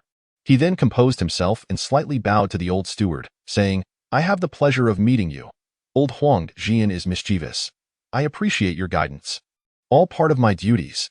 The old steward chuckled ominously, his raspy voice stating, since the second young master has arrived, I shall take my leave. With that, he stepped forward, vanishing into the distance after a few strides. Old Gao, why are you just standing there? Go fetch a chair for the second brother. After the steward departed, Chen Zhian shot a disapproving glance at Gao Lishur, finding him somewhat bothersome, and ordered him to fetch a chair. Gao Lishur pouted, wanting to refuse, but upon seeing the chaotic state of the governor's residence, complied and obediently searched for a chair among the ruins. He then stood silently nearby, staring at the refugees in the square. Lost in thought, the other officials from the Ministry of Rites observed this and quietly withdrew, fearing to incur the young master's displeasure. Once the bystanders had retreated, Chen Zhian picked up a chair and sat down, glancing at Zhong Yin, who stood behind him with a furrowed brow. Old Gao, go get another chair. Chen Zhian instructed Gao Lishur before turning to Chen Zhian with a cheerful smile. Second brother, would you not make introductions? Zhong Yin. Chen Zhian introduced succinctly. So it is Sister Zhong from Hushi County. I have long heard of your great reputation. Chen Zhian stood and bowed. He then teased, the tale of the passionate Chen, rising for his beloved and fiercely battling in Langya City. I have heard it so many times my ears have calloused. Greetings, young lord. Zhong Yan's cheeks flushed, tightly gripping her sleeves, feeling inexplicably flustered. Chen Zhian corrected her, saying, call him Zhian. Hee. Chen Zhian chuckled mischievously. Sister Zhong, whatever my second brother says goes. We are family. No need for such formality. Are you feeling frisky? Chen Zhian brandished the wooden candlestick on his back, letting out a cold laugh as if about to strike Chen Zhian. Chen Zhian swiftly darted behind Zhong Yin, making faces at Chen Zhian. Chen Zhidong giggled, her laughter ringing like silver bells. Zhong Yin watched this scene from the side, feeling a tinge of envy. Chapter 60. Master, trouble has arisen. After the siblings had their playful banter, Sun Tong approached with a stiff demeanor to report that the newly appointed Langya County governor had arrived. Chen Zhian had no choice but to take Zhong Yan and leave. Their arrival had been abrupt, and their departure was equally so. After all, he was now Qinggu, the most notorious fugitive in all of Langya County. Although the Zhang family was likely too preoccupied with their own troubles to pursue him, Zhang Daoshou still bore the responsibility of hunting him down. A public encounter would not bode well for Zhang Daoshou. Once they departed, Chen Zhian tied his long hair back and casually sat on the stone steps, gazing at Zhang Daoshou as he approached on the wind. Zhang Daoshou, the newly appointed governor of Langya County, I greet you. Zhang Daoshou bowed slightly, his voice heavy as he spoke. Regarding the matter of the refugees, I have already given instructions upon my arrival. By today, they shall be provided with shelter, and the deceased have been arranged for burial by the city guards. With matters at this point, I can only do my utmost to offer compensation. Chen Zhian nodded slightly. This matter pertains to the internal affairs of Langya County. As an observer, I should not interfere. However, what I have witnessed along the way is indeed shocking. I hope the governor considers this carefully. Indeed. Zhang Daoshou sighed. It is lonely at the top. The Zhang family has been in a high position for too long. And some have forgotten that every person has parents and children. Even the lowliest among us can feel pain. It is best if the governor thinks this way. Chen Zhian stood, looking at the throngs of refugees. Governor, I do not ask that you love the people as your own, but I hope you will not treat them as weeds, carelessly uprooting them. I shall remember your words. Zhang Daoshou replied. I take my leave. Chen Zhian walked step by step towards the carriage parked in the square, the refugees parting to clear a path. Once he stepped into the carriage and vanished from sight, someone in the crowd shouted, We, the lowly commoners, kneel in gratitude to Lord Chen Zhian. May he be spared from calamity and enjoy peace for generations. As his words fell, the vast crowd knelt in unison, their voices echoing throughout the Langya County. May Lord Chen Zhian be spared from calamity and enjoy peace for generations. The carriage moved slowly, and Chen Zhian lifted the curtain. Observing the multitude of kneeling refugees, his heart stirred. He was not a purely good man in his past life. He had slaughtered countless fish, cutting off heads without a second thought. He would argue and even resort to violence over a few coins. And he had secretly cursed miserly bosses to a life of impotence while attempting to sneak into the carriage of the boss's wife. Yet, despite his misdeeds, he had sometimes found it impossible to remain indifferent to the plight of the utterly helpless. As the saying goes, even when one lives a less than satisfactory life, one cannot bear to witness the suffering of others. As he traveled along the road and saw the corpses littering the ground, he could scarcely believe it. Those who grew up under the red flag had never encountered such suffering. Because they had never seen it, they could not pretend it did not exist. Hence, he had acted arrogantly, severing Jiang Daoma's head, using 360 cavalry to crush the Jiang family into submission. Lord Chen, where are we headed? Outside the carriage, Gao Lishir asked, holding a long whip. To the brothel. Chen Zhian lowered the curtain. Mr. Lu's resolve is steadfast. He has planted the seeds of the Tao within the brothel, and we cannot allow him to fall behind. Let us use the grandeur of this heavenly decree to set the brothel ablaze. Gao Lishir hesitated, wanting to voice his concerns but thought better of it. With a flick of the whip, he sang out, His Majesty, the heavenly decree of the great Tang, the young lord of Chenliu, Lord Chen Zhian of the Ministry of Rites, and Mr. Lu from the capital, shall enter the brothel with their entourage. The brothel? What is a brothel? In Langya County, the citizens, hearing this unfamiliar term, were puzzled as to why this young lord, who had stirred such a tempest, would not stay at the governor's residence but instead choose to go to a brothel. The brothel is a pleasure house. A merchant from Chang'an stepped forward and spoke confidently. Over a year ago, the young lord established a pleasure house by Crescent Lake, aptly named the brothel. Previously, it was through the sword that Master Lu entered the realm of the profound, and now he is the proprietor of the brothel. Yesterday, I caught sight of a familiar building in the alley. It is likely the very place. I never expected the young lord to have quietly built a house in Langya City. What? Master Lu, with his cultivation, would willingly become a brothel keeper. The crowd was incredulous. After all, the radiant golden light that had shone down from the heavens during Master Lu's ascension into the profound had made such a grand impression. Who would believe that such a destined master would involve himself in such a disreputable profession? Do not believe? The merchant from Chang'an looked at them as if they were simpletons, adding, Do you know the entrance fee for the brothel? 5 taels? A full 5 taels, and that is merely the entry ticket. The true expenses come after entry. Since the brothel opened last year, the waters of Crescent Lake have reflected nothing but silver. I still do not believe. The citizens of Langya County retorted, even if the brothel were to rake in gold, with the young lord and Master Lu's status, they would not be doing it for profit. That is true. The merchant from Chang'an sighed.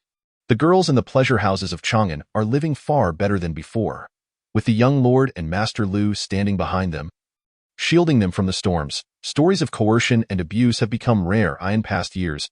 Many unfortunate girls met tragic ends in the filthy gutters. The young lord said this is industry regulation. Lord Wang Fugui, the magistrate of Chang'an, even sent a plaque to Master Lu and the young lord, declaring them the paragons of the industry. At this point, the merchant sported a knowing smile, saying, to support Master Lu and the young lord, I must go to the brothel and have a few drinks. Let us go together. The crowd eagerly agreed, and soon the tavern was filled with a joyous atmosphere. Master, trouble has arisen. In the ethereal sect. Wang Hao hurriedly rushed into the grand hall, his steps somewhat unsteady despite being a practitioner of the Tongxian realm. I am already aware, Shi Mingqing remarked, observing the elder's disarray with a heavy sigh. Who could have anticipated that the seemingly unremarkable Chun Amon harbored such a ruthless killing move? 360 black armored riders, the ghostly black cavalry that once instilled terror in the northern Wang court, are actually under the command of the king of Chenliu. Sect leader, what shall we do now? I fear that Chen Zhian is not a magnanimous individual.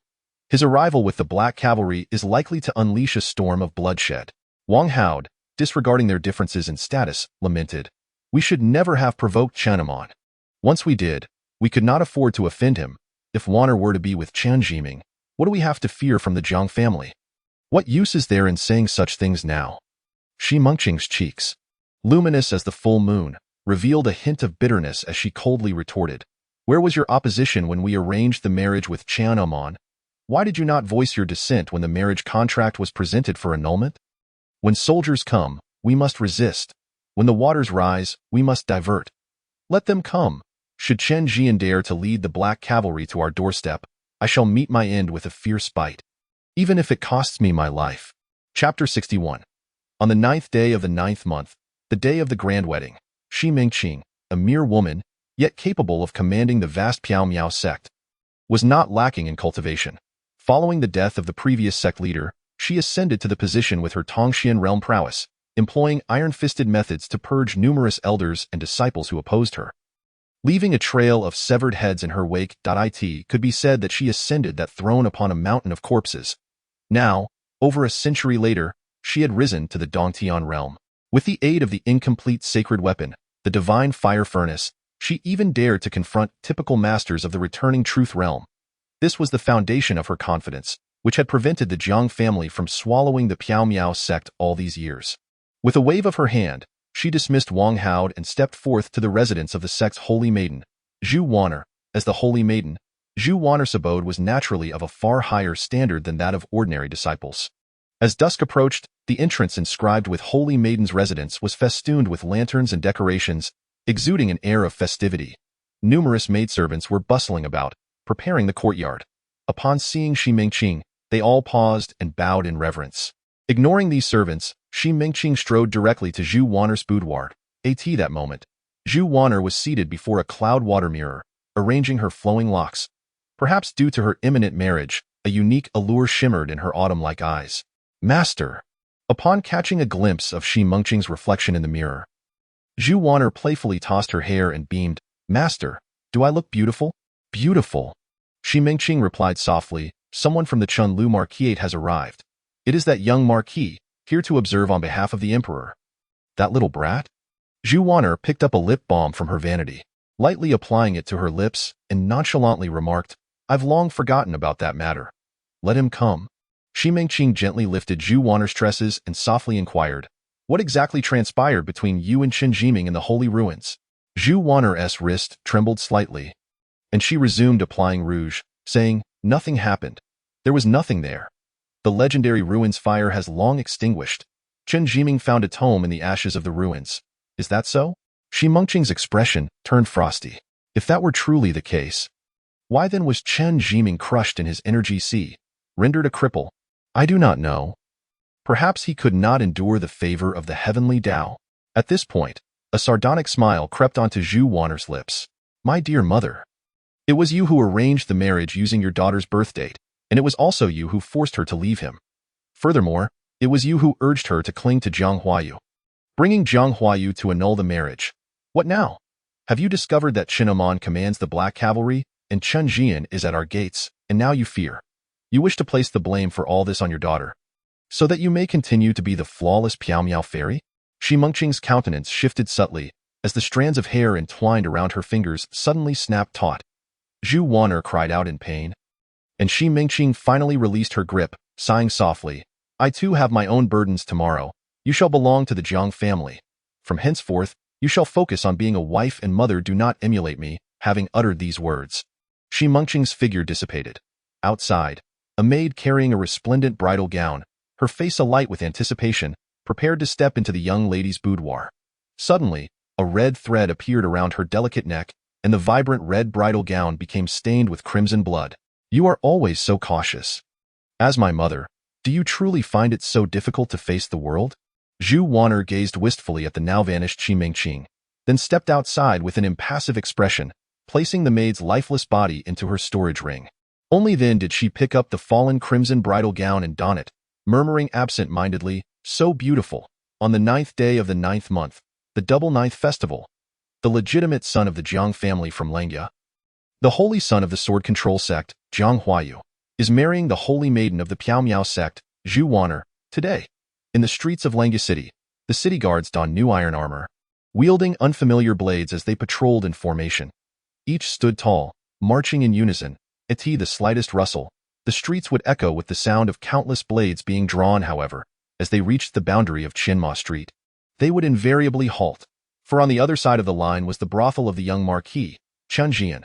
The brothel was opening today. The young Marquis feared that the patrolling guards would frighten the guests, prompting the expressionless eunuch to draw a red line early on. At this moment, Zhang Debiao stood stiffly on one side of the red line, casting a sheepish smile at the similarly straight-backed Gao Lisher standing on the opposite side, and inquired, Gao Gonggong, has the young Marquis given any instructions on when we shall ascend the mountain? None. Gao Lisher shot a glance at Zhang Debiao, dismissing him as merely a patrol commander with low cultivation. After disdainfully uttering 2 words, he fell silent. Initially, upon entering Langya City, he had held some respect for the Jiang family. However, after witnessing the old steward crush Jiang Daoma with a mere gesture, that respect had gradually faded. After all, he was a eunuch remembered by the emperor. How could he concern himself with mere commoners? What a charade, you eunuch!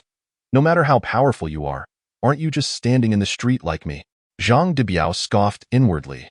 Yet on the surface, he forced a smile, remaining rooted in place, unwilling to approach and be scorned further. As the sun climbed higher, approaching noon, the entourage finally began to arrive from the direction of Qinma Alley. Chen Zhian, clad in a phoenix-feathered official robe and golden boots, swung a fan in his right hand while playing with a jade tablet in his left, lazily leaning against the carriage, casting a sidelong glance at the upright Gao Lisher. Chen Zhian smirked, Old Gao, let us go. Gao Lisher promptly leaped up, deftly picking up the golden whip from the carriage, leading the way towards the eastern side of the city. Before leaving, he even cast a disdainful glance back at Zhang Debiao. To hell with you, eunuch! Zhang Debiao cursed under his breath, quickly rallying his subordinates to follow at a distance behind the entourage. The sword control sect is located on a mountain known as Jianfeng, east of Langya City. Unlike other cultivation sects, the sword control sect chose to establish itself within the city from its inception. Initially, it was an inconspicuous small sword sect, nearly facing extinction due to a lack of disciples. It was not until 2,000 years ago that a legitimate son of the Jiang family abandoned the supreme sage's teachings and took a different path by joining the sword control sect. Under his leadership, the sect transformed from a near-extinct small sword sect into a formidable force within just a few hundred years. At this time, at the foot of the mountain, 48 white-clad swordsmen stood with their long swords on their backs. Flanking the stone steps, their expressions were cold and unyielding, resembling 48 statues of ice. Guests ascending the steps felt the chilling sharpness radiating from them, causing the timid to tremble. After all, these white-clad swordsmen were all masters of the Qi control realm. At the foot of the stone steps stood a stone tablet inscribed with ominous, blood-red characters, the Sword Discharge Tablet. Chapter 62. If all goes as expected, then unexpected events are likely to occur. Beside the stone tablet, a broad-shouldered man clad in a coarse linen shirt casually glanced at the blood-red sword tablet. Without breaking his stride, he continued to ascend the steps with an iron sword slung across his back. "Sir, please discharge your sword." A disciple of the sword control sect extended the hilt of his sword to block the broad-shouldered man, stating flatly, "Today, the sword control sect celebrates, and weapons are not permitted within. Please discharge your sword." The broad-shouldered man frowned slightly, his brows knitting into a straight line. "As long as the sword remains, I remain. Discharge your sword, or prepare for the next strike," replied the disciple of the sword control sect with indifference. "This is the rule of our sword control sect." "Very well." The broad-shouldered man's body lowered slightly, and with a powerful stomp on the stone steps, a rusted 4-foot iron sword soared into the sky. The man followed closely, using the recoil from his foot to propel himself upwards like a spear. He then inverted his body, gripping the sword hilt as he descended. The sword's aura was formidable, imbued with immense force. This strike gave the impression that there was no escape. The disciple of the sword control sect's expression shifted dramatically as his sword was drawn, hurriedly creating a barrier of vital energy above him, and his figure swiftly retreated, seeking to evade the iron sword's lethal trajectory. Puff chhh, the barrier of vital energy shattered instantly, akin to paper tearing. The iron sword advanced with unyielding momentum, embedding itself 3 inches before the chest of the disciple from the Zhian sect. Should he take another half-step forward, he would likely find himself drenched in blood instantaneously. "Is that so?" The man with pronounced brows sheathed his sword, articulating succinctly, "Please proceed." The Zhian sect disciple retreated a half-step, his previous aloofness dissipating as he clasped his fists in gratitude, saying, "I am grateful for your mercy in sparing my life. Might I know your name for the purposes of registration?" "Wang Songyang." The man with the pronounced brows ascended the steps, exuding an air of indifference. "So it is him." The Zhian sect disciple lowered his gaze to the sword in his hand, his mood darkening. The iron sword Wang Songyang, ranked 8th on the talents list. And yet, as a fellow practitioner of the qi manipulation realm, I could not even withstand a single strike. Below the stone steps, a gray-clad attendant, hunched with hands concealed within his sleeves, lurked among the crowd. Observing Wang Songyang's retreating figure, a cruel smirk playing on his lips. "Interesting. This stutterer has deigned to emerge from obscurity. One more name has been added to my death list." Unbeknownst to the gray-clad attendant, as he cast his cold laughter towards Wang Songyang, a woman in blue attire from the crowd happened to fix her gaze upon him. "My lord, the Zhian sect has arrived." As noon approached, the envoy finally reached the foot of the Zhian sect's mountain. Chen Zhian lifted the curtain of the carriage, gazing at the seemingly endless stone steps, refraining from disembarking as he waved his hand. "Proceed up." Gao Lishur had been particularly obedient these past few days. Without a moment's hesitation, he sprang to his feet, issuing a sharp command. His cultivation at the late stage of the void transformation realm became evident, as streams of vitality, akin to a gentle breeze, lifted 5 pure white steeds, propelling them towards the mountain. These steeds, far from ordinary, quickly regained their composure after a brief moment of alarm, striding gracefully upon the void, exuding an air of majesty. Just as the envoy began its ascent, a resonant sound of bells and drums echoed from the summit. A voice, aged and resonant, proclaimed across the expanse, "Jiang Daozong, accompanied by 3,000 disciples of the Zhian sect, respectfully welcomes His Majesty, the martial virtue emperor, to our humble abode." Observing the carriage gliding through the void and hearing the proclamation reverberating through the surroundings, the ascending guests cast sidelong glances, contemplating whether to prepare a gift for the brothel or to wait until after the ceremony to secure a reservation. The affairs of the county magistrate were widely known, if not universally acknowledged. Following Chen Zhian's public execution of Jiang Daoma, everyone assumed that Jiang Daozong had suffered a profound loss, and even if he did not erupt in fury and draw his sword against Chen Zhian, he would at the very least confront the envoy from Chang'an with cold disdain. Yet, it appeared that they had ultimately underestimated Jiang Daozong's forbearance and the overwhelming might of this young marquis. Before long, the carriage arrived at the entrance of the Zhian sect. As expected, Jiang Daozong stood respectfully at the gate, flanked by a multitude of disciples bearing long swords. Even the groom of the day, the holy son of the Yujian sect, Jiang Huayu, donned a crimson robe, standing beside Jiang Daozong, though his gaze was lowered, concealing his emotions. Chen Zhian stepped out of the carriage, looking down from his elevated position at Jiang Huayu. I presume this is the esteemed Jiang Holy Son, the third place on the talents list, a mere 26 years old, and already at the pinnacle of the Qi manipulation realm. Upon meeting you today, it is evident that you are indeed a paragon of grace and talent. Jiang Sect Master, congratulations on having cultivated such an exceptional disciple, haha. Thank you for your commendations, my lord. Huayu, do not delay in expressing your gratitude. Jiang Daozong wore a smile, urging Jiang Huayu to give thanks, as if he had truly put yesterday's events behind him. However, the frosty white hair at his temples appeared somewhat jarring. Jiang Huayu raised his gaze to meet Chen Zhian's eyes, replying coolly, "Thank you for your praise, my lord, but I have pressing matters to attend to and must take my leave." With that, he stood to depart, fearing that if he lingered, he might be unable to suppress the urge to draw his sword. Chen Zhian's insincere flattery rang in his ears like a discordant note, especially given the condescending attitude that nearly provoked a murderous intent within him. Wait. Chen Zhian halted Jiang Huayu, a smile gracing his features. On the day of your wedding, I cannot be remiss in making some gesture of goodwill. He then casually offered the folding fan he held to Jiang Huayu. This is a lady's fan that I have personally painted. Quite a precious item. Today, I bestow it upon you, Jiang Holy Son, to help temper the heat of this sweltering summer. Jiang Huayu exhaled deeply, turning back to accept the fan with both hands, saying in a low tone, "Thank you for this treasure, my lord." "Ah, it is my duty." Chen Zhian patted Jiang Huayu's shoulder. "Take care, Jiang Holy Son. There are numerous friends here today to witness your nuptials. My lord, why provoke him?" After Jiang Huayu had distanced himself, Jiang Daozong led Chen Zhian towards the observation platform. "It is mutual."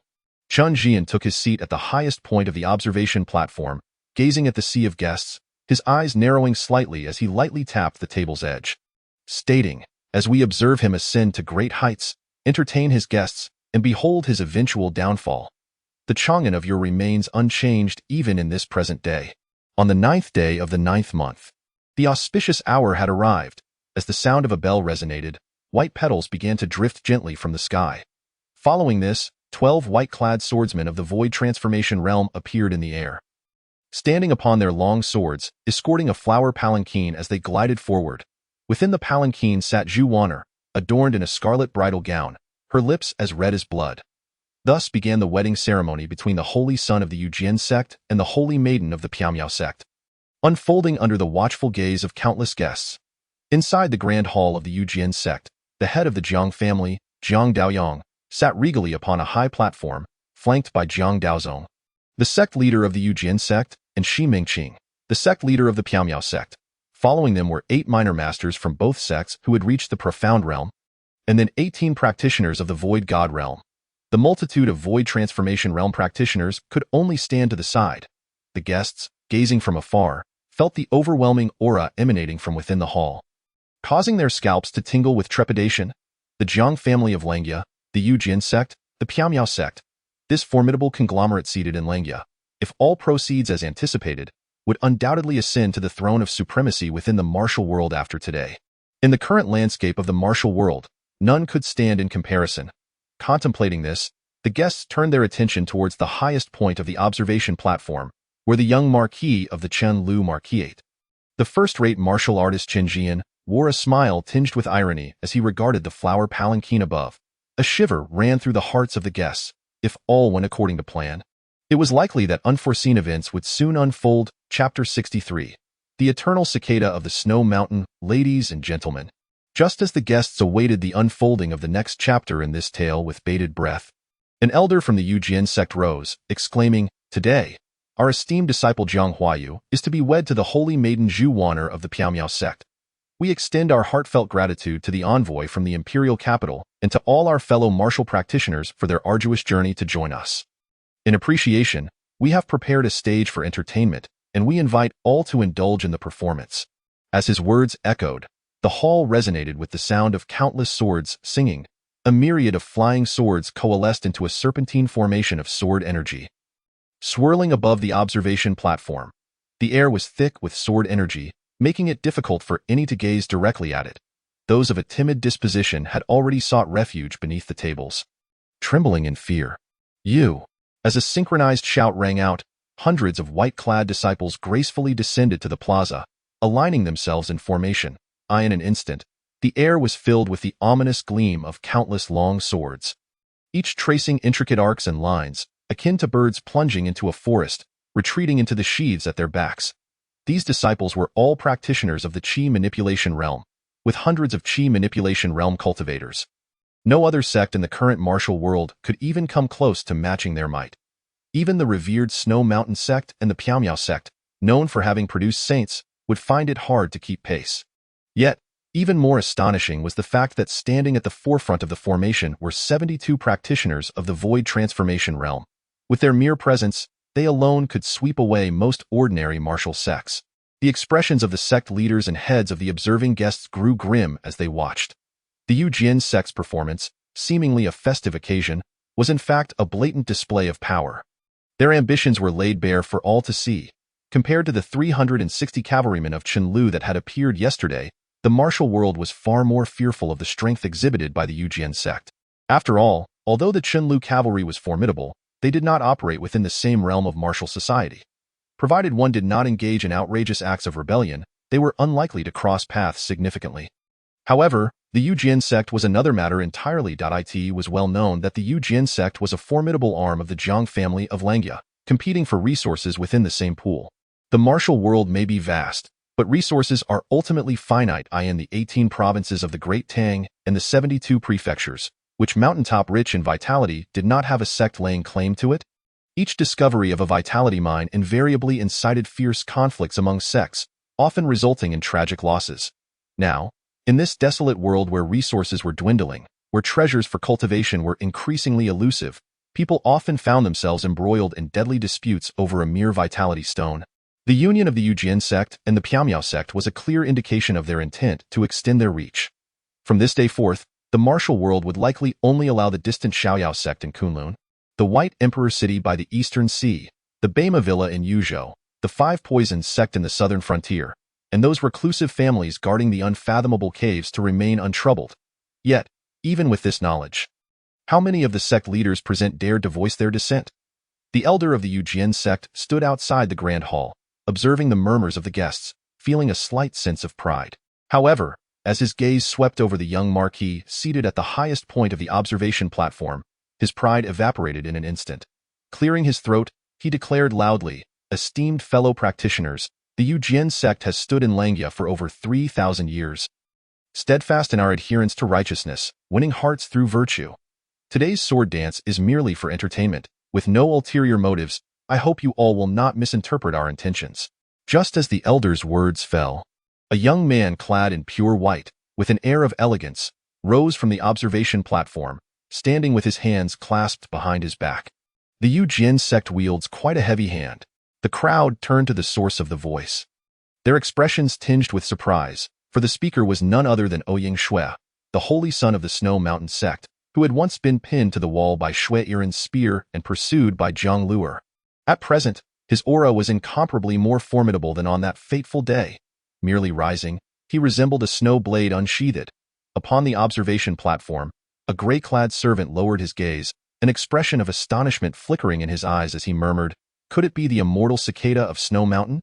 I never anticipated that this simple-minded fool could master the long-lost sage's ultimate technique." In a wonder I sensed no seed within him. This gray-clad servant was none other than Zhang Luer of the Five Poisons sect. He had traveled north from the southern borders with the intent of capturing the geniuses listed on the talented one's ranking, planting seeds within them before they fully matured, awaiting the future. Though the Five Poisons sect was a demonic cult, it had thrived fiercely in the martial world, relying not on poison arts, but on the ancient scriptures handed down from a bygone era. That day, he had tracked Ouying Shui after she left the city, choosing not to kill her but rather to inject a toxic strain into her body during their skirmish, believing he had successfully planted a seed. Little did he know that this fool had inadvertently unraveled it. So it is the holy son of Snow Mountain in person. The elder of the Sword Control sect revealed a benevolent smile, rolling up his sleeves, and inquired, It seems that young Master Ouyang has a different perspective on my words? Ouyang Shui took a step back, coldly retorting, "This holy sun holds no grudge against you. Bring out Zhang Huayu and Zhu Wan'er. And how do you intend to proceed?" The sect leader of the sword control sect asked with a smile that bore no mirth. "Naturally, I shall slay the two of them and step over their severed heads to ascend to the void realm." Ouyang Shui unsheathed his long blade, declaring, "And you, old man, can roll aside. Who doesn't he know that your sect is filled with treachery? Others may fear your sword control sect, but I, of Snow Mountain sect, do not." Upon these words, the entire observation platform fell silent. All guests staring in unison at the figure clad in white like fresh snow. "He is indeed incredibly brave." "As you wish." A dispassionate voice resonated within the grand hall. Zhang Huayu, gripping an ancient-looking long sword, slowly emerged from the hall. The disciples of the sword control sect bowed in unison, exclaiming, "We meet the Holy Sun." Zhang Huayu stepped onto the platform, casually tying back his inky black hair with a ribbon. Pointing his sword at Ouyang Shui, "Come, let a single strike fell you." "Arrogant." Ouyang Shui scoffed coldly. Suddenly, he soared into the air, his snow blade unsheathed even before he landed. Frozen for 1,000 miles. A vast blade light surged forth from the snow blade. In an instant, snowflakes began to swirl within 3 zhang of Zhang Huayu. "Wow, it's the immortal cicada technique." On the observation platform, an astute onlooker exclaimed in astonishment, "This is a sage's art." The first patriarch of the Snow Mountain sect discovered this divine skill upon the snowy peaks, which allowed him to reach the true return realm.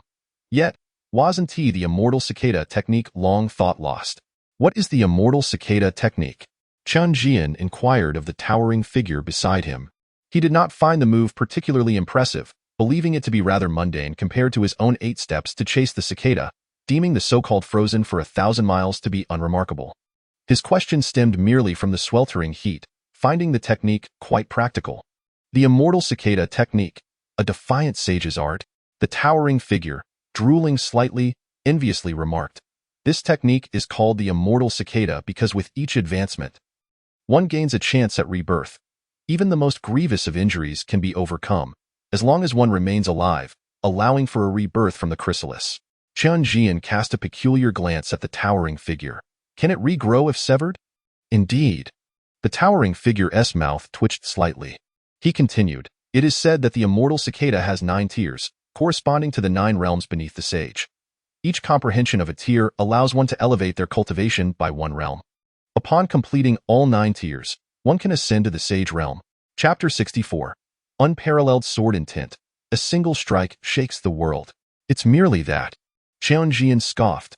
If the system had not deceived him, the martial remnants and sword scriptures he possessed could easily surpass the immortal cicada technique, at least being imperial-level techniques. When he entered the chi control realm, his vitality surged, and his physique was unmatched. In moments of epiphany, he had unknowingly crushed countless chi control realm underlings with nothing but his fists.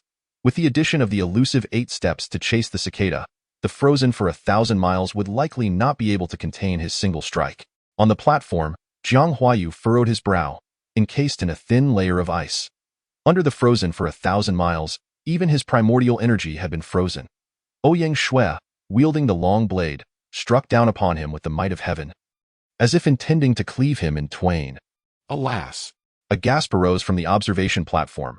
One expected that Ouyang Shui not only displayed bravery but also such ruthless means. Was this strike to end Zhang Huayu's undefeated legend among those of the same realm?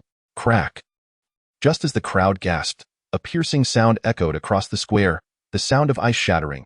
Encased in ice, Zhang Huayu suddenly looked up, his wrist twisting, and a radiant sword light ignited. Buzz! The entire square resonated with the sound of the sword's cry. Ouyang Shui's descending form abruptly froze, disbelief etched upon his face as he gazed at his severed arm. The arm fell within 3 feet of Zhang Huayu, instantly transforming into an ice pillar. It is the unparalleled sword intent. Within the grand hall, all associated with the sword control sect gasped in shock. The unparalleled sword intent. It was a supreme technique created by a predecessor of the Zhang family, who had forsaken the White Tiger sacred technique to fully comprehend the sword arts of the sword control sect. After grasping the unparalleled sword intent, he ascended to the true return realm, leaping 2 great realms from the profound understanding realm. Since that elder's passing, the sword control sect had seen many prodigies comprehend the unparalleled sword intent, including the current sect leader, Zhang Daozong, who had also grasped this sword intent. However, he had done so only after entering the profound understanding realm. Over the course of the sword control sect's several millennia, no one had ever comprehended the unparalleled sword intent while still in the chi control realm. A sage's aura. Heaven bless our sword control sect. The elder of the sword control sect gazed at Zhang Huayu, who wielded the unparalleled sword, his previously gentle demeanor now replaced with frenzied reverence, repeatedly bowing towards the ancestral hall. Inside the grand hall, the head of the Zhang family, Zhang Daoyang, wore a slight smile. This was his son, to possess such a sage's aura at such a young age. Given a few centuries, the Zhang family might not be able to produce another sage. Suppressing his smile, Zhang Daoyang's gaze shifted to the quietly seated elder Ba. Internally scoffing, recently that Chen fellow, so young yet having entered the void realm, with exceptional swordsmanship, surely has great opportunities. It is a pity he was not captured. You have already 1 foot in the void. Ouyang Shui stood 3 feet before Zhang Huayu, his expression desolate. He had been hailed as a genius since childhood, blessed with fortuitous encounters. Once, he had fallen into a snowy abyss, not only surviving but inadvertently acquiring the immortal cicada technique. With this sage's art, he had dominated the younger generation of the Snow Mountain sect, ultimately ascending to the position of Holy Sun. Yet, unexpectedly, upon entering the martial world, he was first pinned against the wall by the silver-gunned Shui Iran, then was inexplicably hunted by Zhang Luer of the Five Poisons sect, and now had his arm severed by Zhang Huayu. The void. Zhang Huayu sheathed his sword and spoke slowly. I have yet to battle Zhao Wuji of the Taoist sect. My sword intent remains unfulfilled, and I am unwilling to step into it. So that is it. Ouyang Shui forced a bitter smile, retrieving his severed arm and snow blade, and walked down the mountain with his head bowed. On the observation platform, Zhang Luer's gaze was lowered. It seems Zhang Huayu's seed will have to wait. Meanwhile, a woman in green gazed with shifting eyes, licking her lips. Iron Sword King Song Yang furrowed his brow into a straight line, remaining silent for a moment before uttering 3 words, cannot win. A single sword strike shocked the world. Zhang Huayu, wielding the unparalleled sword, had rendered all those on the talented one's ranking incapable of making a move with just 1 strike. His momentum was unmatched. Casting his gaze across the crowd, not a soul dared to meet his eyes. When he caught sight of Chen Zhian, a smile crept upon his lips as he silently uttered 2 words, coward. Chen Zhian remained unfazed, gazing at the stone steps before him. If you don't arrive in half a stick of incense, brother must pay some money to let you know what it means to have a lifelong rival. The sword control sect is indeed formidable. At the foot of the mountain, upon the stone steps, a group was ascending, a scholar in plain clothes carrying a sword, a frail-looking woman, and a gaunt old man with hands clasped behind his back. Behind them, a young master in splendid attire was struggling under the weight of a cracked earthen wall, lamenting as he looked up at the towering 999 steps. That Zhang Wushuang had some sword skill back in the day. The old man gazed at the steps, reminiscing. When the unparalleled sword intent emerged, it shocked the world. It's just that the later generations seem to have faltered. Before I became the sword champion, I had sparred with the previous sect leader. Their sword intent was too weak, lacking that essence. Oldly, you just brag. Shui Iran retorted, bearing the earthen wall. I admit you are formidable, but not to the extent of reaching Zhang Wushuang's heights. Thousands of years ago, Zhang Wushuang was the closest to the sage realm in the Zhang family. Even in the great wilderness of that era, few dared to claim they could walk alongside him. Disbelieve if you will. Oldly chuckled, you will soon see whether I am bragging or not. Ha! If you were truly that strong, why would you seek guidance from Brother Chen on swordsmanship? Humph! Oldly dismissed him, sulking as he ascended the mountain. Zhong Yin smiled softly. Shui Iran and Oldly often bickered, and they had long since become accustomed to it, too lazy to intervene. After all, it would not be long before the two would be shoulder to shoulder again, enjoying each other's company. As the group reached halfway up the mountain, they spotted a disheveled figure descending alone, eyes slightly reddened. Not even glancing their way, Shui Iran, surprised, called out from the stone steps, Ouyang, who cut you? Tell me, and I shall avenge you. Upon hearing his voice, the figure fled even faster. It is the unparalleled sword intent. Chen Zhian remarked nonchalantly, "There's a hint of deception. It likely relies on the prowess of the Wushuang sword, lacking in purity. Brother Chen? Can you discern that?" Shui Yiren exclaimed in astonishment. Chen Zhian cast a puzzled glance at Shui Yiren. "You cannot see it?" Shui Yiren fell silent, ascending the mountain. After a moment of contemplation, he hesitantly inquired, "Could it be that Old Li is truly the sword sovereign from 500 years ago? The master who survived a strike from Lord Zhu Qing?" "No." Chen Zhian replied, I said this old fellow couldn't be that outrageous." "You misunderstand," Chen Zhian stated calmly. "What I mean is, Old Li did not survive Zhu Qing's strike. Zhu Qing did not intend to kill him with that blow." Chapter 65. Someone wishes to ascend the mountain and present their respects. Do not keep them waiting too long in the square. Jiang Huayu, wielding the Wushuang sword, surveyed the crowd, his demeanor exuding an invincible confidence. "Esteemed guests, if anyone wishes to challenge, please rise." His voice was soft yet resonated clearly in the ears of all present. The nearly 1,000 spectators seated on the observation platform remained silent, no one responding or rising. One sword strike sent shockwaves through the world. Even the prodigies on the genius rankings dared not make a move. Who among them would draw a sword in his presence? Perhaps only that Taoist Zhao Wuji. Is there no one? Jiang Huayu gazed at the Wushuang sword, a hint of disappointment in his eyes. What a pity! The sword intent is not yet complete, yet there is no one to polish it. I have no choice but to step into the void. As his words fell, a faint ethereal figure emerged beside him, mirroring his stance. The figure was dim, its features barely discernible yet strikingly similar to his own. After a moment, the figure raised a finger, and the Wushuang sword emitted a resonant hum. Following that, a brilliant sword light soared into the sky, carrying the ethereal figure away from the square, on the observation platform. The guests looked up at the vast sky, their hearts heavy with bitterness. This was the void realm, not a courtesan. He declares he will ascend, and thus he ascends. What happened to the fierce determination that once restrained me? I toiled for much of my life to reach this realm, and he is allowed to step in with such ease? Whoosh! In an instant, the Wushuang sword returned to its sheath, and the dim figure reappeared. Just as the figure settled, Jiang Huayu opened his eyes, stepping forward to hover in the air, gazing down at the observation platform. At that moment, sunlight poured over him, casting a radiant glow, illuminating him like a diminutive saint. Among the younger generation, Zhang Shengzi is nearly invincible. An elderly cultivator from the void realm on the observation platform sighed deeply, his face marked by lamentation. Not necessarily. Someone retorted, that Chen Gu, who stirred up a storm recently, is also a sword cultivator, not much older, and he has long since entered the void. As long as Chen Gu lives, Zhang Shengzi cannot claim to be invincible. Silence. A female cultivator, enamored by the sight of Jiang Huayu in the air, scolded fiercely without turning her head. Chen Gu is merely an old lecher driven by lust. How can he be compared to my cousin?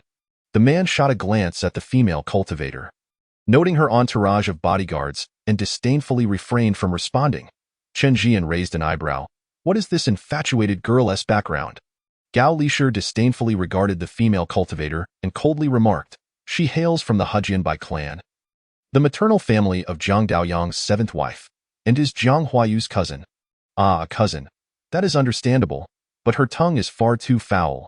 Do remember to have her rinse her mouth later. In mid-air, Jiang Huayu's gaze fell upon his cousin, a gentle smile gracing his lips. Chen Gu. I too look forward to a duel with him. Yet, it seems he lacks the courage to ascend. Brother Chen, did you hear what that fellow said? On the stone steps before the Yujin sect, Shui Yiren, leaning against a dirt wall, tilted his head in inquiry. He said I lack the courage to ascend. Chen Zhian replied. Then what are we doing here?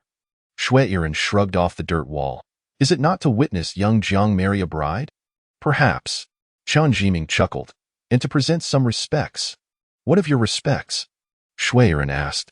Chen Zhian patted the wooden candle and smiled. The respect lies within the sword. Then what are you waiting for? Shui Yiren inquired. Waiting for you to ascend.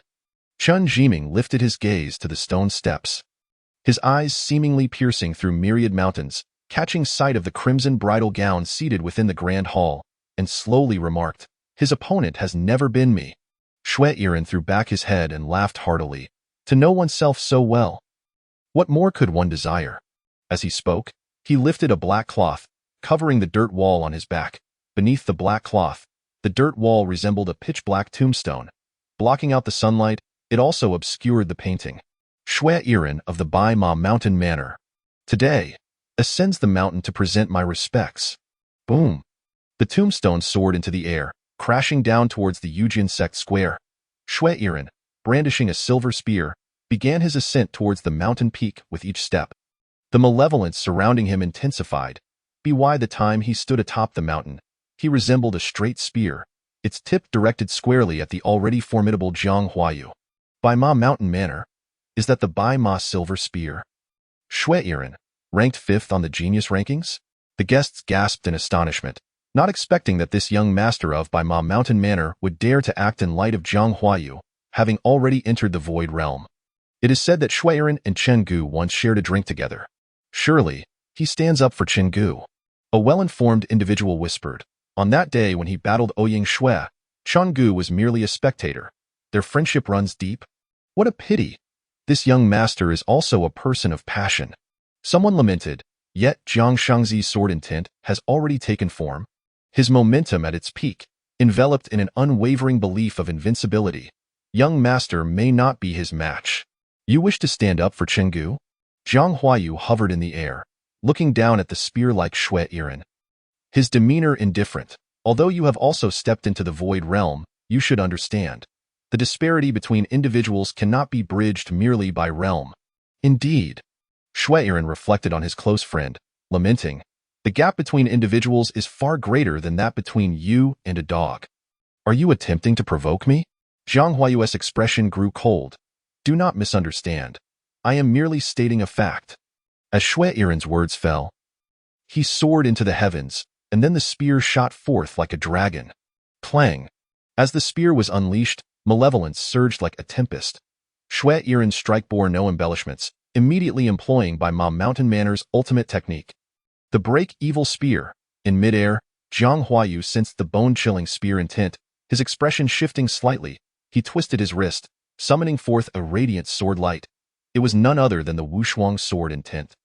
The third-ranked Jiang Huayu on the genius rankings and the fifth-ranked Shui Iran encountered each other, both unleashing their most formidable techniques. The sword and spear clashed, the inky black of the break evil spear intertwined with the brilliant light of the Wushuang sword intent, battling fiercely in the sky, a stark contrast of black and white. Boom! In an instant, chaotic energy erupted violently. Within a 10-zhang radius, fierce winds howled and roared. After one spear and one sword struck, both figures retreated, gazing at each other from a distance in the air. Shui Iran, you have truly surprised me. Jiang Huayu, shedding his somewhat cumbersome red robe, revealed the robes of a cultivator beneath. I can feel the Wushuang sword's eagerness. It yearns for battle with you. I find myself rather disappointed in you. Shui Iran replied with a hint of sarcasm. Chen brother mentioned your sword intent was lacking, that you could only sever Ouyang's arm by relying on the Wushuang sword's advantage. I was skeptical, but it appears he is perpetually correct. Upon saying this, a smile crept onto Shui Iran's lips. Come now. Someone wishes to ascend the mountain and present their respects. Do not keep him waiting too long. Chapter 66. Chen Zhian, an old friend from Chang'an, ascends the mountain today, seeking death. Upon shedding his red robe, Jiang Huayu seemed to have unlocked a seal, instantly transforming into a figure of sharpness. Clang! The black and white energies, spear and sword, crisscrossed in the air, creating tumultuous waves. The two engaged in a frenzied battle. Yet, the clash of these two newly ascended Void Realm cultivators plunged the Yujian sect into chaos. The disparity between individuals is indeed greater than that between man and dog. Many on the observation platform could not suppress their feelings of defeat. These two combatants, despite their combined ages being less than the years of some among the crowd, displayed a cultivation level and lethal prowess that rendered them utterly unreachable. Boom! Suddenly, a thunderous explosion echoed through the sky. Chaotic energy surged forth, and a figure plummeted from the air. As the crowd turned to look, they saw the fallen figure was none other than Shui Iran of Bai Ma Mountain Manor. At this moment, blood dripped from the corner of his mouth, his long spear propped against the ground as he knelt, evidently gravely injured. Meanwhile, in midair, Jiang Huayu's hair was disheveled, gripping the Wushuang sword. He pointed it towards Shui Yiren from afar. I once thought that upon entering the void, I would require more time to refine my sword intent. Yet, unexpectedly, battling with you has allowed me to fully comprehend the essence of Wushuang. There is none like it in the world. Shui Yiren sighed, slowly rising, addressing the stone steps. Brother Chen, I have been defeated. Indeed, but you have also grown stronger. On the stone steps, a figure in plain clothing approached, old friend from Chang'an. Chen Zhian, today ascends the mountain. Zhu Wan'er of the Piaomiao sect, please, come forth to accept the respects. He has arrived. He brings the old gentleman with him. On the observation platform, Chen Zhian suddenly stood up. His heart surged with excitement as he gazed at Chen Zhian, clad in humble garments and bearing a wooden candle. Second brother, you have finally arrived at the last moment.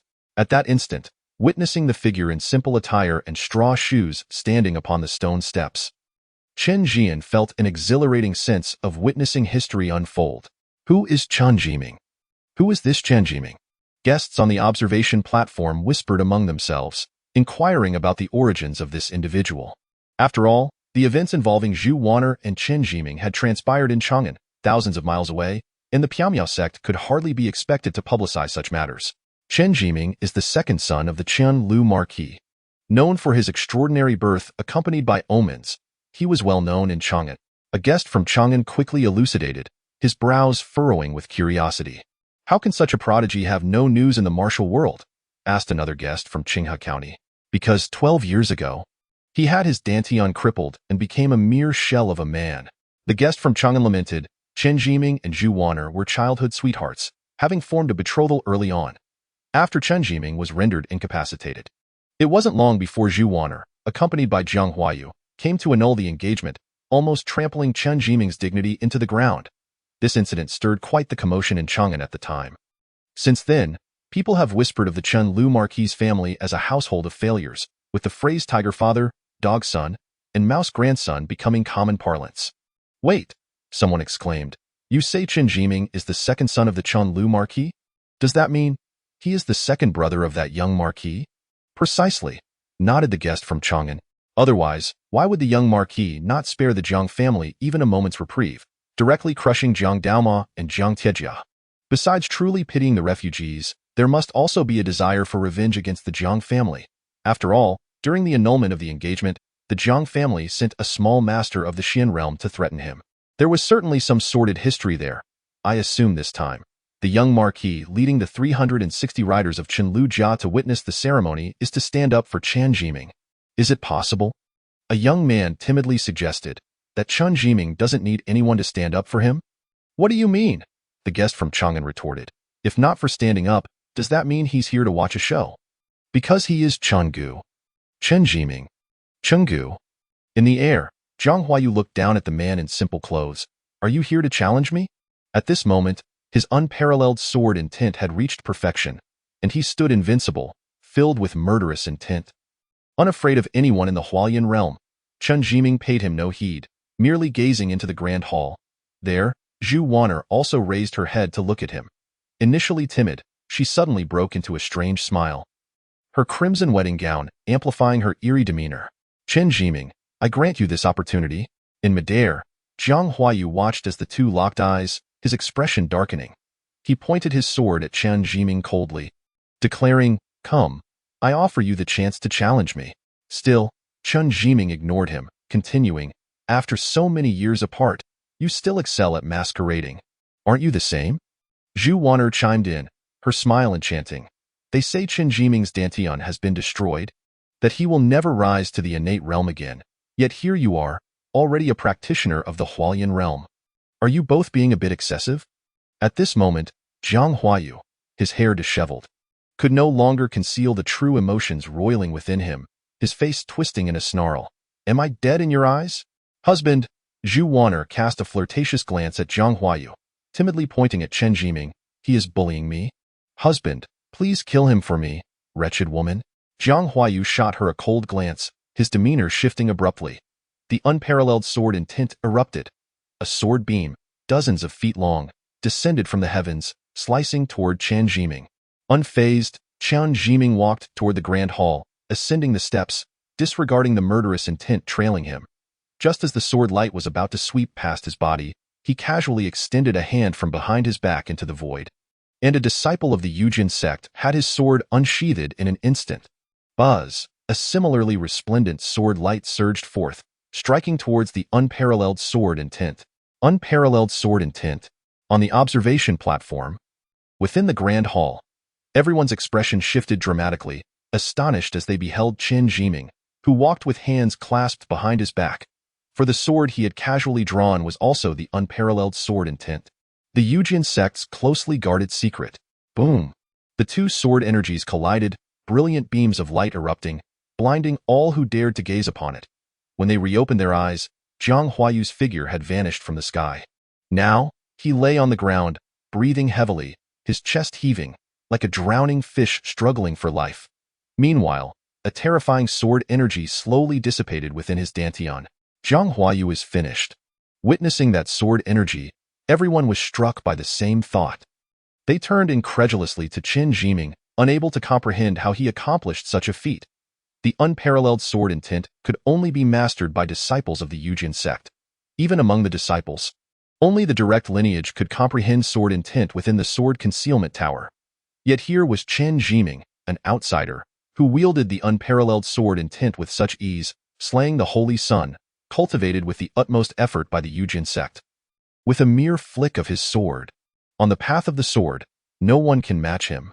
Next to Chen Zhian, an unknown Lu Qi remarked, with Chen Zhian in the lead, all who pursue the path of the sword can only strive to follow in his wake. Do not lose heart. Chen Zhian consoled. After all, you are not only a swordsman but also a scholar. It has been said that if the world's comprehension of the sword path amounts to 10 do, then Chen Zhian occupies 12 do. I owe him 2 do. It is only reasonable that he is stronger.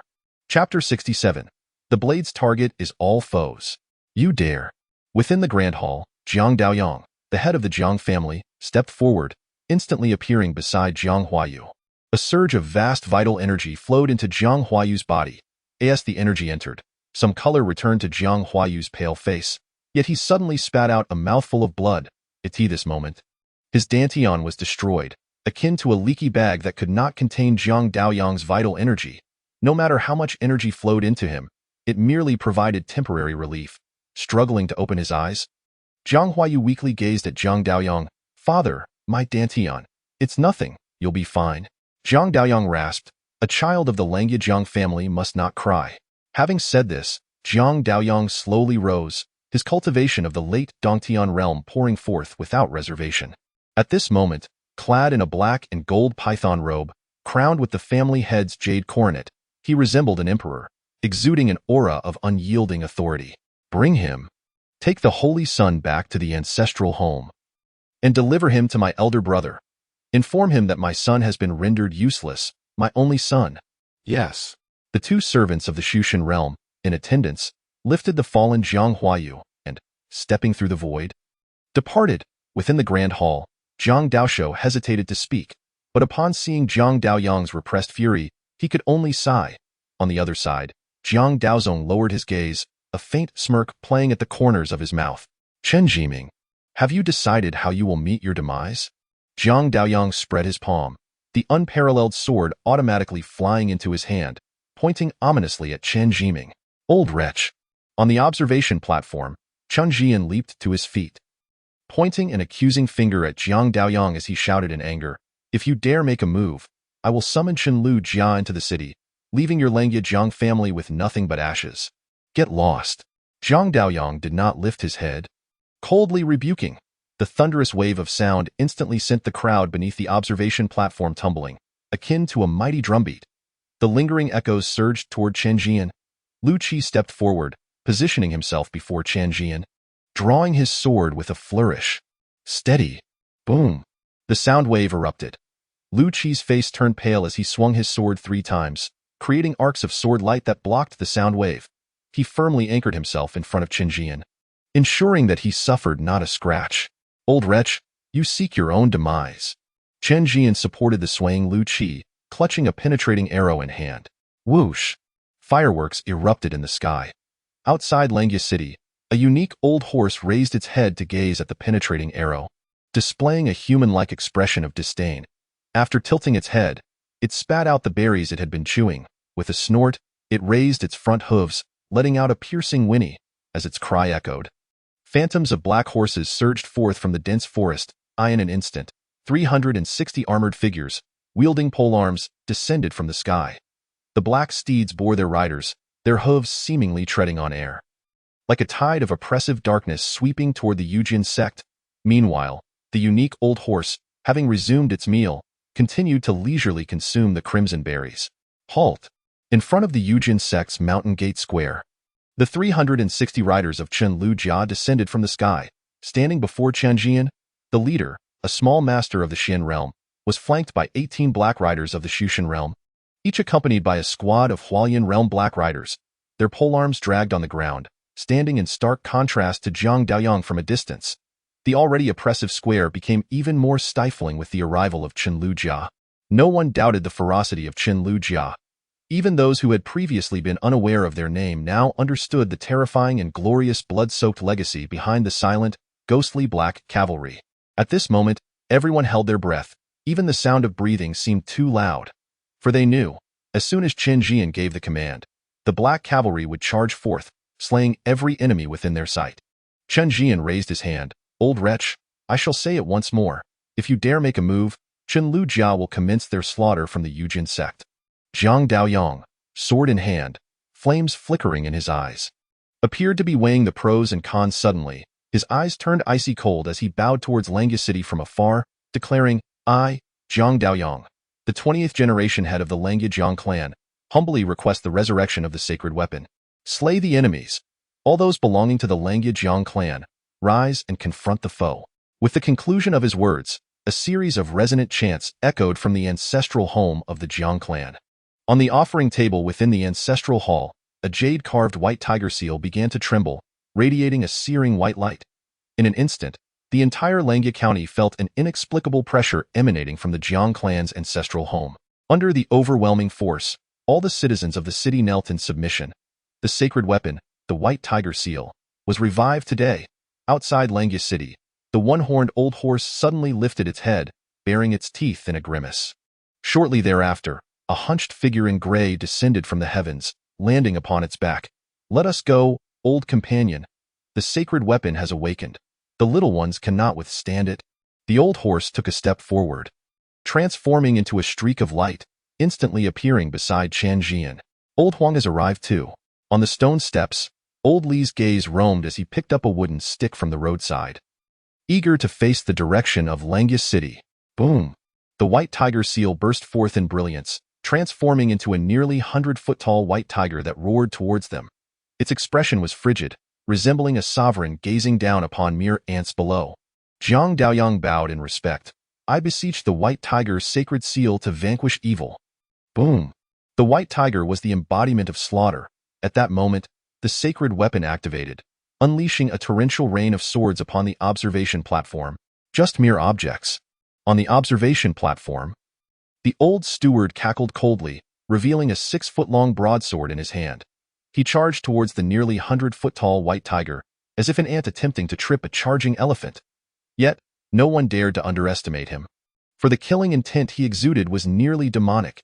As he surged forward, the sky above him rapidly transformed, dark clouds swirling ominously, engulfing the world. Now, it is our turn. Zhang Daoyang waved his hand, and all those affiliated with the Langya Jiang clan rose in unison, encircling Chen Liu's armored troops with their swords. Down the mountain, a dense array of sword lights surged towards the Yujin sect. Kill! Chen Zhian stood upon the observation platform, gazing down at the throng of sword cultivators, and ultimately shouted the word, kill. As his voice fell, 360 riders of Chenliu simultaneously swung their blades, the repressed and frenzied black tide instantly slaughtering nearly 100 Jiang clan members at the forefront. At this moment, the sun set in the west, casting a blood-red hue. The square of the Yujin sect ran red with blood. The clash between the Langya Jiang clan and the Chenliu marquis residents had thus commenced in silence. With blades drawn, all were foes. Old Huang, Chenliu now, who will come to your rescue?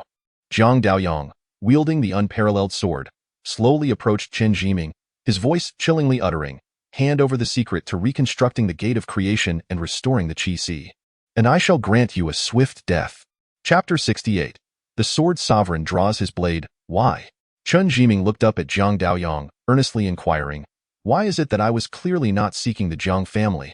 Yet you all insist on leaping forth to court death. You've turned a perfectly good wedding into chaos. How dull. Feigning divinity. Jiang Daoyang's gaze turned icy, pointing his sword at Chen Zhian. You have 3 breaths to reveal the secrets you possess. Chen Zhian ignored him, instead taking a step towards the grand hall, calmly stating, Brother Shui, keep an eye on Jiang Daoyang. If he acts foolishly again, just slay him. Glad to oblige. Shui Iran stood before the black cloth, twirling a piece of it with his fingertips and smiling. Just as well, I wish to witness what it means to perform the heavenly slaying sword art. Seeking death. Jiang Daoyang swung his sword toward Shui Iran. He could tolerate Chen Zhiming's mockery because he aimed to extract the secrets from him regarding the reconstruction of the Gate of Creation. But Shui Iran? Merely the young lord of the White Horse Villa. Even if his great-grandfather, Shui Beima, were present, he wouldn't have the audacity to be arrogant before the Langya Jiang clan. He even dared to summon the sacred weapon to suppress old Huang, let alone an oblivious old fool. Facing that sword light, Shui Iran's eyes twitched wildly, yet he remained firmly rooted on the square, unwilling to budge an inch. Boom! Jiang Daoyang's sword light descended, the might of a cave heaven realm master's strike akin to a raging tempest. Even a casual swing of his sword was not something Shui Iran could withstand. Within that sword light, a corner of the black cloth, resembling a tombstone, was lifted, revealing a crumbling earthen wall within, riddled with cracks. Clang! Upon the earthen wall, a spear akin to a child's doodle was stimulated by the sword energy, shattering the black cloth to reveal its true form. Upon seeing that spear, Jiang Daoyang's expression changed drastically. Losing all semblance of authority, he retreated violently, hastily executing the White Tiger's sacred technique. A cave heaven realm white tiger, baring its fangs, stepped through the void, ready to roar, only to find a spear hurtling towards it, causing the tiger to instantly dissipate into a flurry of starlight. The spear's momentum did not wane as it pierced through the void to appear behind Jiang Daoyang. His face turned ashen. He had not anticipated that after old Huang and Chenliu, Chen Zhiming would possess yet another trump card. The terrifying sword intent contained within that spear instilled in him an utter lack of courage to draw his own sword at this moment. The sacred weapon was preoccupied with old Huang. Although it had battered old Huang's hair wildly, it could not slay him, and summoning the sacred weapon for assistance was simply too late. The words he had earlier directed at Chen Zhiming echoed in his mind. Who would have thought that it would be himself left without any rescue? Clang! Just as Jiang Daoyang was about to be pierced by the spear, a white tiger suddenly appeared behind him. Opening its mouth, it unleashed a terrifying sword light towards the spear. Swish! The sword light and spear clashed in midair, shattering fragments of the void. The overwhelming force surged forth. Jiang Daoyang merely stood by, yet the overflow of energy severely injured him, blood trickling from the corner of his mouth. After a considerable time, the spear finally dissipated, and the white tiger also began to dim. Only then did the onlookers see that a young man in white was riding atop the jade-like white tiger. His features were handsome, yet his eyes bore the weight of the world. Jiang Daoyu of the Jiang clan. I pay my respects to the Sword Sovereign. The young man in white, with a weathered gaze, turned towards the stone steps. There, an emaciated old man, shouldering a wooden stick, was leisurely ascending the mountain. Sword Sovereign? The crowd gasped in astonishment. Even the youngest among them had heard of the Sword Sovereign's name, for he was the only sword cultivator with hopes of ascending to sainthood after the sword saint Zhu Qinghe, a terrifying being who had survived a blow from Zhu Qinghe. His figure had long vanished from the martial world. Yet tales of him echoed throughout, and no one could overlook the brilliance of that era 500 years ago. Young one, being able to withstand half of my sword, you are not without merit. Boldly ascended to the heavens. Perched upon the void with one leg crossed, tilting his head as he inquired, have you half-stepped into the return to true realm? Just barely. Jiang Daoyu sighed, with the weight of experience in his voice. The white tiger's sacred technique is flawed. The cave heaven is prone to collapse, making it impossible to return to the essence. At this point, Jiang Daoyu's gaze fell upon the still battling Chenliu and the Jiang clan's descendants, and with a casual wave, Jiang Daoyang was instantly cast down into the dust. Sword Sovereign, Might we let this matter rest? Though I have not fully entered the return to true realm, I have nonetheless taken a step within. With the support of the sacred weapon, even during your prime. You would not dare to fight. Continuing this battle will only result in needless casualties. Oldly, seated upon the clouds, pointed towards Chen Zhian, who was making his way towards the grand hall, and said, "Why do you ask me? This matter you must inquire of him." Jiang Daoyu was momentarily taken aback, his gaze landing on Chen Zhian, who was nearing the entrance of the grand hall, and he remarked, "The Marquis of Chenliu has raised a fine son, able to earn the favor of the sword sovereign." Cough, cough. Oldly chuckled awkwardly, not daring to clarify that it was not he who favored Chen Zhian, but rather that fellow who favored him. After all, as the sword sovereign, one must maintain a semblance of dignity before the younger generation. Chen Zhian stepped into the grand hall, not looking back as he remarked, "My fiancée is marrying someone else. I merely came to offer my regards. Yet you all insist on jumping forth to court death. You were the ones shouting for blood earlier, and now that the tide has turned, do you think you can simply withdraw? Moreover, Chenliu is not under my jurisdiction, whether to fight or make peace. Consult Zhian." Chen Zhian stood on the observation platform, expressionless, watching as the Chenliu troops surged towards the grand hall like a tide of darkness. The battlefield was already strewn with corpses, blood flowing like rivers. The vast majority were the dead of the Yujian sect and the Jiang clan. Yet Chenliu was not unscathed, for their black armor was riddled with countless sword marks. Even a small squad had been surrounded and slain by 3 minor masters, fighting to the death, perishing alongside them. Once slaughter begins, can it simply be halted? Chen Zhian raised his head to gaze at Jiang Daoyu in the sky. Standing tall against the terrifying pressure, he bellowed, "Since my second brother has entrusted me with this decision, I shall tell you. It is impossible. Beneath the iron hooves, the Jiang clan shall surely be draped in white mourning." Jiang Daoyu's weathered gaze flickered with a hint of coldness. "Today I understand the meaning of the phrase. The tiger's son is merely a mouse. How utterly laughable. The young marquis truly intends to drag Chenliu into a mutual destruction with my Jiang clan." Mutual destruction? Chen Zhian scoffed. "A mere group of small fish.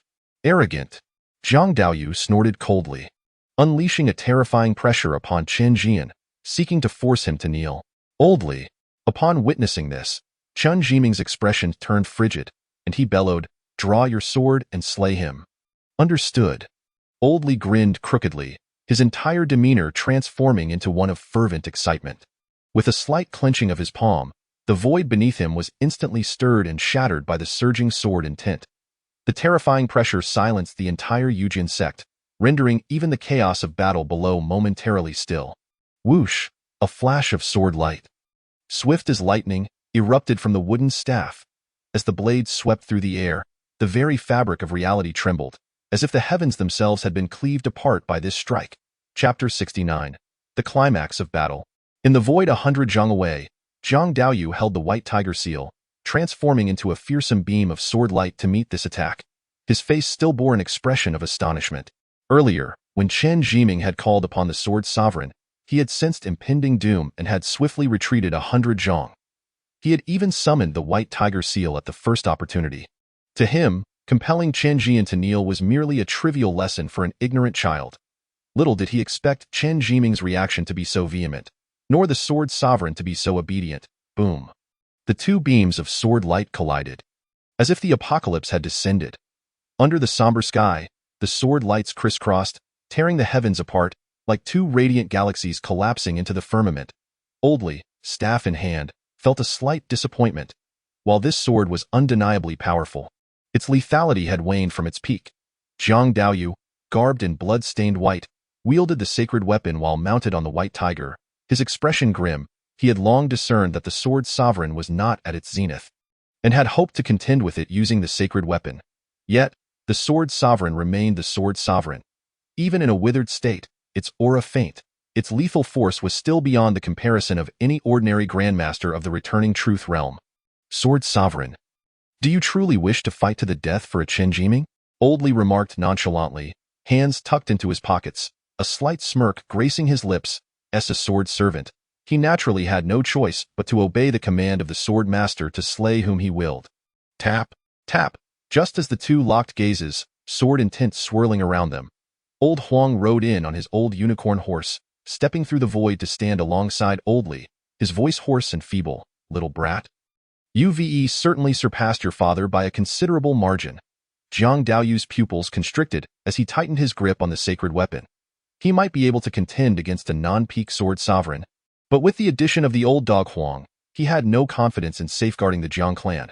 Should the battle resume, it would surely lead to mourning and funerals throughout Langya City.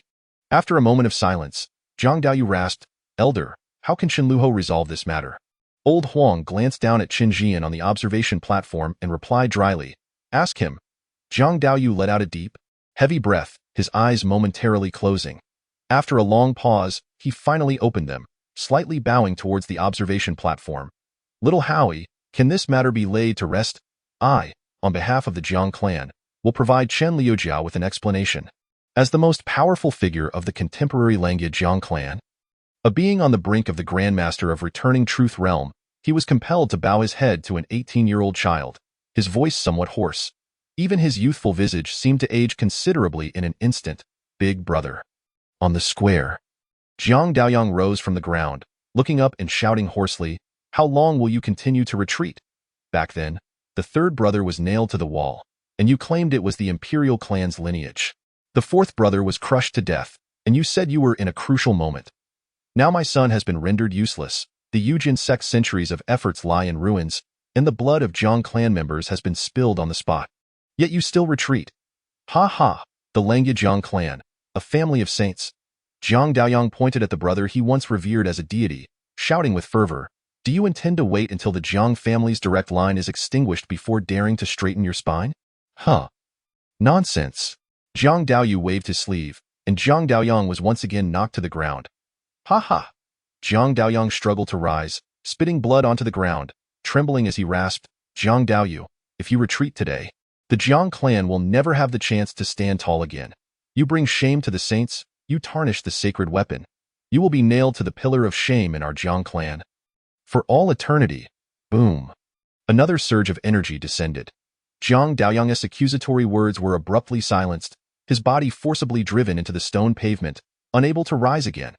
A flicker of compassion flashed through Jiang Daoyu's eyes before he resumed his impassive demeanor. Stating, "Jiang Daoyang, as the head of the Langya Jiang clan, inciting chaos for personal gain, resulting in countless casualties among clan members and the destruction of the Yujin sect's centuries of efforts, you are unworthy of your position. From this day forth, I hereby abolish Jiang Daoyang's position as clan head. He shall be exiled to the mountains for eternal confinement. The Yujin sect shall seal the mountains for 10 years. The betrothal of Jiang Huayu and Zhu Wan'er is hereby nullified." Understood. As he delivered these words with an impassive countenance, the Jiang clan members on the mountaintop of the Yujin sect knelt in disarray. Their expressions bleaked. As a family of saints, the Jiang clan had occupied Langya for over 5 millennia, basking in glory for just as long. Elevated and proud, they had long harbored an arrogance in their bones. Yet today's brutal battle forced them to confront a bloody reality. The Langya Jiang clan was not invincible. Even the formidable Jiang Daoyu, wielding a sacred weapon, did not dare act recklessly. They resented Jiang Daoyu's concession and retreat, wishing to maintain their undefeated reputation. However, the grim reality of the square, littered with corpses and flowing blood, compelled them to acknowledge their defeat. After rendering his indifferent judgment, Jiang Daoyu turned to Chen Zhian and slowly inquired, "Little Howie, can today's events be set aside?" "It can be agreed upon." A voice echoed in Chen Zhian's ear. It was the old steward relaying information over a distance. Chen Zhian looked down at the neatly arranged Chenliu Jia, then raised his gaze to the old steward, pausing for a moment before softly saying, "The position of clan head in the Jiang family is vacant, I believe. Jiang Baihu would be a good choice." "Jiang Baihu?" Jiang Daoyu pondered in silence for a while before finally nodding slowly. "She is the daughter of the third brother. Since little Howie thinks well of her, let her assume the position of clan head." After speaking, he stood in the void, his voice solemn. "The 29th clan head of the Langya Jiang clan shall be Jiang Baihu. This decree takes immediate effect. The clan elders must travel to Chang'an at once to bring the clan head back. The rest may disperse." Following these words, Jiang Daoyu nodded slightly to Old Li and Old Huang before turning to leave. On the Yujin sect square, Jiang Daozong waved his hand, and many disciples began to clear the battlefield. In the previous battle, the Jiang clan suffered the most severe casualties. while the disciples of the Yujin sect had not sustained significant losses. After all, although the Yujin sect was the Jiang clan's henchman, the sect master was Jiang Daozong, not Jiang Daoyang. Chen Zhian sat on the observation platform, quietly observing Jiang Daozong as he efficiently directed the disciples in cleaning the battlefield. His fingers drummed on the table's edge, and after a long time, he slowly lowered his hand. After this battle, perhaps the biggest winner was not anyone else, but rather the remarkably patient Jiang Daozong. In the great hall, Zhu Wan'er, clad in a crimson bridal gown, sat gracefully on a chair, gazing at Chen Zhiming as he entered the hall, smiling sweetly. "Brother Ming, now no one is here to disturb us. Where is your gift? Are you certain you wish to see it now?" Chen Zhiming replied nonchalantly, "You might not be particularly fond of the gift I prepared for you. As long as it is a gift from Brother Ming, I shall cherish it." Zhu Wan'er giggled, covering her mouth, "Just like back in the day. You truly are a peculiar one." Chen Zhiming suddenly turned to look at Xi Mingqing beside him. "I imagine, Sect Master, she is quite curious about what Zhu Wan'er and I encountered in the sacred ruins." "Right." Xi Mingqing, her expression complex, nodded slightly. She realized she had never truly seen through the daughter she had raised since childhood. "When we entered the sacred ruins, we discovered the divine fire." Chapter 70. The Tale of Childhood Sweethearts. "You discovered the divine fire?" Xi Mingqing abruptly turned, her gaze sharp as she fixed on Zhu Wan'er. "You said there was no divine fire in the sacred ruins, only embers." "She is not entirely wrong," Chen Zhiming chuckled, "for the divine fire I bestowed upon her was consumed by her. Some say I am merciless to myself, a pervert. Yet, compared to her, I find myself surprisingly normal." Chen Zhiming's gaze drifted, as if recalling the past, and he spoke softly. "At that time, I watched her, merely 11 years old, unhesitatingly consume the divine fire. Her face twisted in pain, her expression grotesque, rolling on the ground. In the end, she even begged me to end her life with a sword. Yet, I could not bring myself to do it. Instead, I gave myself a sword wound, quenching her thirst with my blood." Chen Zhiming rolled up his sleeve, revealing a scar on his wrist. Even after countless years, it remained a stark reminder. "She greedily sucked my blood, like a demon clawing its way from hell. Too much blood loss would lead to death, and I was no exception. I remember losing a great deal of blood and then fainting when I awoke again. She had transformed back into that obedient and adorable little girl. Meanwhile, I had lost all cultivation, the gate of fortune sealed, my chi empty, becoming a worthless being." Upon reaching this point, a self-deprecating smile tugged at Chen Zhiming's lips. "I never doubted her. After all, who would suspect their childhood sweetheart? So when did you begin to doubt me?" Zhu Wan'er asked dreamily. "Was it after returning to Chang'an?" "No." Chen Zhiming replied slowly. "It was on the way back to Chang'an. You know, I tend to speak too bluntly, which can hurt people. Thus, I seldom engage in conversation. Those who are taciturn often possess a penchant for listening to others speak, and are also prone to whimsical musings. Perhaps you have not noticed, but during our journey back to Chang'an, you exhibited a certain impatience. A fleeting furrow of your brow revealed to me something amiss. Yet you said nothing." Zhu Wan'er smiled charmingly and remarked, "It seems you two are rather peculiar." "Peculiar and peculiar, indeed, are a match made in heaven." Chen Zhiming chuckled and replied, "At that moment, I merely harbored suspicions, and to validate my conjecture, I had no choice but to engage in conversation with you. I recall you asking me what my greatest dream in this life was." Zhu Wan'er said softly, "You expressed a desire to become the world's first female sword saint." Chen Zhiming stated, "Such words would have never escaped your lips before this." "Indeed.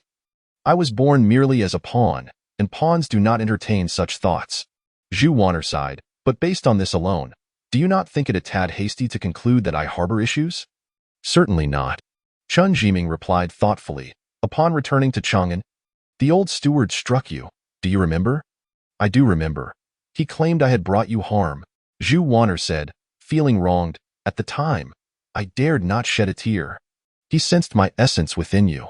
Chen Zhiming stated, "Though I am uncertain how you accomplished it, you ultimately consumed my vitality. If this is confirmed, why not kill me?" Zhu Wan'er smiled sweetly. "Is it because you are reluctant?" "Indeed." Chen Zhiming acknowledged, "After all, those years spent in your company brought me great joy.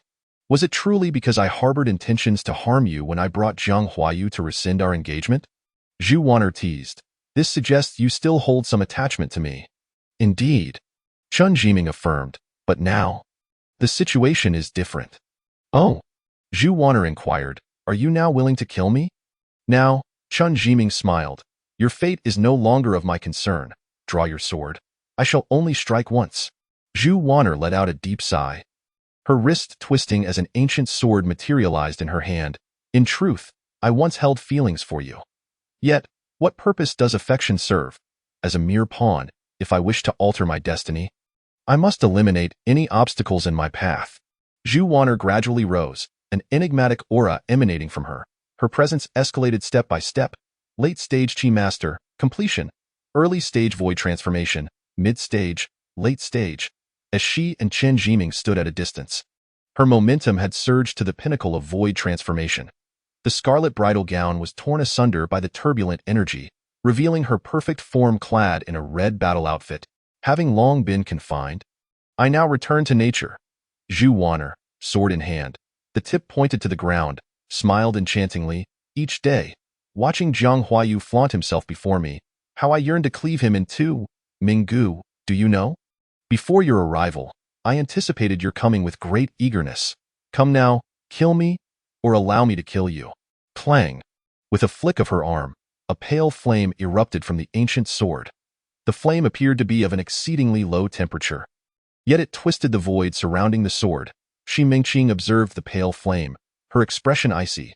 With a single glance, she recognized it as the divine fire that the Piaomiao sect had sought in vain for many years. Should the divine fire furnace possess it, it could instantly reclaim its status among the sacred weapons, and the Piaomiao sect would not remain beneath others for long. Yet, it had been consumed by Zhu Wanner. Mother, I know you are anxious, but please do not rush. Zhu Wanner turned to the cold-faced Shi Mingqing, mockingly stating, after I perish, you may chop my remains into pieces and cast them into the divine fire furnace. Perhaps it will ignite once more. You. Shi Mingqing brushed her sleeves aside and stepped aside, her gaze dark and inscrutable. Come now, Minggu. I have long awaited this battle. Zhu Wanner smiled foolishly, gracefully unleashing countless beams of sword light. Sizzle. The sword light crisscrossed throughout the grand hall, weaving together into a pale white sword net under the scorching divine fire. Intersecting paths, she has even mastered this sword technique.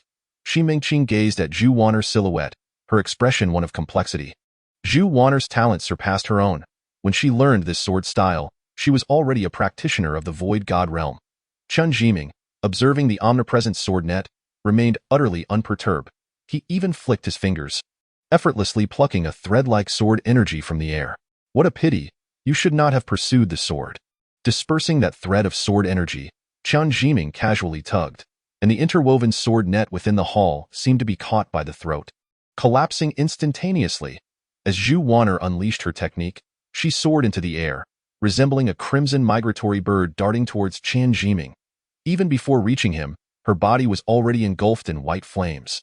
Buzz, Chen Zhian's gaze fell, the wooden candle at his back unsheathing. The sword light swept past, conjuring a refreshing breeze. Chapter 71. Grand wedding and great mourning. The gentle breeze swept through, extinguishing the flames. A flicker of astonishment flashed in Chen Zhian's eyes. Why? Zhu Wanner offered no reply. Her red attire billowing, her lips stained crimson, merely uttering dreamily, "Is it beautiful? This bridal gown I wore for you." Chen Zhian frowned slightly, taking a half-step back. Zhu Wanner gave a tragic smile, extending her delicate fingers, yearning to caress Chen Zhian's temple. Slap, she staggered, collapsing to the ground. Chen Zhian lowered his gaze upon her, his brow furrowing deeper. He could not comprehend why she had dispelled the divine fire at the last moment. She was not fighting. She was seeking death. Though, even if she exerted her utmost, the path before her was one of demise. Yet, being killed and taking her own life were ultimately distinct. Zhu Wanner gazed up at Chen Zhian, whose brow was creased, and said dreamily, Minggu, you remain unchanged, you know. I have come to regret. Zhu Wanner coughed up a mouthful of blood, turning to Shi Mingqing, who stood shrouded in shadow, her lips moving as if expending all her strength. Mother!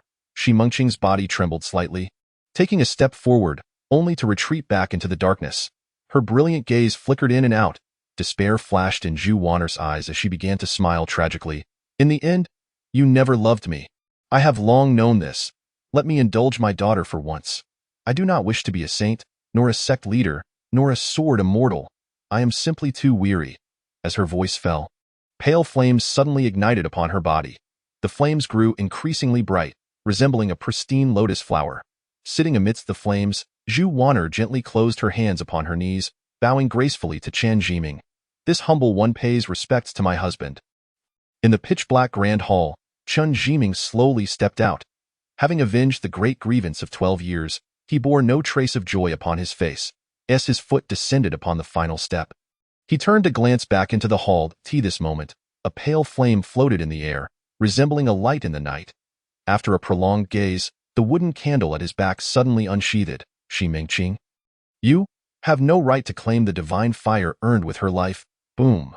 Within the depths of his being, the dragon, laboriously combing through sword intent, suddenly changed countenance, gazing in terror at the mountain of sword intent upon the throne of sword energy. At this moment, the sword energy painstakingly organized had become a chaotic mess.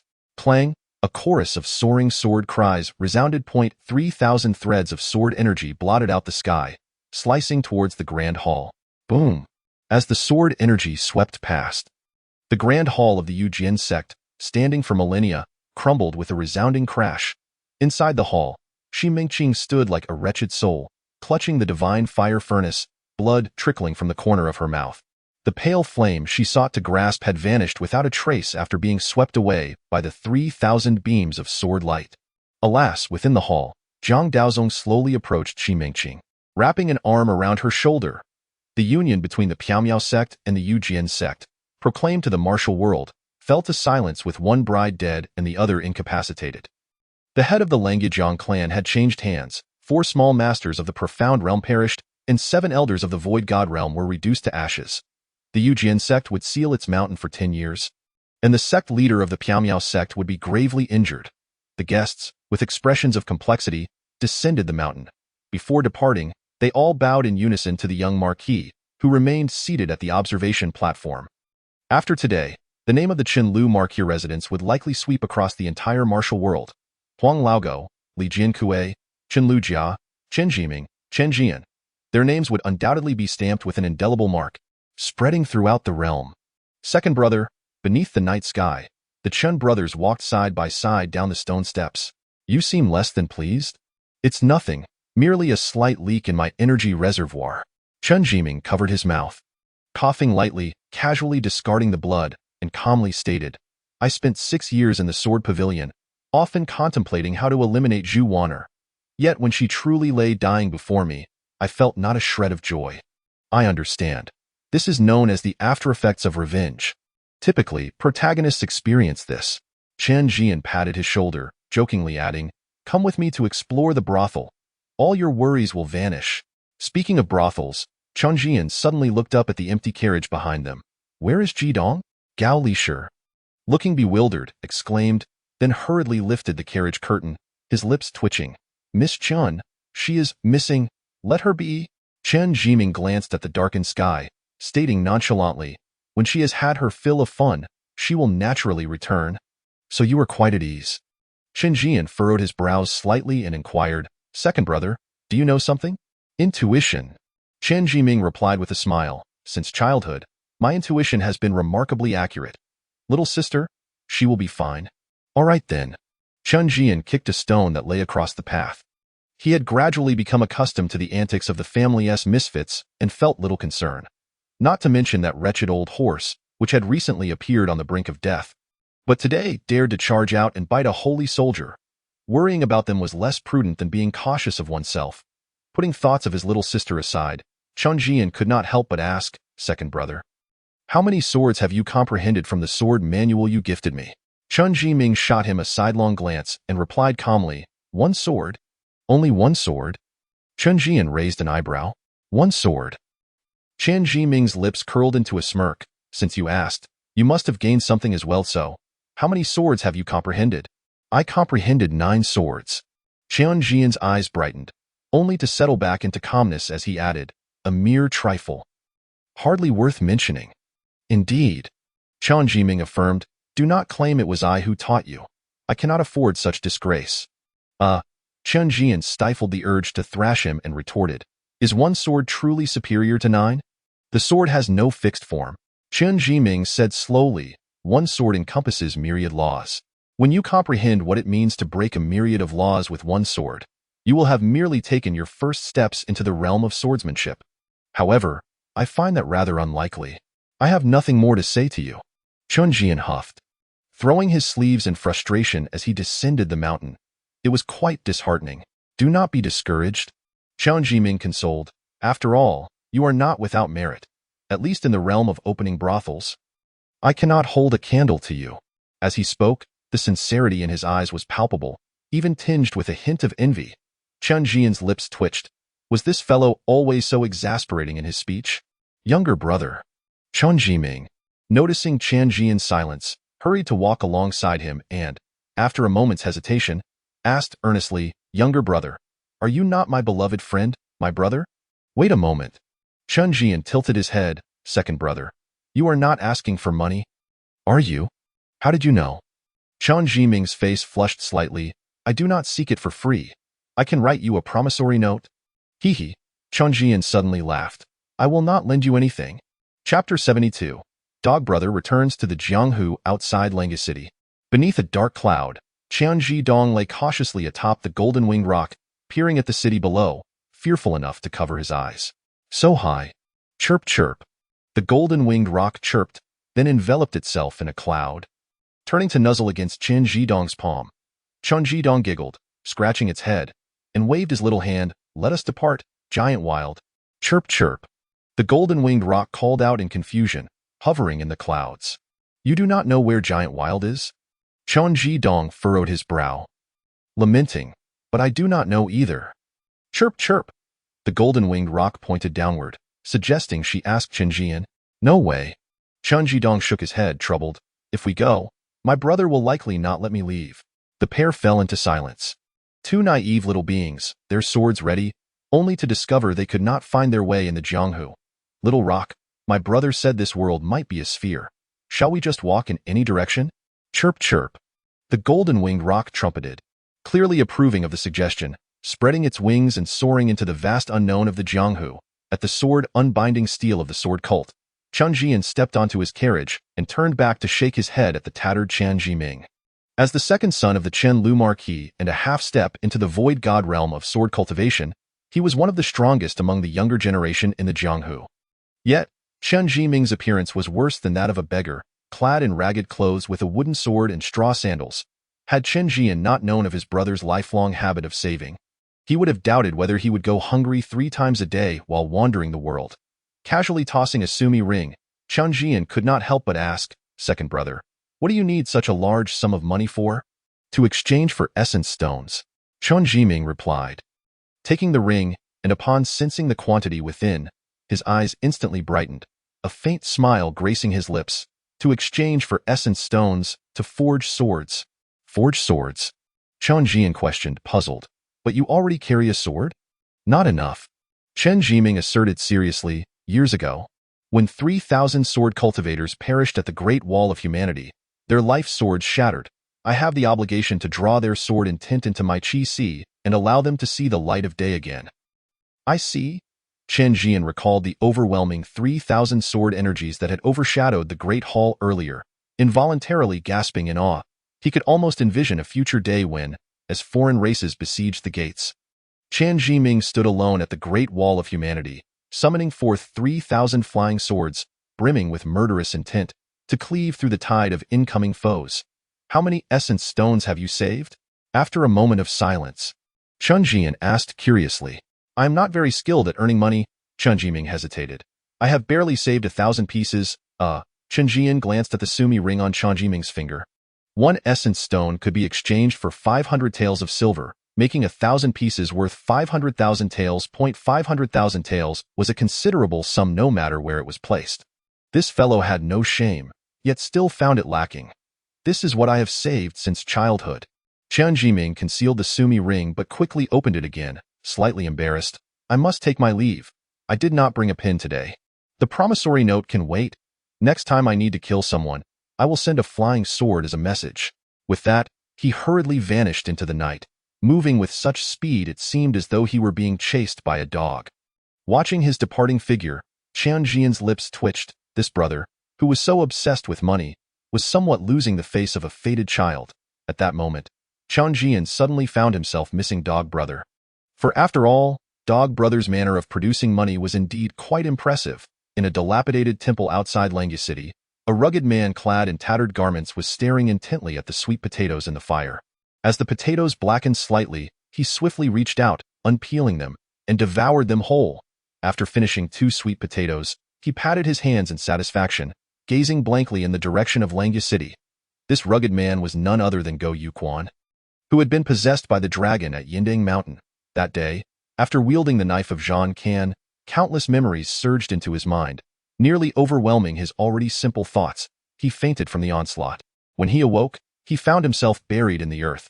Digging himself out, he beheld the crude wooden board erected at his grave, inscribed with the words, "Grave of beloved friends and brothers," and fell into deep contemplation. Initially, he believed Chen Zhian had buried him. However, he soon dismissed that notion, as if it had been Chen Zhian, he would never have left behind the few remaining copper coins on him.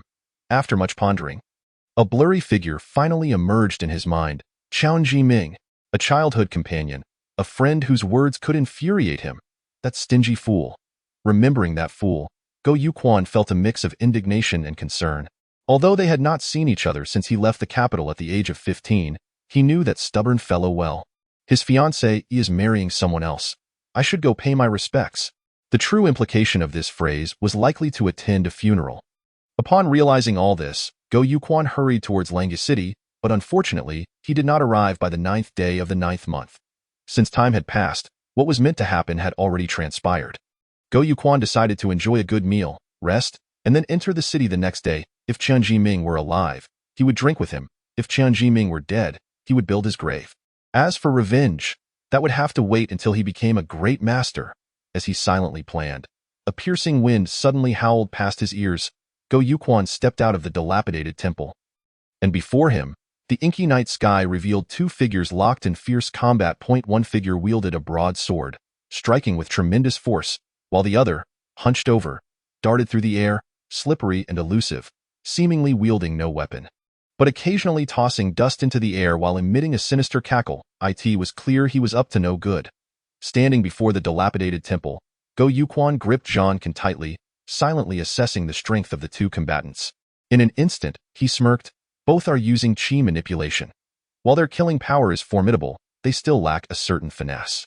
After sleeping in the grave for over a month, he had already 1 foot in the void transformation realm. Coupled with the blade techniques he had acquired from his ancestor, he considered himself not weaker than others within the chi manipulation realm. Get a bit closer, Go Yuquan muttered to himself, planning to leap out and deliver a fierce blow to them once they drew nearer. Demanding to know what had transpired in Langya City today. Boom! The 2 figures fought fiercely in the sky, their fierce sword energies slicing through the night, and soon one figure plunged into the forest. It was the swordsman wielding the twin swords. Though the sword energy had appeared formidable and unstoppable, it was merely a flicker of light ignited by his waning vitality.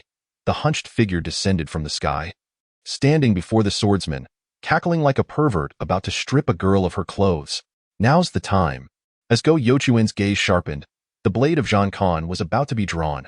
Whoosh! A single bamboo leaf swept past, and the hunched figure, who had been sneering coldly, suddenly stiffened, collapsing straight to the ground. Is there another? Go Yuquan abruptly lowered his head, furrowing his brows in contemplation, and pondered softly. One is a bind. A group is also a bind. Chapter 73. The Nightingale of the 3rd sequence. One is a bind. A group is also a bind. If that is the case, then let us bind them all. Stealthily, Go Yuquan slipped into the thicket, drawing Zhang Can with a resounding clang. This strike, though a surprise attack, radiated with a dignified and formidable intent. The blade gleamed brilliantly, illuminating the darkness like a moon that had suddenly burst forth. The figure retreated swiftly, akin to a fluttering bamboo leaf. Yet, once the Dog Brothers' demon-subduing blade was unleashed, there was no way for her to evade. She was cleaved away and crashed against a tree, losing consciousness. After dealing with the situation, Go Yuquan approached and delivered a few decisive punches to the 2 who had already fallen. ensuring they were truly unconscious before hoisting one over each shoulder and heading toward the dilapidated temple.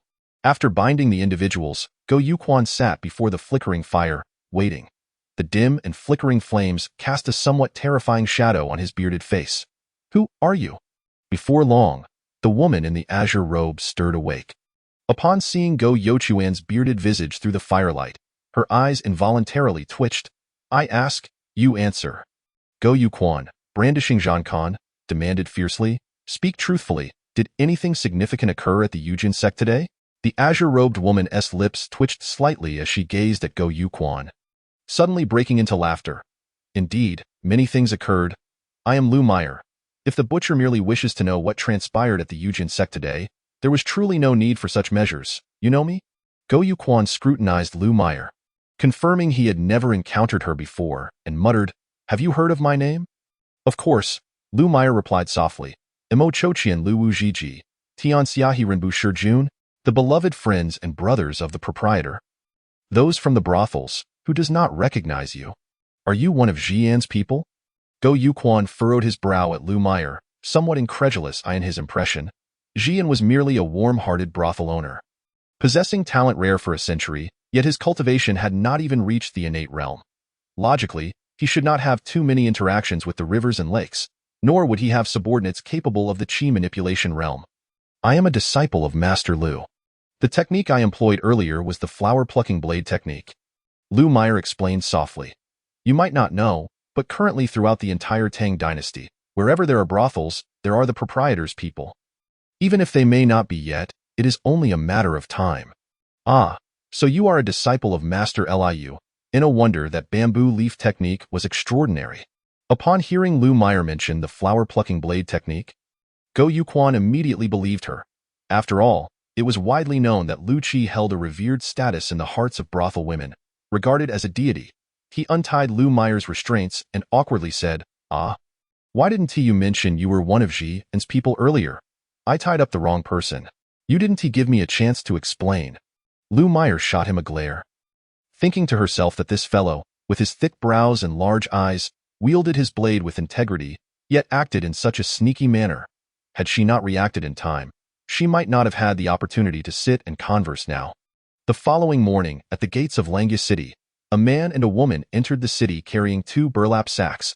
The man appeared fearsome, his beard resembling a dense thicket of steel needles, while the woman smiled radiantly, her eyes sparkling like a siren. As soon as they appeared, they immediately attracted suspicious gazes from the patrolling guards. After all, this combination was too peculiar, and the wriggling sacks they bore only heightened the suspicion.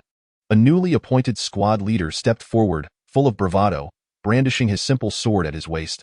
Before he could inquire, a massive hand suddenly slapped down, pulling him back a few steps and shielding the others behind him. "Zhang Xiaoda, you don't want to live anymore. What are you rushing in for?" "Father, I don't think they look like good people," the squad leader weakly replied. "I think you're the one who doesn't look like a good person." The one shielding the others was none other than the steadfast Zhang Debiao, the ever-young sentinel, and the one he had pulled back was his own son, the newly appointed squad leader, Zhang Xiaoda. "Do you know why you could become squad leader?" Zhang Debiao stood in the corner, quietly admonishing, "Because father used money." "Nonsense. It's because my colleagues have been filling the ranks of the dead, that this hat could fall upon your head." With a cold snort, Zhang Debiao continued, "Do you also know why I can turn danger into safety every time? And my position keeps rising?" Zhang Xiaoda looked around cautiously and whispered, "Because you remember the 3 major principles of the patrolling guards. Recite them." Zhang Debiao's face hardened, resembling a stern teacher imparting wisdom. After a moment of hesitation, Zhang Xiaoda murmured, "First, deal with the ungrateful citizens in the city. Second, intercept solitary vagrants. Third, retreat when encountering villains." Zhang Debiao nodded. "Remember, this is the ancestral teaching passed down through our family for generations. It cannot be violated." Zhang Xiaoda gazed at the pair who had long since disappeared at the city gate. Nodding vigorously in the brothel of Qinma Alley, Chen Zhian looked at Dog Brother, who was ravenously devouring a pig's trotter, his beard twitching in the process, filled with heartache. He thought Chen Zhiming was the most unfortunate second generation. Yet he hadn't realized Dog Brother was even worse. How long had it been since he had eaten? Even in such a state. Last night, He had still been concerned about his coin purse. He truly wasn't human. Dog brother. Eat slowly, there's still. With another sigh of sympathy, Chen Zhian instructed the attendant beside him to keep track of the expenses, so he could request reimbursement from Marquis Wuan upon returning to Chang'an. He then turned and entered a secret chamber. Inside, Lu Qi was leisurely sipping tea, while Lu Meyer stood quietly beside him, attending to him. Upon seeing Chen Zhian enter, Lu Meyer slightly bowed. Chen Zhian gazed at Lu Meyer, who was attired similarly to Lu Qi in an azure robe, and said softly, "Old Seven, you've hidden quite well." The Lu Meyer ranked 9th on the list of prodigies is actually the third nightingale of the brothel sequence. Didn't you already know? Lu Qi set down his teacup, smiling as he replied.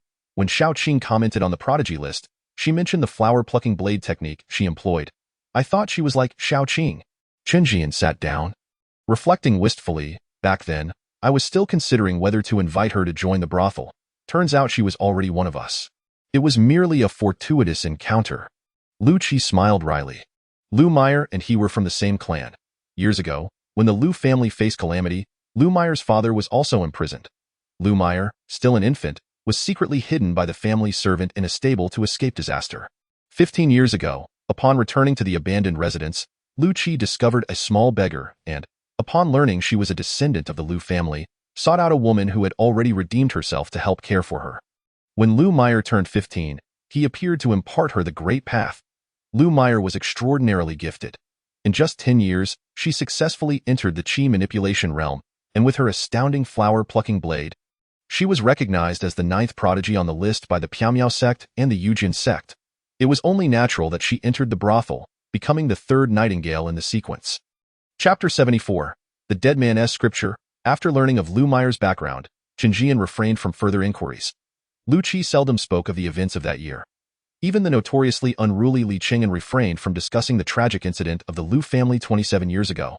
Treating it as a well-guarded secret, he merely pointed heavenward, subtly indicating the current emperor residing in the Taiji Hall.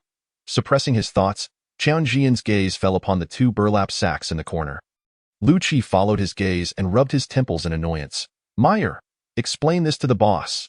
Boss, within these sacks are Zhang Luer of the 5 Poisons sect and Tai Jianwang Songyang. Lu Meyer approached the corner and opened a sack. Recounting softly, yesterday, after descending from the Yujin sect, Zhang Luer followed Songyang out of the city. While I trailed behind Zhang Luer, I had intended to play the role of a mantis stalking a cicada, but unexpectedly encountered your dog brother lying in wait at the dilapidated temple. He bound us all. Dog brother? Chen Zhian was slightly taken aback. I assumed he ranked last on the prodigy list? How could he be so bold as to capture you all? He launched a surprise attack from behind. Lu Meyer evidently harbored resentment over Go Youchuan's ambush. Her teeth gritted as she spoke, unconsciously raising her fist. It wasn't until Lu Qi coughed lightly that her face reddened, and she continued, however. I observed that his strike was dignified and upright, although it was a sneak attack. It bore a noble spirit, suggesting he possesses some other fortune. Given that many talented individuals on the prodigy list have fallen or become crippled, if we set aside that yet-to-appear figure from the Taoist sect, it seems the butcher old dog might truly be able to stand above the rest. Do not worry about the future without friends. Who in the world does not recognize you? Chen Zhian sang softly. Unexpectedly, the farewell words he had uttered before turned into a verse today. If the events of last night were to spread among the younger generation, he would indeed become a figure known to all. After a moment of reflection, Chen Zhian pointed at the burlap sacks and asked, Do you have a grudge against Zhang Luer? Indeed, there is no hatred. Lu Meyer declared fiercely. Zhang Luer is a pervert who employs sinister methods to control the courtesans, compelling them to indulge in debauchery in plain sight of the public. I intend to capture him and subject him to a brutal castration. This? Chen Zhian raised an eyebrow, astonished to discover that Lu Meyer was indeed a woman of chivalry, and even more surprised by Zhang Luer's audacious antics. While the Tang dynasty was known for its liberalism, and courtesans often deliberately lowered their skirts or raised their legs to attract clients, they still possessed a sense of shame. As the proprietor of a brothel, Chen Zhian had seen much of the world but had never encountered a ruffian who dared to engage in such acts in full view of the crowd. Zhang Luer. My brother, do you have anything to say? He lifted Lu Qi's teacup and took a sip, saying pensively, If not, I might just let Meyer take the knife to you. Please, no, young Marquis. From within the sack, Zhang Luer felt a sudden chill and quickly poked his head out to shout, "Everything else is negotiable, but that is out of the question." "Oh." Chen Zhian turned to look at him, seeing Zhang Luer dressed as a servant. Handsome and youthful, with a few faint freckles adorning his face. When his gaze fell, a bashful smile graced his lips, giving an impression of innocence. Yet, when he lifted his head, the indifference hidden in his eyes cast a shadow of cruelty upon him. If not for those eyes, Chen Zhian believed the young women in the establishment would willingly offer themselves to him. Alas, this fine young man was cursed with such eyes. Chen Zhian smiled with a hint of mischief. "Or perhaps you have another suggestion? I can exchange a secret." Zhang Luer replied slowly, regarding the whereabouts of the kidnapped fiancée of the Zhong family, which concerns Chen Zhiming. Perhaps the young marquis would find it intriguing. "You are mistaken." Chen Zhian lifted the lid of his teacup, blowing on the bitter tea that floated atop, and replied nonchalantly, "Her fate does not concern me, let alone her whereabouts." "Ah, so the young marquis is also a kindred spirit," Zhang Luer remarked softly. "For the sake of the lowly commoners, you interrogated the Langya Zhang family and executed Zhang Daoma. The world claims you are compassionate and cannot bear to witness the suffering of humanity. Yet it appears, it is all a fade. That is a misunderstanding of my character." Chen Zhian stated coolly, "Change the terms. Her life cannot exchange for yours." Zhang Luer fell silent, and after a moment, his eyes brightened as he pointed at Wang Songyang nearby, saying, "I can sell him to you. The 8th-ranked genius of the Tianjiao list must be worth something." Upon hearing this, Wang Songyang, who had been expressionless, suddenly looked up, his thick brows knitting into a straight line as he exclaimed angrily, "You, shut! Silence, you stuttering fool!" Zhang Luer retorted sharply, "If it weren't for your obstinacy and resistance, we wouldn't be tied up like this." You? Wang Songyang's face flushed crimson as he attempted to curse Zhang Luer. The more anxious he became, the less coherent his words were. After struggling for a long while, he finally exhaled in despair.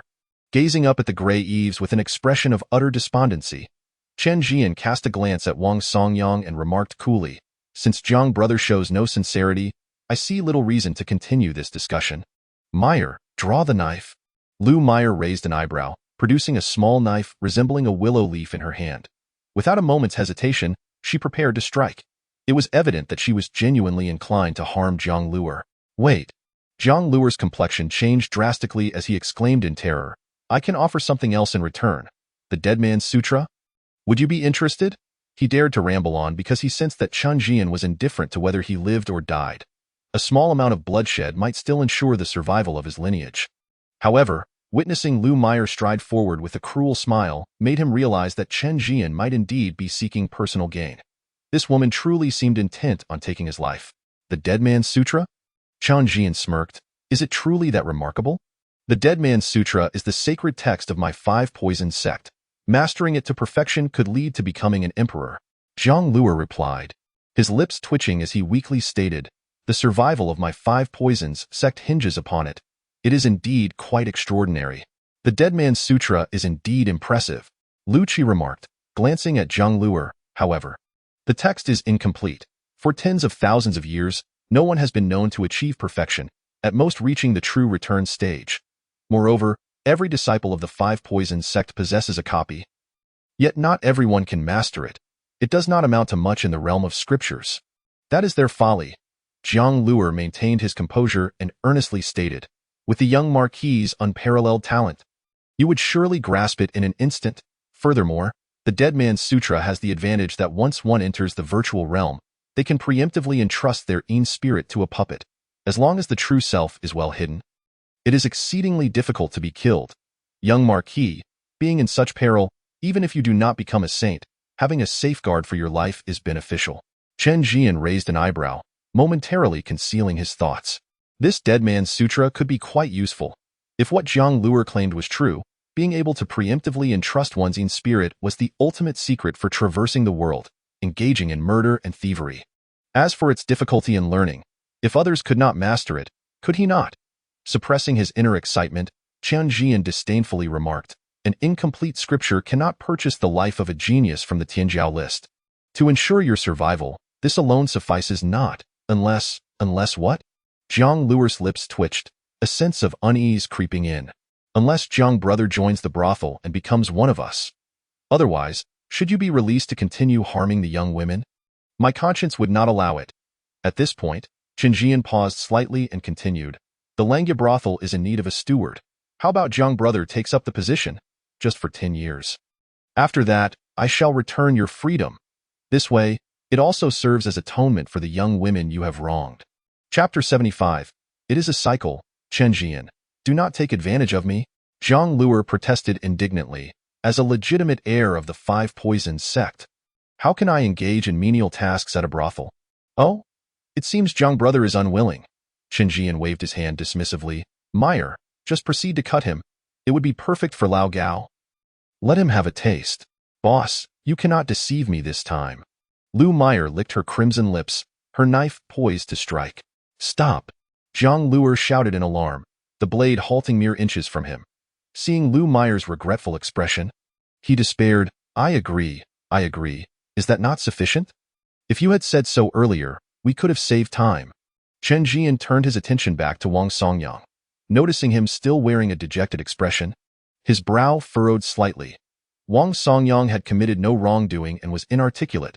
He was of little use, yet releasing him without consequence would surely hurt Dog Brother's feelings.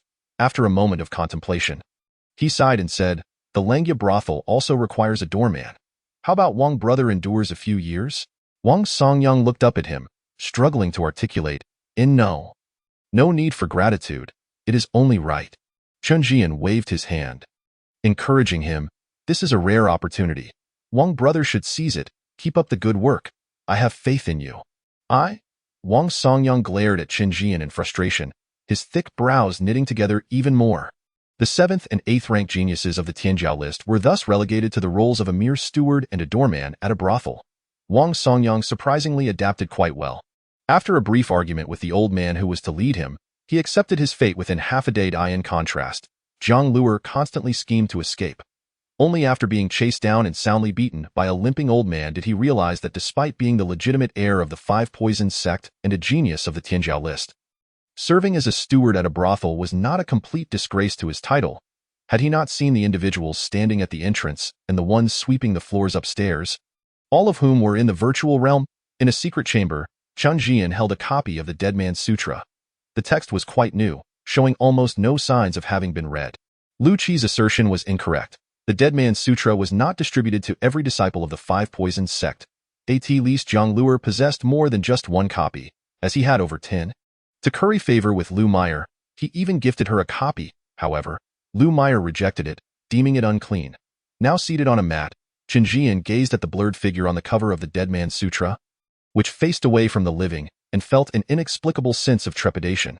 Even though it was merely a mass-produced edition, the vague silhouette emanated an oppressive aura. He sensed that this scripture was likely not as simple as it appeared.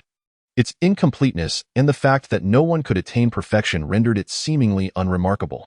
System, what is the value of this scripture? Summoning the system, Chen Zhian inquired. A red light swept across, and the mechanical voice of the system responded. The scripture, originally valued at 50,000 stones, is worth half a coin in printed form. Only half a coin? Chen Zhian questioned. Perplexed, is the disparity between the original and the printed copy so vast? The printed version has lost its inherent resonance. Practitioners cannot perceive the true essence of the Dead Man's Sutra, and only those with exceptional talent can attain enlightenment. The system replied mechanically. If the host wishes to comprehend the Dead Man's Sutra, an additional 50,000 taels of silver is required. Truly extortionate, Chen Zhian muttered. Channeling his energy into the Shumi ring, calculating how much he had left, before departing from Chang'an, he had exchanged most of the brothel's silver for elemental stones to prepare for any eventual need for funds. After 2 months of leaving the capital, Lu Qi had sent him additional resources. Aside from the 50 elemental stones he had given to Chen Zhiming, he currently possessed 529 stones, 260,000 taels of silver. This money cannot be squandered. While the brothel appears to be a place of lucrative fortune, when converted into the currency of yuan stones, it seems rather insufficient. After a moment of contemplation, Chen Zhian waved his hand decisively. All in? This time, I shall transcend into the realm of the void. Boom! Within the virtual space, Chen Zhian closed his eyes tightly, turning his back to the endless coastline. If anyone were to glimpse his silhouette, they would undoubtedly be awestruck by the enigmatic aura that enveloped him. He sat there like a solitary emperor, facing away from the multitude. At this moment, Chen Zhian was lost in his own identity. Sometimes, he felt like an insignificant ant. At others, a fierce and vibrant tiger. And at times, a graceful green lotus swaying in the breeze. He resembled a traveler wandering through the river of time. Witnessing his own demise at the hands of the relentless years, in his final moments, he finally became human, enduring countless hardships to enter a modest sect. The sect was small, with only 13 disciples, and lacked any scripture for cultivation. Even the sect leader was merely a novice at the chi refinement stage. Not long after joining, the sect leader fell gravely injured in a dispute over a medicinal garden and succumbed to his wounds. The already crumbling sect disbanded in an instant, with brothers gradually dwindling in number until he was the sole survivor. He did not descend the mountain, for he had nowhere to go. He sat alone on the threshold, watching the sun dip below the horizon, akin to a homeless stray dog. 50 years passed in the blink of an eye. He remained solitary on the mountain, having thoroughly perused the common texts of the cultivation world, such as the Supreme Induction Sutra and the Nourishing Techniques. He was oblivious to the realm of his cultivation, only aware that time seemed to have halted in his presence. 80 more years elapsed, and he showed no signs of aging. Even the village below had transformed into ruins after countless wars, yet he remained unchanged. One day, he suddenly felt the urge to descend the mountain and see the world. Thus, he secured the dilapidated sect and descended with a rusted iron sword strapped to his back. He wandered through the mundane world like an ordinary person, uncertain if he could soar through the skies.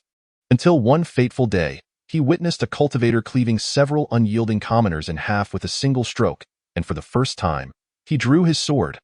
The blade swept through the air, and the cultivator's prized weapon and severed head fell to the ground. From that day forth, he finally comprehended that the lofty immortals, soaring through the heavens, were merely ordinary beings bound by their desires.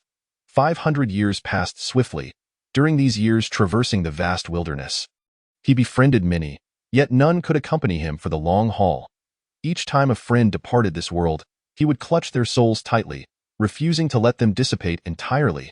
After bidding farewell to the last friend, he felt weary and returned to the dilapidated sect. That moment, he still bore the same visage, yet his eyes were tinged with frost. He sat upon the threshold, now a mere remnant of what once was. Gazing at the desolation that surrounded him, his palms open as souls began to drift from his grasp. 50 years later, that once faded sect suddenly thrived with vitality. He sat on the threshold, observing the friends he had lost and regained, murmuring, "Is this the cycle of reincarnation?" Chapter 76. I possess a great fortune, a vast fortune. Is it truly the cycle of reincarnation? In the virtual realm, Chen Zhian slowly opened his eyes, revealing an abyss of weariness. It took a long while for the depth of his fatigue to dissipate, returning him to the clarity of his youth. The Dead Man's Sutra. So this is its origin. The five poison sect likely strayed from the path from the very beginning. While this technique touches upon the soul, it pales in comparison to the bizarre practices of the five poison sect. The Dead Man's Sutra is formidable, even unnaturally so, if the martial arts remnant is the utmost refinement of the physical form, and the Sword Sutra is the infinite expansion of the art of killing, then the Dead Man's Sutra delves intricately into the essence of the eons spirit and the soul's origin. Ultimately, it points toward the mysterious order of reincarnation. Chen Zhian harbored a premonition. The figure who attained enlightenment through the sutra was likely the silhouette on the cover of the Dead Man's Sutra, facing away from the multitude.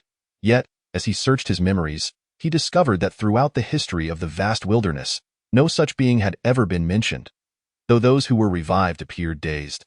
Their expressions subtly ask you, the sheer terror of their ability to reverse life and death was already extraordinary.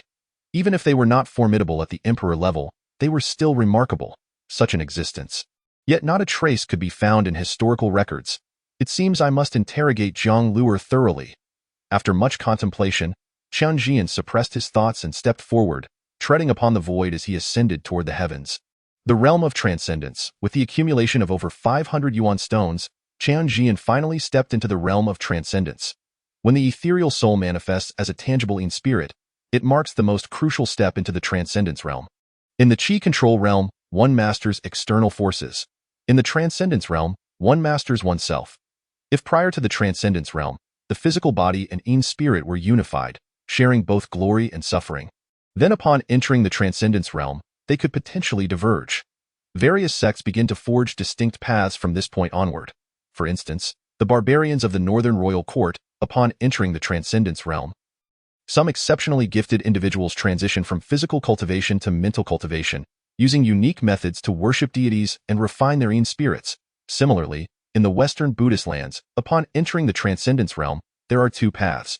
Either continue refining the physical form, pursuing the path of diamond subjugation, or recite scriptures and cultivate Buddhist teachings to nourish the Yin spirit. The Taoist sect follows suit. Only the sword cultivators diverge, neither refining the body nor the Yin spirit, upon entering the transcendence realm. They directly nurture their innate sword within the Qi Si, honing their sword intent. Devoting their lives, they either sharpen their swords or tread the path of sword refinement. This is also the reason behind their unparalleled killing prowess. Yet their lifespans remain limited.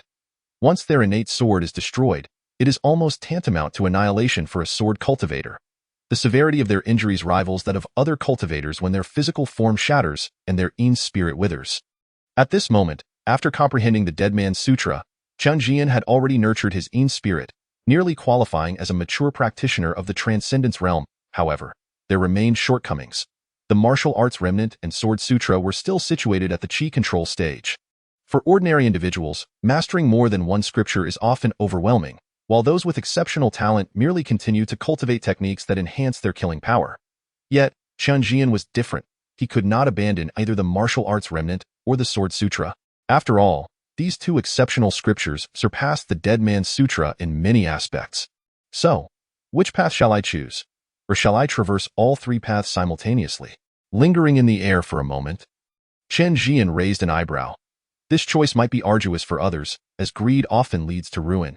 Yet for him, it was simply akin to opening another brothel, as long as the pace of earning was swift enough. He would never feel overwhelmed. Having made up his mind, Chen Zhian descended from the sky. With a subtle thought, a phantom emerged from his being. This ethereal figure bore an uncanny resemblance to Chen Zhian. He lifted his gaze to the figure, which turned slowly to meet his own. A gentle smile adorning its lips. Fellow Taoist. Fellow Taoist. Chen Zhian replied with a smile. Fellow Taoist, would you be willing to cultivate the Dead Man's Sutra? That is precisely my intention. In a courtyard west of Langya City, Chen Zhiming sat attentively on a stone bench, meticulously counting yuan stones. Despite having recounted them numerous times, he remained diligent. Besides yuan stones, the rickety table was also cluttered with various scattered copper coins. After finishing his count once more, he lifted his head and addressed Zhong Yin, who rested her chin on her hand, watching him. For Zhian's sake, the person you seek remains at the Jiang family ancestral home. Jiang Daoshou has promised she can leave, yet she has not nodded in agreement. At this point, he hesitated slightly. She resembles Zhu Wan'er quite a bit. The moment I saw Zhu Wan'er at the sword control sect, I understood. Zhong Yin sighed. On that day, she had accompanied Chen Zhiming up the mountain, and after a fierce battle, she was sent down by old Li's wave of his hand. In the aftermath, Shuiren had shared Zhu Wan'er's final words with her. She then realized that Chen Zhiming's childhood sweetheart had likely never truly forgotten the past, nor had she ever contemplated marrying Jiang Huayu. Her brother's fiancé, he was likely just a substitute she sought. What do you plan to do? Chen Zhiming raised an eyebrow. If you wish to retrieve her, I can accompany you, but it will cost extra. I've already repaid the 10 taels of silver debt from when we came. Zhong Yin scrutinized Chen Zhiming, hoping to discern emotions beyond mere monetary concerns. Chen Zhiming turned his head away, refusing to meet her gaze, and continued speaking. If you don't wish to go, I shall take my leave. Then I shall not go. Zhong Yin sighed softly and continued. After traversing tens of thousands of miles, enduring countless hardships in Langya City, I have come to understand one thing. What is it? Chen Zhiming inquired. In this world, the principles ultimately depend on the size of one's fist. Zhong Yin lamented.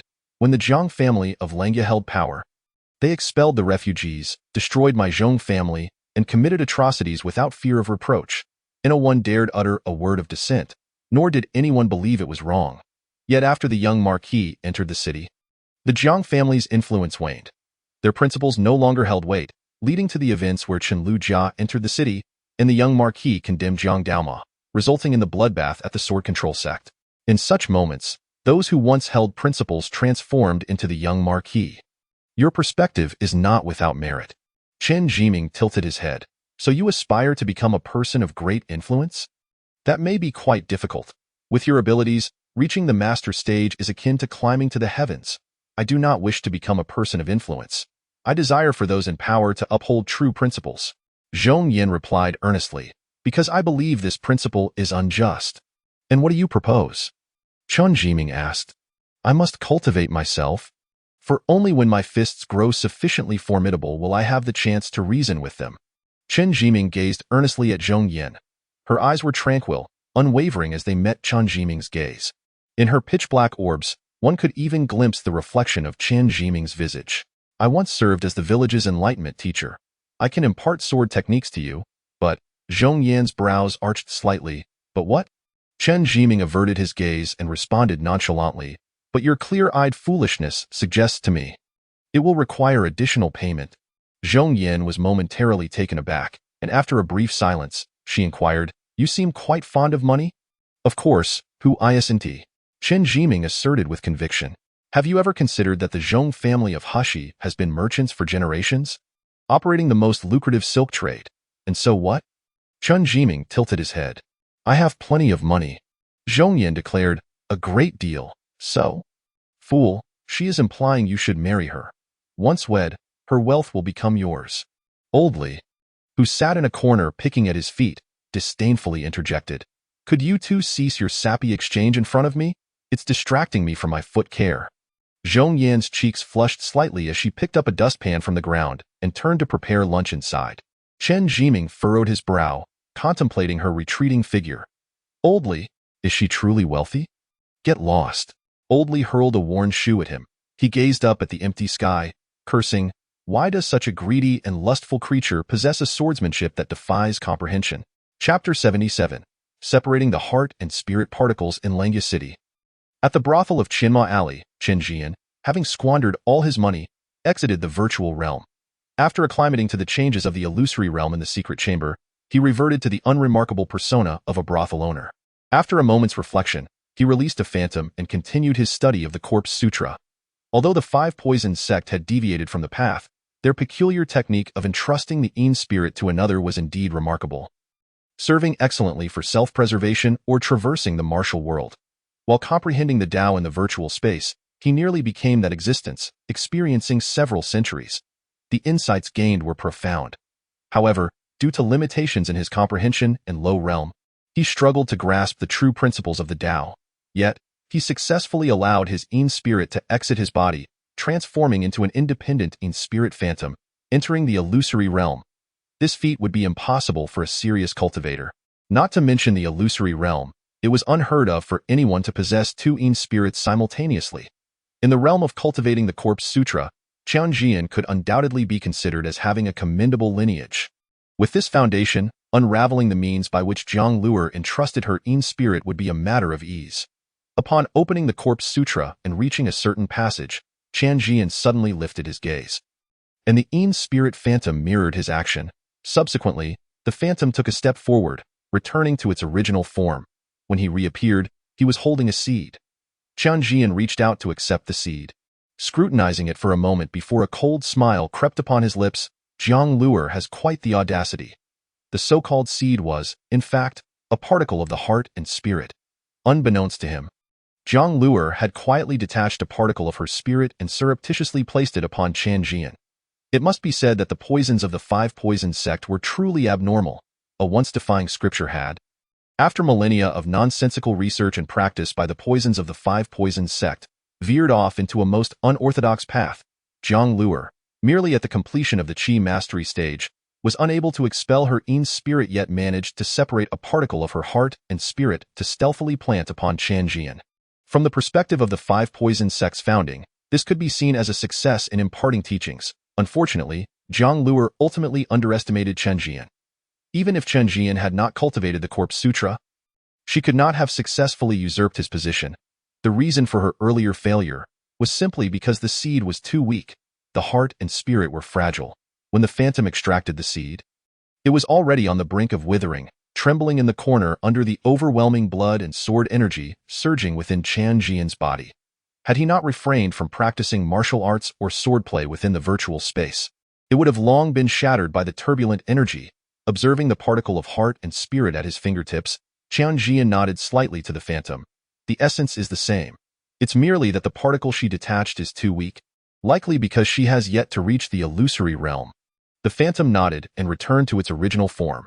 Chen Zhian then placed the seed back within himself and exited the chamber. As he stepped out, he happened upon Zhang Luer, who was draping a towel over her shoulder while leading a customer to a seat. Her bashful smile left the visiting patron unable to resist the urge to reach out, only to remember that this was the territory of the infamous killer, and he withdrew his hand. Chen Zhian observed this scene from the second floor, musing that this fellow was indeed fortunate. Had he truly acted upon that impulse, he would have likely found himself in hot water. Despite Zhang Luer appearing to bow and scrape before Chen Zhian, engaging in light banter, she was, in truth, a cold-blooded, ruthless character who killed without shedding blood. In her eyes, there existed no notions of good or bad, only those who could be provoked and those who could not, from the southern frontier up to the north. She had committed countless murders. Those lower-ranked talents on the heavenly prodigy list were but a fraction of those she had claimed, awaiting the moment she could step into the illusory realm. She intended to entrust her own spirit and fully seize control of their physical forms. Chen Zhian had confined her within the brothel, partly to uncover the secrets of the Corpse Sutra and partly with the thought of entrusting his own spirit to her after reaching the illusory realm. Yet he had not anticipated that Zhang Luer harbored similar intentions. Clearing his throat, Chen Zhian beckoned Zhang Luer over. She responded eagerly, darting forward with a bashful smile. "Boss, do you have any instructions?" Chen Zhian's lips twitched slightly. Her ability to adapt to circumstances was indeed impressive. Just days prior, she had been secretly plotting her escape. Yet after a stern reprimand from the old cripple, she had begun to call him boss with glee. Nonetheless, this mattered little. After all, who could blame her for not adhering to martial ethics? Signaling for her to follow, Chen Zhian led Zhang Luer into the secret chamber. As the door slowly closed behind them, Chen Zhian seated himself, gazing deeply at Zhang Luer. He lightly tapped his fingers and softly inquired, "Is it true that the Corpse Sutra was passed down from the first patriarch of the Five Poisons sect?" Zhang Luer, momentarily startled, nodded and replied, "Yes, at least that's what my master said," and his master said the same. "Within the Five Poisons sect, is there a portrait of the first patriarch?"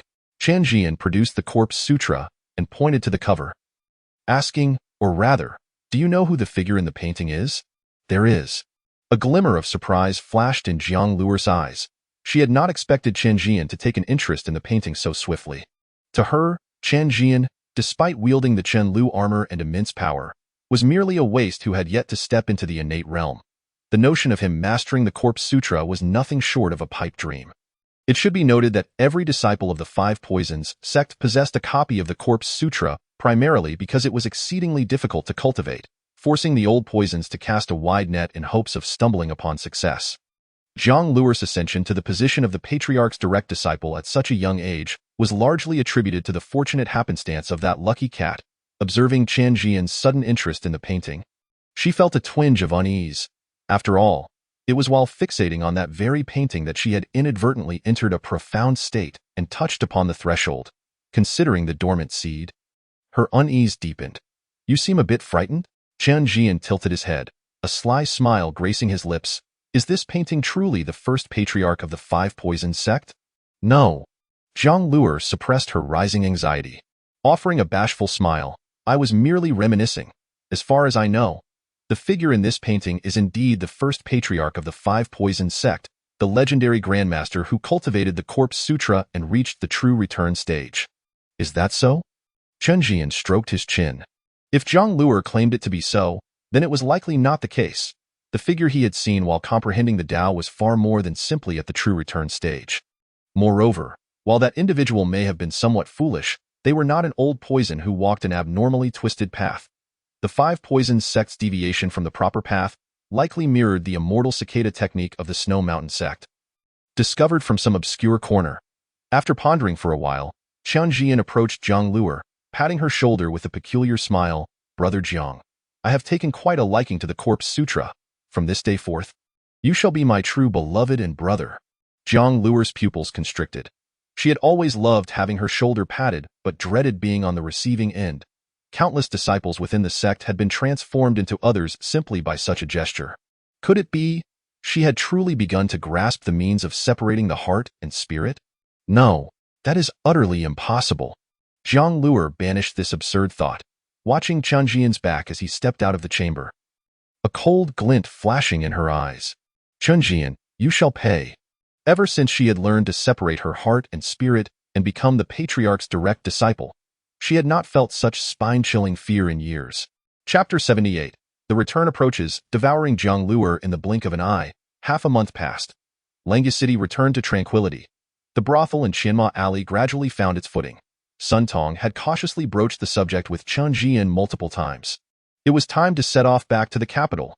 At this moment, Chen Zhian reclined in the most expansive view of the brothel, cradling a tome on the art of the deceased. Yet his gaze wandered, entranced by the silhouette of Zhang Luer. Below, Zhang Luer's steps gradually became unsteady, enduring an unrelenting torment. Ever since Chen Zhian had patted his shoulder a fortnight ago, he had been plagued by anxiety. Although reason dictated that Chen Zhian could not possibly master the art of the deceased in such a short span, nor could he plant a seed within himself, his acute intuition insisted otherwise. He felt that beneath Chen Zhian's warm smile lay a concealed dagger of malice. Coupled with the unsettling gaze that seemed to scrutinize him incessantly, fear burgeoned within him, dreading the dawn when he would awaken to find himself no longer himself. Zhang Luer. Accompany me to the chamber. Just as Zhang Luer could no longer endure and was on the brink of madness, a languid voice drifted into his ears. Zhang Luer's body trembled, a bashful smile gracing his lips. Yet his lowered gaze was rife with murderous intent. He could no longer bear it today. A conclusion must be reached. Either Chen Zhian would consume him, or he would devour Chen Zhian. The two entered the loft. Followed by the secret chamber, Zhang Luer lingered behind, slowly closing the iron door of the secret chamber. Observing Chen Zhian's unguarded back, his heart stirred, and he began to entwine the seed he had previously sown. In an instant, his consciousness surged like a tempest, akin to a dam bursting, with a torrent of soul power flowing into the heart's essence within Chen Zhian. The heart's essence, long dormant within Chen Zhian, suddenly quivered, transforming into a cluster of luminous points that navigated towards Chen Zhian's consciousness. The very core of the heart's essence swelled with vigor, swiftly morphing into a grotesque phantom. It bore an uncanny resemblance to Zhang Luer himself. Simultaneously, Zhang Luer was engulfed in a whirlwind of primal energy. Like an unfathomable abyss, he ascended to the realm of transformation.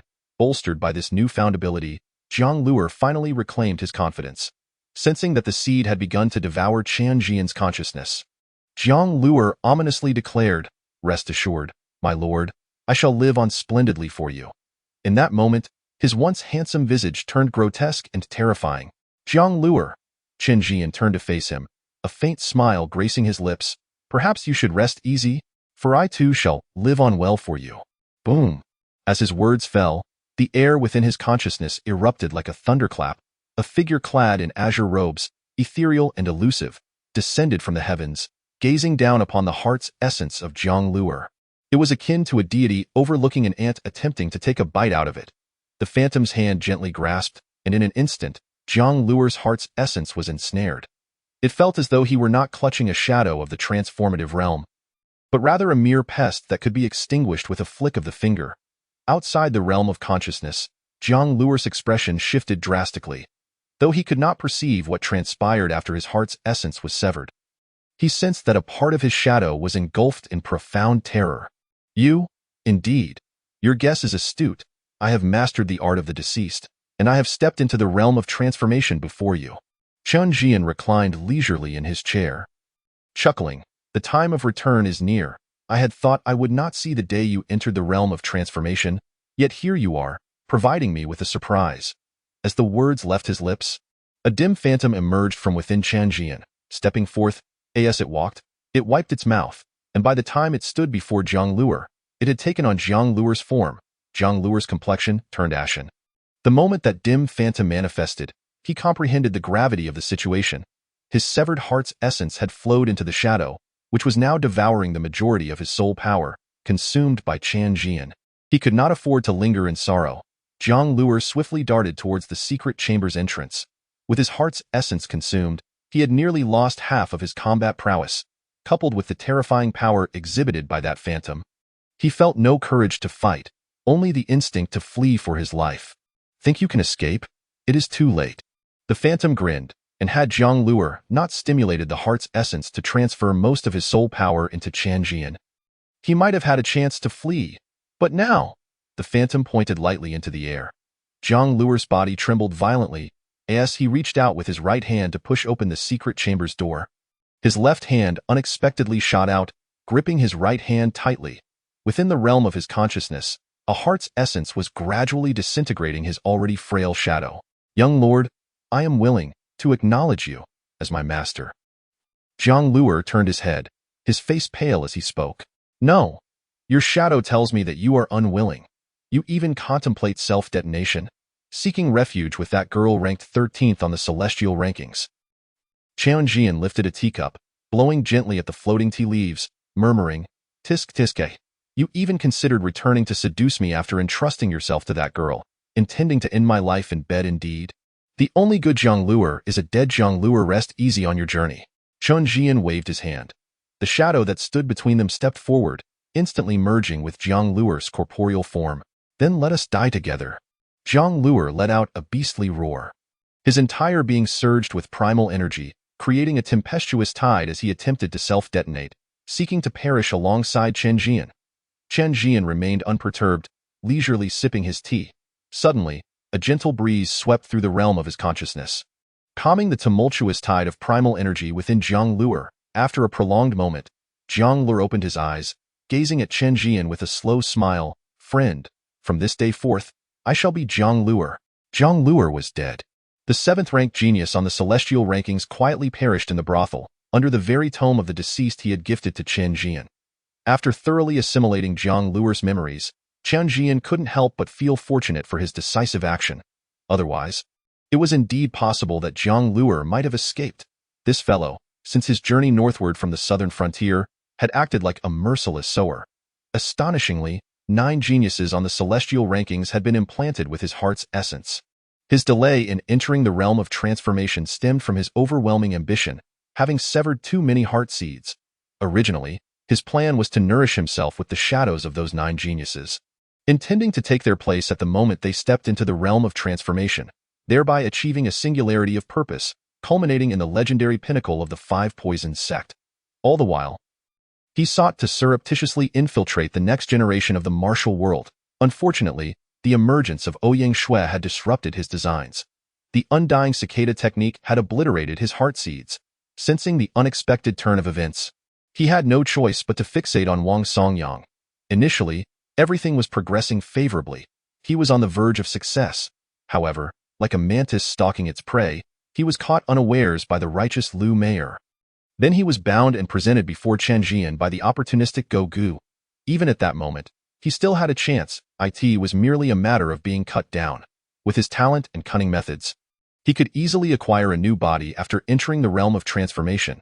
If worst came to worst, he could wait until he ascended to the Grandmaster realm, where he would have an opportunity to be reborn. Yet, in a stroke of irony, for the sake of his descendants, he foolishly bestowed upon Chen Zhian the tome of the deceased, delivering the very weapon that would lead to his demise. Chapter 79. The head of the Langya Zhang family, Zhang Baihu, came seeking an audience. After sifting through Chen Zhian's memories, Chen Zhian emptied his Shumi ring and serendipitously acquired over 90 yuan stones. Regrettably, the heart seeds he had implanted within those geniuses withered the moment their original bodies perished. Otherwise, he could have reaped further benefits. Even if he did not intend to transfer his shadow, depleting their coffers would suffice. Recently, as Chen Zhian's pace of earning accelerated, the system's standards had risen as well. It no longer valued silver. Each practice session required him to exchange it for yuan stones. However, the exchange for yuan stones incurred a fee. Each yuan stone required 5 taels of silver. And the channels for this were tightly controlled by the Tang imperial family, leaving Chen Zhian unable to intervene. Thus, he suffered considerable losses. Upon exiting the secret chamber, his doppelganger returned to the ground floor. Posing as Chen Zhian, while Chen Zhian lounged in the loft, engrossed in a book. Before long, Gao Lisher knocked and entered to report that the Langya Zhang family had arrived. Chen Zhian's gaze fell upon the street outside. There, the Langya city guards formed 2 lines, escorting a majestic white tiger that trod the winds with grace. Upon the tiger sat a woman adorned with a golden jade crown and a bright red robe. As if sensing Chen Zhian's scrutiny, the woman suddenly lifted her head, breaking into a gentle smile. Immediately after, the entire Langya city resonated with the sound of 3 chimes. Zhang Baihu, head of the Langya Zhang family, seeks an audience with the esteemed young lord of the Chen family, Chen Zhian. Younger brother Zhian, I am truly at a loss as to how to repay you for this grand gesture. In the loft, Zhang Baihu chuckled, deftly picking up beef from the pot with chopsticks. Upon receiving the news from Uncle via his flying sword, I nearly thought you had finally matured and recognized my worth. Yet, looking into your eyes now, it seems you have not grown up at all. Chen Zhian's lips twitched slightly. The original owner had never ventured down White Tiger Street without reason. The first time this mother tiger encountered the original, she had exhibited a remarkably strong predatory instinct, nearly carrying him off to the drunken guest inn. Since then, despite his fondness for the inn's soy milk, the original owner never set foot there again. Slicing a piece of distinctly layered beef from the basket, Chen Zhian placed it into the pot. Sister Zhang, you must understand the reason I appointed you as the head of the Zhang family. I understand. Zhang Baihu paused with her chopsticks, chuckling self-deprecatingly. The Langya Zhang family appears united, yet each harbors ulterior motives. You appointed me as the head merely because you discerned the discord between our branch and the main family. But tell me, younger brother Zhian, do you overestimate me? With that grandmaster of the half-step realm present, even if I were to occupy that position, I would merely be a mere clay statue of a bodhisattva. Sister, why must you belittle yourself? Chen Zhian offered a slice of beef to Zhang Baihu with a smile, saying, Sister, you ventured alone to Chang'an and carved out such a vast territory in Baihu Street. Who would dare to underestimate you? With the support of 8th Master Zhang Daoshou, the two of you can rely on one another. Even if you cannot entirely seize the discourse power, at the very least, sharing a portion of it is certainly within reach. What do you wish for me to do? Zhang Baihu's lips curled into a slight smile as she locked eyes with Chen Zhian. The Chen Zhian I know has never been one to act without seeking recompense. I need you to step forward at a certain moment. Chen Zhian's gaze drifted into the distance. Perhaps that day will never arrive. But when it does, you will know what must be done. A flicker of surprise flashed in Zhang Baihu's eyes. With her intelligence, she naturally understood what day Chen Zhian was referring to. If the Chenliu Marquisate remained as it was before September 9th, that day would indeed never come. However, the massacre on September 9th had swiftly exposed the depths of the Chenliu Marquisate to the world, 2 grandmasters of the returning true realm, 360 riders of Chenliu. They could nearly overturn the entire martial world and court. Even the Langya Zhang clan had to retreat and seek peace in the face of those iron cavalry, despite activating their sacred weapons. What would others think? The current emperor has long been confined within the depths of the palace, unable to take that crucial step. If he were to hear this news, what would he think? When a tree stands out in the forest, the wind must surely fell it.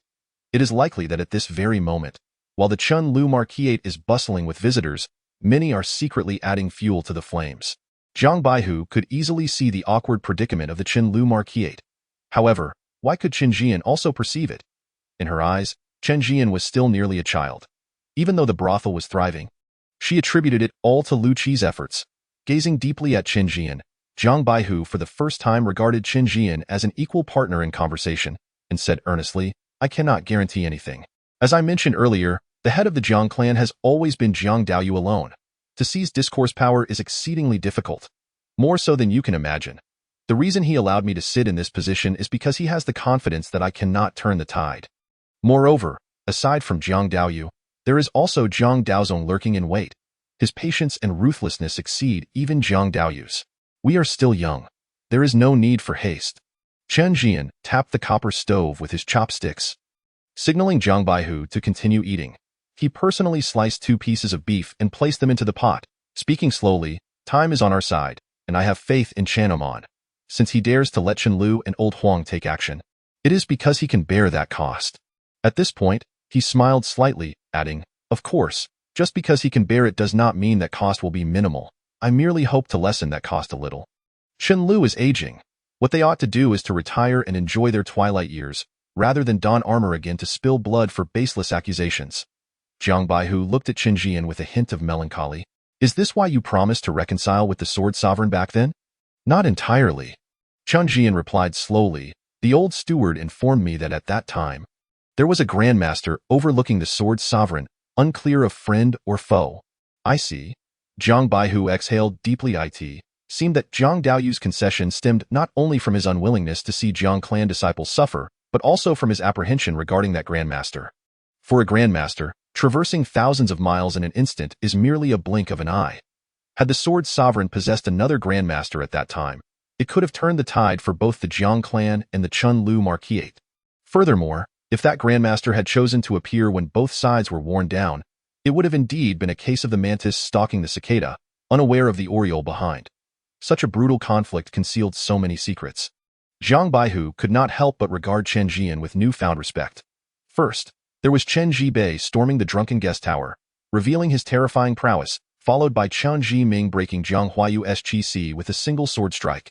And then another strike shattering the grand hall of the sword sovereign, standing proud amongst the younger generation with a half-step void god realm. Before these two prodigies, Chen Zhian was actually able to take charge of Chenliu. Her innate talent must surely rival that of the two.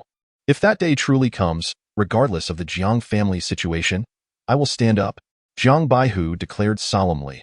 After saying this, she contentedly rubbed her belly, tossing her chopsticks onto the table with a sigh. The best hot pot is still from the brothel. The chefs at the drunken guest tower have tried many times, yet they can never surpass those at your establishment. The most delicious hot pot is always in the next meal, Chen Zhian replied with pride.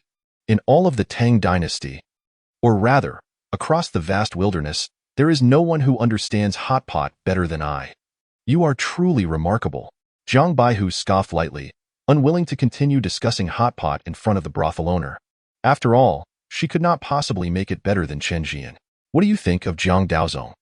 Zhang Baihu wiped the grease from the corner of her mouth and stood with her hands clasped behind her back, gazing at the distant mountain peak that resembled a blade, murmuring, "He is the one I find most inscrutable within the entire Jiang family. Not understanding him is no trouble." Chen Zhian replied dismissively. Some people disguise themselves for so long that they eventually become the very guise they wear. But I know he won't. Zhang Baihu turned to look at Chen Zhian.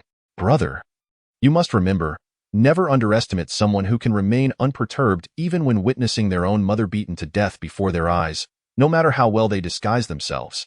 Chen Zhian's lips twitched. Was Zhang Daozong truly in such a dire state? Watching his mother beaten to death, and then seeing his brother crushed before his eyes. This is a level of restraint beyond even that of a ninja. In any case, you had old Huang crush Zhang Daoma before. He will sooner or later seek retribution from you, so be cautious. Zhang Baihu remarked with a meaningful expression. Chen Zhian smiled nonchalantly, no matter how deeply Zhang Daozong hid. He could not be more hidden than the sixth son of the Chenliu marquisate. If he dared to seek retribution, he would likely only find his own brain matter. When will you return to Chang'an? Noticing that Chen Zhian was unconcerned, Zhang Baihu shifted the topic to his return. I have been waiting for you. Chen Zhian replied with a smile. Now that you have arrived, it is time for me to leave. Then, sister wishes you a smooth journey. Zhang Baihu raised her cup and downed its contents before making her way towards the loft's exit. Just as she crossed the threshold, she turned back, hesitating to speak. Chen Zhian raised his cup from afar, teasingly saying, "If Sister Zhang wishes to inquire about my elder brother, feel free to do so. I will share all that I know." Seeing Chen Zhian's teasing expression, Zhang Baihu's perceptive eyes momentarily displayed a rare sense of uncertainty. Stammering for a long moment, she weakly retorted, "Don't misunderstand. I am merely curious." "I understand," Chen Zhian replied with a smile. "I may not know much, but since I began to remember, there has never been a girl by his side. Sister Jiang can rest assured." "Who cares about that?" Zhang Baihu huffed lightly, turning to leave. After a long while, a faint voice drifted back into the loft. "I am still a girl too?" Chen Zhian could not help but chuckle. The notorious Jiang widow of Chang'an dares to claim she is still a girl. Qian Ji's infuriating charm is indeed fearsome. On the 9th of October, as autumn winds grew fierce, the envoy from Chang'an, having slaughtered all heads in Langya City, was finally set to depart. Over the course of a month, most of the refugees who had entered the city with the envoy, under Zhang Daoxiu's watchful eye, had found means of livelihood. Although most were engaged in the most menial tasks, at least they would not go hungry. At this moment, as the sun rose, they did not head to work as usual. Instead, They donned appropriate attire and, almost in unison, made their way toward the city gate. Even the usually stern employers had put away their usual airs, allowing them to depart freely. More and more people were leaving their posts. Resembling a swarm of tiny ants, one, two, and soon many gathered. When they stood at the city gate, a throng of people had formed. As the bell rang from the Langus city tower, 12 royal guards clad in golden armor and 8 officials from the Ministry of Rights in green robes accompanied the envoy's carriage. Slowly approaching, Gao Lishur held a golden whip, standing atop the carriage while gazing at the crowd kneeling in 2 rows, feeling a strange warmth in his chest. After a moment of silence, he straightened his back and sang out leisurely from the carriage, "By the grace of His Majesty the Emperor of the Tang dynasty, the young lord of the Chenliu Marquisate, Lord Chen Zhian, is setting off to return to the capital." He had shouted this line countless times, yet never before had it felt so natural. On the city tower, another bell tolled, followed by the second, the third. The ringing continued unbroken until the 9th bell tolled. The citizens within Langus City looked up in unison, gazing at Zhang Baihu, who was personally ringing the bell. The head of the household sending them off was the highest honor in Langus City.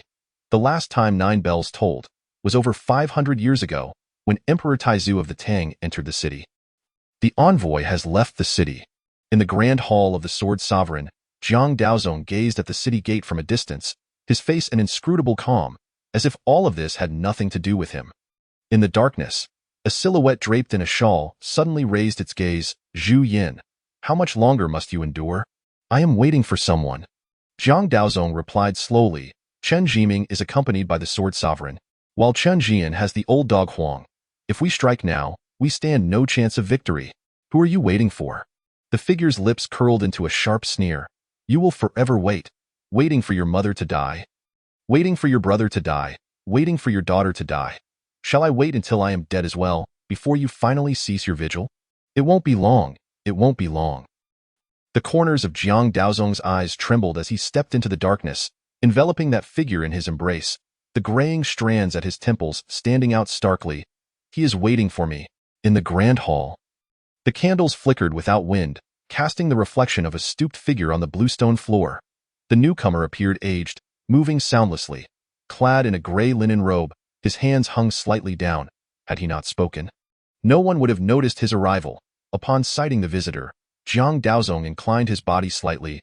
"I pay my respects, venerable one. I will strike at Shirley Pur to eliminate Chen Zhian." The visitor's voice was hoarse. "The Sword Sovereign is incapacitated. You two will handle Chen Zhiming. Activate the sacred weapon and ensure a single, lethal blow." "Understood." Jiang Daozong hesitated for a moment, then raised his head to inquire, "What about Jiang Daoyu?" "Do not concern yourself with him," the visitor rasped. "Once Chen Zhiming is dead, he will have no choice but to face the consequences." "Yes. After the deed is done, the governance of Langus City will fall to you two. Do not let our lord down." "Yes." Chapter 81. A surge of killing intent. The interferer Gao Lishur. 3 days later, at Shirley Pu. Chen Zhian reclined in the carriage, lifting the curtain to observe the darkening clouds gathering in the sky, a sense of unease creeping into his heart.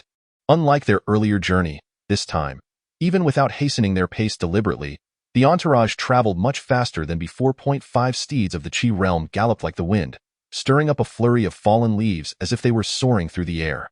Within just a few days, the envoy had covered over 10,000 miles away from Langus City. Upon seeing Chen Zhian lift the curtain, Sun Tong hurriedly rode forward, respectfully asking, "My lord, we have been traveling for quite some time. Shall we rest for a moment?" "Where are we?" Chen Zhian gazed into the dense forest outside, listening to the howling winds around him, furrowing his brow. "This area is densely forested. It should be brimming with life, yet not a single bird or beast is in sight."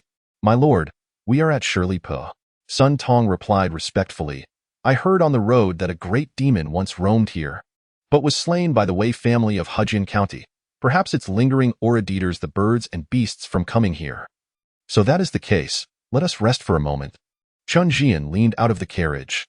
Perhaps due to the fatigue of travel, his steps faltering slightly, Sun Tong, quick-witted, hurried to support him on the sedan chair. Gao Lishur smirked, quietly retracting his arm. "How did this fellow suddenly become so alert, even quicker than my assistants?" After guiding Chen Zhian to a spacious area, Sun Tong called over 2 officials from the Ministry of Rites to help spread out some cushions. He then walked to the back of the convoy to retrieve some mountain spring water he had collected on the way. Distributing it to the guards nodded slightly in gratitude. Although this slightly graying steward had been idling in the Ministry of Rites, he still held an official position.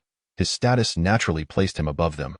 Yet, throughout the journey, they had witnessed Sun Tong personally funding aid for the displaced, managing the provisions for the entourage with meticulous care, proving himself to be a capable official. Alas, he was not surnamed Zhou. Otherwise, he wouldn't have squandered half his life in the Ministry of Rites, remaining merely a 7th-rank steward. Lord Sun? Chen Zhian sat on the soft cushion, glancing up at the dark clouds that had drifted above him. Instructing, "It appears rain is imminent. We need to find an umbrella." "Coming right up," Sun Tong replied, handing Chen Zhian a bamboo tube filled with water before swiftly making his way back to the carriage. "Here it is." "My lord." Sun Tong approached, beaming with a sincere smile, holding the umbrella. Just before he could draw near, the sky suddenly darkened ominously. Boom! A thunderous clap resonated, followed immediately by a torrential downpour. At Chenliu, a gray figure appeared before Chen Zhian as if it had teleported. Its fingers curled slightly, causing the very air to tremble, like shattered fragments. Scatter! Before Chen Zhian, the stooped figure of the old steward abruptly materialized. With an open palm, the quivering void surged towards the gray shadow, dispersing the fragmented chaos and restoring tranquility. After completing this, the old steward rasped, "So it turns out to be a wandering spirit. Wei Yin, weren't you supposed to be dead long ago? If that old dog of yours hasn't perished, why would I leave this world before you?" The gray shadow spoke in a low voice. "Huang, those wounds you and Chen Zhian inflicted upon me back then truly stung. If I could kill you once, I can certainly do it twice," the old steward replied with a chilling smile. "Wei Yin, you've scurried in the darkness like a rat for so many years. Why come out seeking death again? You all deserve to die," the gray shadow hissed. "If it weren't for your ambush alongside Chen Zhian back then, how would I have ended up like this? Now that Chen Zhian is dead, I must eradicate his descendants. And you, old dog, shall meet your end today."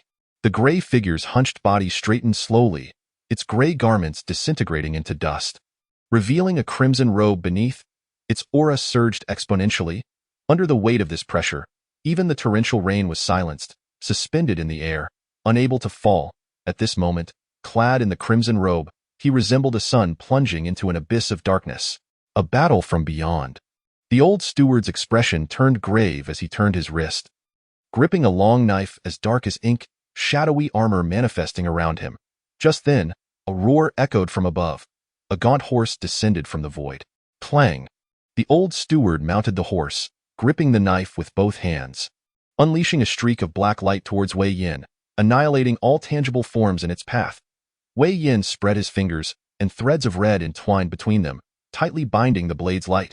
The old steward chuckled darkly. Dragging Wei Yin upward into the heavens, they vanished in an instant from Chenliu, so powerful. At the base of Chenliu, Chen Zhian gazed up at the pitch-black sky, letting out a sigh. "My lord, do not get soaked." Sun Tong held the umbrella, shielding him from the downpour. It also obscured Chen Zhian's vision. Crack! Just as the oiled paper umbrella shielded him from the rain, a spear entwined with lightning descended from the cloud above. Akin to thunder from the heavens, aiming directly at Chen Zhian beneath the umbrella. Howrin!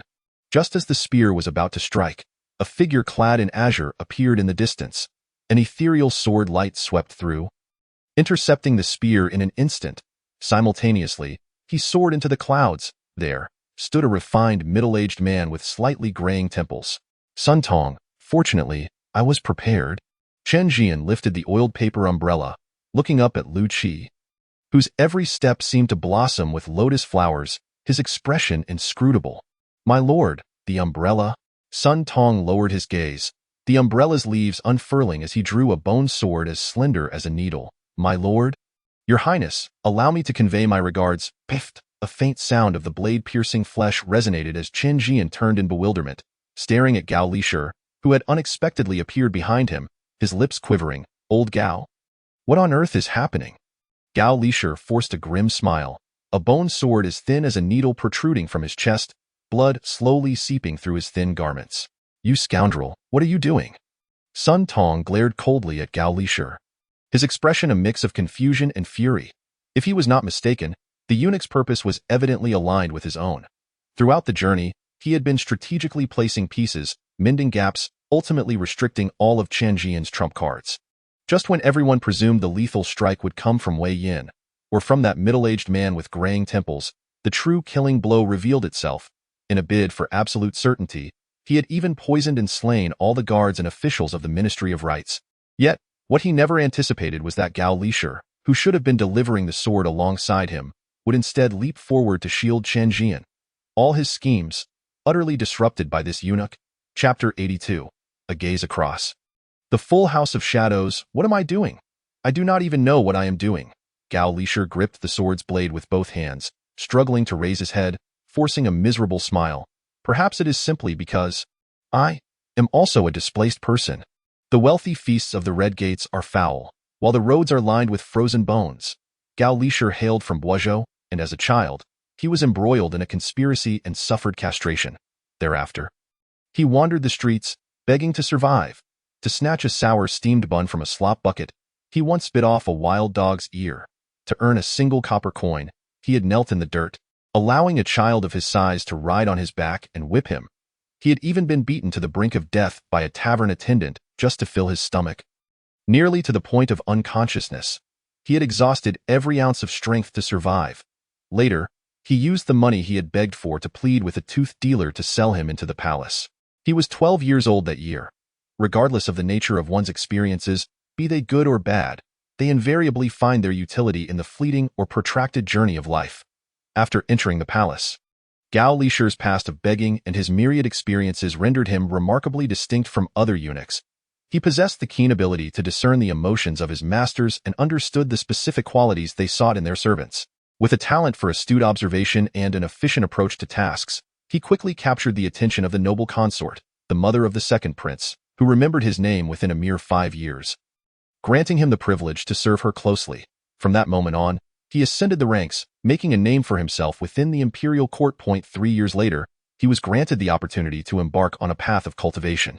Upon gaining power, he severed all ties with his past. The hardships he endured and the beatings he suffered remained an indelible thorn in his heart, fueling his disdain for the impoverished. Each time he encountered the destitute, he was reminded of that lonely little beggar he once was, huddled on the streets. He believed his heart had hardened like iron. Yet, upon witnessing Chen Zhian leading a throng of destitute into the city, commanding Zhang Daoma from his litter, a flicker of emotion stirred within him. When he observed Zhang's willingness to accept the beggars, even offering reparations, he thought, so be it. At least those wretched souls will not starve. But Chen Zhian was not satisfied. He proclaimed, what of the living? Those who have perished cannot voice their thoughts, nor will anyone seek justice on their behalf. In that moment, he saw a hand emerge from the carriage, crushing the lofty Zhang Daoma into fragments. At that instant, he could not help but wish that someone had stood up for his sister, his brother, and his innocent family who had met a tragic demise. Amidst this complex emotional turmoil, he drove his carriage toward the brothels of the alleyways, where the destitute knelt in droves. The setting sun cast its golden hues upon the carriage, and in that moment, it seemed as if Gao Lishur himself had been touched by gilded light.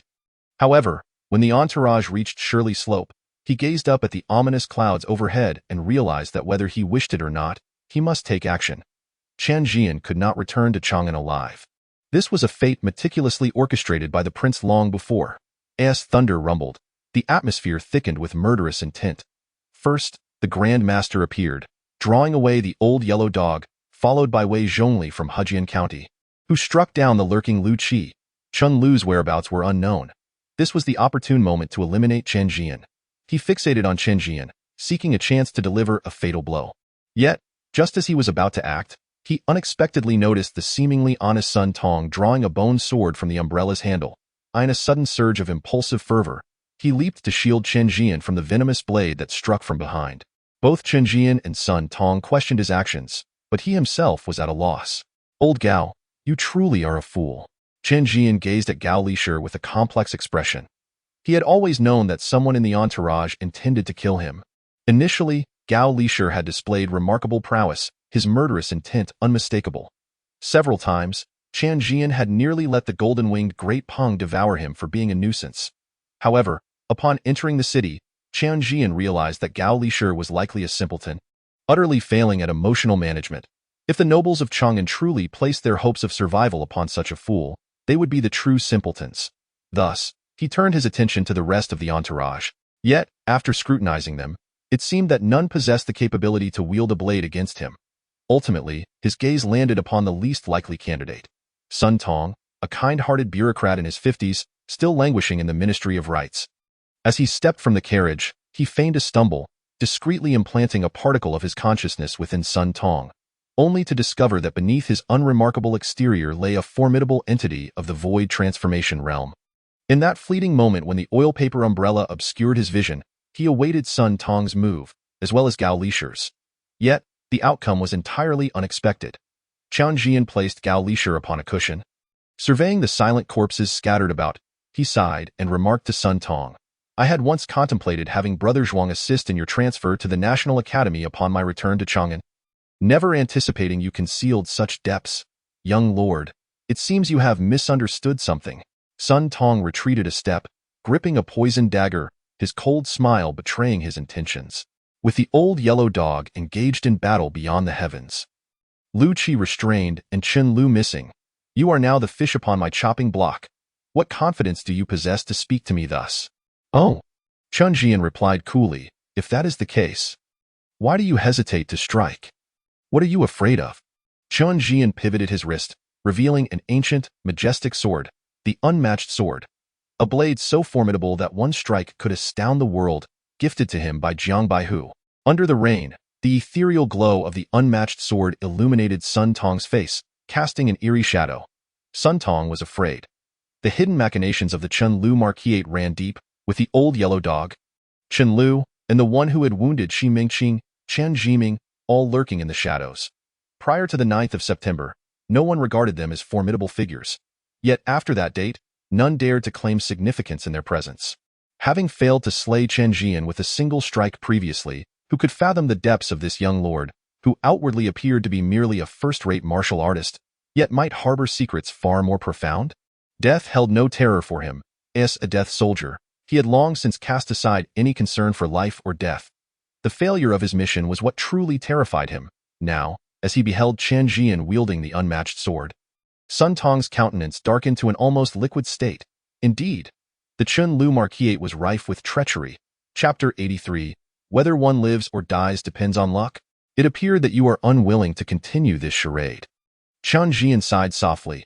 With a single step forward, 8 figures materialized across the grasslands, mountains, and official roads, each wielding the unmatched sword, gracefully advancing towards Sun Tong, leaving trails of sword energy in their wake. Sun Tong's expression altered drastically. These 8 figures moved with the swiftness of startled swans. Each was as tangible as reality itself, rendering him unable to discern which was the true body. Swift, his short blade flew forth, slicing through the air at those 8 figures with a cunning trajectory. Unable to differentiate, he resolved to strike them all. Whoosh! The dagger cleaved through the air, akin to a fish swimming through the void, piercing through the 8 figures. Found you! His body crouched low as he lunged at the figure approaching him with deliberate grace. Just as his fist was about to descend, that figure revealed a peculiar smile. Shoo! The unmatched sword plunged into Sun Tong's back. The blade entered as effortlessly as cutting through paper. Blood dripped steadily to the ground, splattering like frozen plums. Sun Tong's lurching body trembled, turning to gaze at Chen Zhian, disbelief etched across his features. In that fleeting moment, the energy emanating from the short blade had distinctly indicated that the true body was directly before him. Surprised, are you? Chen Zhian smirked, coldly retorting, the 8th step of the 9 styles of swordsmanship, a supreme sword art that merges body and sword techniques, is the only swordplay I have practiced for 2.5 months. How could it be so easily discerned? You are also of the void transformation realm? Blood poured from Sun Tong's mouth. Being of the void transformation realm, what of it? Chen Zhian's lips curled slightly. Even that fool Zhang Huayu is of the void transformation realm. Why should I not be? I had my suspicions. Sun Tong sighed bitterly.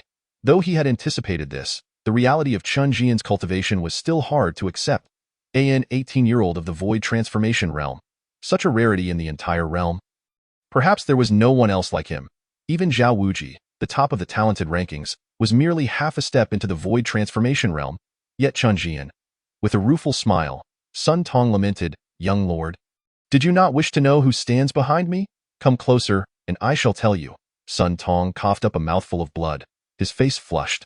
Chen Zhian raised an eyebrow, halting his advance to observe his performance. Boom! Suddenly, an explosion erupted. Sun Tong's body detonated like a cauldron, sending shards of flesh and bone flying towards Chen Zhian. Shards of bone sliced through the air like knives, and fragments of flesh shot forth like arrows. In a moment of clarity, knowing his fate was sealed, Sun Tong unhesitatingly chose to self-destruct, seeking to perish alongside Chen Zhian. Naive! Chen Zhian scoffed, and the turbulent stream of qi within him surged. In an instant, a thick mist enveloped him.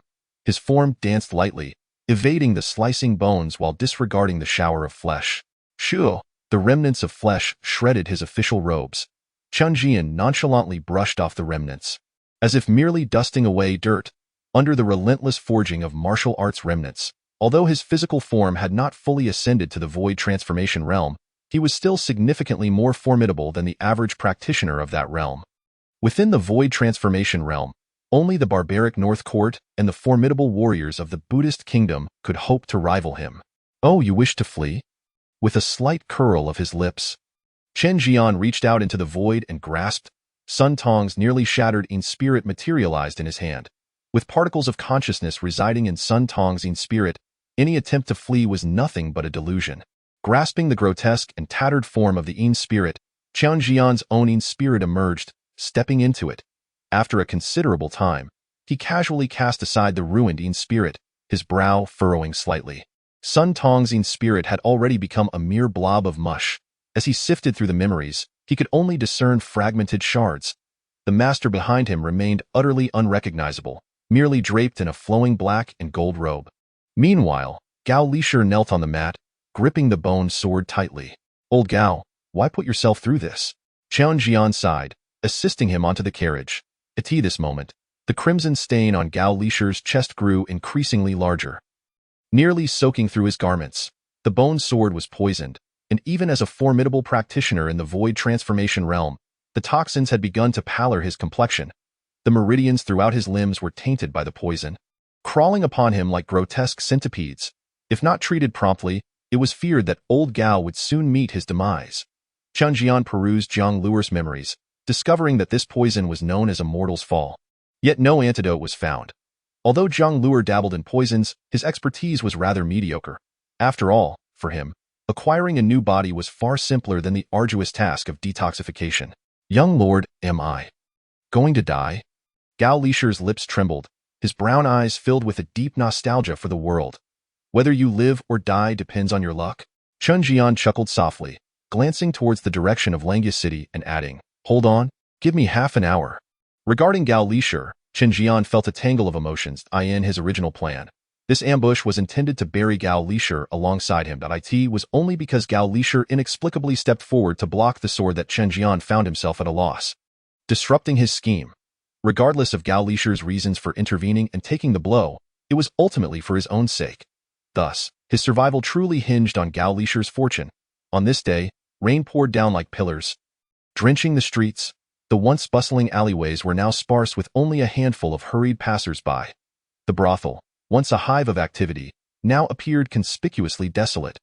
Zhang Luer sat in the vacant hall, resting his chin on one hand, his gaze hollow as he stared vacantly into the distance. Suddenly, he furrowed his brow, glancing at the torrential downpour outside. Where could I possibly find someone in this deluge? Ascending to the loft, Zhang Luer retrieved a black crescent from his pocket and handed it to Lu Meyer, saying, "I need to know Ouyang Shui's whereabouts immediately." Lu Meyer gazed at Zhang Luer as he entered, her expression tinged with surprise. After a moment of silence, she pulled out a white crescent from her bosom. Placing it alongside the black one, gently closing them together, they formed a distinctly contrasting jade pendant. Upon seeing the pendant, she bowed and greeted, "Inger, I pay my respects to the master." Despite her numerous doubts, as a member of the Nightingale, she had no choice but to accept Zhang Luer's directives.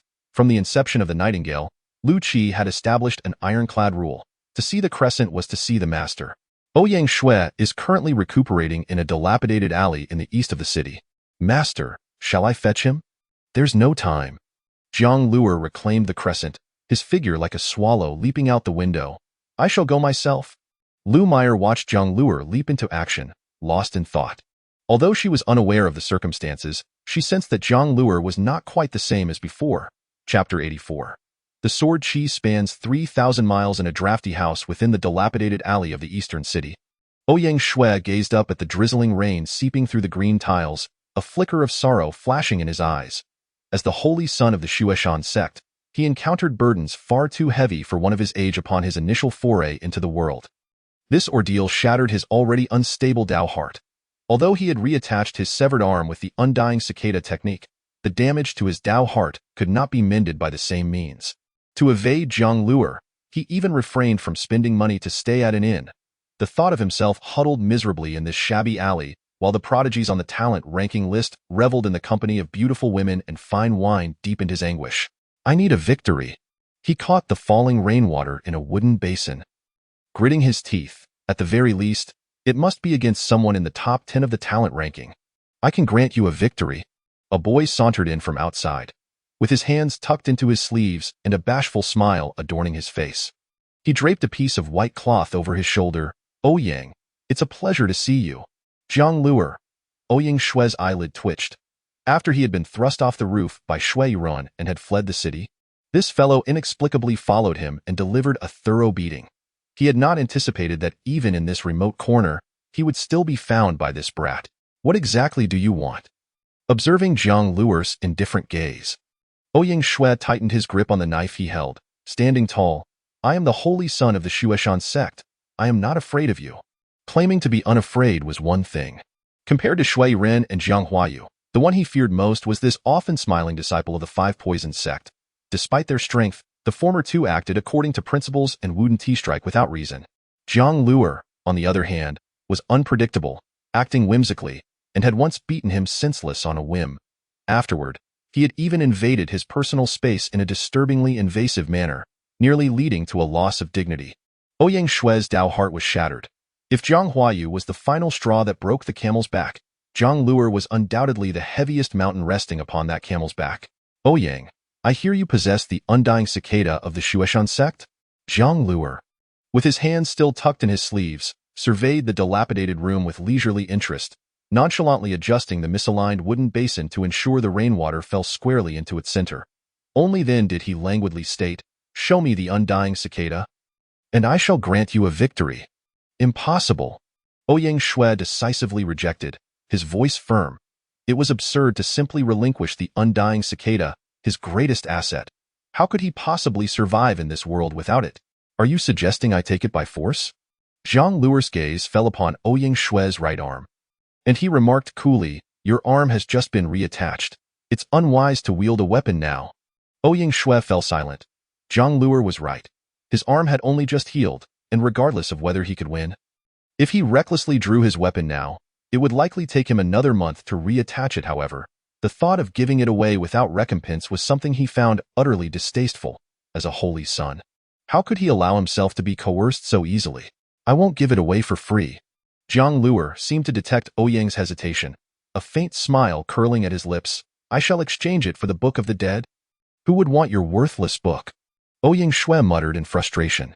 Before venturing into the world, he had done his homework on the prodigies on the talent ranking list and knew that the Book of the Dead was possessed by every member of the Five Poisons sect, rendering it virtually valueless. You don't want it? Zhang Luer sighed. Since you refuse, I shall simply take it.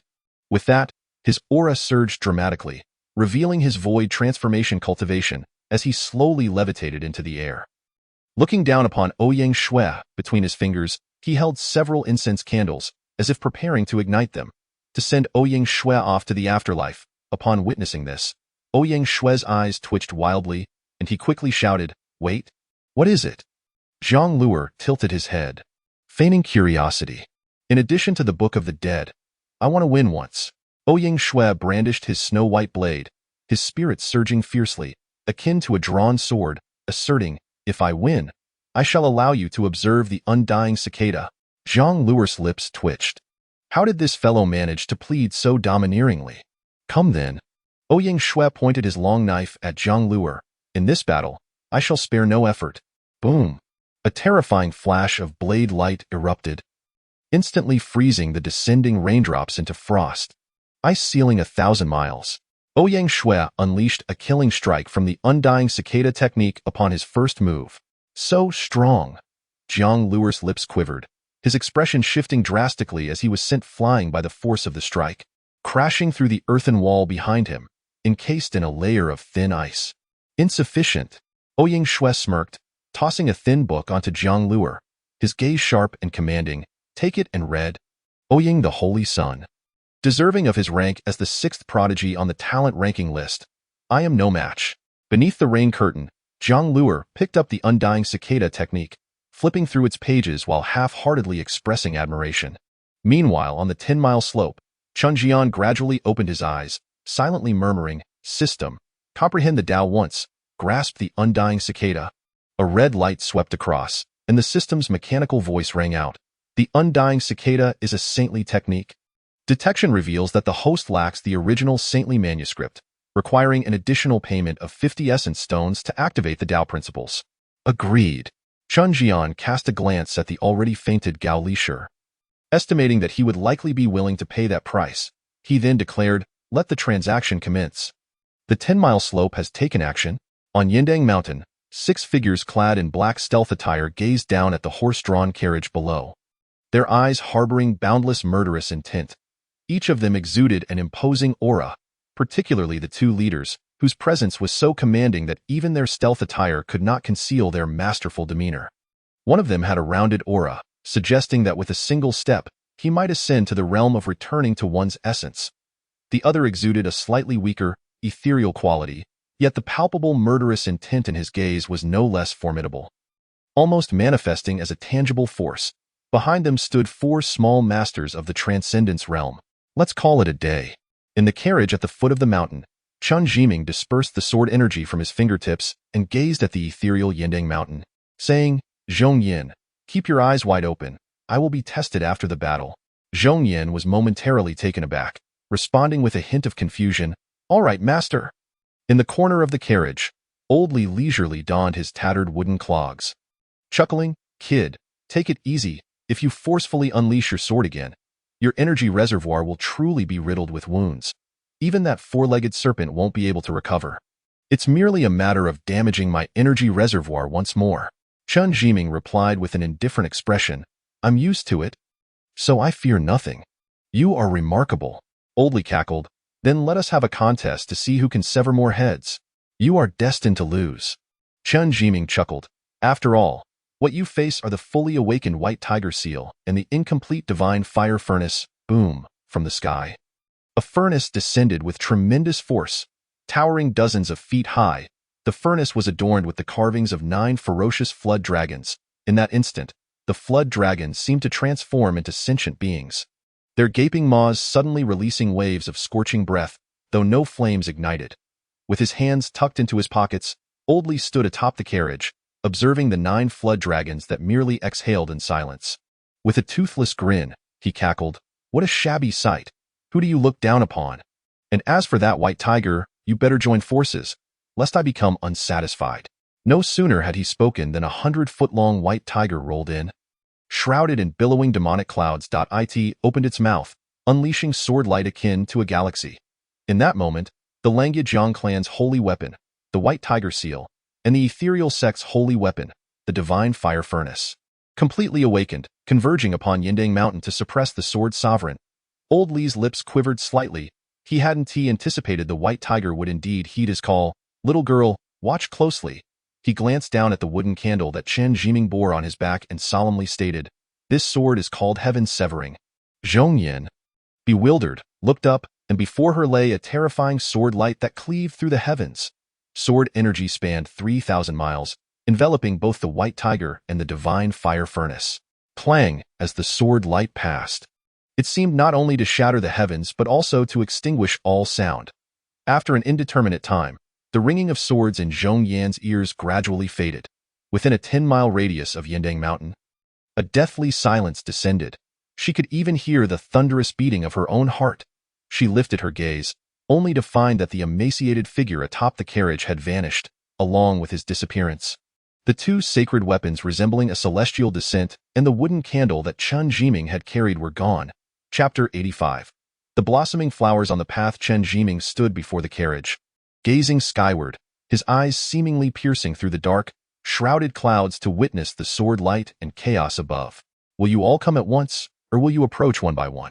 As he uttered these words, Chen Zhian maintained his gaze upward, holding no sword in hand. It was as if he faced not 4 small masters of the transcendence realm, but 4 hounds easily dispatched.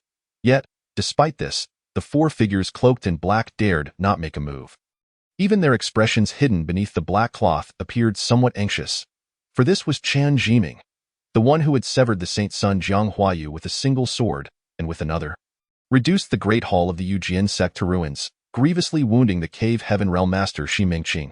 In just over half a month, the martial world had painted Chen Zhian as the successor to Li Jiankui, another pinnacle of swordsmanship, with prospects of standing shoulder to shoulder with Zhu Qinghe.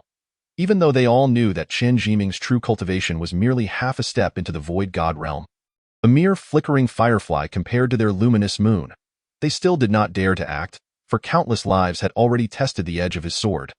Thus, they had lingered for quite some time until one of the black-clad figures rasped, "Do not fear. He is merely half a step into the void god. I do not believe he can unleash that sword again. And look, he isn't even holding a sword right now." The other black-clad figures nodded in agreement. A swordsman without a sword was akin to a chef without a knife, a diner without chopsticks. Essentially, it was as if he had half a life taken. On the count of 3, we shall strike together. The black-clad figure surveyed his companions, rasping his command. Very well. Chen Zhian nodded with a smile. You count. The black-clad figure's lips quivered beneath the black cloth, and the number he was about to utter lodged in his throat. Producing a strange sound, he was Wang Hao, the Grand Elder of the Ethereal Sect, with late-stage transcendence realm cultivation. Throughout his life, he had never been one to take the lead. Had he possessed even a fraction of courage, he would not have surrendered the vast Ethereal Sect to Shi Mingqing. When Shi Mingqing had bloodily purged the Elder Council of the Ethereal Sect, he had even been overlooked by Shi Mingqing due to his indecisive nature. After all, everyone knew that when the one who made decisions for him perished, he would swiftly find another to make decisions for him. Now, hearing Chen Zhian's words and witnessing his nonchalant demeanor and indescribable confidence, Wang Hao nearly wanted to turn and flee. He even silently blamed Shi Mingqing, who had taken the divine fire furnace to battle in the heavens. What had happened to the promise of killing Chen Zhian? Why the hell was he following the Jiangdao sect to the heavens? The other 3 black-clad figures turned to him, awaiting the signal to strike. Chen Zhian also looked at him, waiting for him to speak. Wang Hao's face turned slightly red, his gaze darting around. Upon catching sight of the head that peeked out from the carriage, he suddenly had an idea, quietly transmitting his thoughts. Let us capture this girl and force Chen Zhian to commit suicide. After all, he fought bloodily in Langus City for her. She is likely his beloved. The other 3 black-clad figures twitched their lips, not considering it a wise notion. After all, Chen Zhian was no fool. He would likely not comply and take his own life. Observing their silent exchange, Chen Zhian raised an eyebrow, gradually growing impatient. Since you will not call out, allow me to assist you. 1. No sooner had he spoken than the sword energy within his energy reservoir surged violently. The flood dragon, which had been lying dormant, lifted its head once more, numbly gazing at the chaotic sea of sword energy. Go! All of you, go! Boom!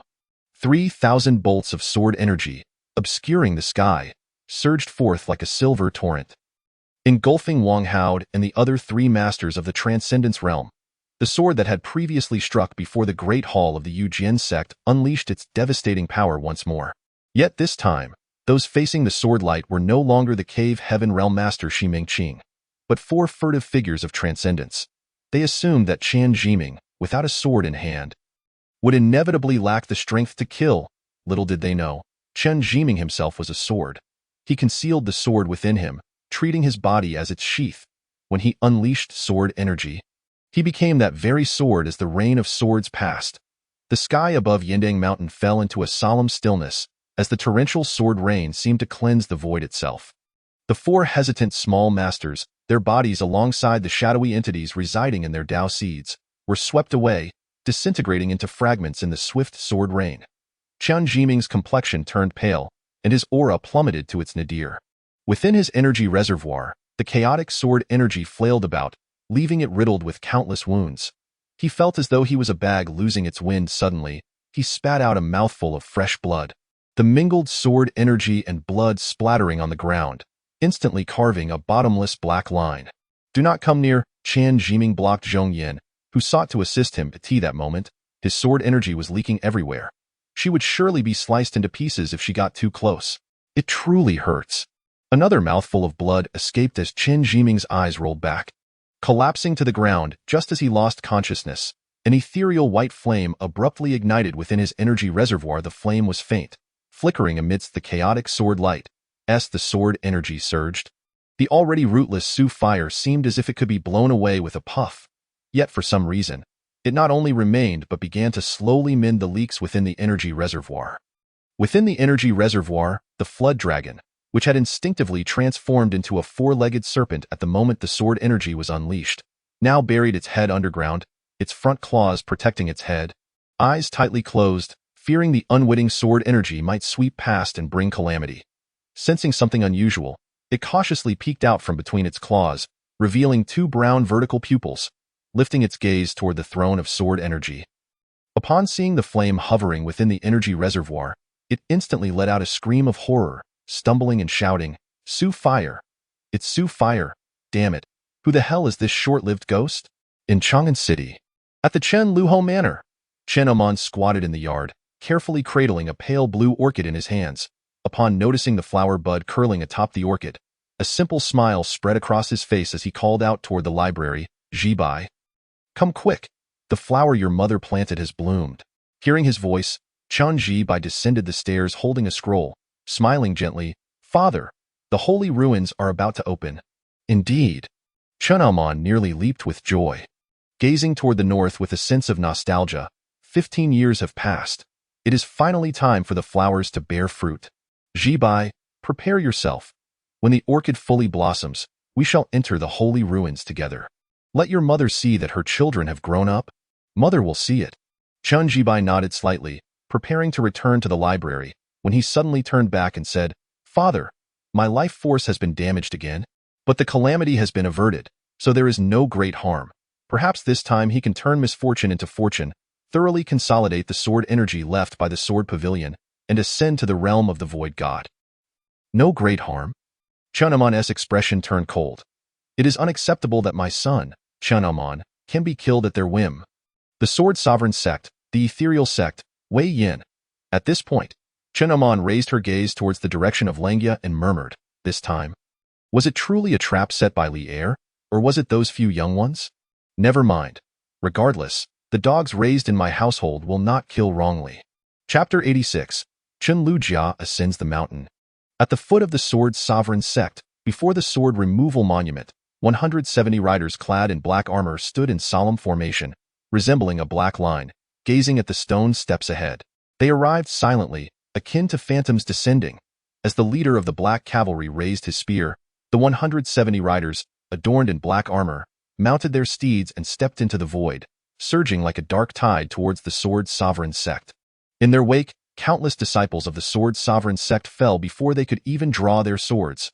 Meanwhile, within the grand hall of the sword sovereign sect, Jiang Baihu, draped in a crimson robe and adorned with a jade crown, sat in the seat of the sect master, overlooking a dozen elders of the void god realm, his gaze icy and penetrating. The traitor Jiang Daozong, having stolen the sacred weapons of the Jiang clan, colluded with the ethereal sect's master Shi Mingqing to ambush Chen Zhiming at Yinding Mountain, committing a heinous crime. The black cavalry has already arrived at the foot of the mountain. Do you have any last words to say? What? The elders exclaimed in unison. Their faces filled with horror. Just over half a month had passed since the 9th day of the 9th month. The massacre was still fresh in their minds. The grand hall of the sect had only just been repaired. How could they have provoked those demons again?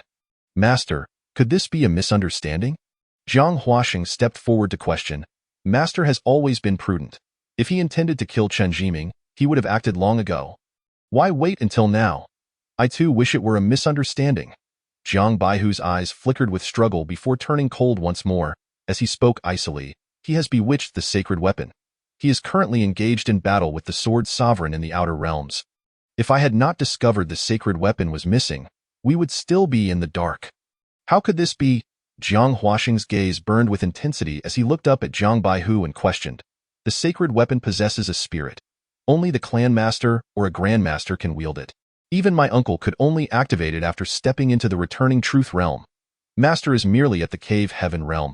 How could he control the sacred weapon?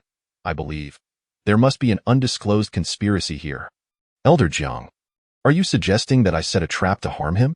Jiang Baihu's crimson lips formed a tight line as she surveyed the elders of the void god realm, her voice frigid. Do you all share this sentiment? To frame someone, one need only concoct a false charge. Jiang Huaxing met Jiang Baihu's gaze, his voice cold.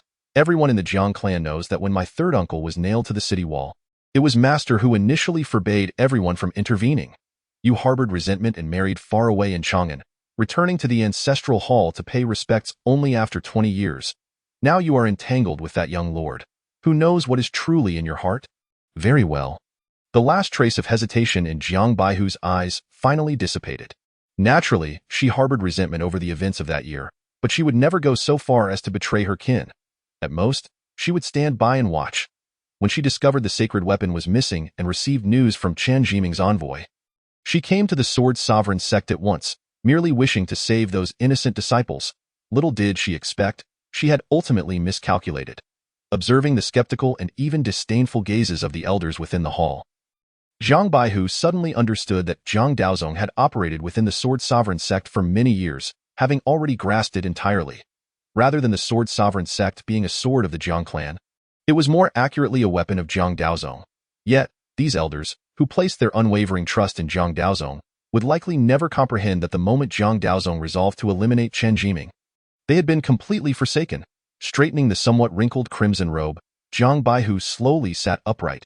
At this moment, her eyes were filled with indifference. With a deliberate motion, she lowered her hand and spoke softly, Uncle Fu. Kill them all. Send their heads to Chenliu Jia.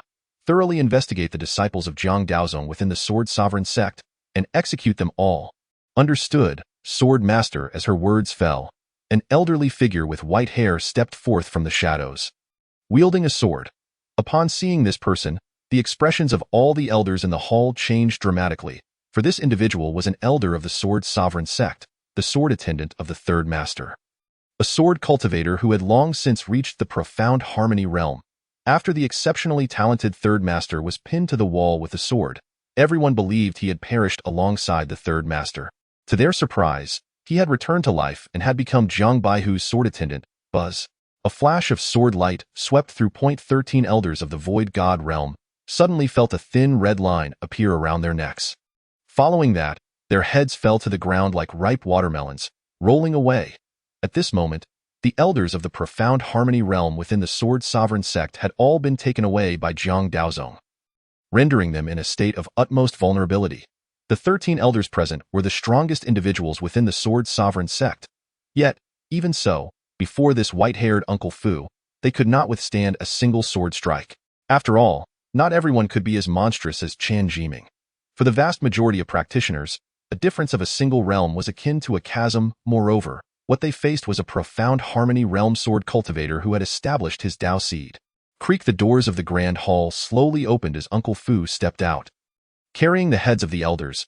Outside, 170 riders clad in black armor stood in a row, dragging their swords along the ground, blood flowing down the blades. Behind them lay countless corpses of disciples from the Sword Sovereign sect. Not far away, nearly 1,000 disciples of the Sword Sovereign sect knelt in submission. At this time, only half an incense stick's worth of time had passed since Chenliu Jia began his ascent. Among the 3,000 disciples of the Sword Sovereign sect, those who dared to draw their swords had all already become corpses. Commander, all the elders of the Sword Sovereign sect's Void God realm have been slain. Uncle Fu tossed the heads to the commander standing in front and rasped, the core disciples of Zhang Daozong will also be executed. The black-armored commander received the heads, deftly stowing them at his waist. Only then did a sound reminiscent of rusted iron scraping emerge. Very well. Having received affirmation, Uncle Fu's gaze swept over the kneeling disciples, his expression profoundly complex. On one hand, he was relieved they did not foolishly draw their swords. On the other, he looked down upon their cowardice in not daring to take action. After a moment of silence, he turned his wrist, a flash of sword light cutting through the air, as another 50 heads fell. These individuals were all disciples of Jiang Daozong. After witnessing Uncle Fu sever 50 heads in one stroke, the commander raised his hand slightly, sheathing his sword. Leading the black cavalry, they receded like a tide. On the horizon, another wave of black riders approached, treading upon the void. Their numbers were neither more nor less, exactly 170 riders.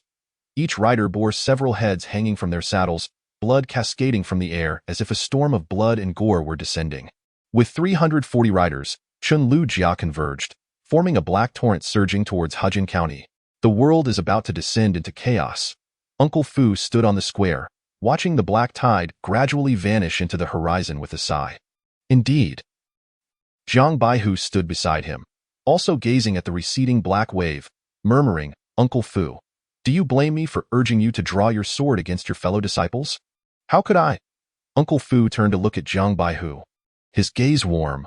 "Whatever decision you make is always correct." As the sword attendant, being the closest companion of the sword master, he had almost watched Jiang Baihu grow up, from birth to marriage.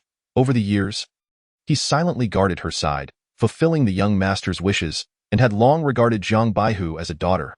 "Chaos is approaching," Jiang Baihu murmured. "The Jiang family has entered the fray early, unwilling to be crushed by the tides of fate. Baihu must be ruthless." Chapter 87. Master Wei, please take a seat and enjoy the music. At Shirley Slope, Chen Zhian, seated cross-legged, slowly opened his eyes. After comprehending for over half a month, he had finally exhausted the inheritance he received from Jiang Luer and was expelled from the virtual space by the system. At this moment, his physical cultivation had reached the later stage of the Qi Master Realm, and with just a few more steps, he would ascend to the transformation Void Realm. However, his sword path cultivation remained stagnant, still lacking the 2 portions of comprehension owed to Chen Zhian. After pondering for a moment, he lightly tapped his fingers, and a chill of primal energy swept through his fingertips. The energy, leaving his body, instantly coated the carriage in a layer of frost. The saint-level technique, Undying Cicada, under the system's profound teachings, allowed him to almost immediately grasp all methods applicable for cultivation in the transformation Void Realm. The lethality is somewhat diminished, however. Saving his life is not a difficult task. Fixing his gaze on the unconscious Gao Lisher beside him, Chen Zhian muttered to himself, pointing his finger at the center of his brow. In an instant, Gao Lisher was enveloped in a faint frost. Observing this, Chen Zhian continued to channel his incessant primal energy into Gao Lisher's body, sealing away the toxins that ran rampant within him. Before long, Gao Lisher's eyes trembled slightly, and his consciousness began to awaken ever so slightly. "Old Gao, stop pretending to be dead." Chen Zhian observed him struggling to lift his eyelids, and in frustration, he delivered a sharp slap to his face, commanding, "Calm your spirit, focus your mind, and channel the vital energy into your body as you cultivate." The Undying Cicada is indeed a saint-level technique. However, the vital energy Chen Zhian infused into Gao Lisher's body would merely ensure his temporary survival. To truly live again, or even to regenerate lost limbs, Gao Lisher must cultivate this technique to the realm of transformation void. After being slapped, Gao Lisher opened his mouth, ready to argue. Suddenly, he sensed a chilling current of pure vital energy flowing within him. His dead fish-like eyes instantly sparkled with vitality, as if illuminated by a sudden flash of insight. "No, Undying Cicada?" The corner of Chen Zhian's mouth twitched. This fellow's excitement seemed somewhat misplaced. In just a moment, he felt Gao Lisher's overwhelming will to survive, as the previously stagnant energy within him surged like a tempest, akin to a wild horse breaking free, racing towards Chen Zhian's faint stream of vital energy. "Careful now." Chen Zhian slapped him again. Gritting his teeth, "Your meridians are damaged. You can't withstand this kind of turbulence." Gao Lisher forced a sheepish smile, cautiously guiding the vital energy to follow closely behind Chen Zhian's essence. After about half a stick of incense, Chen Zhian retracted his finger, gazing at Gao Lisher in astonishment. At that moment, strands of silken white fluff began to emerge from Gao Lisher's body, visibly increasing, soon enveloping him like a cocoon. "I never expected this fellow to possess such insight." This was a sign of entering the transformation void stage of the Undying Cicada. Historical records indicated that the original saint comprehended the undying cicada technique while observing a cicada emerge from its chrysalis in a state of severe injury and near death. Gao Lishur, severely poisoned and on the brink of death, found his experience mirroring that of the saint, allowing him to cultivate the undying cicada technique with remarkable efficiency, thus reaping immense fortune. Closing the carriage window, Chen Zhian, feeling at leisure, gazed up at the sky. The old steward and Wei Yin were engaged in a battle beyond the heavens. With Chen Zhian's cultivation level, he could discern not a trace of their struggle. Even the clash between Lu Qi and the refined gentleman was but a fleeting glimpse as the sword energy shattered the clouds. At this moment, Lu Qi remained clad in his azure robes, wielding his sword with grace, resembling a celestial sword immortal traversing the void. In contrast, the slightly graying refined gentleman was marred with sword scars, appearing rather disheveled. He seemed close to his end. Wei Yin is quite willing to sacrifice. Chen Zhian smirked coldly. Although he had never met this individual, he knew precisely who he was. When that long spear fell from the sky, he had already discerned the identity of its wielder. The head of the Hejian Wei clan, Wei Zhongli, a ruthless man who single-handedly propelled the Hejian Wei clan, once a target of public scorn, into the halls of the Tang dynasty.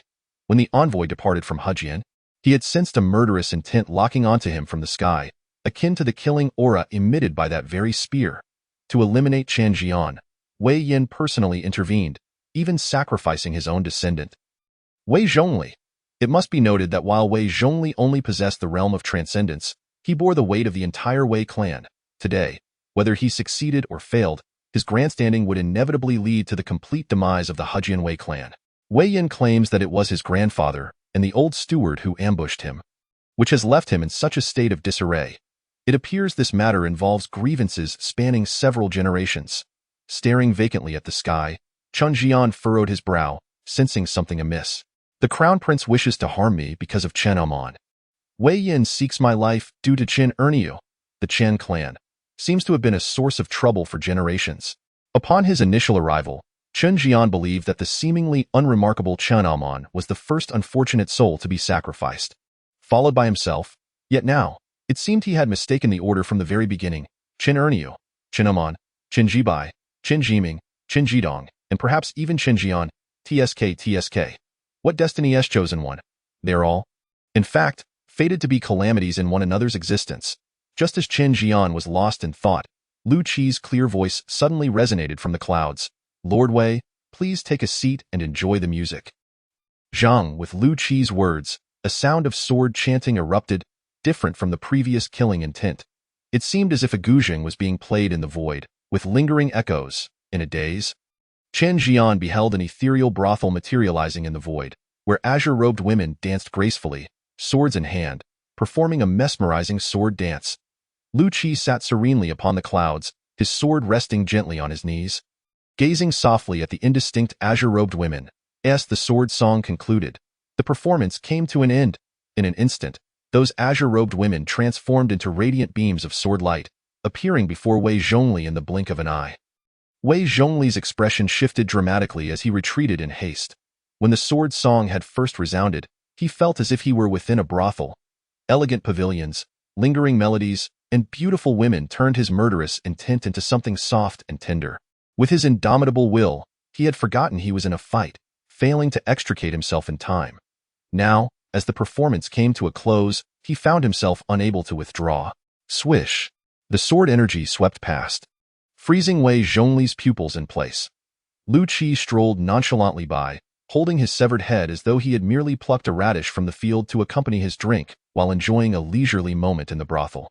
Meanwhile, Wei Zhongli's soul was torn into countless fragments by the sword light, scattering like stardust, sprinkling upon the ethereal willow tree beneath the brothel, which seemed to fish for stars in the Milky Way. Chen Zhian stood agape, his eyes glazed as he watched Lu Qi descend holding the head. He understood Lu Qi had grown exceptionally powerful after entering the realm of transcendence. After all, Lu Qi's path, proclaimed through his sword and the brothel, was recognized by the heavenly Tao and blessed by the saints. Yet, he never anticipated such overwhelming strength, manifesting a brothel in the void and transforming sword energy into ethereal maidens. If Chen Zhian's guesses were correct, this was Lu Qi reflecting his path into the reality. The realm of transcendence nurtures the path, and the realm of cave heaven allows the path to forge its own world. Lu Qi, having just entered transcendence, had already constructed an embryonic form of cave heaven. When he manifested the brothel into reality, he had nearly found himself without rivals among his peers. Even if one possessed a heart as resilient as Wei Zhongli's, they could only resist for a brief moment before being drawn into the brothel. What astonishing talent this was, or rather, how profoundly aligned with the great Tao must one be to achieve such feats.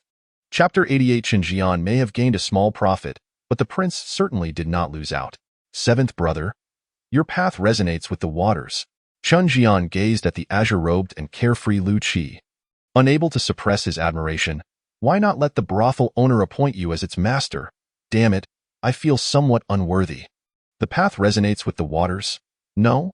Lu Qi dismissed Chen Zhian's self-deprecating remarks. Replying contemplatively, I am but a swordsman. Huh. Chen Zhian let out a light laugh.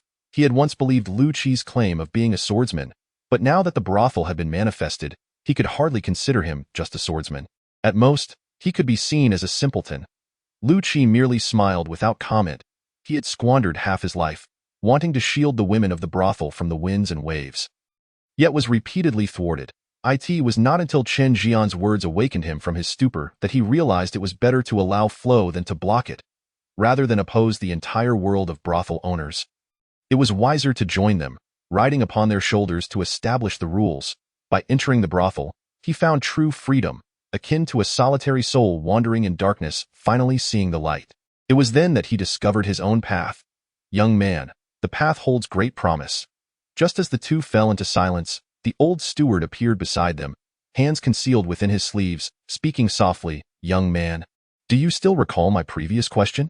Lu Qi was momentarily taken aback, then nodded, saying, You asked if I was a person of the Tao. You said you had never entered the Tao, and even if you did, you would merely be an ordinary person with a heart full of attachments. You must walk your own path. The old steward chuckled, his aged visage resembling the cracks in barren soil, combined with a sinister smile that exuded an unsettling aura. Indeed, I did say so. Lu Qi squinted slightly, unsure why this master of the returning truth realm brought up old matters. Do not overthink it. I know a drunkard. The old steward said ominously, Remember your path. If one day someone forces you to do something against your will, tell them you are a disciple of the drunkard. If they persist, inform them that although the drunkard has passed, he still has a drinking companion. Lu Qi's expression shifted slightly. You are a friend of the old Taoist? No. The old steward scoffed, expressing disdain. How could that rascal be my friend? I shall remember. Reflecting on the old Taoist who had caused his own demise through drunkenness, Lu Qi sighed inwardly. Strictly speaking, the old Taoist was not his master. While they had a mentor-student relationship, it was never formalized. Even on the old Taoist's gravestone, Lu Qi's inscription did not declare him as a disciple, but merely as a junior scholar, because the old Taoist forbade it, stating Lu Qi was too foolish to enter the Tao, unable to be his disciple. Old steward, has Wei Yin been buried? Seeing Lu Qi's melancholic demeanor, Chen Zhian interjected, I've always known you would achieve great things. Among our family, you are the most capable. The old steward cast him a sidelong glance, his silence lingering for a moment before he remarked, The Grand Master is not so easily slain. Wei Yin, despite his crippled state, was granted the imperial dragon robe by Emperor Tianqi and even commanded the court. Such honors are not bestowed through sycophancy.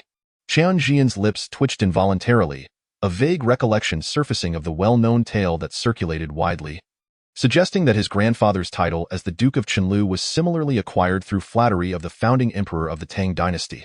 Was this old fellow hinting at something? I'm leaving.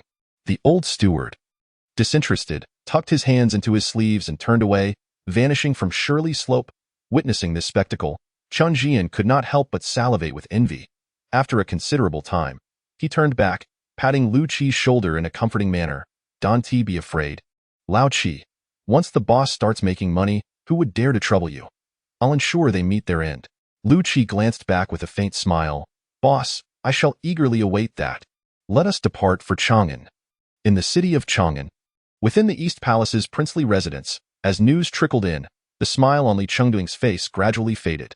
In the autumn of the 297th year of Wuda, remnants of the prior dynasty, Wei Yin, ambushed the young son of the Duke of Chenliu.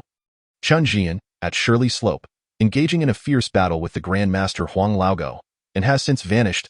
Wei Zhongli of Hejian attempted to assassinate Chen Zhian, but met with failure and death. Sun Tong, an attendant of the Ministry of Rites and a shadow guard from Tingfeng Tower, also failed in his assassination attempt on Chen Zhian and perished. Zhang Daozong, the leader of the sword-using sect, and Shi Mingqing, the leader of the ethereal sect, wielding the sacred white tiger seal and the divine fire furnace, attempted to ambush Chen Zhiming, the second son of the Duke of Chenliu, with the sword Chu, tearing the two and the sacred weapon away into the void. The situation remains uncertain, with Zhang Daozong suspected to have fled to the Buddhist realm with the sacred white tiger seal. Shi Mengqing's soul lamp shattered, leading to her demise, while the incomplete sacred weapon, the divine fire furnace, was gifted to Zhong Yin of the Zhong family in Heshi by the sword Chu. Chun Lujia has bloodily purged the sword-using sect, the ethereal sect, and the Wei family of Hejian. All who drew their swords have been exterminated. Qian Amon, Li Chengduing, seated upon the throne, surveyed his trusted ministers within the grand hall. His gaze lingered momentarily on the stoic Zhu Wuchang before a wave of brutal energy swept across the East Palace. An oppressive aura, suffocating in its intensity, permeated the entire residence, leaving all in a state of dread. Amid this terrifying atmosphere, a palace maid accidentally knocked over a glass lamp, hastily dropping to her knees. Li Chengduing abruptly raised his head, his hand descending in an instant. Boom! The maid emitted not a single sound, instantly reduced to a mass of flesh and blood. Useless, all of you are useless. After slaying the maid with a casual swipe, Li Chengduing roared like an enraged lion. Failing to kill Chen Zhiming is one thing, for he is under the protection of the sword Chu. But Chen Zhian, a mere waste who isn't even considered a practitioner, why is it that even he could not be slain? Gao Lishir, Sun Tong, two practitioners of the Void Realm who could not even kill a mere warrior. Is this all that my palace is comprised of? Such rubbish? Your Highness, please quell your anger. As the East Palace's strategist stammered, Zhu Wuchang, demoted to the position of prince's groom, rose and pondered,